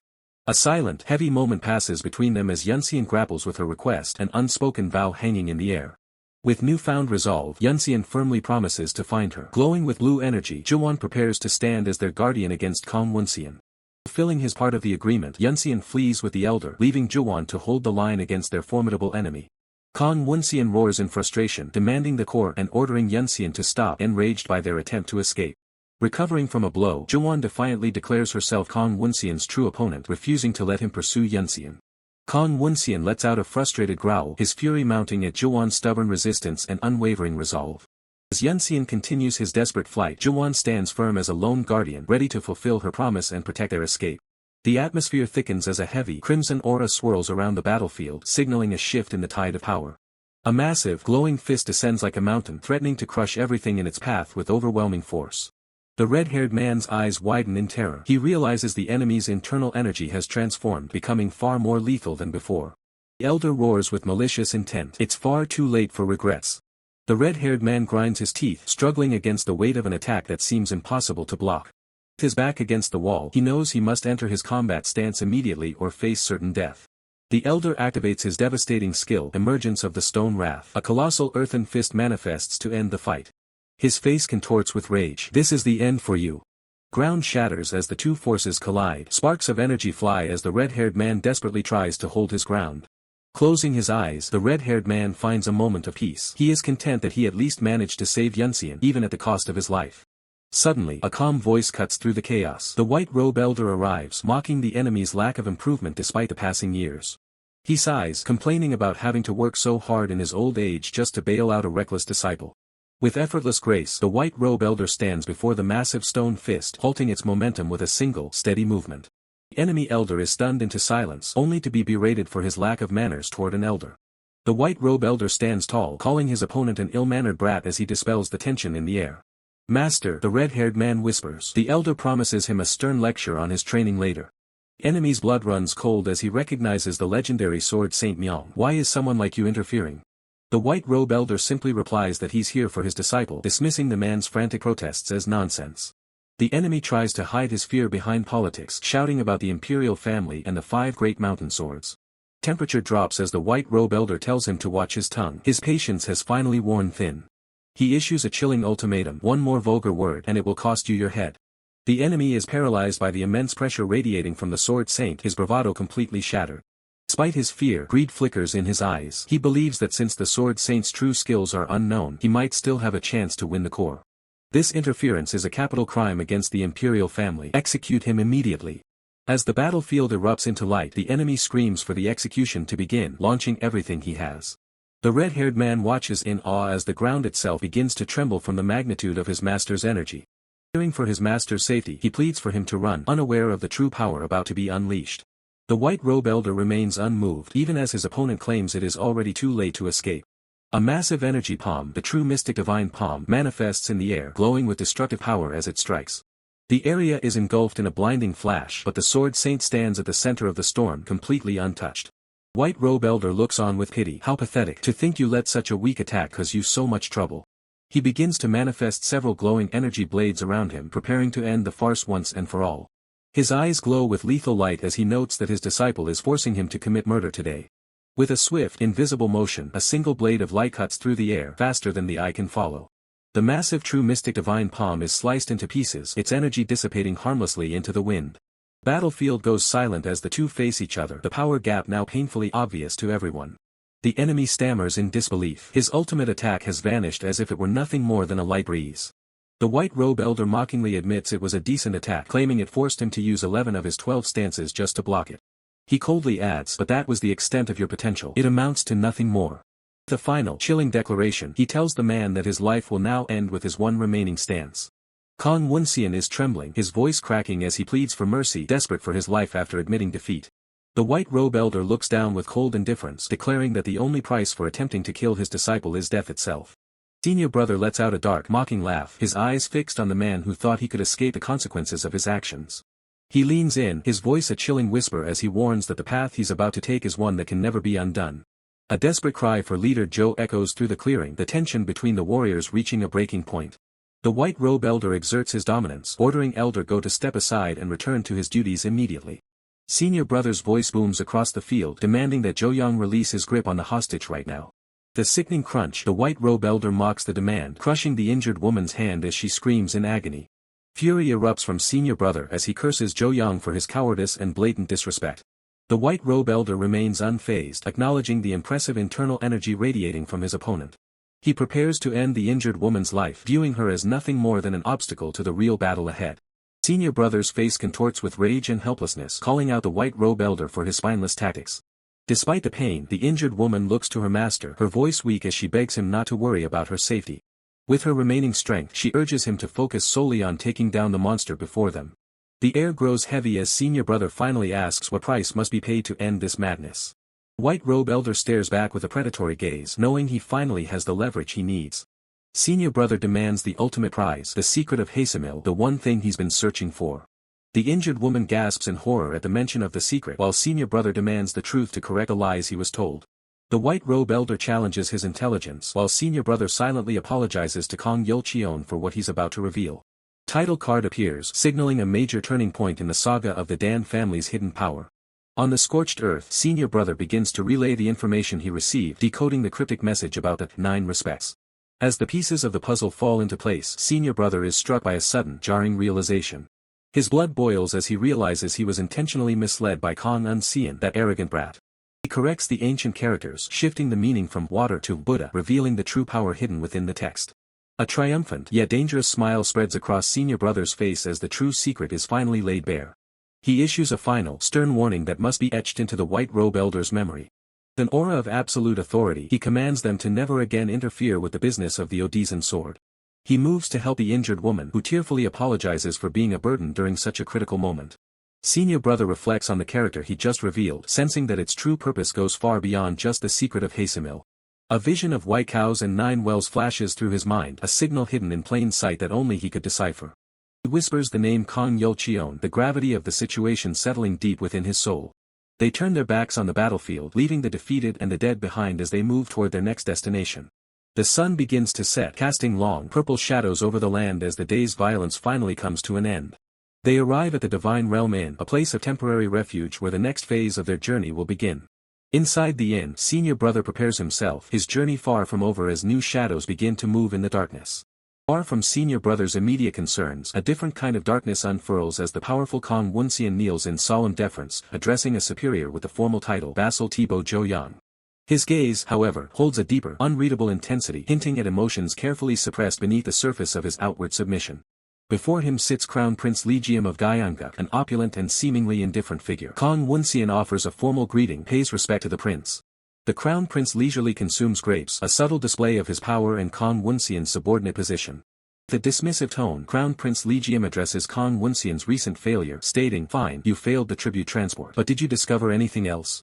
Kong Woonseon, visibly distressed, offers no excuse, declaring, "I have no excuse." His mind races with the secret of Hasemil, knowing the prince must never discover it. Crown Prince Lijium's cunning is evident as he ponders. Among the emperor's 8 princes, the second is the most ambitious and cunning. His eyes glow with faint power as he expresses his disappointment, sighing, "I must have expected too much." He continues to taunt Kong Woonseon, reminding him, "I heard you became the Murim Alliance leader, so I had some small hope. But this is why low-born bloodlines." Kong Woonseon's face contorts in a mix of anger and shock. Kong Woonseon is stunned into silence by the prince's cutting words, his expression a silent scream of outrage and humiliation. Crown Prince casually taps his hand on the table, declaring, "Well, even if it wasn't you, I have plenty of other pawns, so it hardly matters." Standing tall, Crown Prince Lijiam issues a final, condescending challenge, but next time, try to prepare at least something impressive. His eyes glow with purple energy as he delivers an ominous promise, because at that time, you will be calling me by another title. Kong Woonseon bows even lower, a frustrated grunt escaping him, masking the burning fury within. His gaze hardened with resolve. Kong Woonseon makes a silent, vengeful vow. "Just wait, Lijiam. One day, I will knock off your head and force you to look up at me." Years later, Kong Woonseon, now in simple, worn robes, moves through a desolate forest, his past weighing heavily on him. A hooded figure approaches him urgently, pleading, "Master, he will arrive tonight, so please endure just a little longer." Kong Woonseon's face shows a flicker of resignation as the hooded figure addresses him by his name, Unseon. Kong Woonseon looks up, surprised, admitting, "Perhaps I already knew." The hooded figure reacts with a confused, "Huh." In a different time, Kong Woonseon, in his former powerful guise, stands with two stern companions, preparing for battle. He commands, "Now then." His companion acknowledges the order, reporting, "The Wang-Sik sect marches toward the battlefield." "Yes, understood." Kong Woonseon glances back, a subtle expression of concern crossing his face as he silently questions the unfolding events. His stern companion grins with anticipation, declaring, "At last, the moment has come." A close-up reveals Kong Woonseon's eye, etched with lines of worry, reflecting the immense pressure and fear he carries. His mouth is set in a grim line, the weight of his decisions and the impending conflict evident in every crease of his aged face. The full extent of his internal turmoil is laid bare, a silent struggle against the grim reality of the battle ahead. From behind, Kong Woonseon faces a landscape engulfed in flames and smoke, a testament to the destruction and chaos he once commanded. His face contorts in a silent scream, a raw display of anguish and despair over the consequences of his past actions. In his defeated state, Kong Woonseon reflects on his retreat from the world, stating, "I began a life of seclusion." He walks with a young, hooded child, lamenting the loss of his former life and companions, the Wang-Sik sect, and even my disciples. The camera pans across the forest floor, emphasizing the quiet, secluded environment of his self-imposed exile. Suddenly, Kong Woonseon sits up, startled, as an unexpected visitor approaches him in the wilderness. With a pained expression, Kong Woonseon recognizes the man, asking, "Maze Pong, what brings you here?" Maze Pong, the hooded figure, points to the child beside him, making a desperate plea, "Sword Demon, I have a favor to ask you. Please, take in this child. He is a boy of Ryuksuk who lost both his parents and his sight." Kong Woonseon's eyes widen in shock and disbelief, stammering, "What on earth is happening?" Tears stream down his face as he despairs, "Someone like me. I cannot possibly help this child take revenge." Maze Pong tries to comfort the distraught Kong Woonseon, who cries, "But cowardly. I even tried to flee from atonement itself." Maze Pong urges him, "Enough. Please be quiet. What if your wounds tear open again?" Maze Pong's eye shows fierce determination as he reassures Kong Woonseon, "We'll arrive soon. Please, just hold on a little longer." Kong Woonseon's face hardens with renewed resolve, vowing, "But in the end, at the final moment, I did not run away. So, Unseon, live a life where you never run away like I did." Weight of that vow hangs heavy in the air as footsteps grind to a halt, the dust settling around boots that have traveled far too long. Against the backdrop of a dying sun, a solitary figure carries the burden of his comrade, trekking through silent woods where only the rustle of leaves witnesses their struggle. The elder's eyes remain tightly shut, his face a mask of exhaustion and peace, as if he has finally surrendered to the stillness of the forest. Desperate cry for his master echoes across the jagged mountain peaks, shattering the twilight silence with the raw pain of a looming loss. 3 years pass in the blink of an eye. The seasons turn, and the vibrant orange of maple leaves signals the arrival of a new era in the martial world. The grand tournament hall of the Wang-Sik sect stands imposing and majestic, its courtyard swarming with warriors from every corner of the land. Among the crowd, familiar faces reunite. Mr. Jiang is greeted warmly, the excitement for the first martial arts tournament in years palpable in every conversation. Beneath the cheer lies a bitter memory. The mention of the tall divine cult brings a shadow to their faces, recalling the devastating losses suffered at the hands of those demonic bastards. A sharp presence cuts through the chatter. Senior brother moves through the throng with a quiet intensity, his hand resting near the hilt of his blade. Whispers follow in his wake. The onlookers recognize the crest. It's the Godison sect. Many are surprised to see them showing their faces at such a high-profile event. Senior brother reflects on the day his life was denied, a time when he thought he could never stand proudly in the martial world again without running from his sins. He remembers the Wang-Sik sect being there that day. He came here to see their true colors and to find a path forward for the Godison sect. The crowd's respect is short-lived. Some mock their arrival, scoffing that they expected the legendary Dragon Gate sect instead of just the Godison. The insults grow bolder. They claim the Godison sect isn't even worthy of being counted among the 5 mountain swords anymore, their prestige long since withered. As the sun sets over the arena, the lights of the main hall flicker to life, signaling the start of the proceedings that everyone has been waiting for. The bearded man notes how the three Yonga brothers have dominated the martial world since their leader vanished, leaving no gaps for others to rise. So Jiang watches from the sidelines, representing the Huangxi sect that rose from the chaos following their previous leader's sudden and mysterious death. The current sect leader, Go Yuxiang, stands at the center of attention, his white hair and stern gaze commanding the respect of every warrior present. The public is in agreement. These figures are the true five mountain swords, the pinnacle of power in the current era. In stark contrast, the Godisen sect members sit quietly on the periphery, their presence overshadowed by the giants of the martial world. The gossipers continue their assault from behind, their voices low but sharp with disdain for the fallen sect. They point to the new leader, calling him a mere brat and questioning if someone so young and inexperienced could ever hope to rebuild what was lost. To their eyes, his inner power seems lacking, a hollow shell compared to the master standing on the grand stage. Pyong's temper flares as he overhears the trash talk. He's ready to leave and find a meal elsewhere rather than endure another moment of their insults. Senior brother remains calm, urging his companion to endure. The public will always talk, and their judgment is just another trial they must face. Go Yuxiang begins his address, expressing deep gratitude for the presence of the gathered leaders and warriors. He admits that he didn't invite them just to celebrate himself. There is a much greater, more urgent purpose behind this gathering. His voice turns grave as he speaks of the unsettling peace that threatens to break at any moment, a worry that has kept him awake for many long nights. He reminds them all of the tragedy 3 years ago, the annihilation of the Unpyang escort agency by the brutal members of the tall divine cult. The air in the hall grows cold. Go Yuxiang prepares to take a step that will change everything. He declares his intention to finally reveal the hidden truth of what actually happened on that fateful day. Senior brother is struck with shock. Could the Huangxi sect really be ready to expose the secrets of the past? A sudden, powerful presence interrupts the speech, a shockwave of energy rippling through the courtyard as a new player enters the stage. A man with long, flowing silver hair strides forward, his voice booming with confidence as he asks if he can be the one to explain everything. He identifies himself as Baek Hyongjin of the Dudagong sect, offering a formal greeting to the leaders while a sly smile plays on his lips. A collective gasp ripples through the assembly as one of the leaders, stunned by this unexpected arrival, questions how the Dudagong sect could possibly be present. A poised female leader, her eyes holding a shrewd glint, reminds Baek Hyongjin that the Dudagong sect had previously declared their absence, probing whether a new reason compelled their sudden appearance. Baek Hyongjin, with a calm demeanor, explains that their sect master's secluded training prevented their initial attendance at the Murim tournament. However, a single tear streaks down Baek Hyongjin's face as he prepares to reveal a deeper truth. Baek Hyongjin's voice cracks with anguish, declaring that he cannot simply ignore the horrors of that dawn, and his presence is solely out of concern for the future of the five mountain swords. The bearded man nods grimly, recalling the tragic day the Huangxi sect lost their pillars, Halma Maespang and Baiwal Bunyungpa, confirming the tall divine cult's ambush to seize the imperial family's tribute. The unknown female leader scoffs, labeling sect master Ma's attempt to peacefully resolve matters with sword demon Songan as a pathetic farce, revealing Songan's deceitful negotiation that ended in a fatal blow. A young disciple listens, his eyes widening in shock as he hears of the kind-hearted Baiwal Bunyungpa's demise, killed by the tall cult after being startled by a mysterious boy. The unknown female leader, her expression unreadable, questions the mention of a boy and, more crucially, what tribute was so vital that it compelled the tall cult to mobilize their entire force.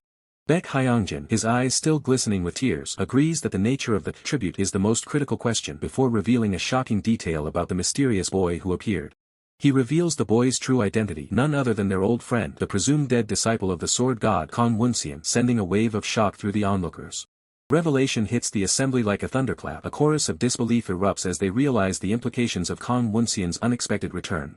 The narrative shifts, focusing on a mysterious ancient scripture, its pages radiating a faint, ominous glow. The true identity of the tribute is unveiled, the legendary Hasim Mil Jiangsu, a name that sends shivers down the spine of even the shadowy figures who sought it. Bandaged hand clenches tightly, hinting at past struggles and the profound significance of the scripture. The unknown female leader's face twists into a chilling, knowing smile, her eyes burning with dark intent as she confirms the Hasim Mil Jiangsu is indeed still in existence.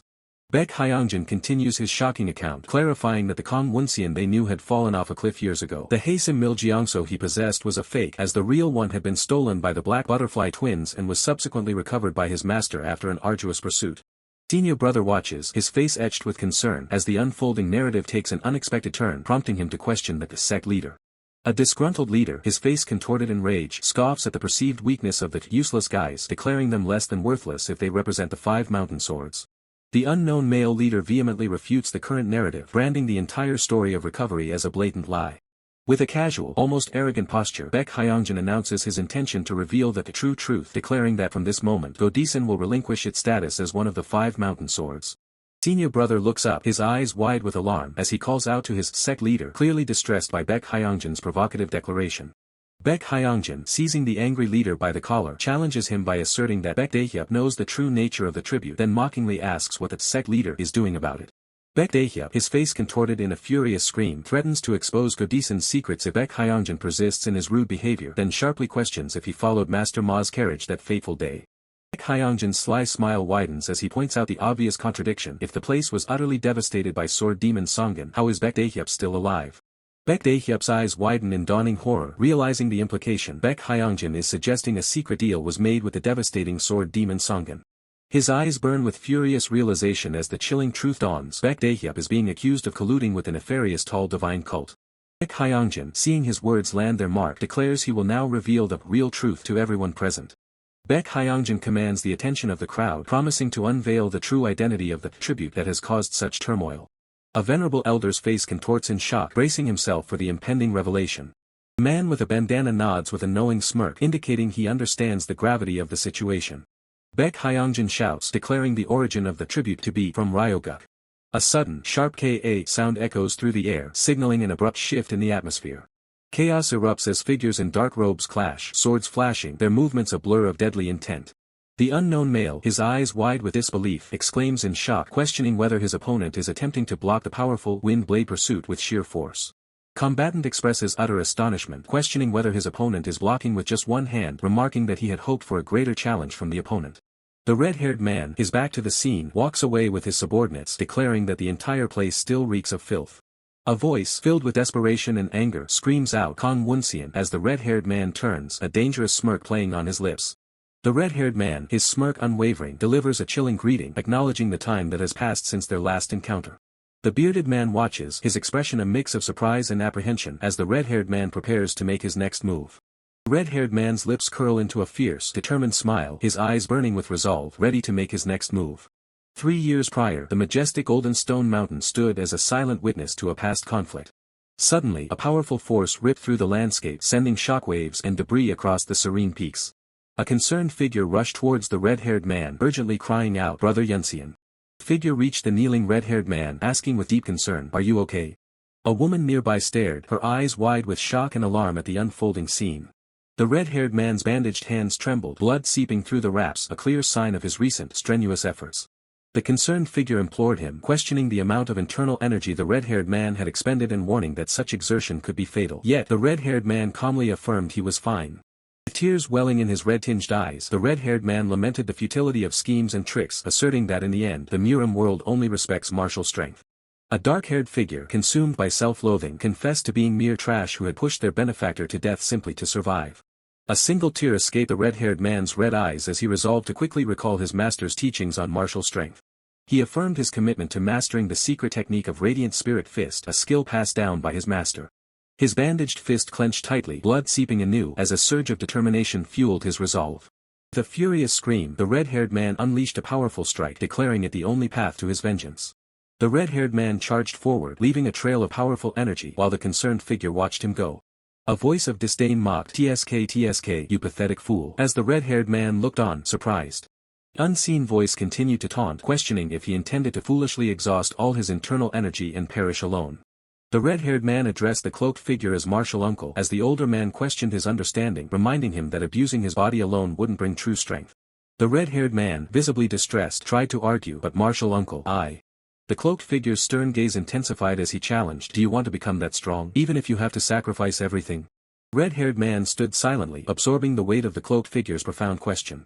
The young man, addressing Kong Woonseon as grandfather, expressed his shock at what was being said, to which Kong Woonseon calmly replied that some things simply cannot be held. Kong Woonseon's voice resonated, explaining that true power is something always forged through repeated blossoming. He continued, likening power to a chrysalis, emphasizing that everything must be built on a strong foundation or it is destined to collapse. Yet he paused, hinting at a deeper truth as the chrysalis began to open. He revealed that there are always methods to hasten this natural process, though it invariably comes at a steep price, as a golden butterfly emerged. The cloaked figure stood beside the red-haired man as Kong Woonseon boldly promised to transform him into a peerless master within 3 years. Back in the present, the red-haired man stood poised in a grand courtyard, his blade drawn, surrounded by wary opponents. With a slight, knowing smile, the red-haired man calmly invited his opponents to continue their narrative. The white robe elder stared in utter disbelief, exclaiming about the red-haired man's impossible strength far surpassing their last encounter. Woonseon, stunned by the red-haired man's sudden appearance, stammered, "How did you get here?" The red-haired man looked down upon the scene, his presence dominating the courtyard where others lay defeated. The bearded man's face contorted in a mix of shock and anger, wondering if this was the boy who had fled years ago, then dismissing the thought as the immense internal energy he sensed was unlike anything he'd known. The bearded man concluded his stunned realization: the red-haired man's power was undoubtedly that of a peerless master who now stood emanating a dark, formidable aura. The red-haired man's gaze settled, observing that they had all been engaged in a rather interesting conversation just moments before. The red-haired man smirked confidently, uttering the name of a powerful technique, that Sea Heart's secret art. Pyong, his face etched with panic, questioned the red-haired man's reckless display, warning of dire consequences. Yet, the red-haired man remained unfazed, simply dismissing his concerns and continuing to speak. Pyong could only stare in wide-eyed confusion, a bead of sweat tracing his temple as the red-haired man's words hung in the air. With a dismissive scoff, the red-haired man commanded silence, while the screaming elder, veins bulging, vehemently declared the Hasimil scripture as his own. The screaming elder's rage intensified as he condemned everyone's undignified actions, his thoughts consumed by the desperate need to secure the Hasimil scripture for himself. A sudden, profound shock rippled across the screaming elder's face, his eyes widening in disbelief at an unseen development. The red-haired man stood his ground, an aura of calm resilience surrounding him, his gaze steady despite the chaos. A subtle, knowing smirk played on the red-haired man's lips, a silent testament to his underlying confidence. Woonseon observed the unfolding events with a wary gaze, his expression a mix of surprise and alert caution. The senior brother, clad in blue, declared their mission complete and ready to wrap things up. Pyong, from off-panel, shouted his intent to join the battle, urging senior brother to ensure his own safe escape. Pyong, his eyes wide with alarm, insisted that the other person needed to escape a perilous situation. The red-haired man, his hand crackling with energy and a smirk playing on his lips, issued a stark warning: leave now, or face certain death in the impending conflict. Overwhelmed by the red-haired man's immense energy, Pyong gasped in awe, then reluctantly agreed to retreat, hoping for a chance to converse later. The bearded man roared with fierce determination, his voice echoing as he demanded the immediate surrender of the Hasimil scripture. Blades met with a furious clang, sparks showering the air as two warriors engaged in a brutal, desperate clash. The red-haired man's hand pulsed with raw power, a golden aura radiating from his palm, ready to unleash a devastating attack. Cold, contemptuous smirk spread across the red-haired man's face as he scornfully called his adversaries fools and bastards, noting their unchanging nature. With a furious surge of energy, the red-haired man unleashed a devastating attack, condemning his foes for their utter lack of evolution. The air crackled as a blinding explosion of radiant energy erupted, signifying the activation of the Great Frost of the Radiant Spirit technique. The overwhelming light of the attack slowly receded, leaving behind a shimmering aftermath of raw spiritual power. Senior brother cried out in agony as the attack struck him, recognizing it as Myong's secret technique from 3 years prior, a realization that filled him with shock. A wave of desperate realization washed over senior brother. The terrifying power implied the kid had grown exponentially. His consciousness began to fade, signaling a critical state. Senior brother plummeted, his body losing all control, a single, stunned exclamation escaping his lips as he fell. Senior brother's face contorted in a scream of frustration, cursing his fate at such a crucial moment. His eyes wide with shock, senior brother's gaze frantically searched the surroundings, a single question echoing in his mind: where did he go? Woonseon strode purposefully towards a grand, traditional edifice, his presence a solitary figure against the imposing structure. Entering through an open doorway, Woonseon cast a long, ominous shadow down the silent hallway, the silence amplifying his measured steps. A look of profound surprise flickered across Woonseon's aged face, his eyes widening at an unexpected sight. Woonseon stood, his back to the viewer, his attention fixed on a small, unassuming jar placed prominently on a distant table, wondering aloud about its nature. The jar, upon closer inspection, appeared to be made of pristine white porcelain, prompting a curious query from Woonseon. White robe elder, emanating a serene blue aura, calmly posed a question, drawing attention to the aesthetic beauty of the white porcelain. A sharp gasp of shock escaped Woonseon, his eyes wide with sudden realization. The white robe elder, a sheathed sword resting in his hand, fixed his gaze upon Woonseon, directly questioning the purpose of his summons. From his position, Woonseon looked up at the white robe elder, cautiously inquiring if the elder was attempting to broker a deal. The white robe elder's voice carried a clear demand, initiating a condition for a potential exchange: the surrender of the Hasimil scripture.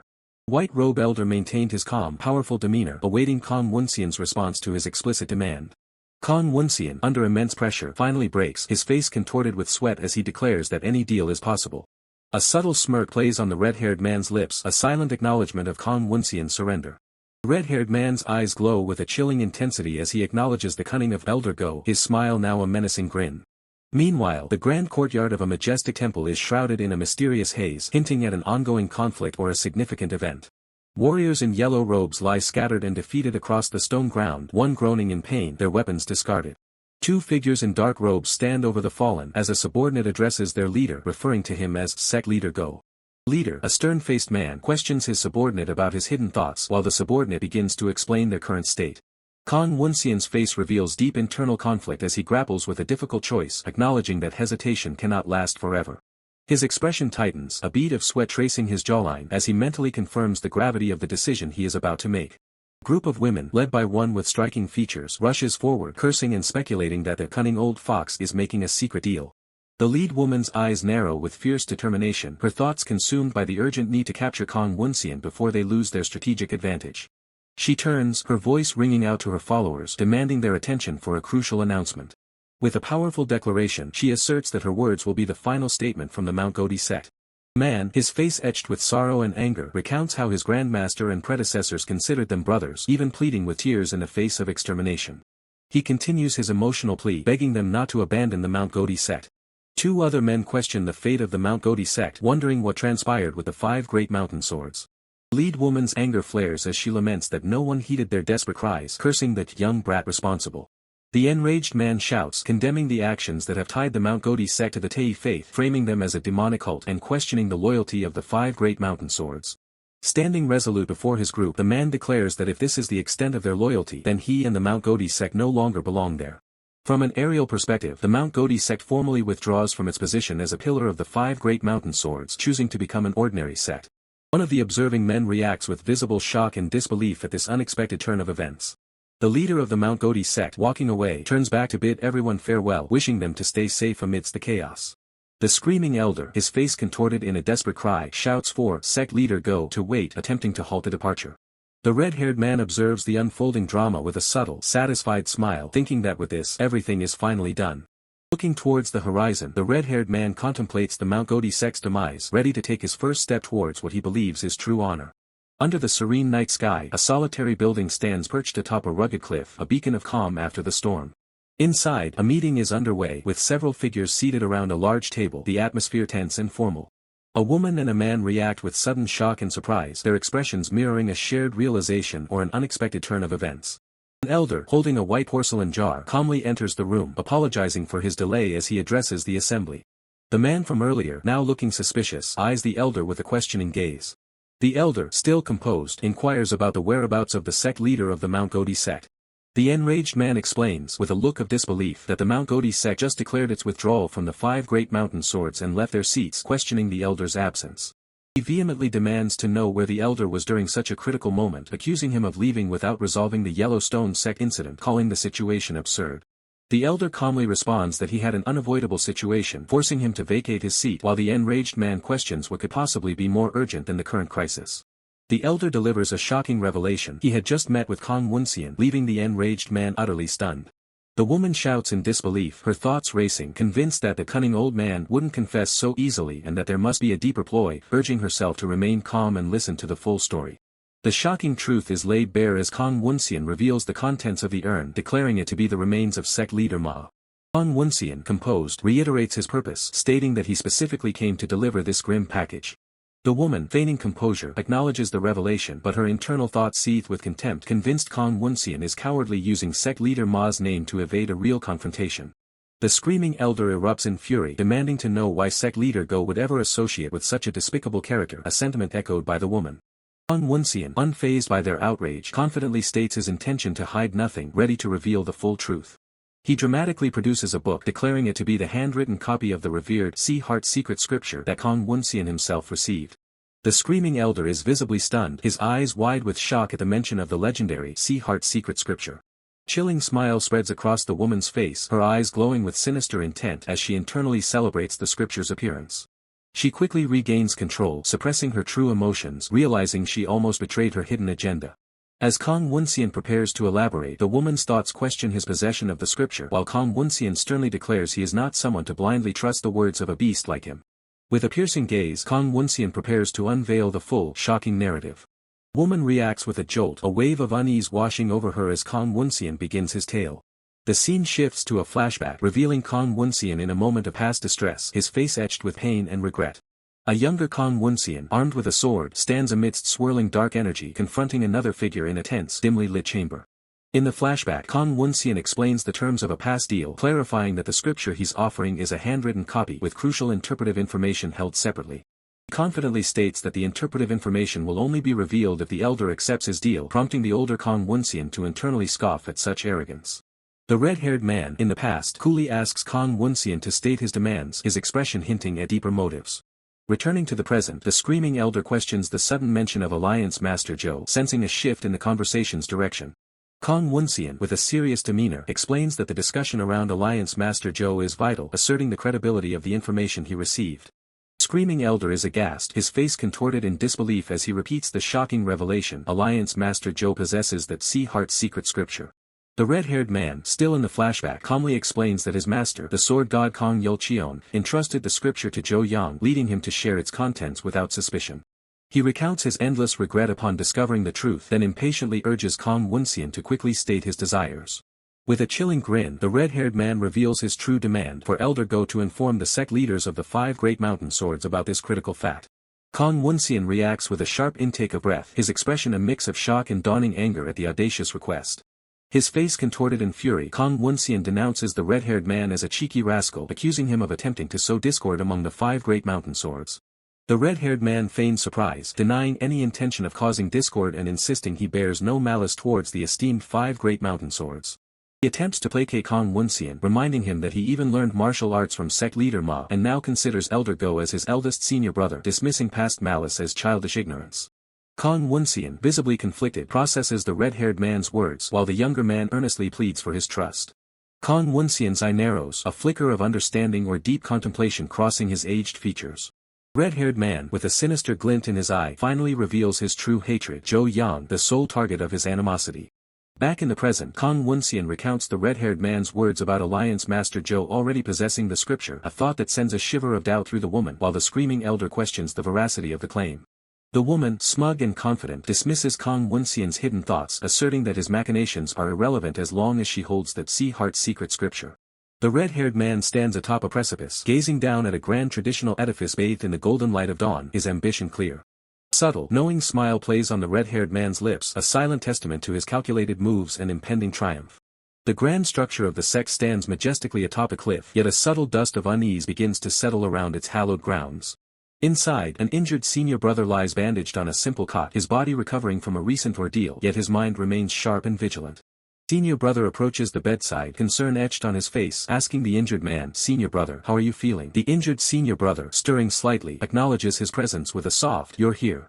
The injured senior brother reassures senior brother, stating, "Don't worry about me. Fortunately, I dispersed the internal energy so I avoided major injury." He then asks, "By the way, where is the sect leader?" Senior brother hesitates, replying, well, that."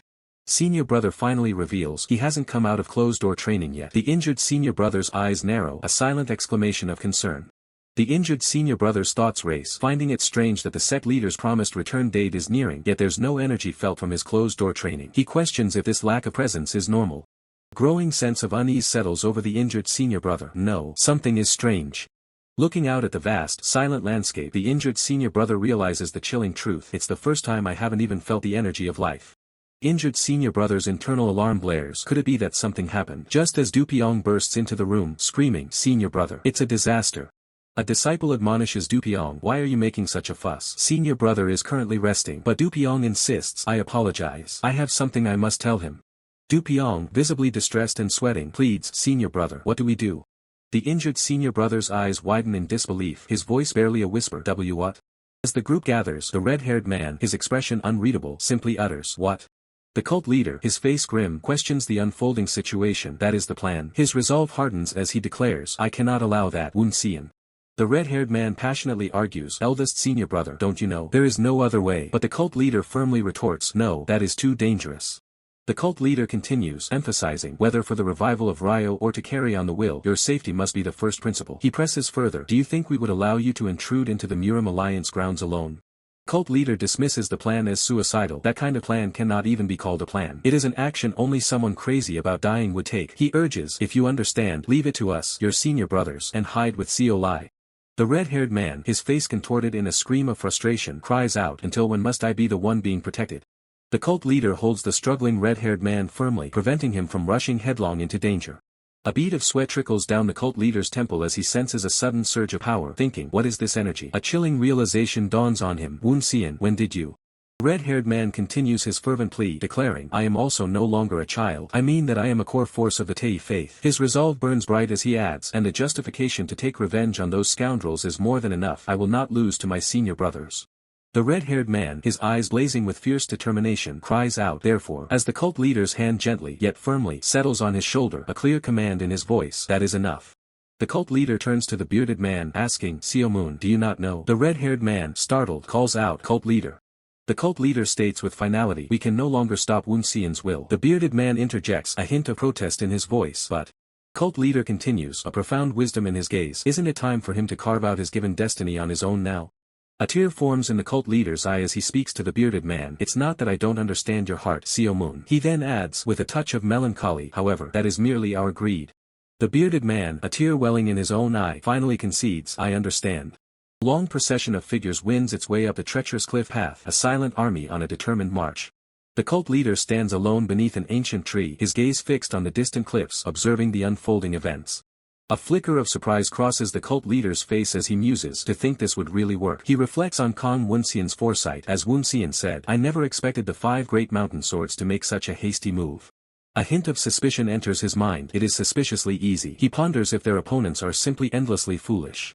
His thoughts turn to a cryptic text interpretation of deep secret scripture, wondering, does the Sea Heart's secret possess that much influence? With a grave expression, the cult leader acknowledges, I cannot be certain of everything, but I can know this one thing. Standing before his masked followers, the cult leader considers the 2 major factions, the Tei faith and the 5 great mountain swords. He then ominously concludes, their future destiny. His eye glows with a fierce, red light as he declares with absolute certainty, will be decided here today. Below the cliff, a formidable force gathers, their presence looming as the stage is set for the inevitable clash that will redefine the fate of the martial world. The tension escalates as Kong Woonseon, his eyes burning with a cold realization, questions the sudden, unannounced gathering of all personnel. He senses an ominous shift, perceiving it as a prelude to an all-out war. Red-haired man's brow furrows, a bead of sweat tracing his temple. He concludes with grim certainty that the assembled forces are poised for nothing less than complete extermination. As the red-haired man observes from a distance, a group of imposing figures arrives, their presence immediately drawing his focus. He mutters in confusion, sensing the gravity of the situation. Kong Woonseon bows deeply and formally greets the elders of the 5 great mountain swords, his posture one of respect despite the underlying tension. Senior brother, noticing Kong Woonseon's discomfort, expresses concern for his well-being, asking if he is alright amidst the unfolding events. Red-haired man clenches his fist, dismissing the concern for his health. He apologizes for not being able to welcome them properly and then, with a hint of suspicion, inquires about the true purpose of their visit to Mount Uda.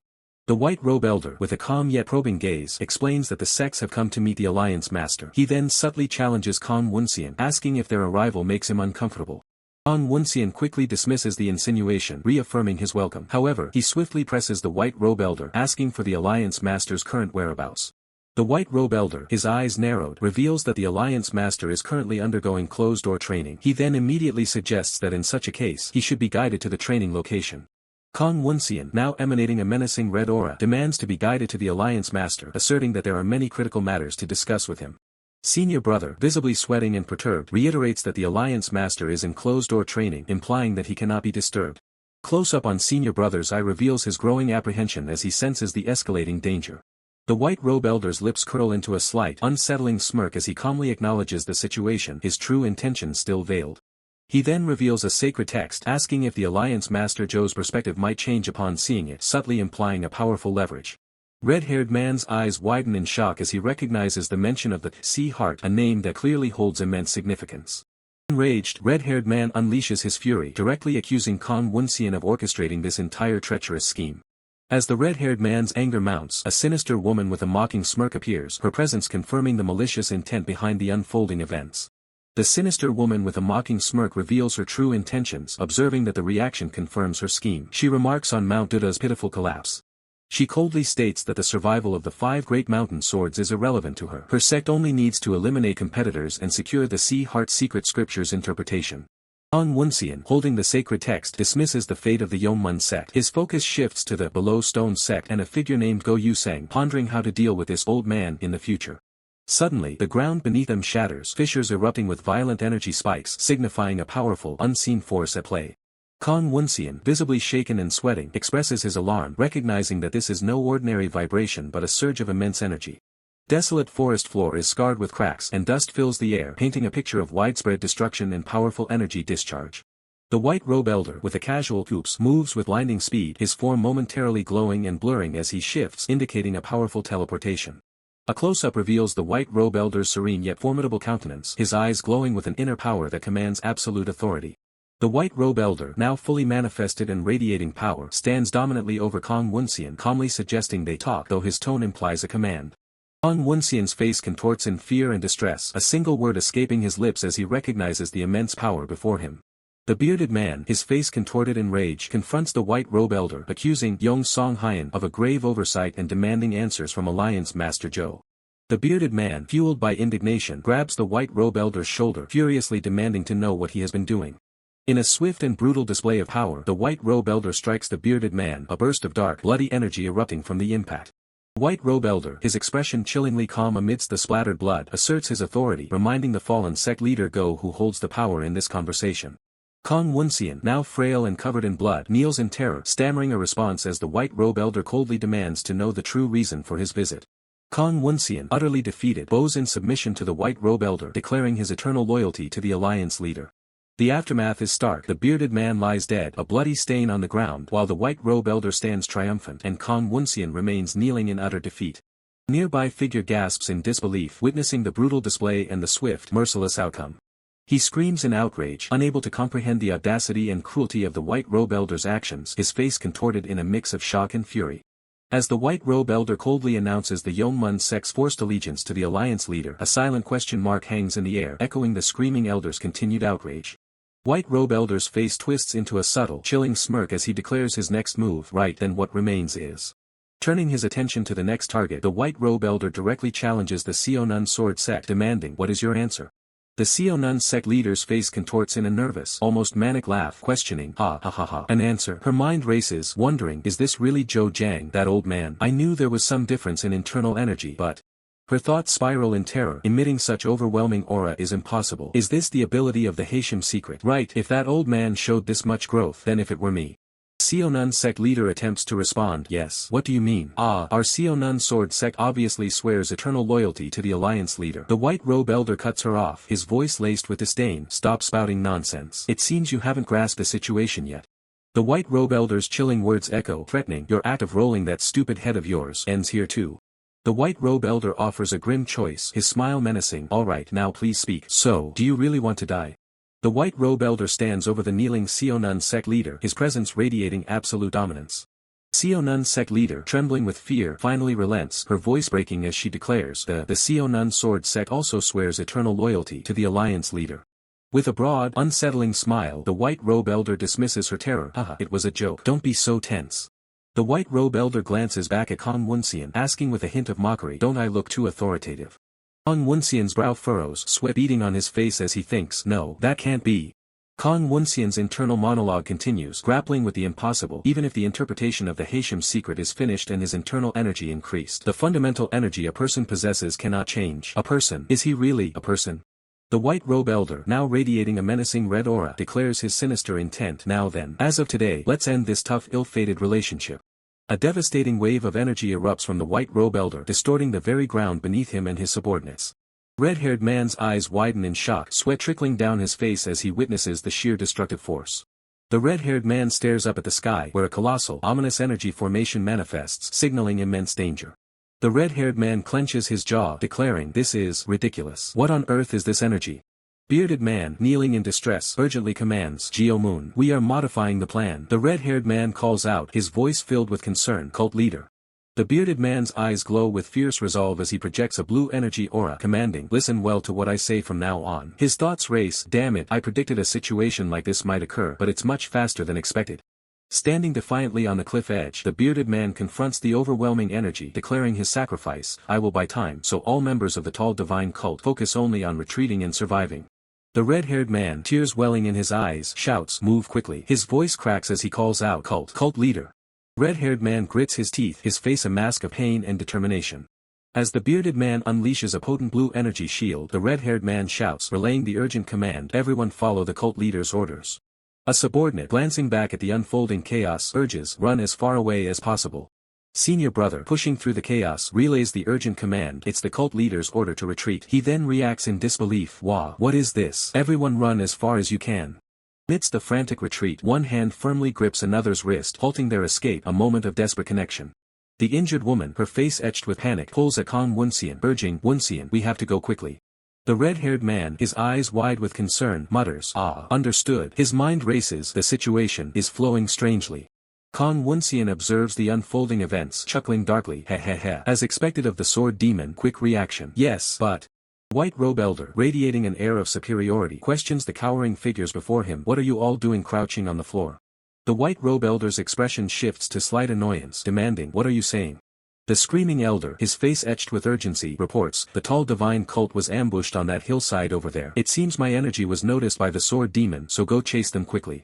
Woonseon, observing the scene, dismisses the claim with a nervous laugh, Ha. "That can't be. We scouted the surroundings while coming here." A sudden realization dawns on him. Woonseon's gaze hardens, his voice laced with challenge, "So right now, are you saying my words are wrong?" The screaming elder frantically points, urging, There is the tall divine cult over there. What are you all doing not chasing them immediately? Let's use this opportunity to wipe out all the demonic cult bastards." The white robe elder calmly commands, "The Wangseek sect will depart first." But a voice objects, "No, our Seonun sword sect." Woonseon scoffs, dismissing the squabbling factions as a ridiculous bunch. As Woonseon turns to depart, remarking that he too should be going, a subordinate hesitates, addressing him as sect leader. The screaming elder's eyes widen in disbelief, questioning if this cold individual is truly their sect leader. His voice trembling, the screaming elder presses Woonseon, demanding to know why he would betray the honor of the 5 great mountain swords and why he killed the Yeoman sect leader. He continues, lamenting that while he knew Woonseon desired power, ruling through it goes against the Dudagong sect's teachings. He desperately asks for new guidance. Woonseon turns, a chilling smirk playing on his lips, agreeing to provide new teachings. The screaming elder, relieved, bows deeply in gratitude. Woonseon's expression hardens, a dark aura swirling. He commands the screaming elder to immediately discard the Dudagong sect's uniform and abandon the Kangho Hyunjin. Woonseon's voice drips with contempt, revealing he only took the screaming elder as a disciple due to his greed, questioning if he still hasn't realized his place after losing to a much younger Woonseon. The screaming elder weakly calls out sect leader as Woonseon coldly declares he'll spare his life for his past obedience but orders him to get lost immediately. With a sigh of utter disdain, Woonseon dismisses the fallen screaming elder as nothing more than a fool. Woonseon turns his back, leaving the screaming elder abandoned on the cold ground. A chilling, deranged grin spreads across the screaming elder's face, his eyes now glowing with an unsettling blue light. His voice, now laced with a sinister edge, echoes into the sky, questioning sect leader. Woonseon and the white robe elder sprint across the barren earth, their forms blurring with speed. The white robe elder urgently questions Woonseon's sudden change of direction, realizing they are heading towards Mount Uda, where a significant event is about to unfold. White robe elder surges forward, cloaked in a faint purple aura, demonstrating immense speed. Woonseon follows, his movements equally swift and powerful, a low hum of energy surrounding him. A foot slams down, kicking up dust as their relentless pace continues. The white robe elder glances back at Woonseon, his face etched with concern, sensing a strange, potent energy.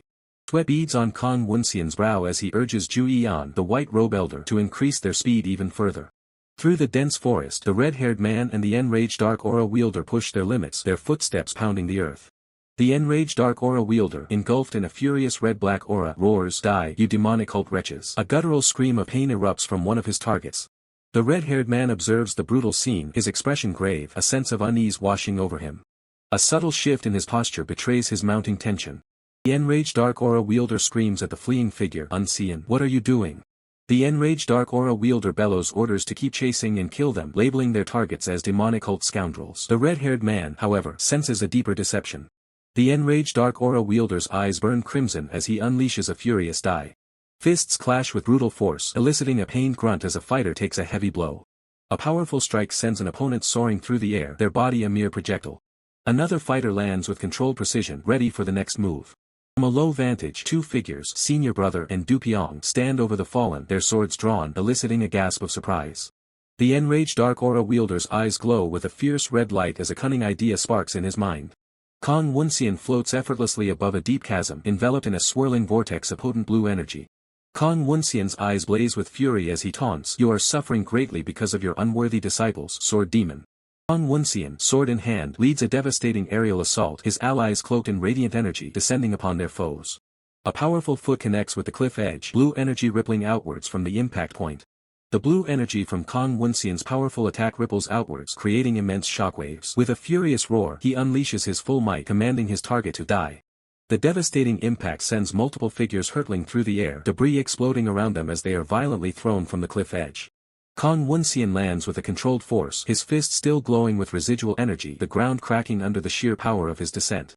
His face contorted in disgust, Kong Woonseon dismisses his fallen opponents as gutless cowards.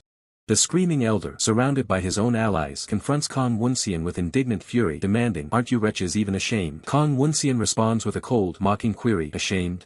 Kong Woonseon's gaze is unwavering as he continues his verbal assault, asserting, "That's not something those who stabbed us in the back from afar should say. Has your judgment dulled with age?"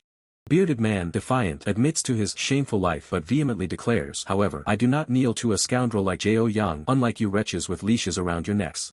Two of Kong Woonseon's allies react with explosive anger, one shouting, "How dare you speak that name," and the other adding, "That fellow. Do you know how much our Yongmun sect is suffering because of you wretches?" Kong Woonseon, his expression hardening, retorts with conviction, "That is precisely why I am speaking." Bearded man challenges the white robe elder and the enraged dark aura wielder, questioning their lineage. "Are you truly the ones who received the teachings of Jo Sangwon?" One of Kong Woonseon's allies expresses shock, "That fellow," before Kong Woonseon interjects firmly, "Enough, stop it."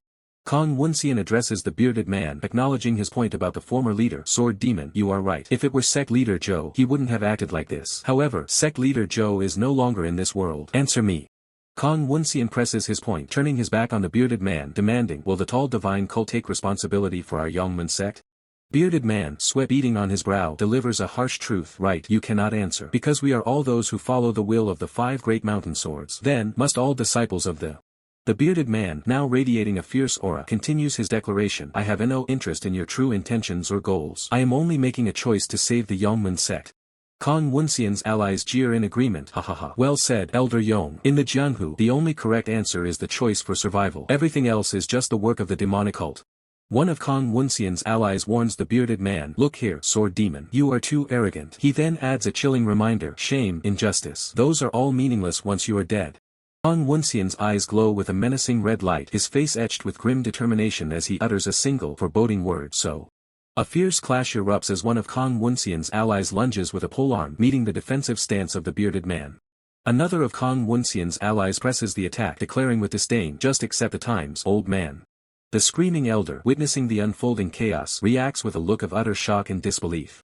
Suddenly, the red-haired man enters the fray, his sword flashing with deadly intent as he parries an attack, the impact sending sparks flying. Screaming Elder is struck by the sudden appearance, crying out in pain, "URGH," before recognizing the newcomer with alarm. "Kong Woonseon, when did this fellow?" The red-haired man, his eyes sharp and focused, dismisses the notion of times with a defiant glare, stating, "I don't know what these times are that you speak of." With a swift, powerful strike, the red-haired man continues his retort, "But you are an old man too, go why you sang," as his blade connects with another opponent. Screaming Elder fumes, enraged by the red-haired man's audacity, muttering, "This arrogant brat." The Screaming Elder then rallies his forces, instructing them, "Look here, let's deal with this guy first. We have to deal with the Sword Demon, so let's quickly gang up on the small fry." The red-haired man finds himself surrounded, grunting KUH as he fends off multiple attackers, cursing them as these demonic cult wretches. The Screaming Elder watches the chaotic battle, his expression a mixture of surprise and concern. Bearded man, enraged by the arrival of reinforcements, demands an explanation. "You wretches, why are you here? I clearly told you to retreat."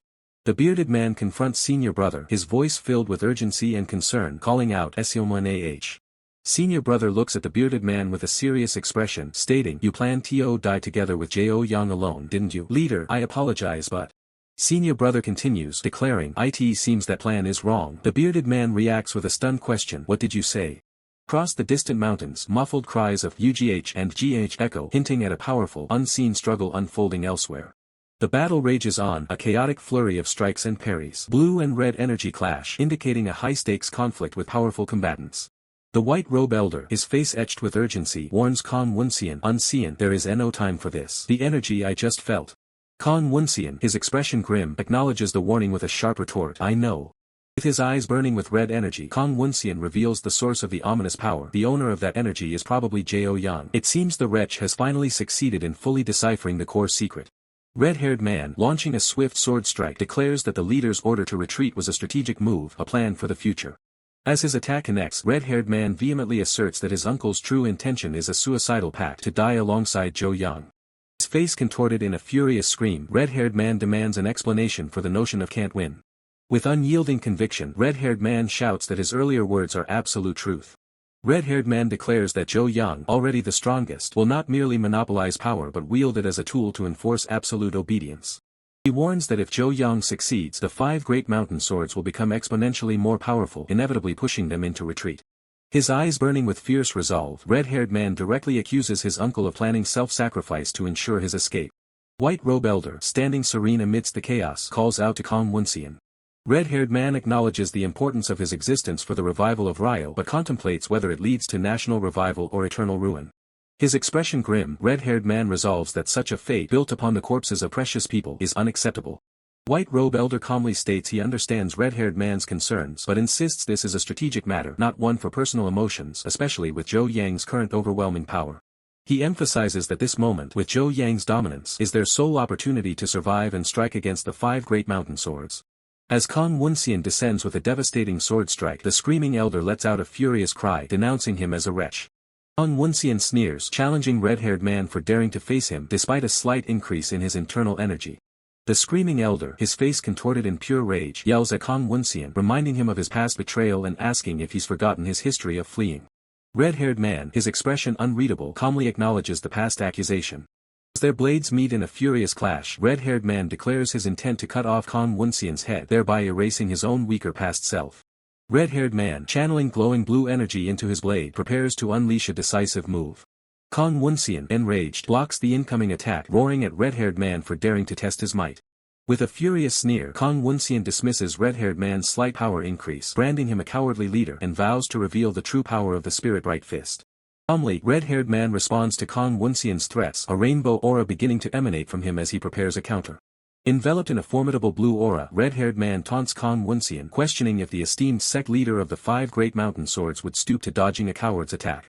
A massive wave of blue energy erupts, engulfing the battleground as the 2 powerful martial artists clash.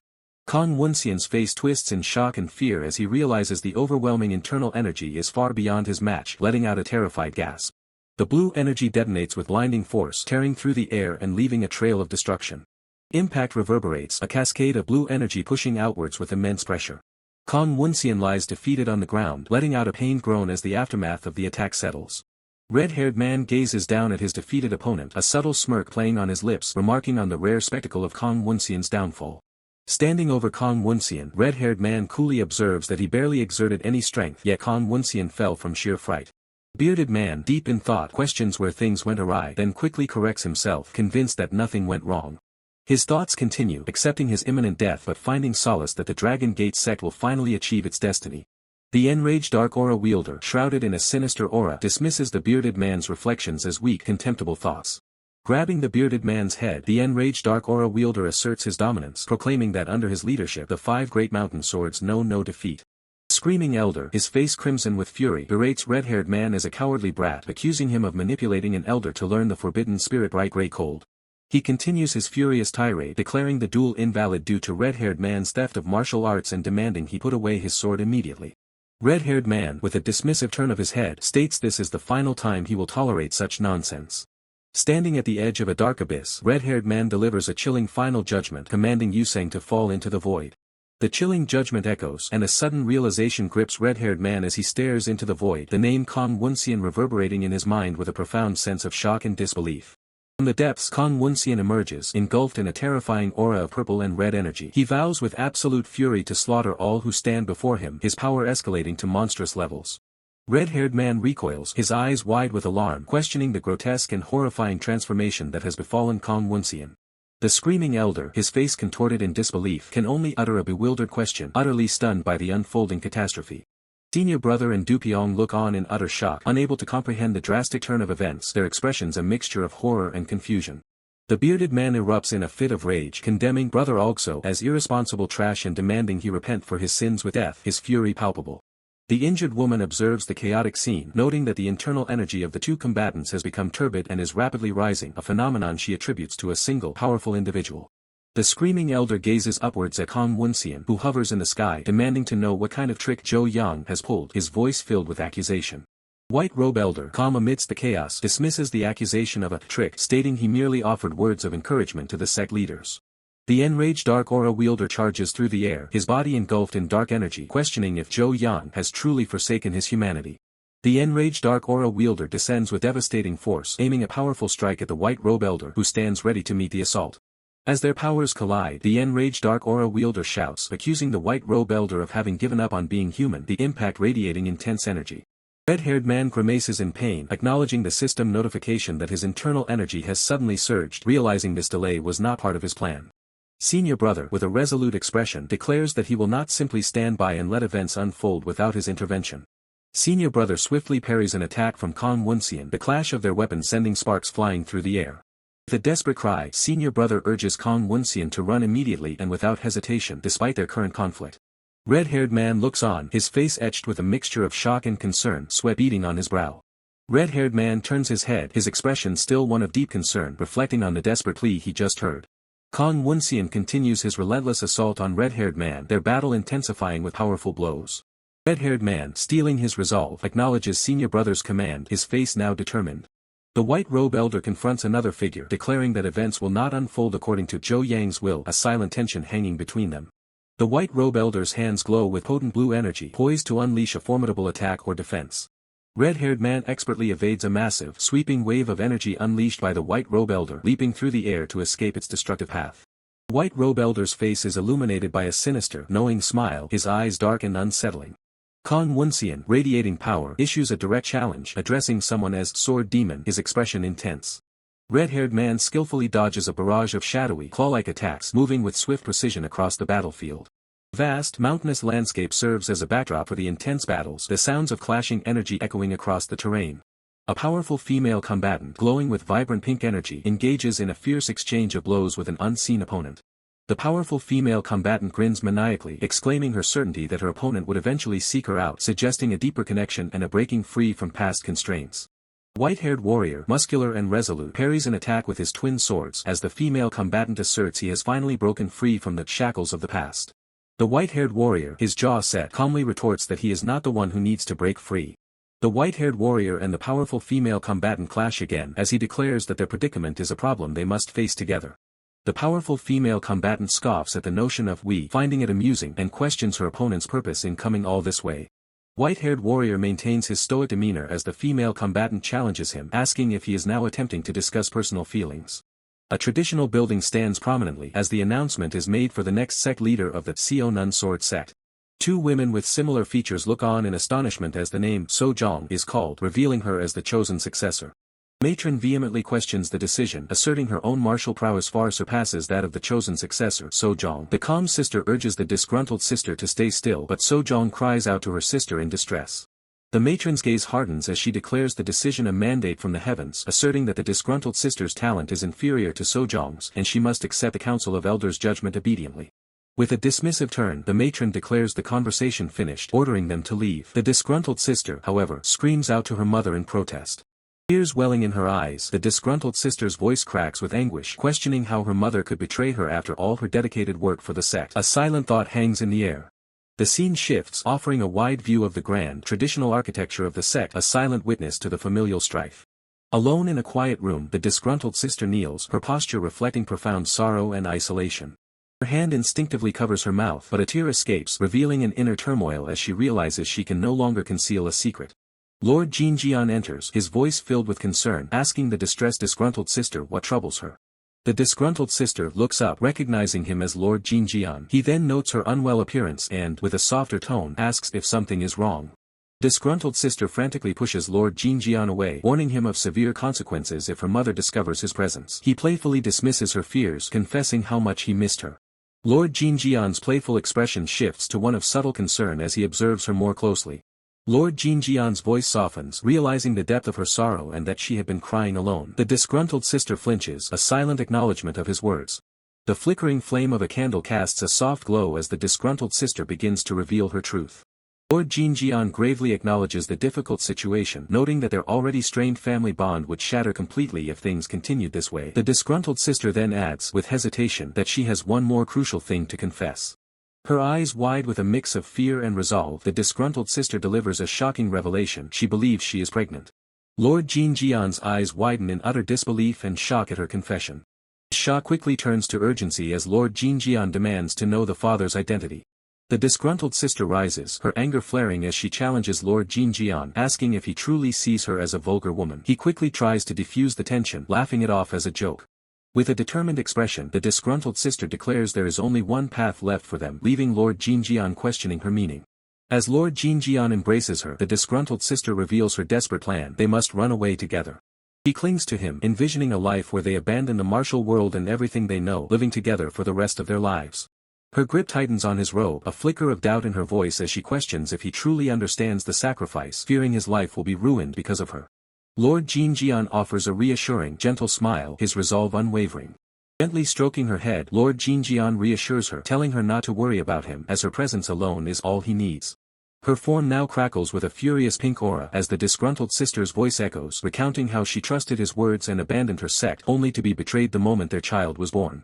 Enveloped in a shimmering pink light, the disgruntled sister unleashes a devastating sword strike, accusing him of taking their child and vanishing, leaving her utterly abandoned. Activating the skill, Virtuous Cloud Returning Needle, the disgruntled sister executes a powerful, glowing pink attack, launching herself through the air towards her target.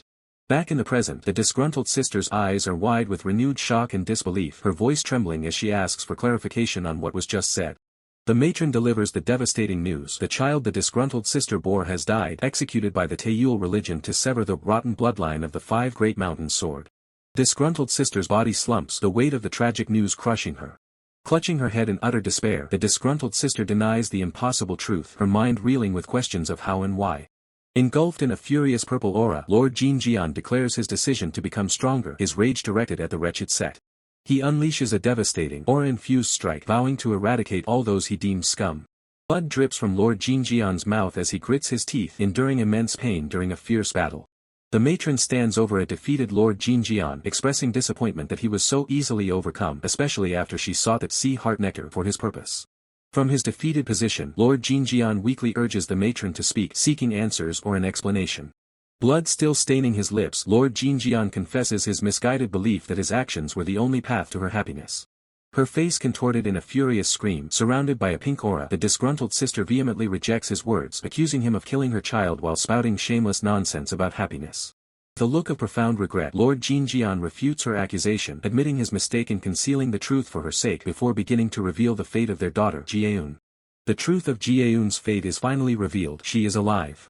A desolate village lies in ruins, its structures cracked and broken, hinting at a past tragedy. A man desperately urges his pregnant wife to hold on, promising to fetch a doctor from the village. She, in turn, weakly implores him to be careful and return safely. The man sprints through a dense forest, his determination etched into every stride, racing against time. He pushes his limits, a blur of motion as he runs, desperate to reach help. A look of profound shock crosses the man's face as he realizes the hidden nature of their refuge. His blood runs cold as he discovers his pregnant wife lying on the ground, calling out the name Lord So Jiamzhong in anguish.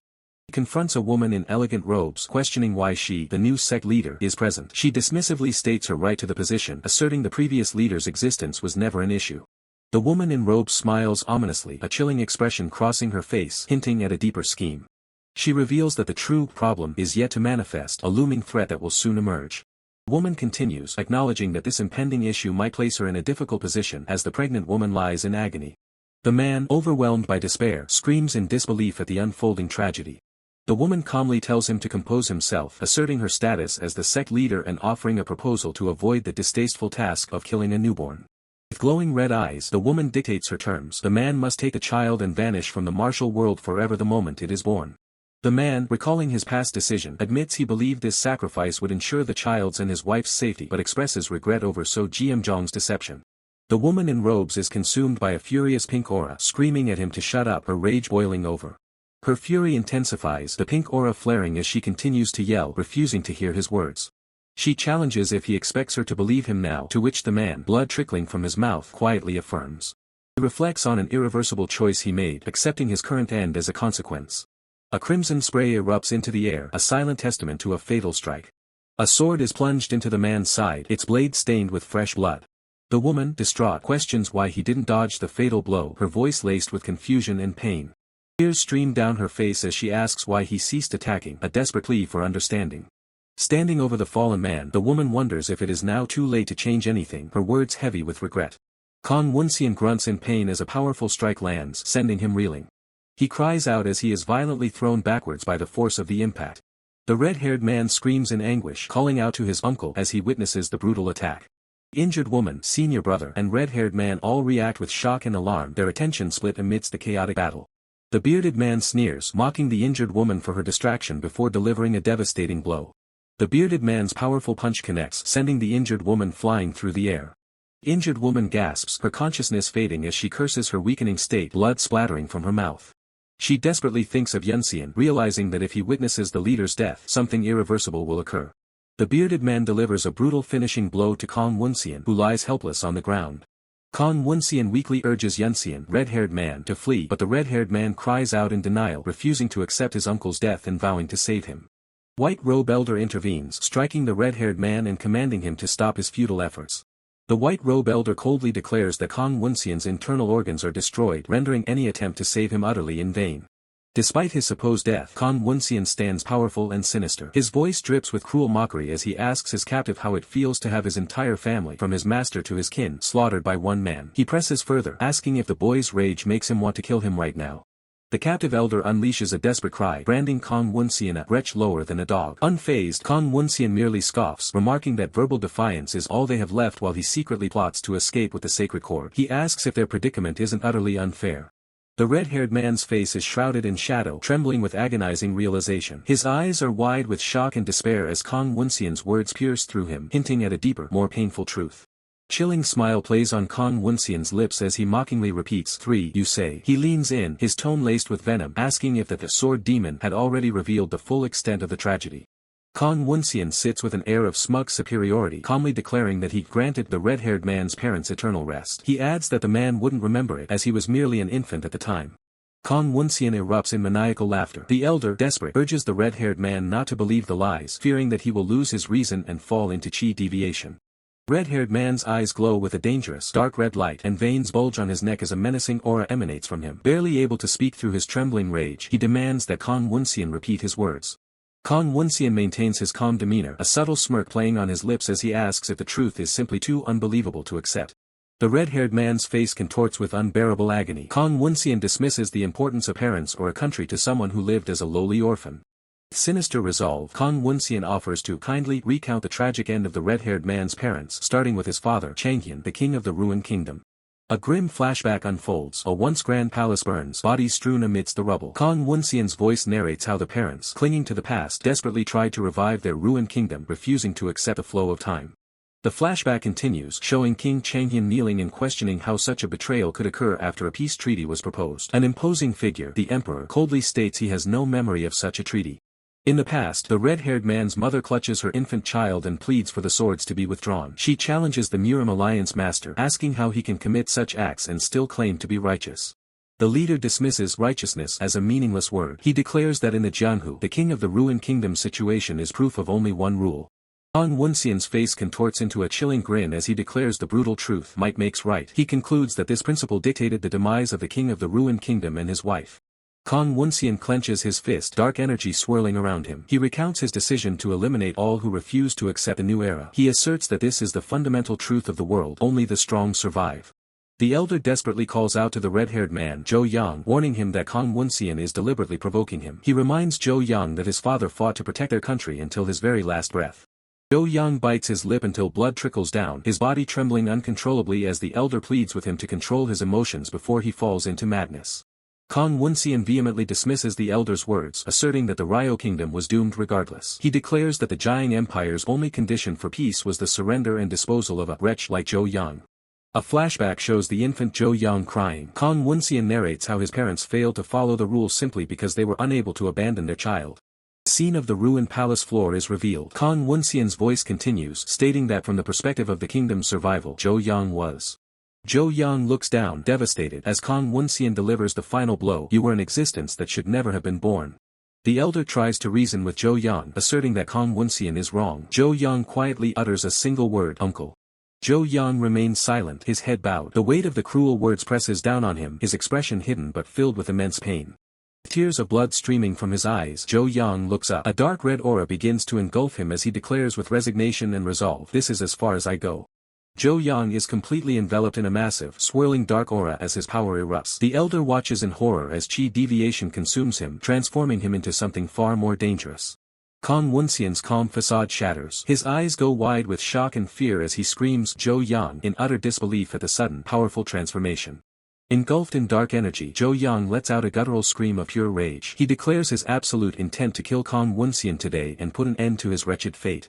Zhou Yang and Khan Woonseon clash in an explosive burst of energy. Their swords meet with devastating force, sending shockwaves through the air as the battle begins in earnest.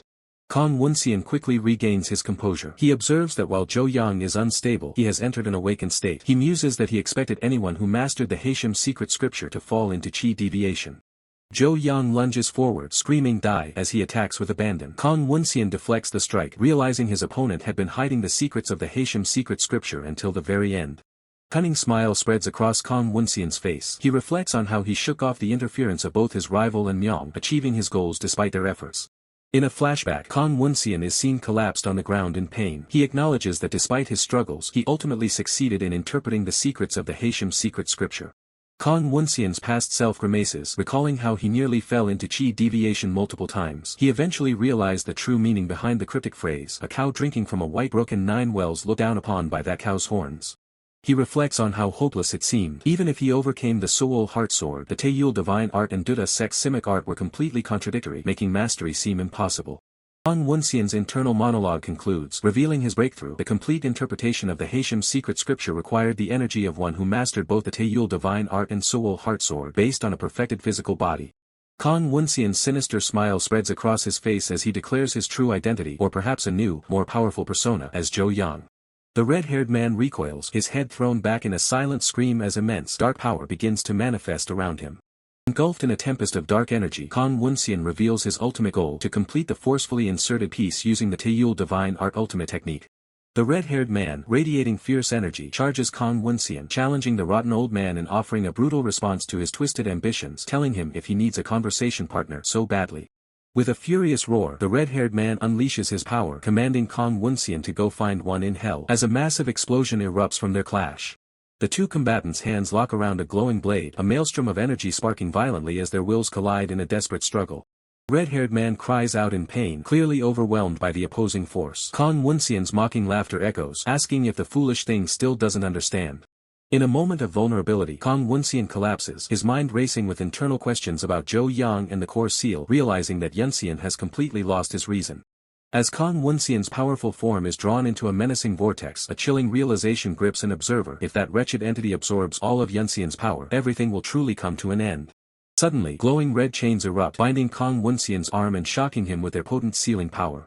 Khan Woonseon's eyes glow with blue energy as he recognizes the binding technique, exclaiming in surprise that it is the Seonun sword sex sealing art. High in the sky, a figure in pink robes observes the radiant chains, realizing the sealing art was the reason her energy couldn't reach its target earlier. Bound by the crimson chains, Khan Woonseon looks up, remarking with surprise that his opponent was a woman after all. Female warrior, identified as Sosojong, glares down at Khan Woonseon, silencing his taunts and declaring that his ambition to belittle the 5 great sword sex ends this very day. Khan Woonseon floats defiantly within the star-shaped seal of red energy chains, his laughter echoing as he dismisses the attempt to bind him as trivial with just something like this. With a confident smirk, Khan Woonseon extends his hand, challenging his captors by asking if they truly think they can stop him. Sosojong and a warrior launch a simultaneous assault on Khan Woonseon, who taunts them in return, questioning if they are naive or just stupid. Khan Woonseon casually deflects the incoming attacks, while a frustrated cry escapes Sosojong as she realizes the futility of her efforts. He dismisses them with a simple, anyway. Khan Woonseon effortlessly deflects another blow, internally noting how monotonous his opponent's attacks consistently feel every time. With a swift parry, Khan Woonseon confirms his thought: their attacks are too monotonous to challenge him. The warrior stares in utter disbelief, sweat beading on his brow, realizing with shock that his attack trajectory was impossibly twisted, demanding to know how. Kang Woonseon stands unperturbed as Sosojong and a warrior are flung back, dismissing them as wretches for whom it is already too late. With a powerful leap, Kang Woonseon unleashes a devastating attack, sending his opponents flying as he declares this is no place for insects to intervene. Kang Woonseon and a warrior clash once more, their swords a blur of motion as the intense battle rages on. Kang Woonseon's calm expression is met with a defiant question from an unseen challenger, demanding to know who he dares call an insect. Sosojong, despite the intense battle, stands firm, confidently declaring that she is perfectly fine and ready to continue the fight, challenging Kang Woonseon's arrogance. Kang Woonseon's eyes widen in surprise, questioning how Sosojong could remain conscious after taking that attack just now. Sosojong, despite a bloody lip and a warrior stand their ground. Kang Woonseon, observing their resilience, realizes with a thought that they are drawing out their internal energy using their life force as collateral. Kang Woonseon observes his opponents with a subtle smile, finding their desperate state interesting. One suffers from chi deviation, while the other two are seeking mutual destruction. Kang Woonseon stands amidst his opponents in the open field, declaring that their struggle has served as brief entertainment before he tests his full power and deals with them once and for all. The ground around Kang Woonseon cracks and shatters as dark energy ripples outwards, signaling the beginning of his decisive assault. Kang Woonseon unleashes a colossal, swirling torrent of dark energy, engulfing his opponents in its destructive vortex. Kang Woonseon observes his struggling opponents, acknowledging their will to fight to the death, which is prolonging the battle. He notes that while they pose no significant threat, his own time is running short. A sinister smile plays on Kang Woonseon's lips as he decides to wrap this up soon, signaling the impending end of the battle. Sosojong looks up in horror, blood trickling from her mouth as Kang Woonseon declares his intention to finish the battle, starting with the easiest one. Kang Woonseon unleashes a terrifying surge of energy, manifesting as a spectral, blue-eyed beast, its roar echoing the villain's cruel intent. Sosojong, already wounded, is caught in the crushing pressure. Kang Woonseon's expression tightens, recognizing the sinister power. He exclaims that this horrifying energy is identical to the corrupting force that twisted the 5 great sword sect leaders. Sosojong, barely conscious, gasps, confirming her suspicion that Kang Woonseon was behind the corruption of the sect leaders, having gained the ability to control them. She desperately urges someone to cut off this dangerous influence.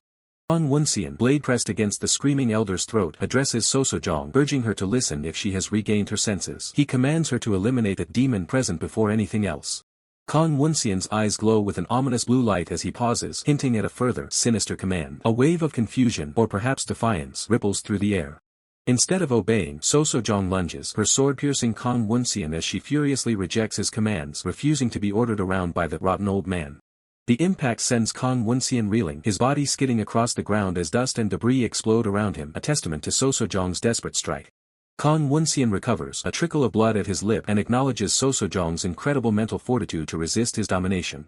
Sosojong, gasping for breath, is taunted by Kang Woonseon, who speculates her refusal to yield stems from seeing her husband after so long. She vehemently curses him, demanding he shut his filthy mouth. Sosojong's eyes widen, her pain evident, as the enraged dark aura wielder calls out to her. She defiantly clarifies that her actions are not for him, emphasizing that he shouldn't be mistaken. Sosojong's hand trembles with desperate resolve. She confesses her sole motivation is to see her child, Jianghu, just once more. She then commands the enraged dark aura wielder to kill the rotten wretch and immediately reveal Jianghu's location. Kang Woonseon, with a chilling chuckle, wipes away the blood from his mouth. He mockingly questions if Sosojong is only now experiencing such useless maternal emotions. Sosojong responds with a pained, bitter laugh, acknowledging the irony of his words given her past devotion to her desires. She admits that this very contradiction is why she is acting this way now. The enraged dark aura wielder screams Sosojong's name, aghast. He questions if she's lost her reason due to the unknown energy, realizing this is not the moment to confront Kang Woonseon alone. Kang Woonseon watches calmly, remarking that Sosojong must have lost her mind to charge him alone, especially when even 3 of them wouldn't be enough. He scoffs at the idea of her sacrificing her life to defeat him. Sosojong unleashes a dazzling storm of pink sword energy, vehemently declaring her refusal to die before seeing Jianghu. She proclaims that the one destined to die today is not her. Kang Woonseon activates the heavenly sword seal, his hands coming together to form a barrier that deflects the incoming pink energy blades. He registers a moment of surprise at the technique's power. Despite his defense, Kang Woonseon is engulfed by the pink energy, which forms a web of glowing lines around him, causing him to scream in agonizing pain. Sosojong, her sword blazing with pink light, completes her earlier statement, declaring with fierce determination that Kang Woonseon is the one who will die today. Sosojong looks down, blood streaking her face, a grim satisfaction in her voice as she proclaims, "This is the end." She feels her sword found its mark properly this time. Her eye, glowing with a faint pink hue, widens in sudden, profound shock as if witnessing something utterly unexpected. In a fleeting vision, So-Sojong sees a young girl, Jianghu, smiling. The child gently tells her she has suffered enough and it's time to go home, implying peace.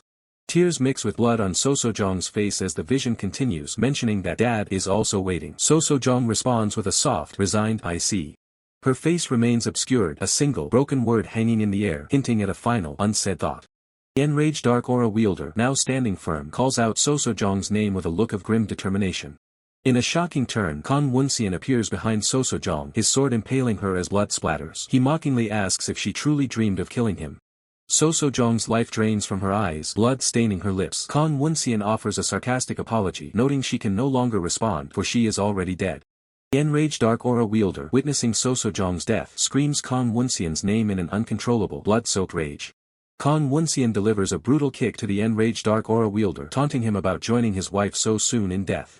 The enraged dark aura wielder coughs up a torrent of blood, the force of the blow leaving him gasping in agony.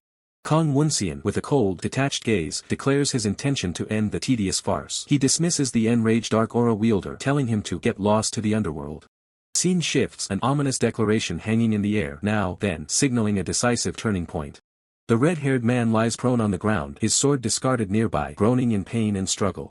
The red-haired man's eyes glow crimson, blood staining his lips. He declares his intent to kill the foolish one who fell into chi deviation, asserting that he needs nothing else but to eliminate that trash Woonseon. The red-haired man lets out a guttural scream of pure rage, blood erupting from his mouth. He vows to sacrifice his pathetic life, acknowledging his past failures to protect anyone, for this final confrontation. Woonseon laughs maniacally, surrounded by shimmering white energy. He taunts the red-haired man, questioning if his last attachment to life has vanished. He then eagerly invites him to attack, declaring this moment as crucial. The red-haired man's face contorts into a mask of pure, unadulterated fury, his scream echoing his desperate resolve. As the battle reaches its climax, a series of impactful character portraits flash, hinting at the profound ripple effects of this confrontation across various intertwined destinies.